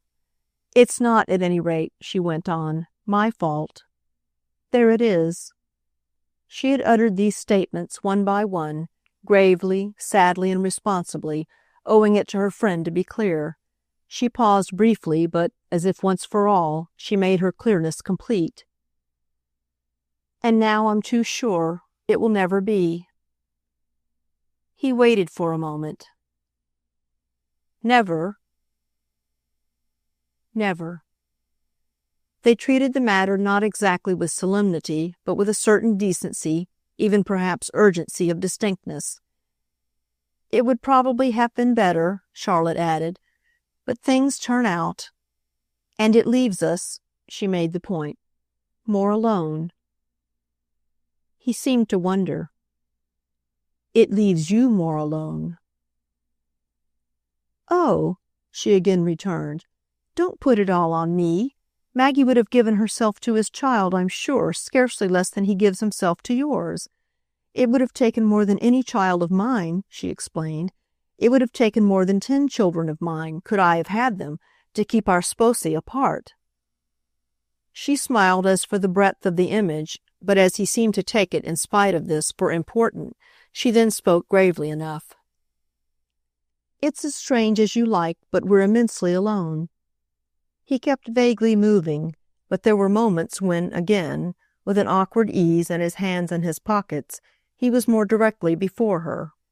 He stood there at these last words, which had the effect of making him for a little throw back his head and, as thinking something out, stare up at the ceiling.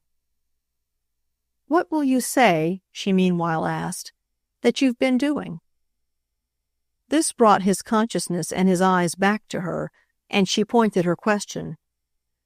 "I mean when she comes in, for I suppose she will some time come in. It seems to me we must say the same thing." Well, he thought again. "Yet I can scarce pretend to have had what I haven't." "Ah, what haven't you had? What aren't you having?"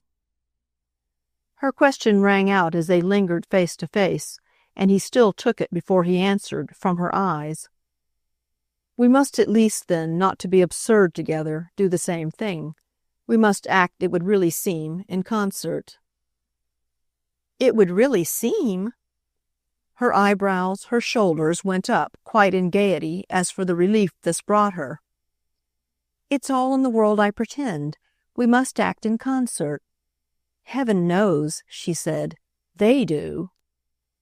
So it was that he evidently saw, and that by his admission the case could fairly be put. But what he evidently saw appeared to come over him at the same time as too much for him, so that he fell back suddenly to ground where she was not awaiting him. The difficulty is, and will always be, that I don't understand them. I didn't at first, but I thought I should learn to. That was what I hoped, and it appeared then that Fanny Assingham might help me. "Oh, Fanny Assingham," said Charlotte Verver. He stared a moment at her tone. "She would do anything for us." To which Charlotte at first said nothing, as if from the sense of too much. Then, indulgently enough, she shook her head. "We're beyond her." He thought a moment, as of where this placed them. "She'd do anything, then, for them." "Well, so would we, so that doesn't help us. She is broken down. She doesn't understand us. And really, my dear," Charlotte added, "Fanny Assingham doesn't matter." He wondered again. "Unless as taking care of them." "Ah!" Charlotte instantly said. "Isn't it for us only to do that?" She spoke as with a flare of pride for their privilege and their duty. "I think we want no one's aid." She spoke indeed with a nobleness not the less effective for coming in so oddly, with a sincerity visible even through the complicated twist by which any effort to protect the father and the daughter seemed necessarily conditioned for them. It moved him in any case as if some spring of his own, a weaker one, had suddenly been broken by it. These things all the while, the privilege, the duty, the opportunity, had been the substance of his own vision. They formed the note he had been keeping back to show her that he was not, in their so special situation, without a responsible view. A conception that he could name, and could act on, was something that now at last, not to be too eminent a fool, he was required by all the graces to produce, and the luminous idea she had herself uttered would have been his expression of it. She had anticipated him, but, as her expression left, for positive beauty, nothing to be desired. He felt rather righted than wronged. A large response, as he looked at her, came into his face, a light of excited perception all his own, and the glory of which, as it almost might be called, what he gave her back had the value of what she had given him. "They're extraordinarily happy." Oh, Charlotte's measure of it was only too full. "Beatifically." "That's the great thing," he went on, "so that it doesn't matter, really, that one doesn't understand. Besides, you do, enough." "I understand my husband, perhaps," she after an instant conceded. "I don't understand your wife." "You're of the same race, at any rate, more or less, of the same general tradition and education, of the same moral paste. There are things you have in common with them. But I, on my side, as I've gone on trying to see if I haven't some of these things too, I, on my side, have more and more failed. There seem at last to be none worth mentioning. I can't help seeing it. I'm decidedly too different." "Yet you're not," Charlotte made the important point, "too different from me." "I don't know, as we're not married. That brings things out. Perhaps if we were," he said, "you would find some abyss of divergence." "Since it depends on that, then," she smiled, "I'm safe as you are anyhow. Moreover, as one has so often had occasion to feel, and even to remark, they're very, very simple. That makes," she added, "a difficulty for belief. But when once one has taken it in, it makes less difficulty for action. I have at last, for myself, I think, taken it in. I'm not afraid." He wondered a moment. "Not afraid of what?" "Well, generally of some beastly mistake, especially of any mistake founded on one's idea of their differences. For that idea, Charlotte developed, positively makes one so tender. Ah, but rather. Well, then, there it is. I can't put myself into Maggie's skin. I can't, as I say. It's not my fit. I shouldn't be able, as I see it, to breathe in it. But I can feel that I'd do anything to shield it from a bruise. Tender as I am for her, too, she went on, I think I'm still more so for my husband. He's, in truth, of a sweet simplicity. The prince turned over a while the sweet simplicity of Mr. Verver. Well, I don't know that I can choose. At night all cats are gray. I only see how, for so many reasons, we ought to stand toward them, and how, to do ourselves justice, we do. It represents for us a conscious care. Of every hour, literally, said Charlotte. She could rise to the highest measure of the facts. And for which we must trust each other. Oh, as we trust the saints in glory. Fortunately, the prince hastened to add, we can. With which, as for the full assurance and the pledge it involved, their hands instinctively found their hands. It's all too wonderful. Firmly and gravely she kept his hand. It's too beautiful. And so for a minute they stood together, as strongly held and as closely confronted as any hour of their easier past even had seen them. They were silent at first, only facing and faced, only grasping and grasped, only meeting and met. It's sacred, he said at last. It's sacred, she breathed back to him. They vowed it, gave it out and took it in, drawn by their intensity more closely together. Then of a sudden, through this tightened circle, as at the issue of a narrow strait into the sea beyond, everything broke up, broke down, gave way, melted and mingled. Their lips sought their lips, their pressure their response, and their response their pressure. With a violence that had sighed itself the next moment to the longest and deepest of stillnesses, they passionately sealed their pledge. Chapter 19. He had taken it from her, as we have seen, moreover, that Fanny Assingham didn't now matter. The now he had even himself supplied, as no more than fair to his sense of various earlier stages. And though his assent remained scarce more than tacit, his behavior for the hour so fell into line that, for many days, he kept postponing the visit he had promised his old friend on the occasion of their talk at the Foreign Office. With regret, none the less, would he have seen it quite extinguished, that theory of their relation as attached pupil and kind instructress in which they had from the first almost equally found a convenience. It had been he, no doubt, who had most put it forward, since his need of knowledge fairly exceeded her mild pretension. But he had again and again repeated to her that he should never, without her, have been where he was, and she had not successfully concealed the pleasure it might give her to believe it, even after the question of where he was had begun to show itself as rather more closed than open to interpretation. It had never indeed before that evening come up as during the passage at the official party, and he had for the first time at those moments, a little disappointedly, got the impression of a certain failure on the dear woman's part, of something he was aware of having always rather freely taken for granted in her. Of what exactly the failure consisted he would still perhaps have felt it a little harsh to try to say, and if she had in fact, as by Charlotte's observation, broken down, the details of the collapse would be comparatively unimportant. They came to the same thing, all such collapses, the failure of courage, the failure of friendship, or the failure just simply of tact. For didn't any one of them by itself amount really to the failure of wit, which was the last thing he had expected of her, and which would be but another name for the triumph of stupidity? It had been Charlotte's remark that they were at last beyond her, whereas he had ever enjoyed believing that a certain easy imagination in her would keep up with him to the end. He shrank from affixing a label to Mrs. Assingham's want of faith, but when he thought at his ease of the way persons who were capable really entertained, or at least with any refinement, the passion of personal loyalty, He figured for them a play of fancy neither timorous nor scrupulous.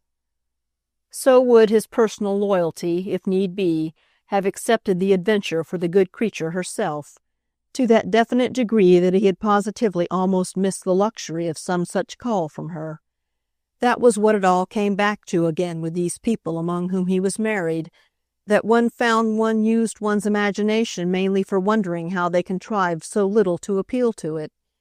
He felt at moments as if there were never anything to do for them that was worthy, to call worthy, of the personal relation, never any charming charge to take of any confidence deeply reposed. He might vulgarly have put it that one had never to plot or to lie for them. He might humorously have put it that one had never, as by the higher conformity, to lie in wait with the dagger or to prepare insidiously the cup. These were the services that, by all romantic tradition, were consecrated to affection quite as much as to hate. But he could amuse himself with saying, so far as the amusement went, that they were what he had once for all turned his back on. Fanny was meanwhile frequent, it appeared, in Eaton Square. So much he gathered from the visitor who was not infrequent, least of all at tea-time, during the same period in Portland Place, though they had little need to talk of her after practically agreeing that they had outlived her. To the scene of these conversations and suppressions Mrs. Assingham herself made actually no approach, her latest view of her utility seeming to be that it had found in Eaton Square its most urgent field. It was finding there, in fact, everything and every one but the prince, who mostly just now kept away, or who at all events, on the interspaced occasions of his calling, happened not to encounter the only person from whom he was a little estranged. It would have been all prodigious if he had not already, with Charlotte's aid, so very considerably lived into it.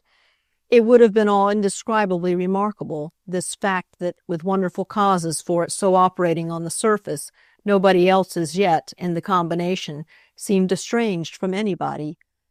If Mrs. Assingham delighted in Maggie, she knew by this time how most easily to reach her, and if she was unhappy about Charlotte, she knew by the same reasoning how most probably to miss that vision of her on which affliction would feed. It might feed, of course, on finding her so absent from her home, just as this particular phenomenon of her domestic detachment could be, by the anxious mind, best studied there. Fanny was, however, for her reasons, shy of Portland Place itself. This was appreciable, so that she might well, after all, have no great light on the question of whether Charlotte's appearances there were frequent or not, any more than on that of the account they might be keeping of the usual solitude, since it came to this, of the head of that house. There was always, to cover all ambiguities, to constitute a fund of explanation for the divisions of Mrs. Verver's day, the circumstance that, at the point they had all reached together, Mrs. Verver was definitely and by general acclamation in charge of the social relations of the family, literally of those of the two households. As to her genius for representing, which in the great world and in the grand style vivid evidence had more and more accumulated, it had been established in the two households at an early stage, and with the highest good humor, that Charlotte was the social success, whereas the princess, though kind, though punctilious, though charming, though in fact the dearest little creature in the world, and the princess into the bargain, was distinctly not, would distinctly never be, and might as well practically give it up. Whether through being above it or below it, too much outside of it or too much lost in it, too unequipped or too indisposed, didn't especially matter.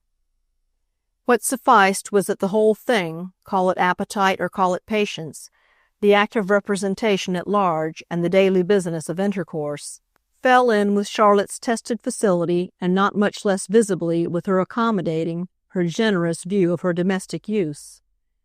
She had come frankly into the connection to do and to be what she could, no questions asked, and she had taken over accordingly as it stood, and in the finest practical spirit, the burden of a visiting list that Maggie originally, left to herself, and left even more to the Principino, had suffered to get inordinately out of hand.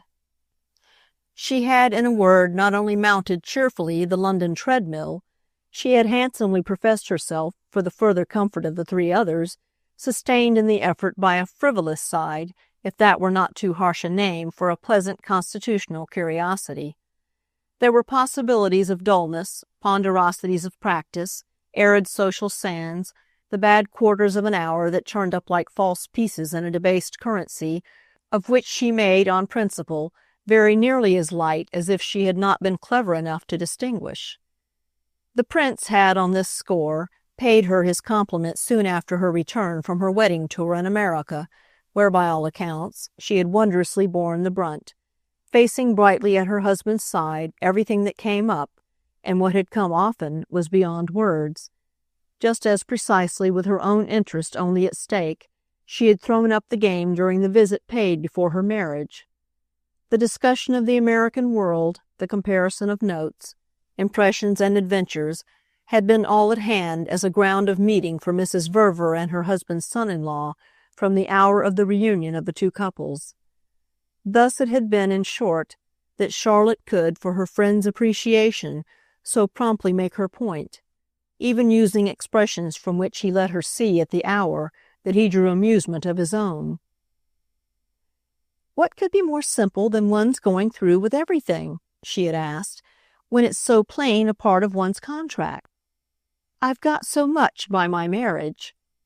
For she had never for a moment concealed from him how much she had felt it and was finding it, "that I should deserve no charity if I stinted my return. Not to do that, to give back, on the contrary, all one can, are just one's decency and one's honor and one's virtue. These things, henceforth, if you're interested to know, are my rule of life, the absolute little gods of my worship, the holy images set up on the wall. Oh yes, since I'm not a brute," she had wound up, "you shall see me as I am." Which was therefore as he had seen her, dealing always, from month to month, from day to day, and from one occasion to the other, with the duties of a remunerated office. Her perfect, her brilliant efficiency had doubtless, all the while, contributed immensely to the pleasant ease in which her husband and her husband's daughter were lapped. It had, in fact, probably done something more than this. It had given them a finer and sweeter view of the possible scope of that ease. They had brought her in, on the crudest expression of it, to do the worldly for them, and she had done it with such genius that they had themselves, in consequence, renounced it even more than they had originally intended. In proportion as she did it, moreover, was she to be relieved of other and humbler doings, which minor matters, by the properest logic, devolved therefore upon Maggie, in whose cords and whose province they more naturally lay. Not less naturally, by the same token, they included the repair, at the hands of the latter young woman, of every stitch conceivably dropped by Charlotte in Eaton Square. This was homely work, but that was just what made it Maggie's. Bearing in mind dear Amerigo, who was so much of her own great mundane feather, and whom the homeliness in question didn't, no doubt, quite equally provide for, that would be to balance, just in a manner, Charlotte's very most charming function, from the moment Charlotte could be got adequately to recognize it. Well, that Charlotte might be appraised as at last not ineffectually recognizing it was a reflection that, during the days with which we are actually engaged, completed in the prince's breast these others, these images and ruminations of his leisure, these gropings and fittings of his conscience and his experience, that we have attempted to set in order there. They bore him company, not insufficiently, considering in especial his fuller resources in that line, while he worked out, to the last lucidity, the principle on which he forbore either to seek Fanny out in Cadogan Place, or to perpetrate the error of too much an assiduity in Eaton Square. This error would be his not availing himself to the utmost of the convenience of any artless theory of his constitution, or of Charlotte's, that might prevail there. That artless theories could and did prevail was a fact he had ended by accepting, under copious evidence, as definite and ultimate, and it consorted with common prudence, with the simplest economy of life, not to be wasteful of any odd gleaning. To haunt Eaton Square, in fine, would be to show that he had not, like his brilliant associate, a sufficiency of work in the world. It was just his having that sufficiency, it was just their having it together, that so strangely and so blessedly made, as they put it to each other, everything possible. What further propped up the case, moreover, was that the world, by still another beautiful perversity of their chance, included Portland Place without including to anything like the same extent Eaton Square.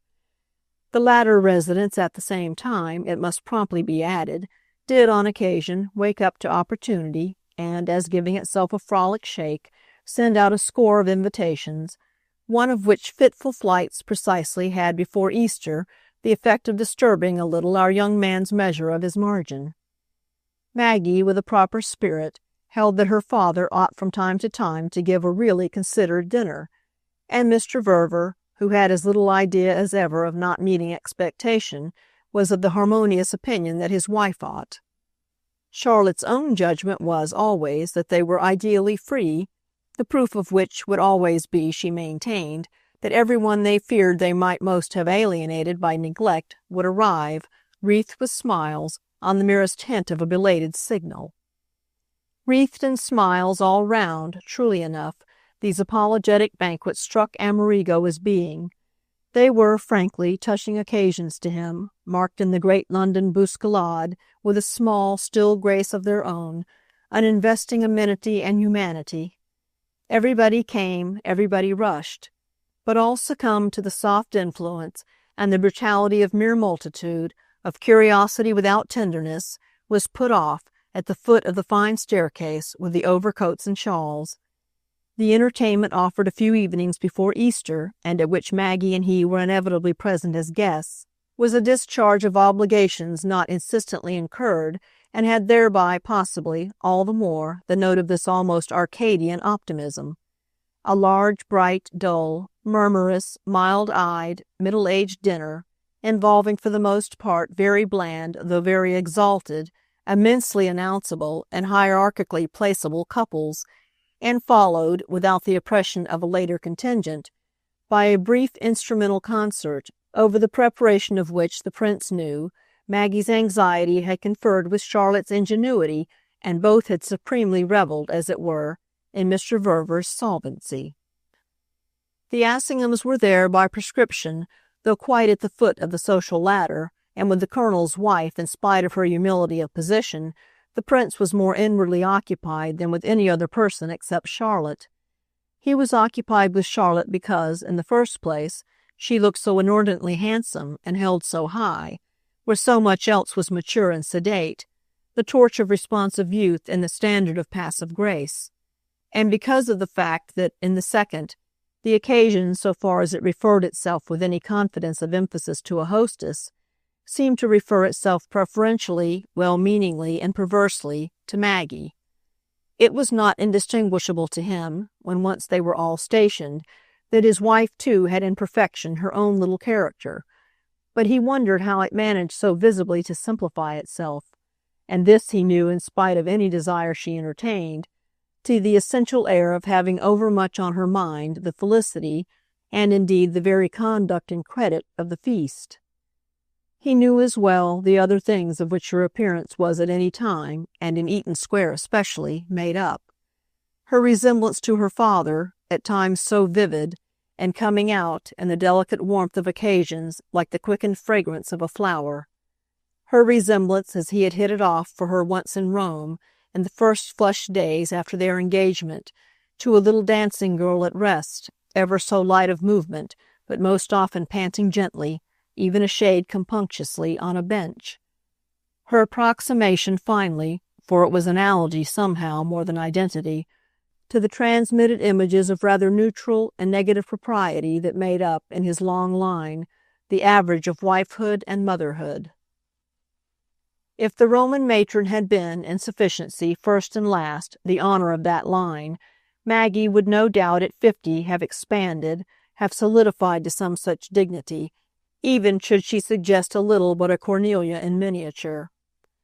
A light, however, broke for him in season, and when once it had done so, it made him more than ever aware of Mrs. Verver's vaguely, yet quite exquisitely contingent participation, a mere hinted or tendered discretion, in short of Mrs. Verver's indescribable, unfathomable relation to the scene. Her placed condition, her natural seat and neighborhood, her intenser presence, her quieter smile, her fewer jewels, were inevitably all as nothing compared with the preoccupation that burned in Maggie like a small flame, and that had in fact kindled in each of her cheeks a little attesting, but fortunately by no means unbecoming, spot. The party was her father's party, and its greater or smaller success was a question having for her all the importance of his importance, so that sympathy created for her a sort of visible suspense, under pressure of which she bristled with filial reference, with little filial recalls of expression, movement, tone. It was all unmistakable, and as pretty as possible if one would, and even as funny. But it put the pair so together, as undivided by the marriage of each, that the princess, il n'y avait pas d'air, might sit where she liked. She would still always, in that house, be irremediably Maggie Verver. The prince found himself on this occasion so beset with that perception that its natural complement for him would really have been to wonder if Mr. Verver had produced on people something of the same impression in the recorded cases of his having dined with his daughter. This backward speculation, had it begun to play, however, would have been easily arrested, for it wasn't present to come over Amerigo as never before that his remarkable father-in-law was the man in the world least equipped with different appearances for different hours. He was simple, he was a revelation of simplicity, and that was the end of him so far as he consisted of an appearance at all, a question that might verily, for a weakness in it, have been argued. It amused our young man, who was taking his pleasure tonight, it will be seen, in sundry occult ways. It amused him to feel how everything else the master of the house consisted of, resources, possessions, facilities and amiabilities amplified by the social legend, depended for conveying the effect of quantity on no personal equation, no mere measurable medium. Quantity was in the air for these good people, and Mr. Verver's estimable quality was almost wholly in that pervasion. He was meagre and modest and clear-browed, and his eyes, if they wandered without fear, yet stayed without defiance. His shoulders were not broad, his chest was not high, his complexion was not fresh, and the crown of his head was not covered. In spite of all of which he looked, at the top of his table, so nearly like a little boy shyly entertaining in virtue of some imposed rank, that he could only be one of the powers, the representative of a force, quite as an infant king is the representative of a dynasty. In this generalized view of his father-in-law, intensified tonight but always operative, Amerigo had now for some time taken refuge. The refuge, after the reunion of the two households in England, had more and more offered itself as a substitute for communities, from man to man, that by his original calculation might have become possible, but that had not really ripened and flowered. He met the decent family eyes across the table, met them afterwards in the music-room, but only to read in them still what he had learned to read during his first months, the time of over-anxious initiation, a kind of apprehension in which the terms and conditions were finally fixed and absolute. This directed regard rested at its ease, but it neither lingered nor penetrated, and was, to the prince's fancy, much of the same order as any glance directed, for due attention, from the same quarter, to the figure of a check received in the course of business and about to be enclosed to a banker. It made sure of the amount, and just so from time to time, the amount of the prince was made sure. He was being thus, in renewed installments, perpetually paid in. He already reposed in the bank as a value, but subject in this comfortable way to repeated, to infinite endorsement. The net result of all of which, moreover, was that the young man had no wish to see his value diminish. He himself, after all, had not fixed it. The figure was a conception all of Mr. Verver's own. Certainly, however, everything must be kept up to it. Never so much as tonight had the prince felt this. He would have been uncomfortable as these quiet expressions passed, had the case not been guaranteed for him by the intensity of his accord with Charlotte. It was impossible that he should not now and again meet Charlotte's eyes, as it was also visible that she too now and again met her husband's. For her as well, in all his pulses, he felt the conveyed impression.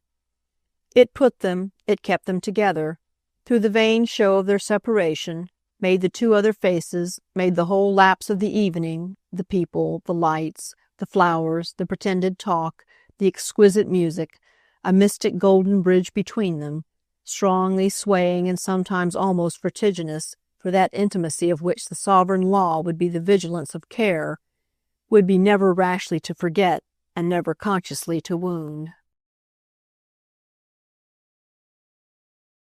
Chapter 20. The main interest of these hours for us, however, will have been in the way the prince continued to know, during a particular succession of others, separated from the evening in Eaton Square by a short interval, a certain persistent aftertaste. This was the lingering savor of a cup presented to him by Fanny Assingham's hand after dinner, while the clustered quartet kept their ranged companions in the music-room, moved if one would, but conveniently motionless. Mrs. Assingham contrived, after a couple of pieces, to convey to her friend that, for her part, she was moved, by the genius of Brahms, beyond what she could bear, so that, without apparent deliberation, she had presently floated away, at the young man's side, to such a distance as permitted them to converse without the effect of disdain. It was the 20 minutes enjoyed with her, during the rest of the concert, in the less associated electric glare of one of the empty rooms. It was there achieved and, as he would have said, successful, most pleasantly successful, talk on one of the sequestered sofas. It was this that was substantially to underlie his consciousness of the later occasion. The later occasion, then mere matter of discussion, had formed her ground for desiring, in a light undertone into which his quick ear read indeed some nervousness, these independent words with him. She had sounded, covertly but distinctly, by the time they were seated together, the great question of what it might involve. It had come out for him before anything else, and so abruptly that this almost needed an explanation. Then the abruptness itself had appeared to explain, which had introduced in turn a slight awkwardness. "Do you know that they're not, after all, going to match 'em, so that if they don't, if at least Maggie doesn't, you won't, I suppose, go by yourself?" It was, as I say, at Matcham where the event had placed him. It was at Matcham during the Easter days that it most befell him, oddly enough, to live over inwardly, for its wealth of special significance, this passage by which the event had been really a good deal determined. He had paid, first and last, many an English country visit.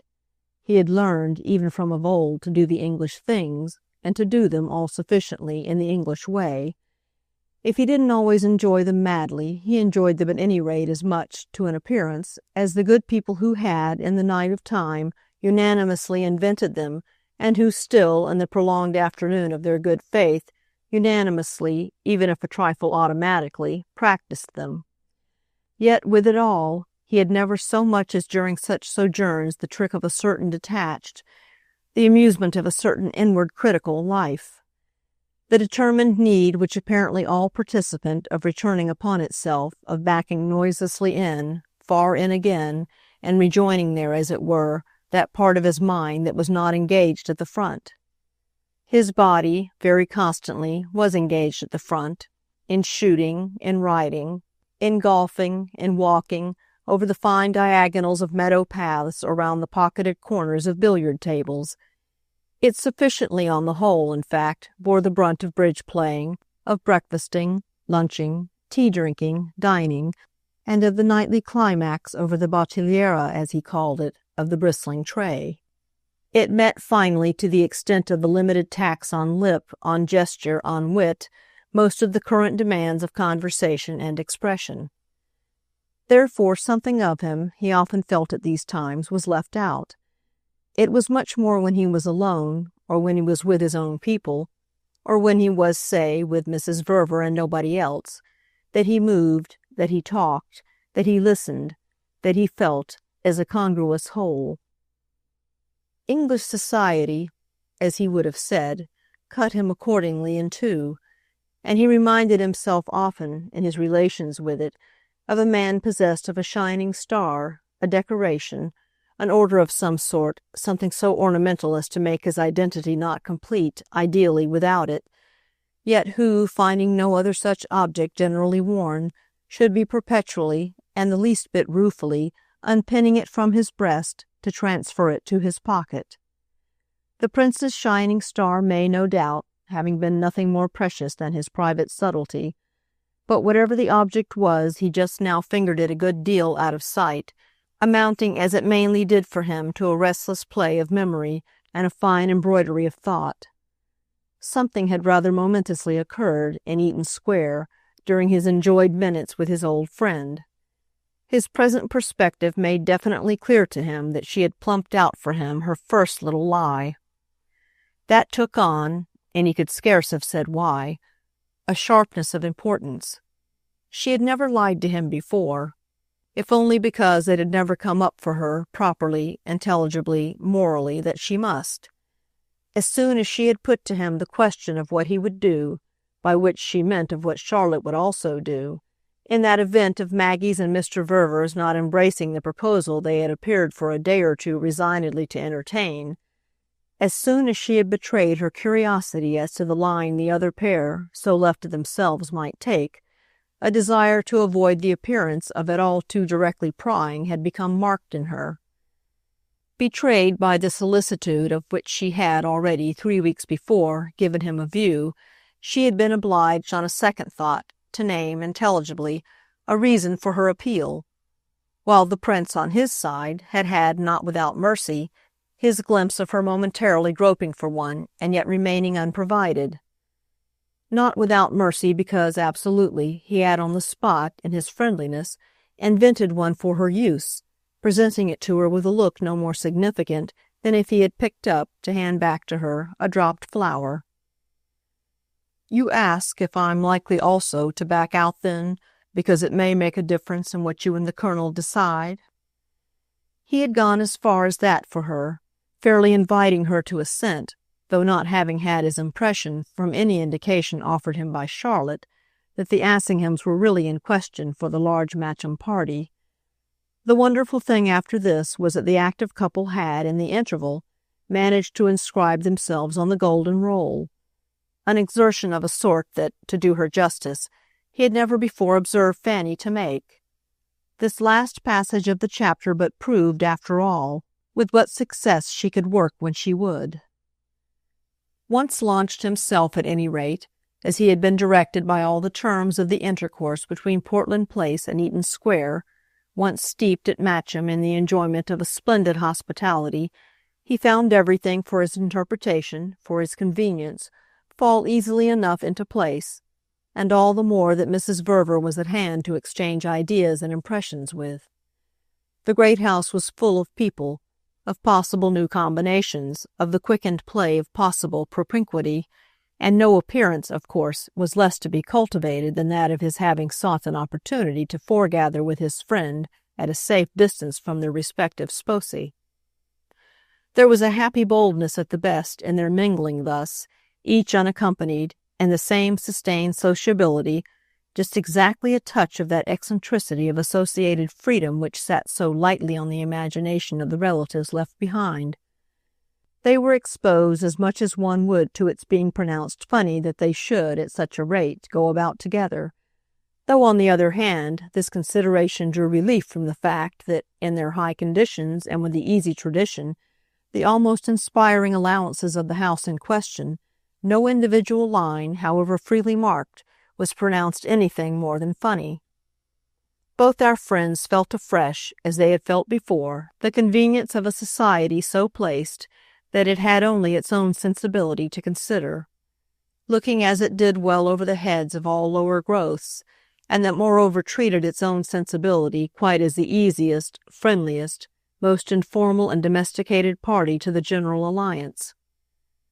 What anyone thought of anyone else, above all of anyone else with anyone else, was a matter incurring in these lulls so little awkward formulation that hovering judgment, the spirit with the scales, might perfectly have been imaged there as some rather snubbed and subdued, but quite trained and tactful poor relation, of equal, of the properest lineage, only of aspect a little dingy, doubtless from too limited a change of dress, for whose tacit and abstemious presence never betrayed by a rattle of her rusty machine. A room in the attic and a plate at the side table were decently usual.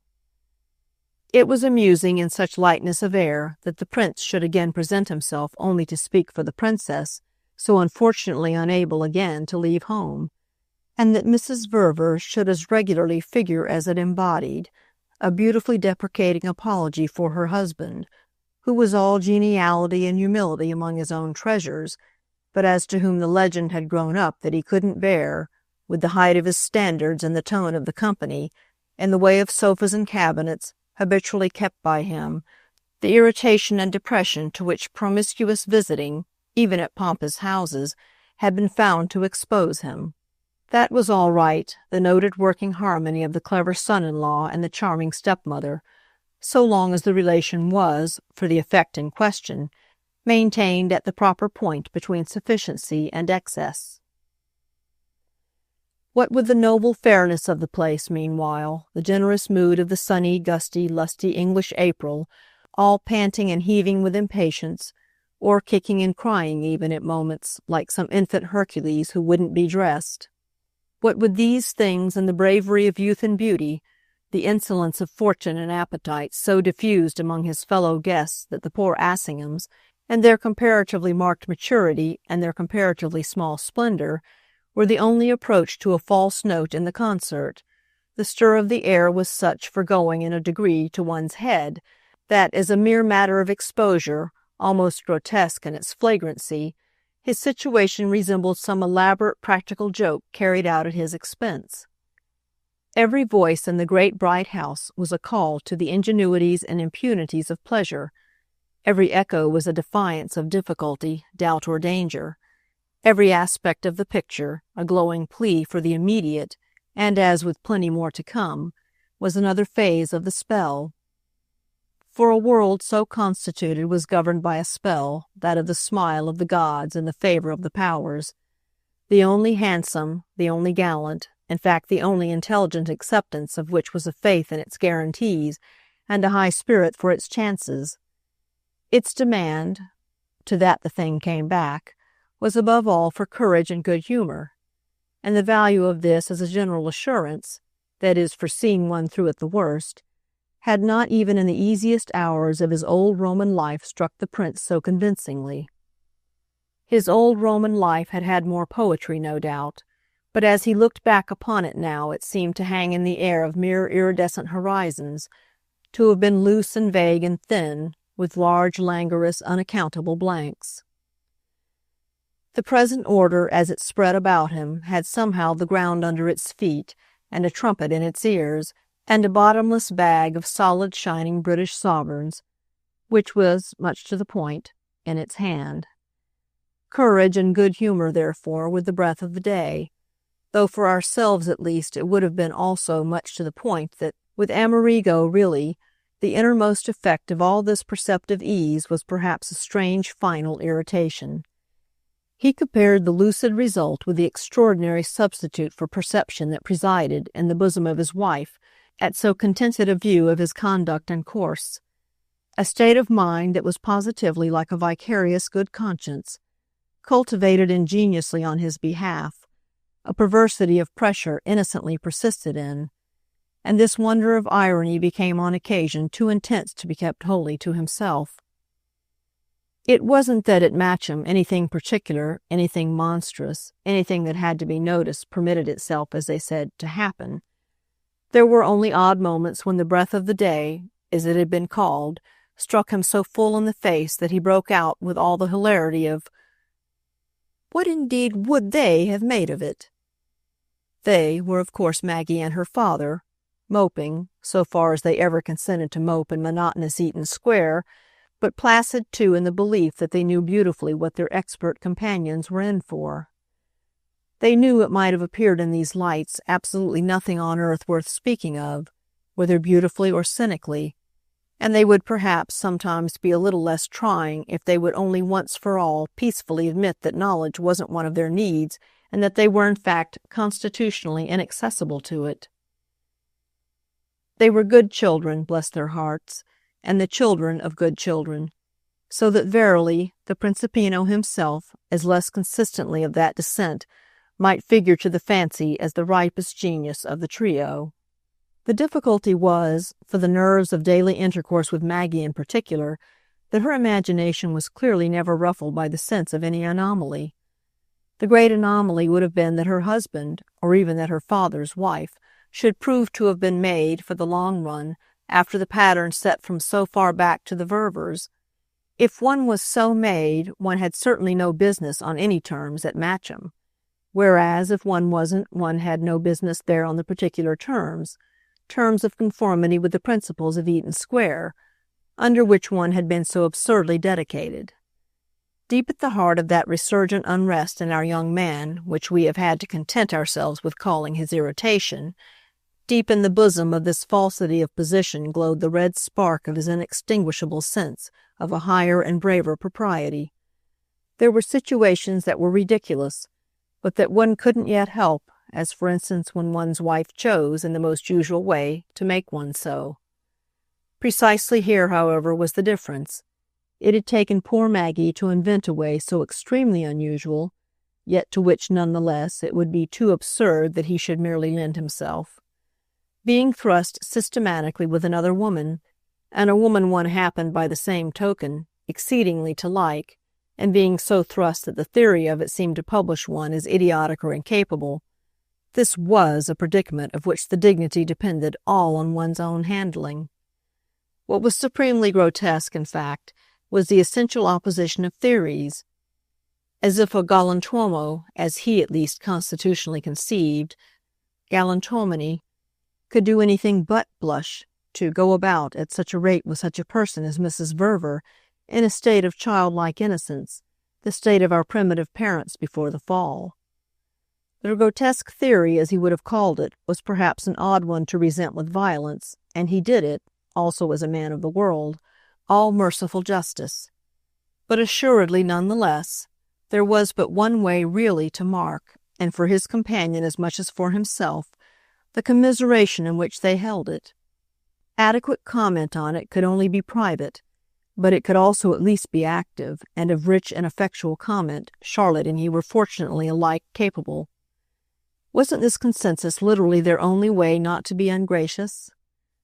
It was positively as if the measure of their escape from that danger were given by the growth between them, during their auspicious visit, of an exquisite sense of complicity. Chapter 21.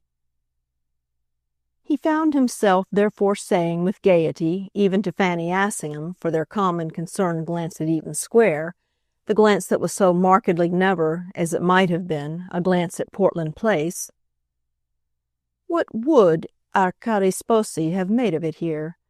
What would they, really?"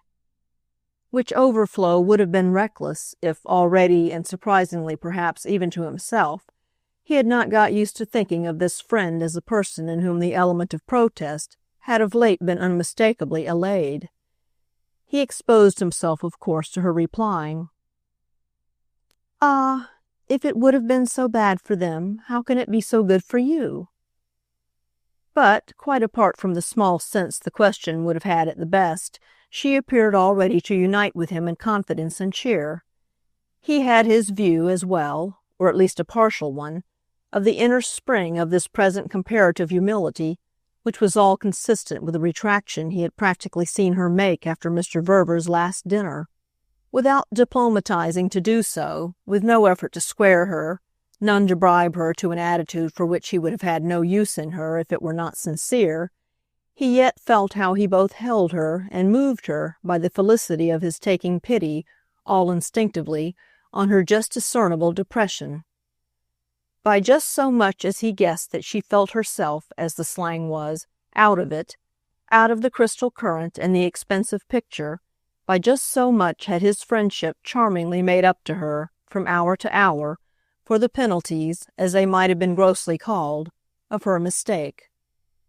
Her mistake had only been, after all, in her wanting to seem to him straight. She had let herself in for being, as she had made haste, for that matter, during the very first half-hour at tea to proclaim herself, the sole and single frump of the party, The scale of everything was so different that all her minor values, her quainter graces, her little local authority, her humor and her wardrobe alike, for which it was enough elsewhere, among her bon-amies, that they were hers, dear Fanny Assingham's, these matters and others would be all now as naught. 5 minutes had sufficed to give her the fatal pitch. In Cadogan Place she could always, at the worst, be picturesque, for she habitually spoke of herself as local to Sloane Street, whereas at Matcham she should never be anything but horrible. And that all would have come, the disaster, from the real refinement in her of the spirit of friendship. To prove to him that she wasn't really watching him, ground for which would have been too terribly grave, she had followed him in his pursuit of pleasure, so she might precisely mark her detachment. This was handsome trouble for her to take. The prince could see it all. It wasn't a shade of interference that a good-natured man would visit on her. So he didn't even say, when she told him how frumpy she knew herself, how frumpy her very maid, odiously going back on her, rubbed it into her, night and morning, with unsealed eyes and lips, that she now knew her, he didn't then say, "Ah, see what you've done. Isn't it rather your own fault?" He behaved differently altogether, eminently distinguished himself, for she told him she had never seen him so universally distinguished. He yet distinguished her in her obscurity, or in what was worse, her objective absurdity, and frankly invested her with her absolute value, surrounded her with all the importance of her wit. That wit, as discriminated from stature and complexion, a sense for bridge and a credit for pearls, could have importance was meanwhile but dimly perceived at Matcham, so that his niceness to her, she called it only niceness, but it brought tears into her eyes, had the greatness of a general as well as of a special demonstration. "She understands," he said, as a comment on all this, to Mrs. Verver. "She understands all she needs to understand. She has taken her time, but she has at last made it out for herself. She sees how all we can desire is to give them the life they prefer, to surround them with the peace and quiet, and above all with the sense of security most favorable to it. She can't, of course, very well put it to us that we have, so far as she is concerned, but to make the best of our circumstances. She can't say in so many words, 'Don't think of me, for I too must make the best of mine. Arrange as you can only, and live as you must.' I don't get quite that from her, any more than I ask for it. But her tone and her whole manner mean nothing at all unless they mean that she trusts us to take as watchful, to take as artful, to take as tender care in our way as she so anxiously takes in hers. So that she's, well," the prince wound up, "what you may call practically all right." Charlotte, in fact, however, to help out his confidence, didn't call it anything. Return as he might to the lucidity, the importance, or whatever it was of this lesson, she gave him no aid toward reading it aloud. She let him, 2 or 3 times over, spell it out for himself. Only on the eve of their visit's end was she, for once, clear or direct in response. They had found a minute together in the great hall of the house during the half-hour before dinner. This easiest of chances they had already a couple of times arrived at by waiting persistently till the last other loiterers had gone to dress, and by being prepared themselves to dress so expeditiously that they might, a little later on, be among the first to appear in festal array. The hall then was empty before the army of rearranging, cushion-patting housemaids were marshalled in, and there was a place by the forsaken fire at one end where they might imitate with art the unpremeditated. Above all, here, for the snatched instants, they could breathe so near to each other that the interval was almost engulfed in it, and the intensity both of the union and the caution became a workable substitute for contact. They had prolongations of instants that counted as visions of bliss. They had slow approximations that counted as long caresses. The quality of these passages, in truth, made the spoken word, and especially the spoken word about other people, fall below them, so that our young woman's tone had even now a certain dryness. "It's very good of her, my dear, to trust us. But what else can she do? Why, whatever people do when they don't trust. Let one see they don't. But let whom see? Well, let me say, to begin with. And should you mind that? He had a slight show of surprise. Shouldn't you? Her letting you see? No, said Charlotte. The only thing I can imagine myself minding is what you yourself, if you don't look out, may let her see. To which she added, You may let her see, you know, that you're afraid. I'm only afraid of you a little at moments, he presently returned. But I shan't let Fanny see that. It was clear, however, that neither the limits nor the extent of Mrs. Assingham's vision were now a real concern to her, and she gave expression to this as she had not even yet done. What in the world can she do against us? There's not a word that she can breathe. She's helpless. She can't speak. She would be herself the first to be dished by it. And then, as he seemed slow to follow, it all comes back to her. It all began with her. Everything, from the first. She introduced you to Maggie. She made your marriage. The prince might have had his moment of demur, but at this, after a little, as with a smile dim but deep, he came on. Mayn't she also be said a good deal to have made yours? That was intended, I think, wasn't it? For a kind of rectification? Charlotte, on her side for an instant, hesitated. Then she was prompter still. I don't mean there was anything to rectify. Everything was as it had to be, and I'm not speaking of how she may have been concerned for you and me. I'm speaking of how she took, in her way, each time, their lives in hand, and how, therefore, that ties her up today. She can't go to them and say, It's very awkward, of course, you poor dear things, but I was frivolously mistaken. He took it in still, with his long look at her. All the more that she wasn't. She was right. Everything's right, he went on, and everything will stay so.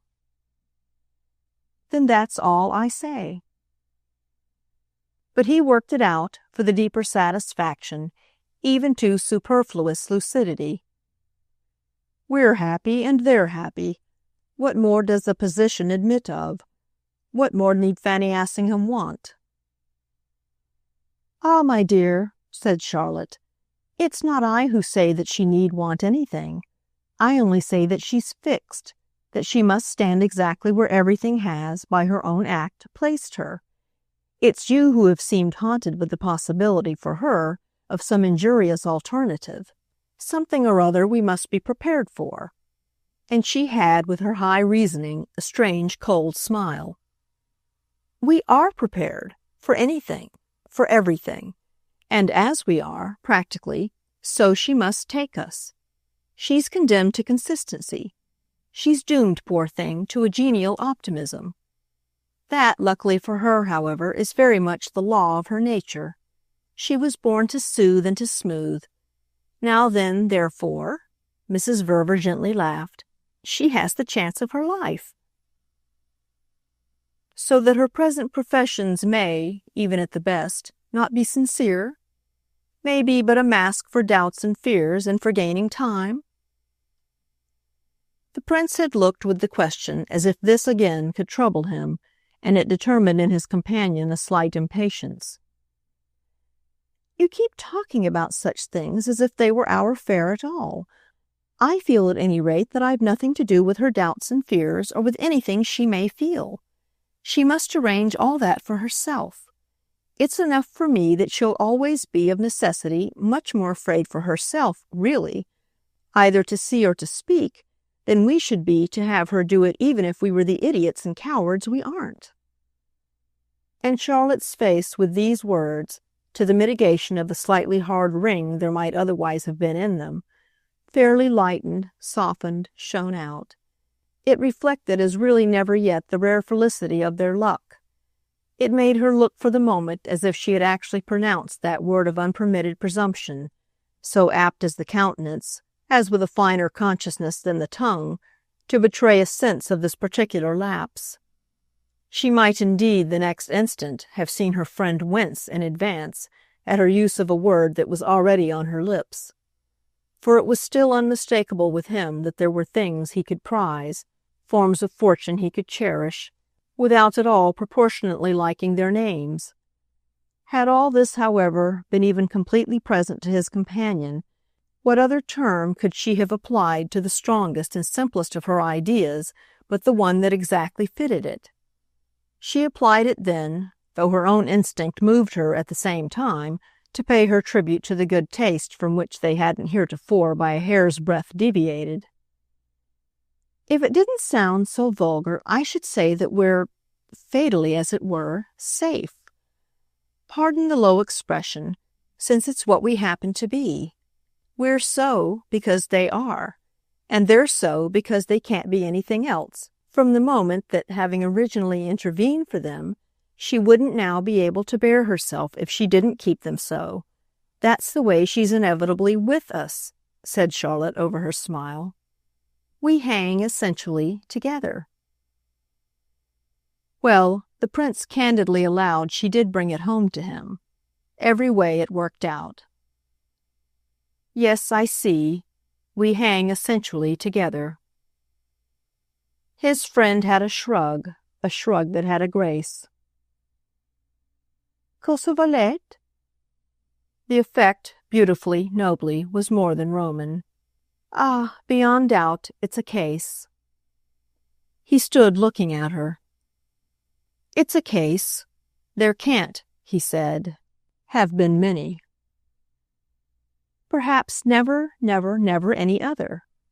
That, she smiled. I confess I should like to think. Only ours. Only ours, most probably. Speriamo.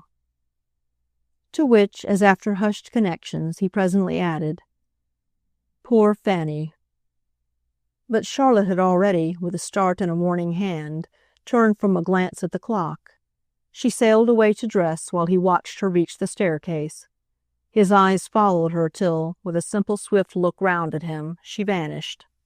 Something in the sight, however, appeared to have renewed the spring of his last exclamation, which he breathed again upon the air. Poor, poor Fanny. It was to prove, however, on the morrow, quite consistent with the spirit of these words, that, the party at Matcham breaking up and multitudinously dispersing, he should be able to meet the question of the social side of the process of repatriation with due presence of mind. It was impossible, for reasons, that he should travel to town with the Assinghams.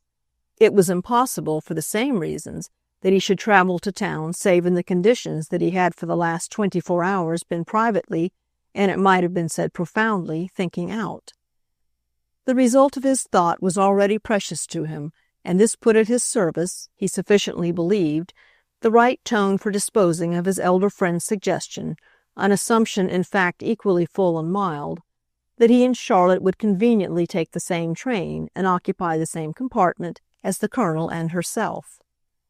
The extension of the idea to Mrs. Verver had been precisely a part of Mrs. Assingham's mildness, and nothing could better have characterized her sense for social shades than her easy perception that the gentleman from Portland Place and the lady from Eaton Square might now confess, quite without indiscretion, to simultaneity of movement.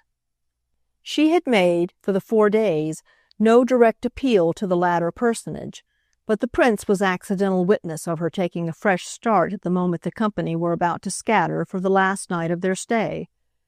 There had been at this climax the usual preparatory talk about hours and combinations, in the midst of which poor Fanny gently approached Mrs. Verver. She said, "You and the prince, love," quite apparently without blinking.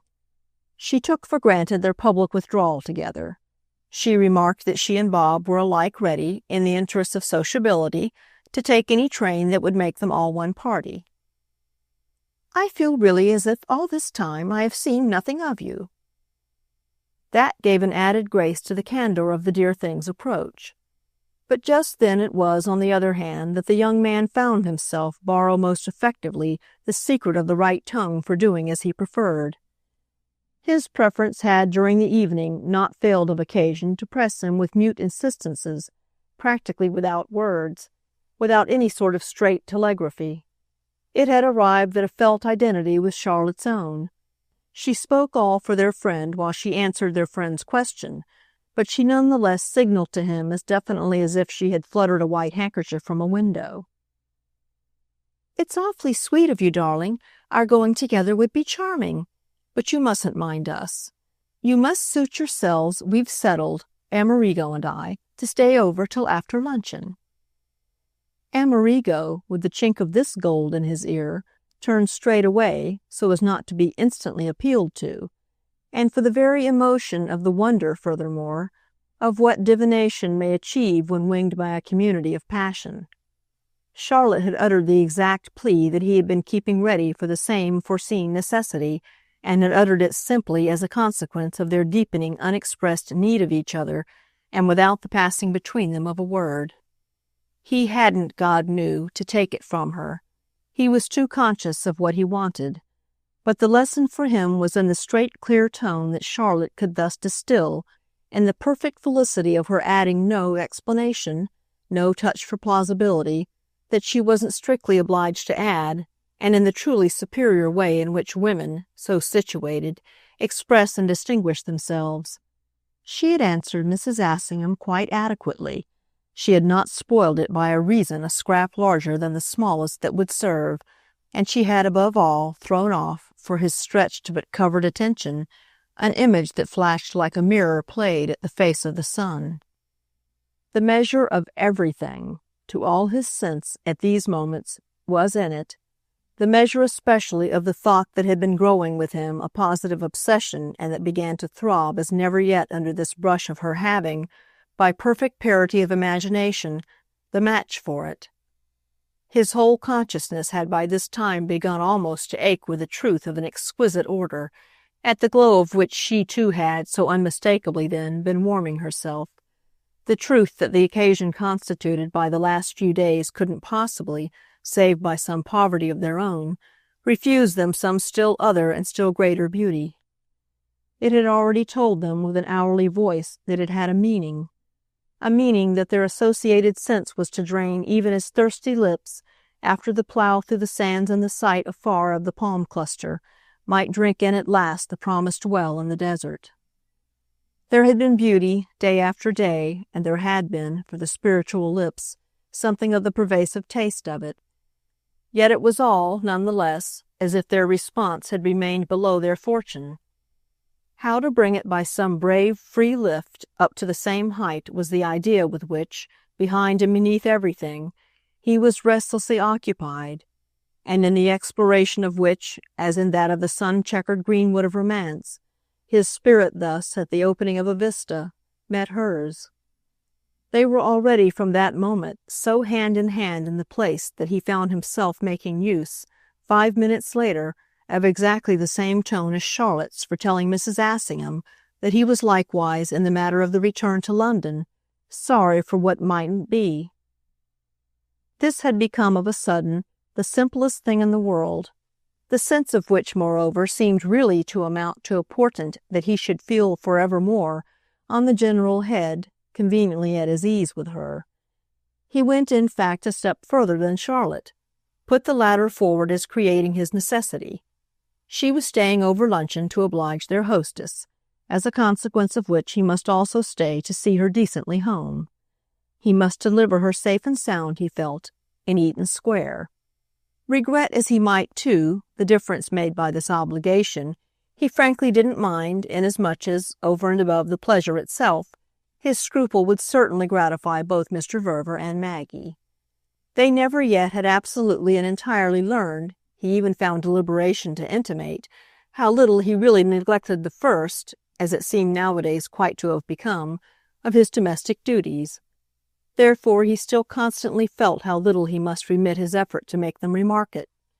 To which he added with equal lucidity that they would return in time for dinner, And if he didn't, as a last word, subjoin that it would be lovely of Fanny to find, on her own return, a moment to go to Eaton Square and report them as struggling bravely on, this was not because the impulse, down to the very name for the amiable act, altogether failed to rise. His inward assurance, his general plan, had at moments, where she was concerned, its drops of continuity, and nothing would less have pleased him than that she should suspect in him, however tempted, any element of conscious cheek. But he was always, that was really the upshot, cultivating thanklessly the considerate and the delicate. It was a long lesson, this unlearning, with people of English race, all the little superstitions that accompany friendship. Mrs. Assingham herself was the first to say that she would unfailingly report. She brought it out, in fact, he thought, quite wonderfully, having attained the summit of the wonderful during the brief interval that had separated her appeal to Charlotte from this passage with himself. She had taken the 5 minutes, obviously, amid the rest of the talk and the movement, to retire into her tent for meditation, which showed, among several things, the impression Charlotte had made on her. It was from the tent she emerged, as with arms refurbished, though who indeed could say if the manner in which she now met him spoke most really of the glitter of battle or of the white waver of the flag of truce? The parley was short either way. The gallantry of her offer was all sufficient. "I'll go to our friends, then. I'll ask for luncheon. I'll tell them when to expect you." "That will be charming. Say we're all right." "All right. Precisely. I can't say more." Mrs. Assingham smiled. "No doubt." But he considered as for the possible importance of it. "Neither can you, by what I seem to feel, say less."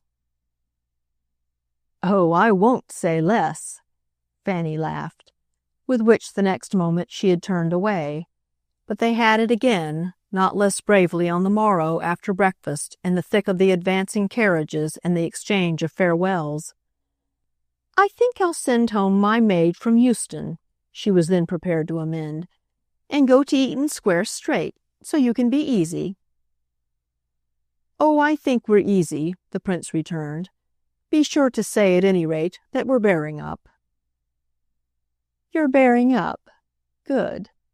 And Charlotte returns to dinner?" "To dinner. We're not likely, I think, to make another night away." "Well, then, I wish you at least a pleasant day." "Oh," he laughed as they separated, "we shall do our best for it." After which, in due course, with the announcement of their conveyance, the Assinghams rolled off. Chapter 22.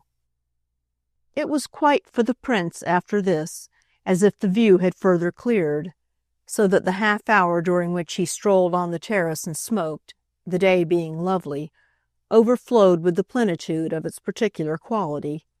Its general brightness was composed doubtless of many elements, but what shone out of it as if the whole place and time had been a great picture, from the hand of genius, presented to him as a prime ornament for his collection and all varnished and framed to hang up, what marked it especially for the highest appreciation was his extraordinarily unchallenged, his absolutely appointed and enhanced possession of it.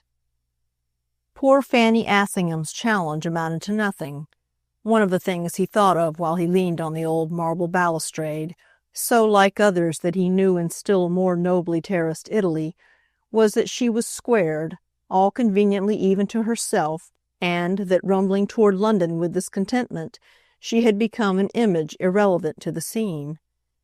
It further passed across him, as his imagination was, for reasons during the time, unprecedentedly active, that he had, after all, gained more from women than he had ever lost by them. There appeared so, more and more, on those mystic books that are kept in connection with such commerce, even by men of the loosest business habits, a balance in his favor that he could pretty well, as a rule, take for granted. What were they doing at this very moment, wonderful creatures, but combine and conspire for his advantage? From Maggie herself, most wonderful in her way of all, to his hostess of the present hour, into whose head it had so inevitably come to keep Charlotte on, for reasons of her own, and who had asked in this benevolent spirit why in the world, if not obliged, without plausibility, to hurry, her husband's son-in-law should not wait over in her company. He would at least see, Lady Castledine had said, that nothing dreadful should happen to her, either while still there or during the exposure of the run to town. And for that matter, if they exceeded a little their license, it would positively help them to have done so together. Each of them would, in this way, at home, have the other comfortably to blame. All of which, besides, in Lady Castledine as in Maggie, and Fanny Assingham as in Charlotte herself, was working. For him, without provocation or pressure, by the mere play of some vague sense on their part, definite and conscious at the most only in Charlotte, that he was not, as a nature, as a character, as a gentleman, in fine, below his remarkable fortune. But there were more things before him than even these, things that melted together, almost indistinguishably, to feed his sense of beauty. If the outlook was in every way spacious, and the towers of 3 cathedrals in different counties, as had been pointed out to him, gleamed discernibly like dim silver, in the same richness of tone, didn't he somehow the more feel it so because precisely Lady Castledine had kept over a man of her own, and that this offered a certain sweet intelligibility as the note of the day? It made everything fit. Above all, it diverted him to the extent of keeping up, while he lingered and waited, his meditative smile. She had detained Charlotte because she wished to detain Mr. Blint, and she couldn't detain Mr. Blint, disposed though he clearly was to oblige her, without spreading over the act some ampler drapery. Castledine had gone up to London. The place was all her own. She had had a fancy for a quiet morning with Mr. Blint, a sleek, civil, accomplished young man, distinctly younger than her ladyship, who played and sang delightfully, played even bridge and sang the English comic as well as the French tragic, and the presence, which really meant the absence, of a couple of other friends, if they were happily chosen, would make everything all right. The prince had the sense, all good-humoredly, of being happily chosen, and it was not spoiled for him even by another sense that followed in its train and with which, during his life in England, he had more than once had reflectively to deal, the state of being reminded how, after all, as an outsider, a foreigner, and even as a mere representative husband and son-in-law, he was so irrelevant to the working of affairs that he could be bent on occasion to uses comparatively trivial. No other of her guests would have been thus convenient for their hostess. Affairs of whatever sorts had claimed by early trains every active, easy, smoothly working man, each in his way a lubricated item of the great social, political, administrative engrenage, claimed most of all Castledine himself, who was so very oddly, given the personages and the type, rather a large item. If he, on the other hand, had an affair, it was not of that order. It was of the order, verily, that he had been reduced to as a not quite glorious substitute. It marked, however, the feeling of the hour with him that this vision of being reduced interfered not at all with the measure of his actual ease. It kept before him again, at moments, the so familiar fact of his sacrifices, down to the idea of the very relinquishment, for his wife's convenience, of his real situation in the world, with the consequence thus that he was, in the last analysis, among all these so often inferior people, practically held cheap and made light of. But though all this was sensible enough, there was a spirit in him that could rise above it, a spirit that positively played with the facts, with all of them. From that of the droll ambiguity of English relations to that of his having in mind something quite beautiful and independent and harmonious, something wholly his own. He couldn't somehow take Mr. Blint seriously. He was much more an outsider, by the larger scale, even than a Roman prince who consented to be in abeyance. Yet it was past finding out either how such a woman as Lady Castledine could take him, since this question but sank for him again into the fathomless depths of English equivocation. He knew them all, as was said, well. He had lived with them, stayed with them, dined, hunted, shot, and done various other things with them, but the number of questions about them he couldn't have answered had much rather grown than shrunken, so that experience struck him for the most part as having left in him but one residual impression. They didn't like la situation net. That was all he was very sure of. They wouldn't have them at any price. It had been their national genius and their national success to avoid them at every point. They called it themselves, with complacency, their wonderful spirit of compromise, the very influence of which actually so hung about him here, from moment to moment, that the earth and the air, the light and the color, the fields and the hills and the sky, the blue-green counties and the cold cathedrals, owed to it every accent of their tone. Verily, as one had to feel in presence of such a picture, it had succeeded. It had made, up to now, for that seated solidity and the rich sea mist on which the garish, the supposedly envious peoples have ever cooled their eyes. But it was at the same time precisely why even much initiation left one, at given moments, so puzzled as to the element of staleness in all the freshness, and of freshness in all the staleness, of innocence in the guilt, and of guilt in the innocence. There were other marble terraces, sweeping more purple prospects, on which he would have known what to think, and would have enjoyed thereby at least a small intellectual fillip of a discerned relation between a given appearance and a taken meaning. The inquiring mind, in these present conditions, might, it was true, be more sharply challenged. But the result of its attention and its ingenuity, it had unluckily learned to know, was too often to be confronted with a mere dead wall, a lapse of logic, a confirmed bewilderment. And moreover, above all, nothing mattered in the relation of the enclosing scene to his own consciousness, but its very most direct bearings. Lady Castledean's dream of Mr. Blint for the morning was doubtless already, with all the spacious harmonies re-established, taking the form of going over something with him, at the piano, in one of the numerous smaller rooms that were consecrated to the less gregarious uses. What she had wished had been effected, her convenience had been assured. This made him, however, wonder the more where Charlotte was, since he didn't at all suppose her to be making a tactless third, which would be to have accepted mere spectatorship in the duet of their companions. The upshot of everything for him, alike of the less and of the more, was that the exquisite day bloomed there like a large, fragrant flower that he had only to gather. But it was to Charlotte he wished to make the offering, and as he moved along the terrace, which rendered visible parts of two sides of the house, he looked up at all the windows that were open to the April morning, and wondered which of them would represent his friend's room. It befell thus that his question, after no long time, was answered.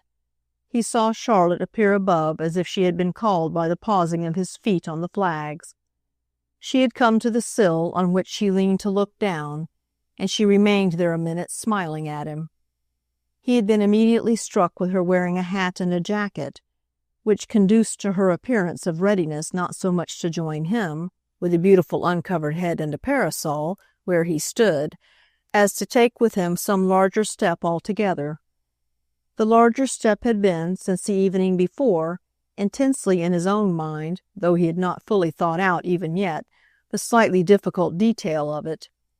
But he had had no chance, such as he needed, to speak the definite word to her, and the face she now showed affected him accordingly, as a notice that she had wonderfully guessed it for herself. They had these identities of impulse, they had had them repeatedly before, and if such unarranged but unerring encounters gave the measure of the degree in which people were, in the common phrase, meant for each other, no union in the world had ever been more sweetened with rightness. What in fact most often happened was that her rightness went, as who should say, even further than his own. They were conscious of the same necessity at the same moment, only it was she, as a general thing, who most clearly saw her way to it. Something in her long look at him now out of the old gray window, something in the very poise of her hat, the color of her necktie, the prolonged stillness of her smile, touched into sudden light for him all the wealth of the fact that he could count on her. He had his hand there to pluck it on the open bloom of the day, But what did the bright minute mean but that her answering hand was already intelligently out? So therefore, while the minute lasted, it passed between them that their cup was full, which cup their very eyes, holding it fast, carried and steadied, and began, as they tasted it, to praise. He broke, however, after a moment, the silence. "It only wants a moon, a mandolin, and a little danger to be a serenade." "Ah, then," she lightly called down, "let it at least have this." With which she detached a rich white rosebud from its company with another in the front of her dress, and flung it down to him. He caught it in its fall, fixing her again after she had watched him place it in his buttonhole. "Come down quickly," he said in an Italian, not loud but deep. "Vengo, vengo." She is clearly but more lightly tossed out, and she had left him the next minute to wait for her. He came along the terrace again, with pauses during which his eyes rested, as they had already often done, on the brave darker wash of far-away watercolor that represented the most distant of the cathedral towns. This place, with its great church and its high accessibility, its towers that distinguishably signaled, its English history, its appealing type, its acknowledged interests, this place had sounded its name to him half the night through, and its name had become but another name, the pronounceable and convenient one for that supreme sense of things which now throbbed within him. He had kept saying to himself, "Gloucester, Gloucester, Gloucester," quite as if the sharpest meaning of all the years just past were intensely expressed in it. That meaning was really that his situation remained quite sublimely consistent with itself, and that they absolutely, he and Charlotte, stood there together in the very lustre of this truth. Every present circumstance helped to proclaim it. It was blown into their faces as by the lips of the morning. He knew why, from the first of his marriage, he had tried with such patience for such conformity. He knew why he had given up so much and bored himself so much. He knew why he, at any rate, had gone in, on the basis of all forms, on the basis of his having, in a manner, sold himself for a situation net. It had all been just in order that his—well, what on earth should he call it but his freedom—should at present be as perfect and rounded and lustrous as some huge precious pearl. He hadn't struggled nor snatched. He was taking but what had been given him. The pearl dropped itself, with its exquisite quality and rarity, straight into his hand. Here precisely it was incarnate.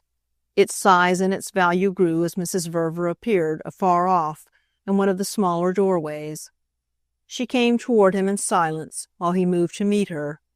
The great scale of this particular front, at Matcham, multiplied thus, in the golden morning, the stages of their meeting and the successions of their consciousness. It wasn't till she had come quite close that he produced for her his "Gloucester, Gloucester, Gloucester," and his "Look at it over there." She knew just where to look. "Yes, isn't it one of the best? There are cloisters or towers or something." And her eyes, which, though her lips smiled, were almost grave with their depths of acceptance, came back to him. "Or the tomb of some old king." "We must see the old king. We must do the cathedral," he said. "We must know all about it. If we could but take," he exhaled, "the full opportunity." And then while, for all they seemed to give him, he sounded again her eyes, "I feel the day like a great gold cup that we must somehow drain together." "I feel it, as you always make me feel everything, just as you do, so that I know 10 miles off how you feel. But do you remember," she asked, "apropos of great gold cups, the beautiful one, the real one, that I offered you so long ago and that you wouldn't have? Just before your marriage," she brought it back to him, "the gilded crystal bowl in the little Bloomsbury shop." "Oh, yes." But it took, with a slight surprise on the prince's part, some small recollecting. "The treacherous cracked thing you wanted to palm off on me and the little swindling Jew who understood Italian and who backed you up. But I feel this is an occasion," he immediately added, "and I hope you don't mean," he smiled, "that as an occasion it's also cracked." They spoke naturally, more low than loud, overlooked as they were, though at a respectful distance, by tiers of windows, but it made each find in the other's voice a taste as of something slowly and deeply absorbed. "Don't you think too much of cracks, and aren't you too afraid of them?" "I risk the cracks," said Charlotte, "and I've often recalled the bowl and the little swindling Jew, wondering if they've parted company. He made," she said, "a great impression on me." "Well, you also, no doubt, made a great impression on him, and I dare say that if you were to go back to him, you'd find he has been keeping that treasure for you. But as to cracks," the prince went on, "what did you tell me the other day you prettily called them in English? Rifts within the lute?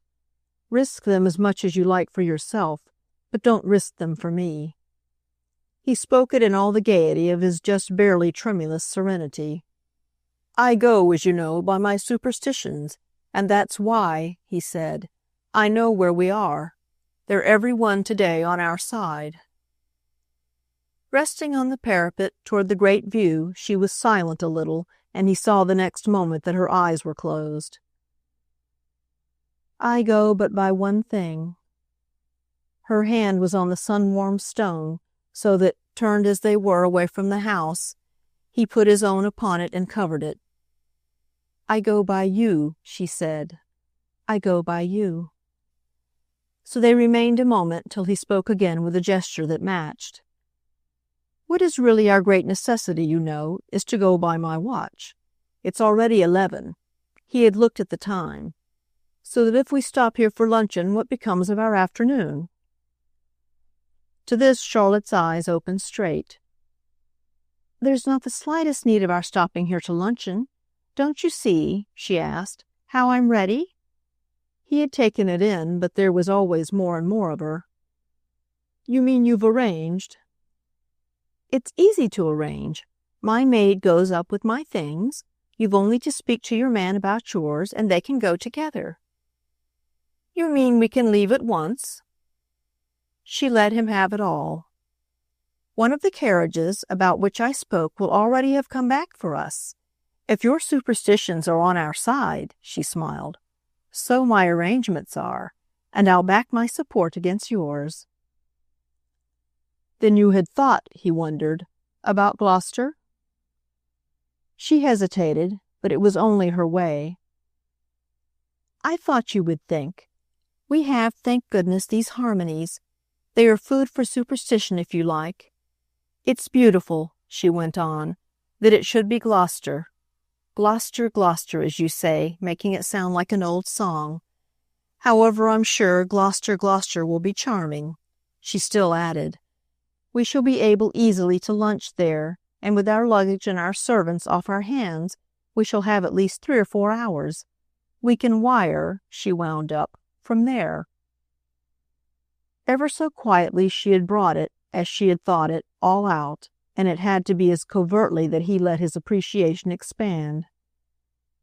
"Then Lady Castledean doesn't dream of our staying."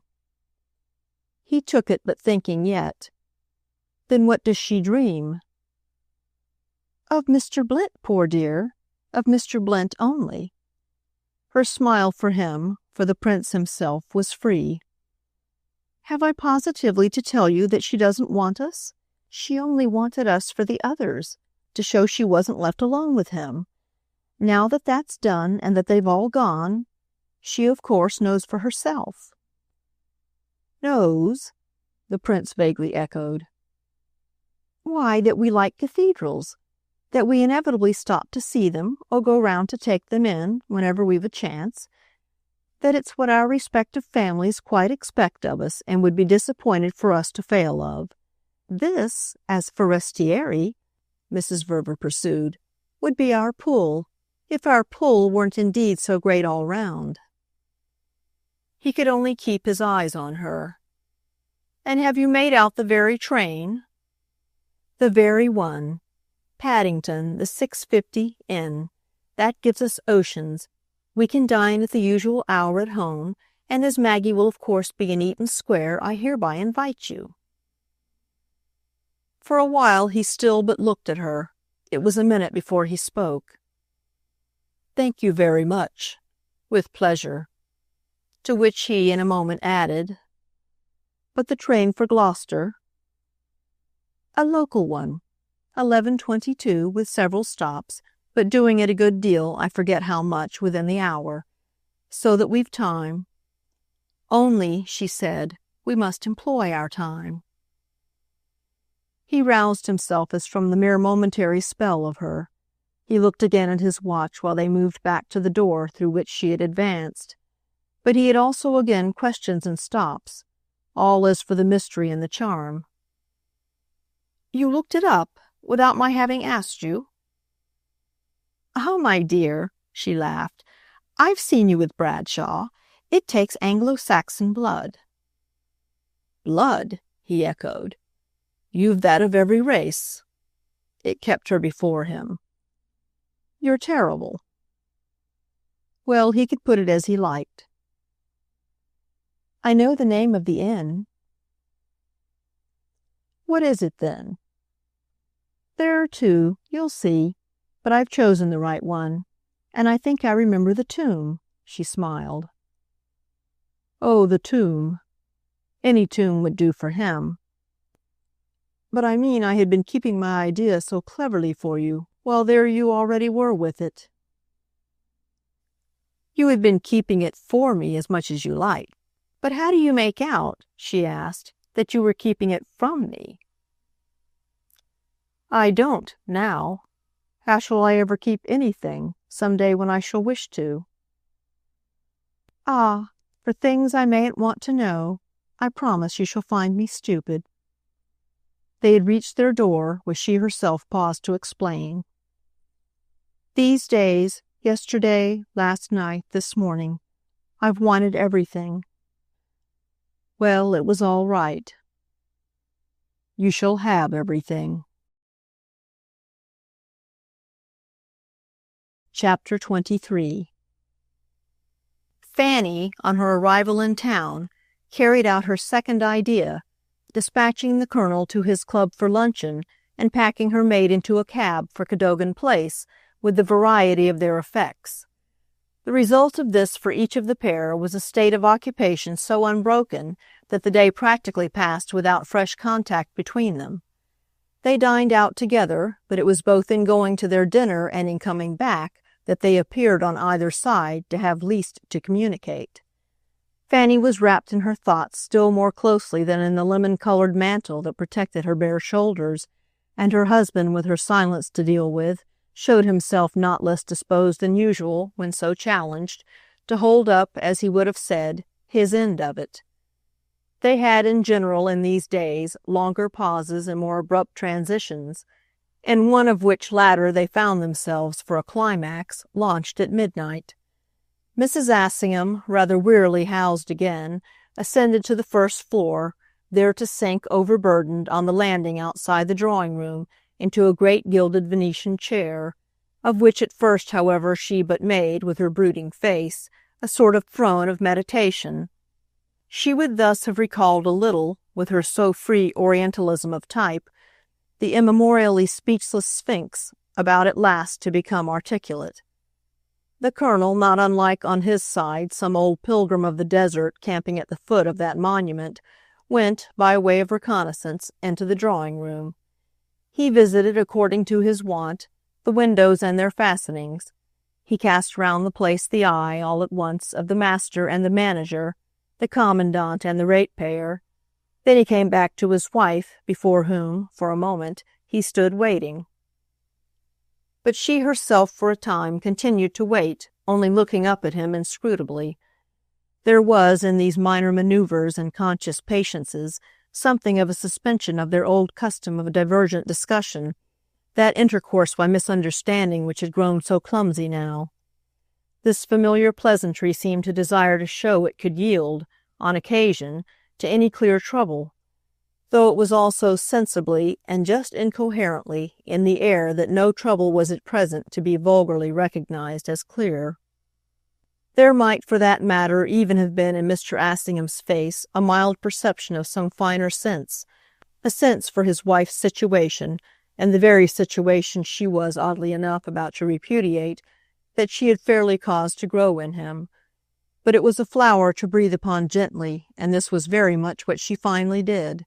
She knew he needed no telling that she had given herself all the afternoon to her friends in Eaton Square, and that her doing so would have been but the prompt result of impressions gathered, in quantities, in brimming baskets, like the purple grapes of the vintage at Matcham, a process surrounded by him, while it so unmistakably went on, with abstentions and discretions that might almost have counted as solemnities. The solemnities, at the same time, had committed him to nothing beyond this confession itself of a consciousness of deep waters. She had been out on these waters for him visibly, and his tribute to the fact had been his keeping her, even if without a word, well in sight. He had not quitted for an hour, during her adventure, the shore of the mystic lake. He had, on the contrary, stationed himself where she could signal to him at need. Her need would have arisen if the planks of her bark had parted. Then some sort of plunge would have become his immediate duty. His present position, clearly, was that of seeing her in the center of her sheet of dark water, and of wondering if her actual mute gaze at him didn't perhaps mean that her planks were now parting. He held himself so ready that it was quite as if the inward man had pulled off coat and waistcoat. Before he had plunged, however, that is, before he had uttered a question, he perceived, not without relief, that she was making for land. He watched her steadily paddle, always a little nearer, and at last he felt her boat bump. The bump was distinct, and in fact she stepped ashore. "We were all wrong. There's nothing." "Nothing?" It was like giving her his hand up the bank. "Between Charlotte Verver and the Prince. I was uneasy, but I'm satisfied now. I was in fact quite mistaken. There's nothing." "But I thought," said Bob Assingham, that was just what you did persistently asseverate. You've guaranteed their straightness from the first." "No, I've never till now guaranteed anything but my own disposition to worry. I've never till now," Fanny went on gravely from her chair, "had such a chance to see and to judge. I had it at that place, if I had in my infatuation and my folly," she added with expression, "nothing else. So I did see. I have seen, and now I know." Her emphasis, as she repeated the word, made her head, in her seat of infallibility, rise higher. "I know." The Colonel took it, but took it at first in silence. "Do you mean they've told you?" "No, I mean nothing so absurd. For in the first place I haven't asked them, and in the second their word in such a matter wouldn't count." "Oh," said the Colonel with all his oddity, "they'd tell us." It made her face him an instant as with her old impatience of his short-cuts always across her finest flower-beds, but she felt none the less that she kept her irony down. "Then when they've told you, you'll be perhaps so good as to let me know." He jerked up his chin, testing the growth of his beard with the back of his hand while he fixed her with a single eye. "Ah, I don't say that they'd necessarily tell me that they are over the traces." "They'll necessarily, whatever happens, hold their tongues, I hope, and I'm talking of them now as I take them for myself only. That's enough for me. It's all I have to regard." With which, after an instant, "They're wonderful," said Fanny Assingham. "Indeed," her husband concurred, "I really think they are." "You'd think it still more if you knew, but you don't know, because you don't see. Their situation," this was what he didn't see, "is too extraordinary." "Too?" He was willing to try. "Too extraordinary to be believed, I mean, if one didn't see. But just that, in a way, is what saves them.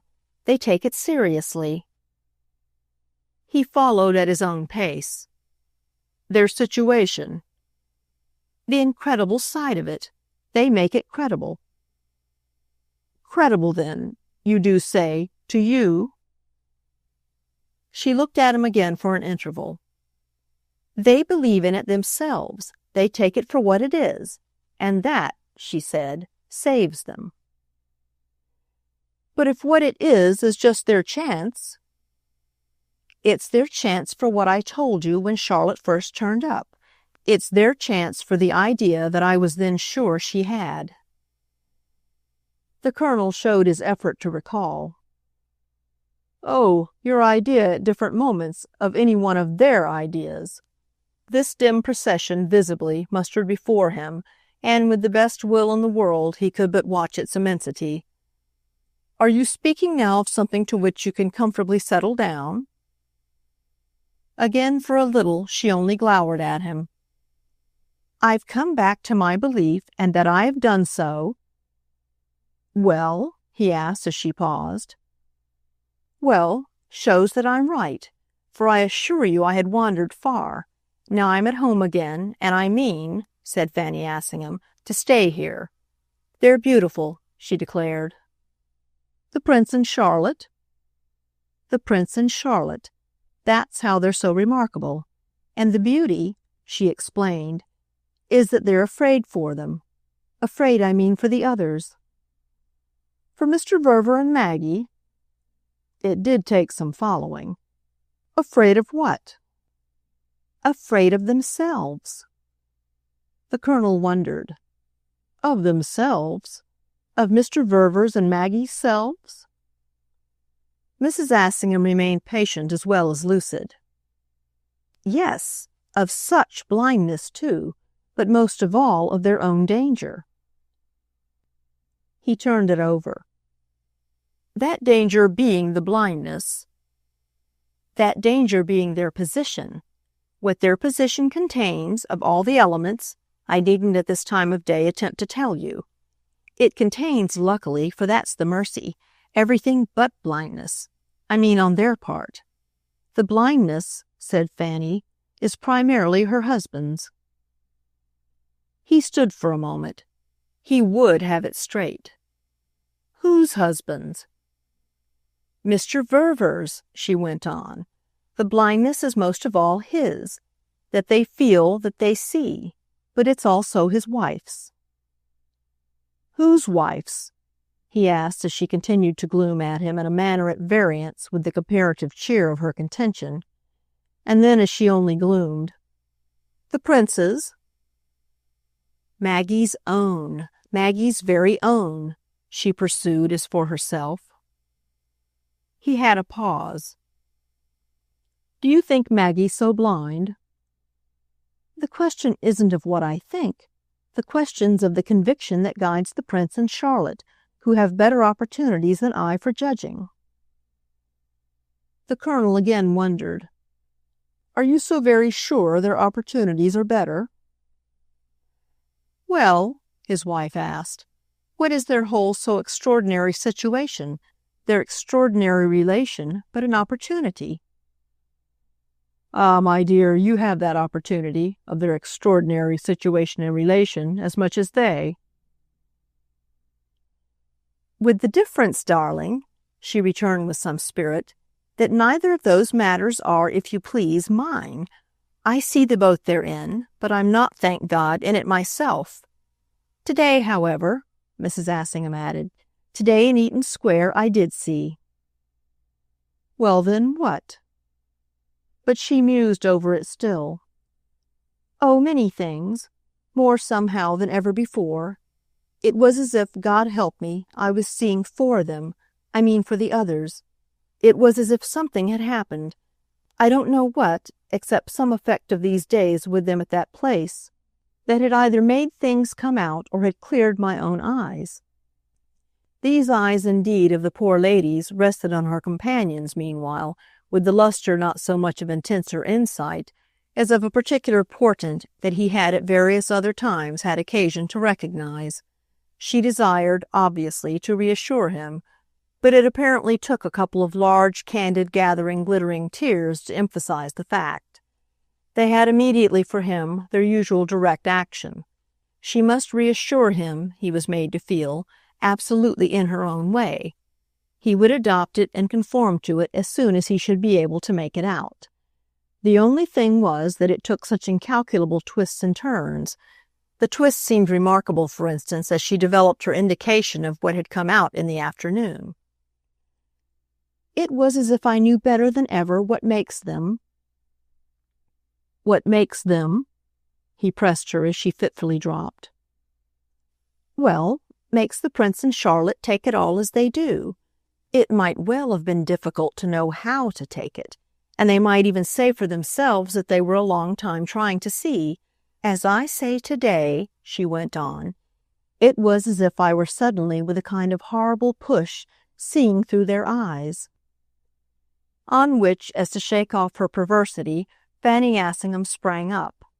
But she remained there, under the dim illumination, and while the Colonel, with his high, dry, spare look of type, to which a certain conformity to the whiteness of inaccessible snows in his necktie, shirt front, and waistcoat gave a rigor of accent, waited watching her, they might, at the last hour and in the still house, have been a pair of specious worldly adventurers driven for relief, under sudden stress, to some grim midnight reckoning in an odd corner. Her attention moved mechanically over the objects of ornament disposed too freely on the walls of staircase and landing, as to which recognition, for the time, had lost both fondness and compunction. I can imagine the way it works, she said. It's so easy to understand. Yet I don't want to be wrong. She the next moment broke out. I don't want to be wrong. To make a mistake, you mean? Oh, no, she meant nothing of the sort. She knew but too well what she meant. I don't make mistakes, but I perpetrate in thought crimes. And she spoke with all intensity. I'm a most dreadful person. There are times when I seem not to mind a bit what I've done, or what I think or imagine, or fear or accept, when I feel that I'd do it again, feel that I'd do things myself. Ah, my dear, the Colonel remarked in the coolness of debate. Yes, if you had driven me back on my nature. Luckily for you, you never have. You've done everything else, but you've never done that. But what I really don't a bit want, she declared, is to abet them or to protect them. Her companion turned this over. What is there to protect them from, if by your now so settled faith they've done nothing that justly exposes them? And it in fact half pulled her up. Well, from a sudden scare, from the alarm, I mean, of what Maggie may think. Yet if your whole idea is that Maggie thinks nothing— She waited again. It isn't my whole idea. Nothing is my whole idea, for I felt today as I tell you that there's so much in the air. Oh, in the air, the Colonel dryly breathed. Well, what's in the air always has, hasn't it, to come down to the earth? And Maggie, Mrs. Assingham continued, is a very curious little person. Since I was in, this afternoon, for seeing more than I had ever done, well, I felt that, too, for some reason, as I hadn't yet felt it. For some reason? For what reason? And then, as his wife at first said nothing, did she give any sign? Was she in any way different? She's always so different from anyone else in the world that it's hard to say when she's different from herself. But she has made me, said Fanny after an instant, think of her differently. She drove me home. Home here? First to Portland Place, on her leaving her father, since she does once in a while leave him. That was to keep me with her a little longer. But she kept the carriage, and after tea there, came with me herself back here. This was also for the same purpose. Then she went home, though I had brought her a message from the Prince that arranged their movements otherwise. He and Charlotte must have arrived, if they have arrived, expecting to drive together to Eaton Square and keep Maggie on to dinner there. She has everything there, you know. She has clothes. The Colonel didn't, in fact, know, but he gave it his apprehension. Oh, you mean a change? 20 changes, if you like, all sorts of things. She dresses really, Maggie does, as much for her father, and she always did, as for her husband or for herself. She has her room in his house very much as she had it before she was married, and just as the boy has quite a second nursery there, in which Mrs. Noble, when she comes with him, makes herself, I assure you, at home. Si bien that if Charlotte, in her own house, so to speak, should wish a friend or two to stay with her, she really would be scarce able to put them up. It was a picture into which, as a thrifty entertainer himself, Bob Assingham could more or less enter. Maggie and the child spread so. Maggie and the child spread so.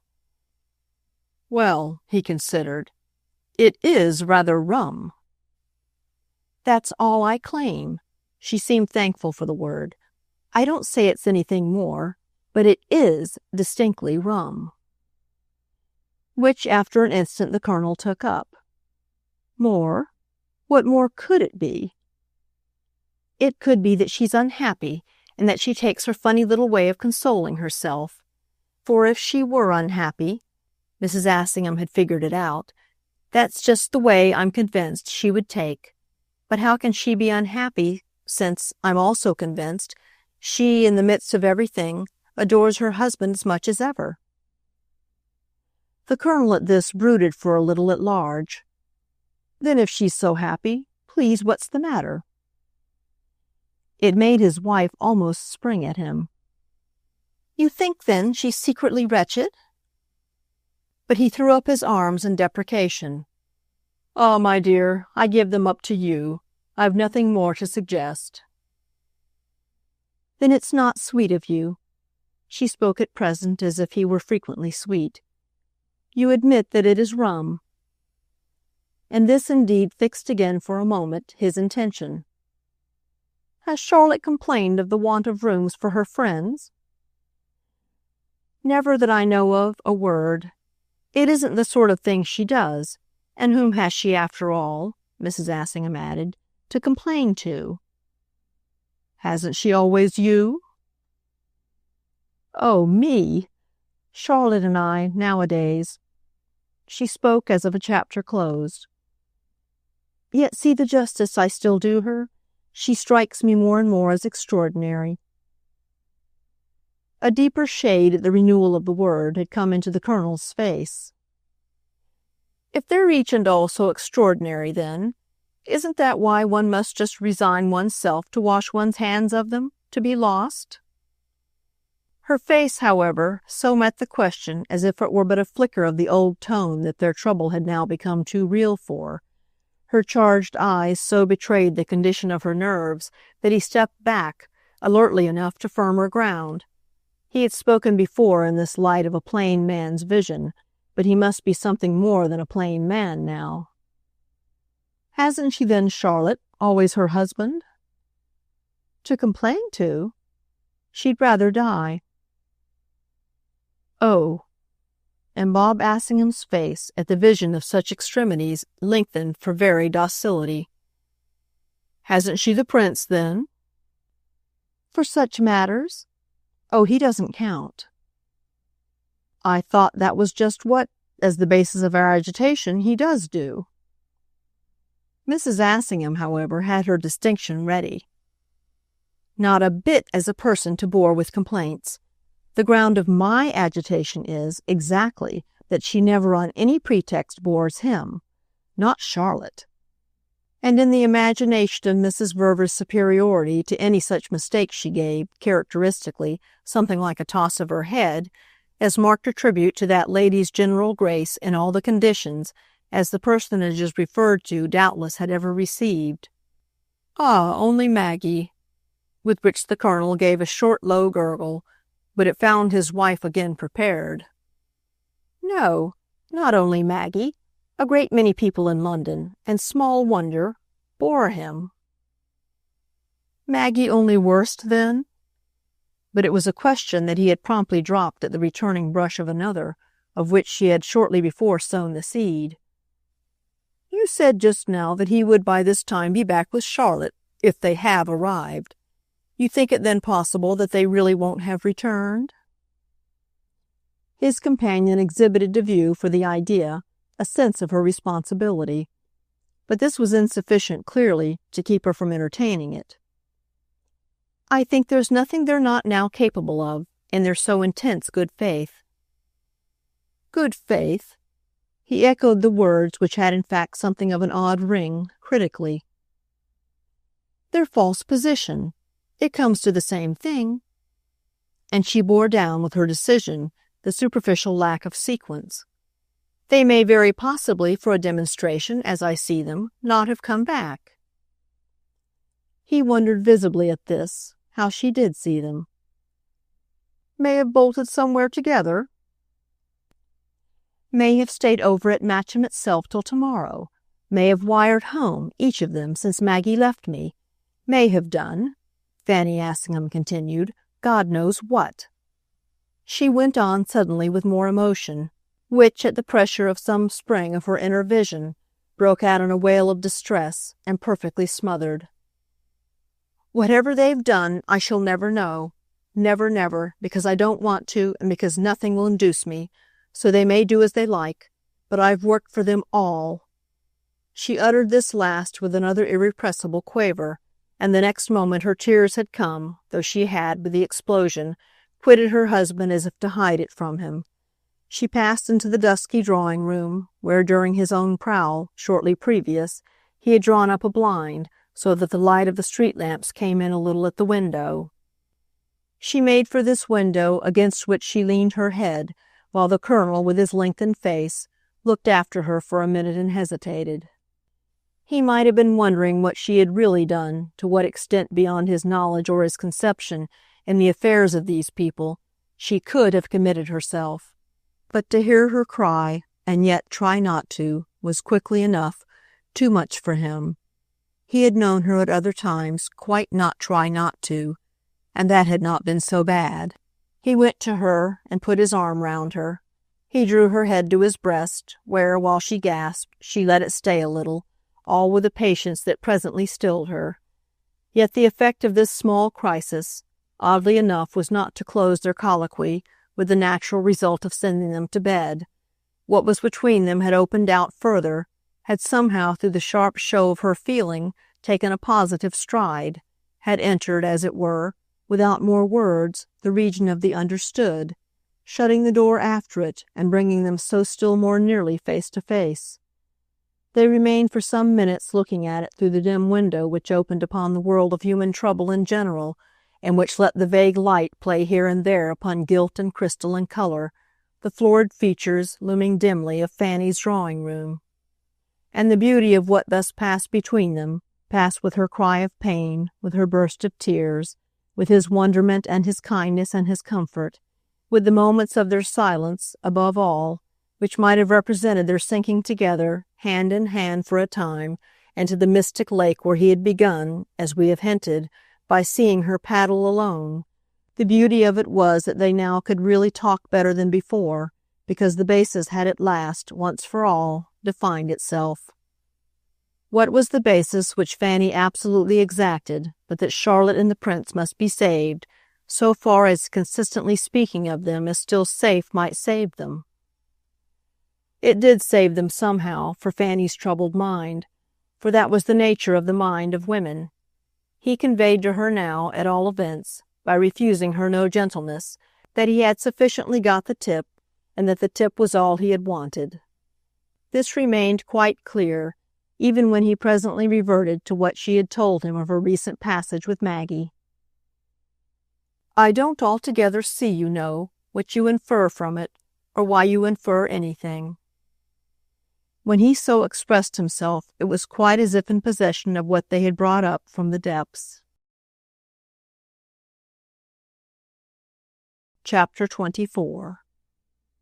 "I can't say more," this made his companion reply, "than that something in her face, her voice, and her whole manner acted upon me as nothing in her had ever acted before, and just for the reason, above all, that I felt her trying her very best, and her very best, poor duck, is very good, to be quiet and natural.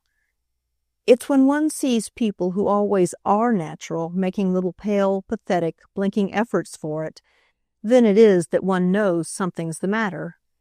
I can't describe my impression. You would have had it for yourself. And the only thing that ever can be the matter with Maggie is that. By that, I mean her beginning to doubt. To doubt for the first time, Mrs. Assingham wound up, of her wonderful little judgment of her wonderful little world. It was impressive, Fanny's vision, and the Colonel, as if himself agitated by it, took another turn of prowling. To doubt of fidelity, to doubt of friendship. Poor duck indeed. It will go hard with her. But she'll put it all, he concluded, on Charlotte. Mrs. Assingham, still darkly contemplative, denied this with a headshake. She won't put it anywhere. She won't do with it anything anyone else would. She'll take it all herself. You mean she'll make it out her own fault? Yes, she'll find means somehow to arrive at that. Ah, then, the Colonel dutifully declared, she's indeed a little brick. Oh, his wife returned, you'll see, and one way or another to what tune. And she spoke of a sudden with an approach to elation, so that, as if immediately feeling his surprise, she turned round to him. She'll see me somehow through. See you? Yes, me. I'm the worst. For, said Fanny Assingham, now with a harder exultation, I did it all. I recognize that. I accept it. She won't cast it up at me. She won't cast up anything. So I throw myself upon her. She'll bear me up. She spoke almost volubly. She held him with her sudden sharpness. She'll carry the whole weight of us. There was still, nevertheless, wonder in it. You mean she won't mind? I say, love. And he not unkindly stared. Then where's the difficulty? There isn't any, Fanny declared with the same rich emphasis. It kept him, indeed, as by the loss of the thread, looking at her longer. Ah, you mean there isn't any for us? She met his look for a minute as if it perhaps a little too much imputed a selfishness, a concern at any cost for their own surface. Then she might have been deciding that their own surface was, after all, what they had most to consider. Not, she said with dignity, if we properly keep our heads. She appeared even to signify that they would begin by keeping them now. This was what it was to have at last a constituted basis. Do you remember what you said to me that night of my first real anxiety, after the Foreign Office party? In the carriage, as we came home? Yes, he could recall it. Leave them to pull through? Precisely. Trust their own wit, you practically said, to save all appearances. Well, I've trusted it. I have left them to pull through. He hesitated. And your point is that they're not doing so? I've left them, she went on, but now I see how and where. I've been leaving them all the while, without knowing it, to her. To the princess? And that's what I mean, Mrs. Assingham pensively pursued. That's what's happened to me with her today, she continued to explain. It came home to me that that's what I've really been doing. Oh, I see. I needn't torment myself. She has taken them over. The Colonel declared that he saw, yet it was as if at this he a little sightlessly stared. But what then has happened from one day to the other to her? What has opened her eyes? They were never really shut. She misses him. Then why hasn't she missed him before? Well, facing him there among their domestic glooms and glints, Fanny worked it out. She did, but she wouldn't let herself know it. She had her reason, she wore her blind. Now at last her situation has come to a head.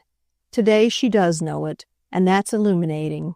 It has been, Mrs. Assingham wound up, illuminating to me. Her husband attended, but the momentary effect of his attention was vagueness again, and the refuge of his vagueness was a gasp. "Poor dear little girl." "Ah, no, don't pity her." This did, however, pull him up. "We mayn't even be sorry for her?" "Not now, or at least not yet. It's too soon, that is, if it isn't very much too late. This will depend," Mrs. Assingham went on. "At any rate, we shall see. We might have pitied her before, for all the good it would then have done her. We might have begun some time ago. Now, however, she has begun to live, and the way it comes to me, but again she projected her vision. "The way it comes to you can scarcely be that she'll like it." "The way it comes to me is that she will live. The way it comes to me is that she'll triumph." She said this with so sudden a prophetic flair that it fairly cheered her husband. "Ah, then we must back her." "No, we mustn't touch her. We mayn't touch any of them. We must keep our hands off. We must go on tiptoe. We must simply watch and wait. And meanwhile," said Mrs. Assingham, "we must bear it as we can. That's where we are, and serves us right. We're in presence." And so, moving about the room as in communion with shadowy portents, she left it till he questioned again. "In presence of what?" "Well, of something possibly beautiful. Beautiful as it may come off." She had paused there before him while he wondered. "You mean she'll get the prince back?" She raised her hand in quick impatience. The suggestion might have been almost abject. "It isn't a question of recovery. It won't be a question of any vulgar struggle. To get him back she must have lost him, and to have lost him she must have had him." With which Fanny shook her head. "What I take her to be waking up to is the truth that all the while she really hasn't had him. Never." "Ah, my dear," the poor Colonel panted. "Never," his wife repeated, and she went on without pity. "Do you remember what I said to you long ago, that evening, just before their marriage, when Charlotte had so suddenly turned up?" The smile with which he met this appeal was not, it was to be feared, robust. "What haven't you, love, said in your time?" "So many things, no doubt, that they make a chance for my having once or twice spoken the truth. I never spoke it more, at all events, than when I put it to you that evening, that Maggie was the person in the world to whom a wrong thing could least be communicated. It was as if her imagination had been closed to it, her sense altogether sealed. That, therefore," Fanny continued, "is what will now have to happen. Her sense will have to open." "I see," he nodded. "To the wrong." He nodded again, almost cheerfully, as if he had been keeping the peace with a baby or a lunatic. "To the very, very wrong." But his wife's spirit, after its effort of wing, was able to remain higher. "To what's called evil, with a very big E, for the first time in her life. To the discovery of it, to the knowledge of it, to the crude experience of it." And she gave, for the possibility, the largest measure. "To the harsh, bewildering brush, the daily chilling breath of it. Unless indeed," and here Mrs. Assingham noted a limit, "unless indeed as yet, so far as she has come, and if she comes no further, simply to the suspicion and the dread, what we shall see is whether that mere dose of alarm will prove enough." He considered. "But enough for what then, dear, if not enough to break her heart?" "Enough to give her a shaking," Mrs. Assingham rather oddly replied. "To give her, I mean, the right one. The right one won't break her heart. It will make her," she explained, "well, it will make her, by way of a change, understand one or two things in the world." "But isn't it a pity," the Colonel asked, that they should happen to be the one or two that will be the most disagreeable to her? Oh, disagreeable. They'll have had to be disagreeable to show her a little where she is. They'll have had to be disagreeable to make her sit up. They'll have had to be disagreeable to make her decide to live. Bob Assingham was now at the window, while his companion slowly revolved. He had lighted a cigarette for final patience, and he seemed vaguely to time her as she moved to and fro. He had at the same time to do justice to the lucidity she had at last attained, and it was doubtless by way of expression of this teachability that he let his eyes, for a minute, roll, as from the force of feeling, over the upper dusk of the room. He had thought of the response his wife's words ideally implied. Decide to live. Ah, yes, for her child. Oh, bother her child. And he had never felt so snubbed for an exemplary view as when Fanny now stopped short.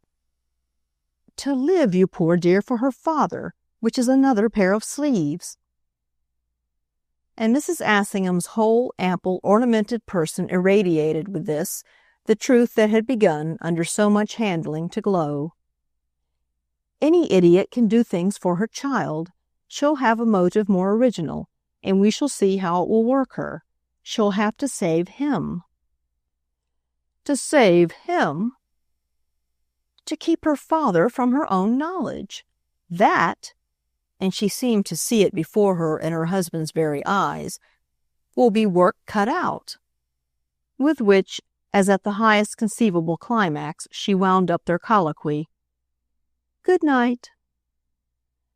There was something in her manner, however, or in the effect at least of this supreme demonstration, that had fairly, and by a single touch, lifted him to her side, so that after she had turned her back to regain the landing and the staircase, he overtook her, before she had begun to mount, with the ring of excited perception.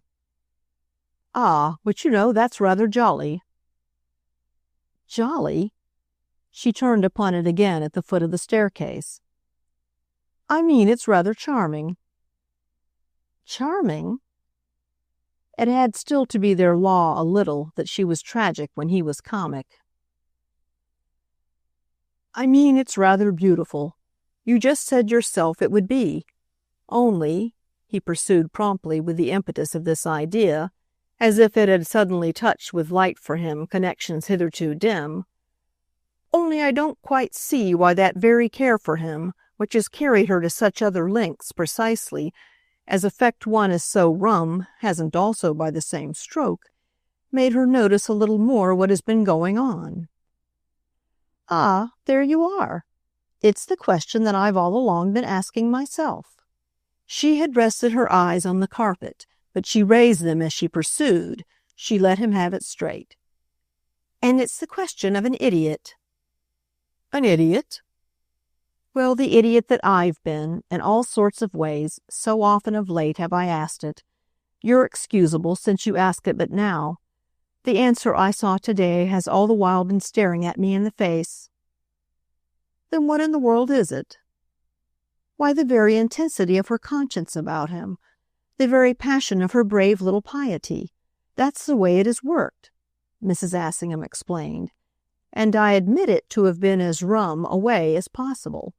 But it has been working from a rum start.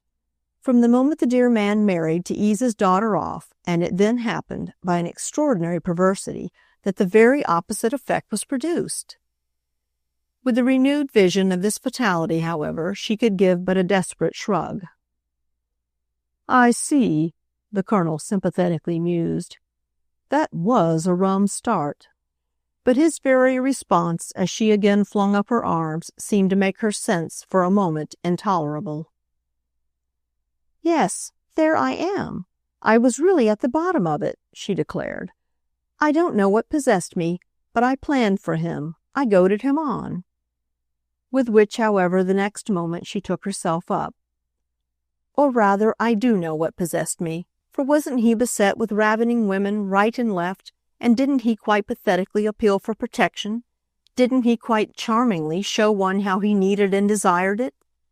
Maggie, she thus lucidly continued, couldn't, with a new life of her own, give herself up to doing for him in the future all she had done in the past, to fencing him in, to keeping him safe and keeping them off. One perceived this, she went on, out of the abundance of one's affection and one's sympathy. It all blessedly came back to her, when it wasn't all, for the 50th time, obscured, in face of the present facts, by anxiety and compunction. One was no doubt a meddlesome fool, one always is, to think one sees people's lives for them better than they see them for themselves.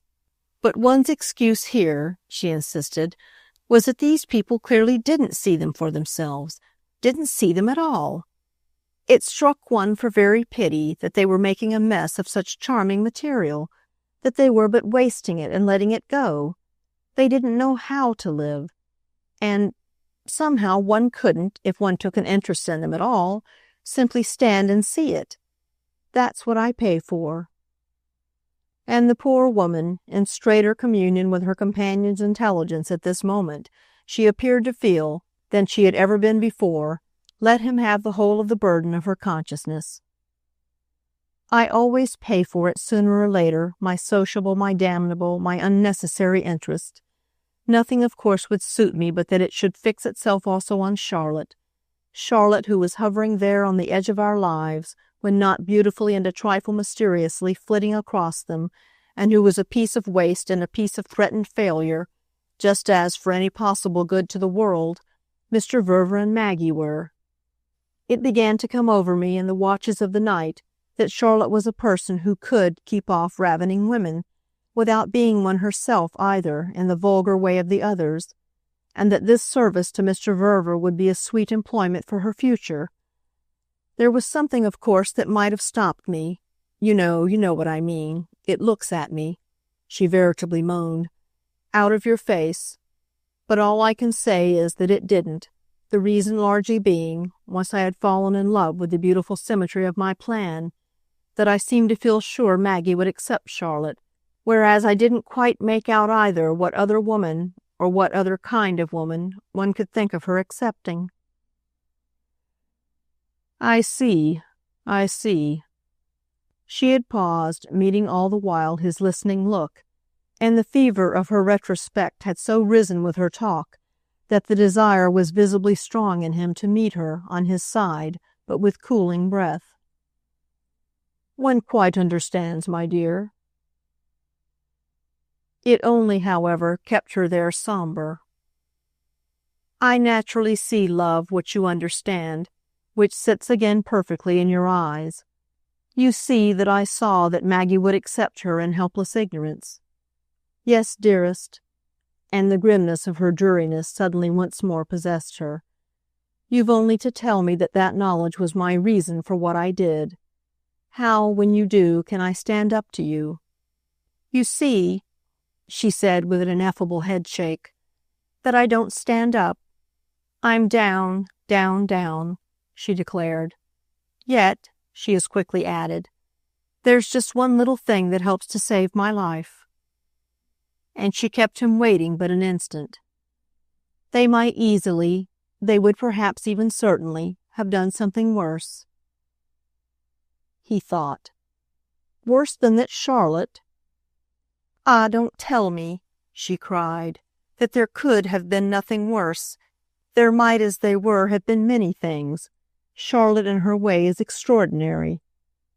He was almost simultaneous. "Extraordinary." "She observes the forms," said Fanny Assingham. He hesitated. "With the prince?" "For the prince, and with the others," she went on. "With Mr. Verver, wonderfully, but above all with Maggie.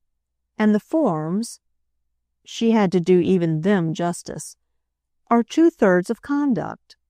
Say he had married a woman who would have made a hash of them." But he jerked back. "Ah, my dear, I wouldn't say it for the world." "Say," she none the less pursued, "he had married a woman the prince would really have cared for." "You mean, then, he doesn't care for Charlotte?" This was still a new view to jump to, and the Colonel, perceptibly, wished to make sure of the necessity of the effort. For that, while he stared, his wife allowed him time, at the end of which she simply said, "No." "Then what on earth are they up to?" Still, however, she only looked at him, so that standing there before her with his hands in his pockets, he had time further to risk, soothingly, another question. "Are the forms you speak of, that are 2/3 of conduct, what will be keeping her now, by your hypothesis, from coming home with him till morning?" "Yes, absolutely. Their forms." "Theirs?" "Maggie's and Mr. Verver's. Those they impose on Charlotte and the Prince. Those," she developed, "that so perversely, as I say, have succeeded in setting themselves up as the right ones." He considered, but only now at last really to relapse into woe. "Your perversity, my dear, is exactly what I don't understand. The state of things existing hasn't grown, like a field of mushrooms in a night. Whatever they all round may be in for now is at least the consequence of what they've done. Are they mere helpless victims of fate?" Well, Fanny at last had the courage of it. "Yes, they are. To be so abjectly innocent, that is to be victims of fate." "And Charlotte and the Prince are abjectly innocent?" It took her another minute, but she rose to the full height. "Yes. That is, they were, as much so in their way as the others. There were beautiful intentions all round. The Prince's and Charlotte's were beautiful. Of that I had my faith. They were. I'd go to the stake. Otherwise," she added, "I should have been a wretch, and I've not been a wretch. I've only been a double-dyed donkey." "Ah, then," he asked, "what does our muddle make them to have been?" "Well, too much taken up with considering each other. You may call such a mistake as that by whatever name you please. It at any rate means all round their case. It illustrates the misfortune," said Mrs. Assingham gravely, "of being too charming." This was another matter that took some following, but the Colonel again did his best. "Yes, but to whom? Doesn't it rather depend on that? To whom have the Prince and Charlotte then been too charming?" "To each other in the first place, obviously, and then both of them together to Maggie." "To Maggie?" he wonderingly echoed. "To Maggie." She was now crystalline. By having accepted from the first so guilelessly, yes, so guilelessly themselves, her guileless idea of still having her father, of keeping him fast in her life. "Then isn't one supposed, in common humanity, and if one hasn't quarreled with him, and one has the means, and he on his side doesn't drink or kick up rows, isn't one supposed to keep one's aged parent in one's life?" "Certainly, when there aren't particular reasons against it. That there may be others than his getting drunk is exactly the moral of what is before us. In the first place, Mr. Verver isn't aged." The Colonel just hung fire, but it came. "Then why the deuce does he, oh poor dear man, behave as if he were?" She took a moment to meet it. "How do you know how he behaves?" "Well, my own love, we see how Charlotte does." Again at this she faltered, but again she rose. "Ah, isn't my whole point that he's charming to her?" "Doesn't it depend a bit on what she regards as charming?" She faced the question as if it were flippant, then with a headshake of dignity she brushed it away. "It's Mr. Verver who's really young. It's Charlotte who's really old. And what I was saying," she added, "isn't affected." "You were saying," he did her the justice, "that they're all guileless." "That they were. Guileless all at first, quite extraordinarily. It's what I mean by their failure to see that the more they took for granted they could work together, the more they were really working apart.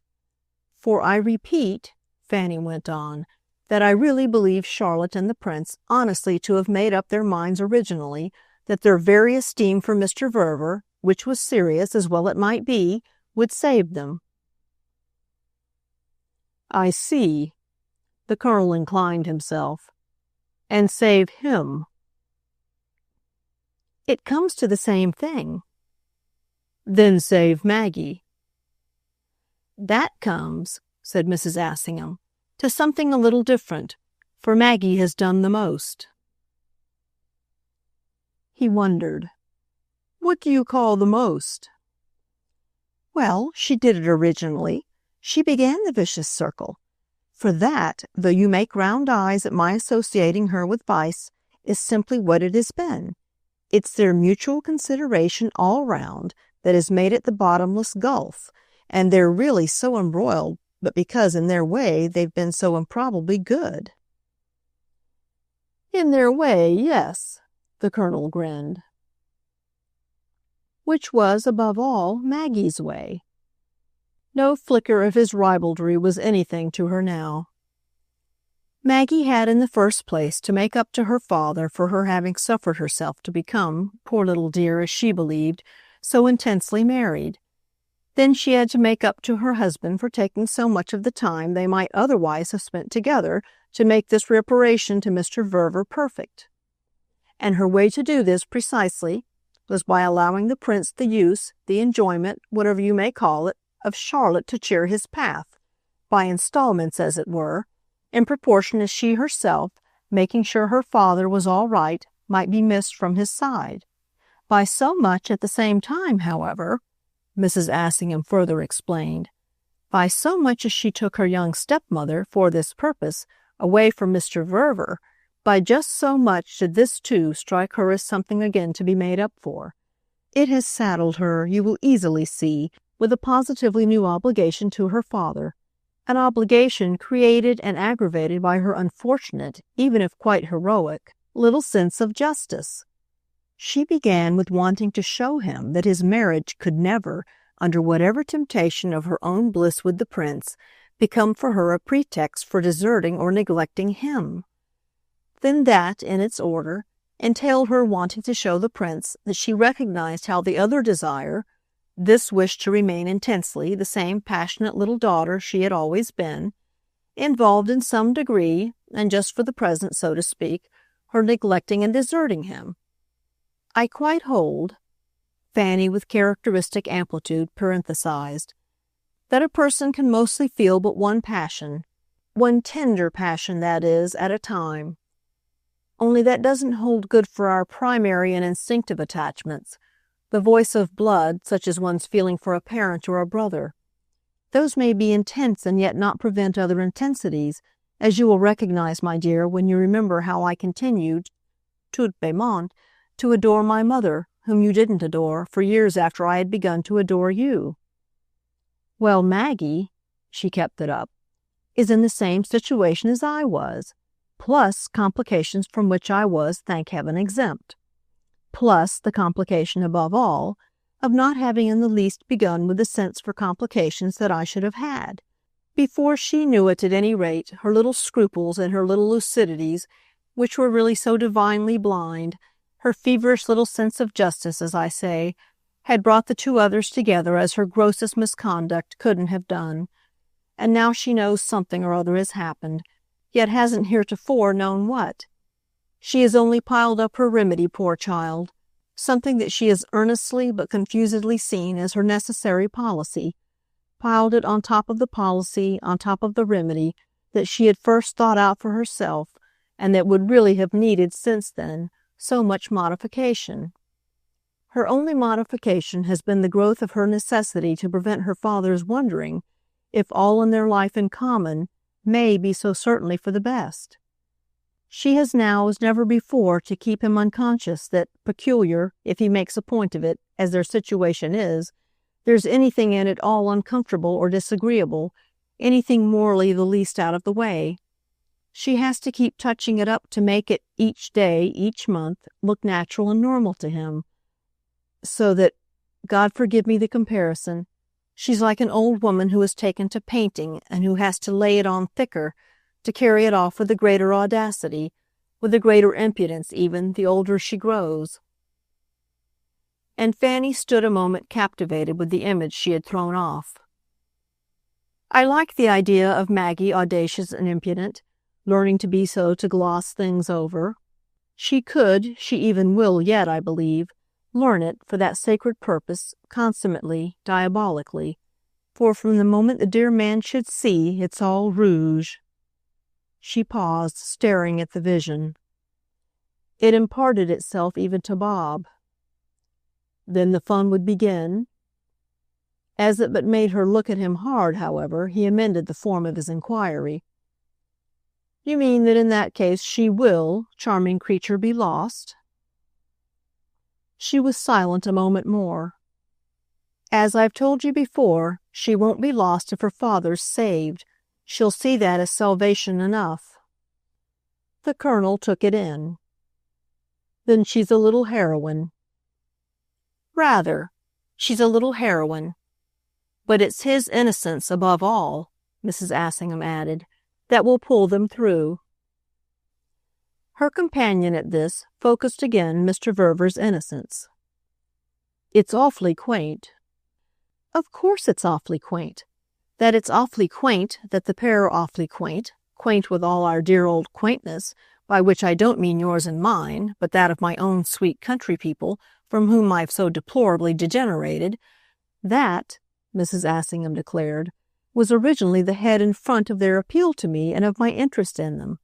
And of course I shall feel them quainter still, she rather ruefully subjoined, before they've done with me. This might be, but it wasn't what most stood in the Colonel's way.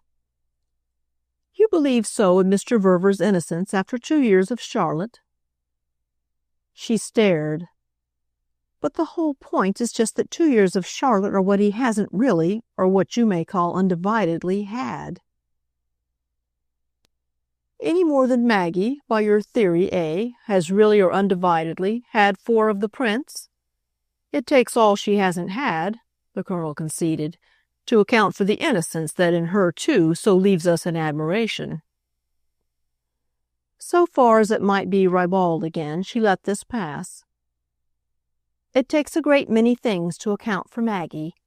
What is definite, at all events, is that, strange though this be, her effort for her father has, up to now, sufficiently succeeded. She has made him, she makes him, except the tolerably obvious oddity of their relation all round, for part of the game. Behind her there, protected and amused and, as it were, exquisitely humbugged, the Principino in whom he delights, always aiding, he has safely and serenely enough suffered the conditions of his life to pass for those he had sublimely projected. He hadn't worked them out in detail, any more than I had, heaven pity me, and the queerness has been exactly in the detail. This, for him, is what it was to have married Charlotte. And they both, she neatly wound up, help. Both? I mean that if Maggie, always in the breach, makes it seem to him all so flourishingly to fit, Charlotte does her part not less, and her part is very large.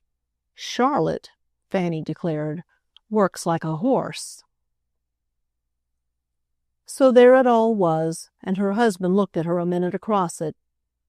And what does the prince work like? She fixed him in return. Like a prince! Whereupon, breaking short off to ascend to her room, she presented her highly decorated back, in which in odd places, controlling the complications of its aspect, the ruby or the garnet, the turquoise and the topaz, gleamed like faint symbols of the wit that pinned together the satin patches of her argument. He watched her as if she left him positively under the impression of her mastery of her subject. Yes, as if the real upshot of the drama before them was but that he had, when it came to the tight places of life, as life had shrunk for him now, the most luminous of wives. He turned off in this view of her majestic retreat the comparatively faint little electric lamp which had presided over their talk. Then he went up as immediately behind her as the billows of her amber train allowed, making out how all the clearness they had conquered was even for herself a relief, how at last the sense of the amplitude of her exposition sustained and floated her. Joining her, however, on the landing above, where she had already touched a metallic point into light, He found she had done perhaps even more to create than to extinguish in him the germ of a curiosity. He held her a minute longer. There was another plum in the pie. "What did you mean some minutes ago by his not caring for Charlotte?" "The prince's. By his not really caring," she recalled after a little, benevolently enough. "I mean that men don't, when it has all been too easy. That's how in 9 cases out of 10 a woman is treated who has risked her life. You asked me just now how he works," she added, "but you might better perhaps have asked me how he plays." Well, he made it up. "Like a prince?" "Like a prince. He is profoundly a prince. For that," she said with expression, "he's beautifully a case. They're far rarer even in the highest circles than they pretend to be, and that's what makes so much of his value. He's perhaps one of the very last, the last of the real ones. So it is we must take him. We must take him all round." The Colonel considered. "And how must Charlotte, if anything happens, take him?" The question held her a minute, and while she waited, with her eyes on him, she put out a grasping hand to his arm, in the flesh of which he felt her answer distinctly enough registered. Thus she gave him, standing off a little, the firmest, longest, deepest injunction he had ever received from her. "Nothing, in spite of everything, will happen. Nothing has happened. Nothing is happening." He looked a trifle disappointed. "I see. For us." For us. For whom else? And he was to feel indeed how she wished him to understand it. "We know nothing on earth." It was an undertaking he must sign. So he wrote, as it were, his name. "We know nothing on earth." It was like the soldier's watchword at night. "We're as innocent," she went on in the same way, "as babes." "Why not rather say," he asked, "as innocent as they themselves are?" "Oh, for the best of reasons, because we're much more so." He wondered. "But how can we be more?" "For them? Oh, easily. We can be anything." "Absolute idiots, then?" "Absolute idiots. And oh," Fanny breathed, "the way it will rest us." Well, he looked as if there were something in that. "But won't they know they're not?" She barely hesitated. "Charlotte and the prince think we are, which is so much gained. Mr. Verver believes in our intelligence, but he doesn't matter." "And Maggie, doesn't she know?" "That we see before our noses?" Yes, this indeed took longer. "Oh, so far as she may guess it, she'll give no sign, so it comes to the same thing." He raised his eyebrows. "Comes to our not being able to help her?" "That's the way we shall help her." "By looking like fools?" She threw up her hands. "She only wants herself to look like a bigger, so there we are." With which she brushed it away. His conformity was promised. Something, however, still held her. It broke, to her own vision, as a last wave of clearness. "Moreover now," she said, "I see. I mean," she added, "what you were asking me, how I knew today in Eaton Square that Maggie's awake." And she had indeed visibly got it. It was by seeing them together. "Seeing her with her father?" He fell behind again. "But you've seen her often enough before." "Never with my present eyes, for nothing like such a test, that of this length of the other's absence together, has hitherto occurred." "Possibly. But if she and Mr. Verver insisted upon it?" "Why is it such a test? Because it has become one without their intending it. It has spoiled, so to speak, on their hands." "It is soured, eh? the Colonel said. The word's horrible. Say rather it has changed. Perhaps, Fanny went on, she did wish to see how much she can bear. In that case she has seen. Only it was she alone who, about the visit, insisted. Her father insists on nothing, and she watches him do it. Her husband looked impressed. Watches him? For the first faint sign. I mean of his noticing. It doesn't, as I tell you, come. But she's there for it to see. And I felt, she continued, how she's there. I caught her, as it were, in the fact. She couldn't keep it from me, though she left her post on purpose, came home with me to throw dust in my eyes. I took it all, her dust. But it was what showed me. With which supreme lucidity she reached the door of her room. Luckily it showed me also how she has succeeded. Nothing from him has come. You're so awfully sure? Sure. Nothing will. Good night, she said. She'll die first.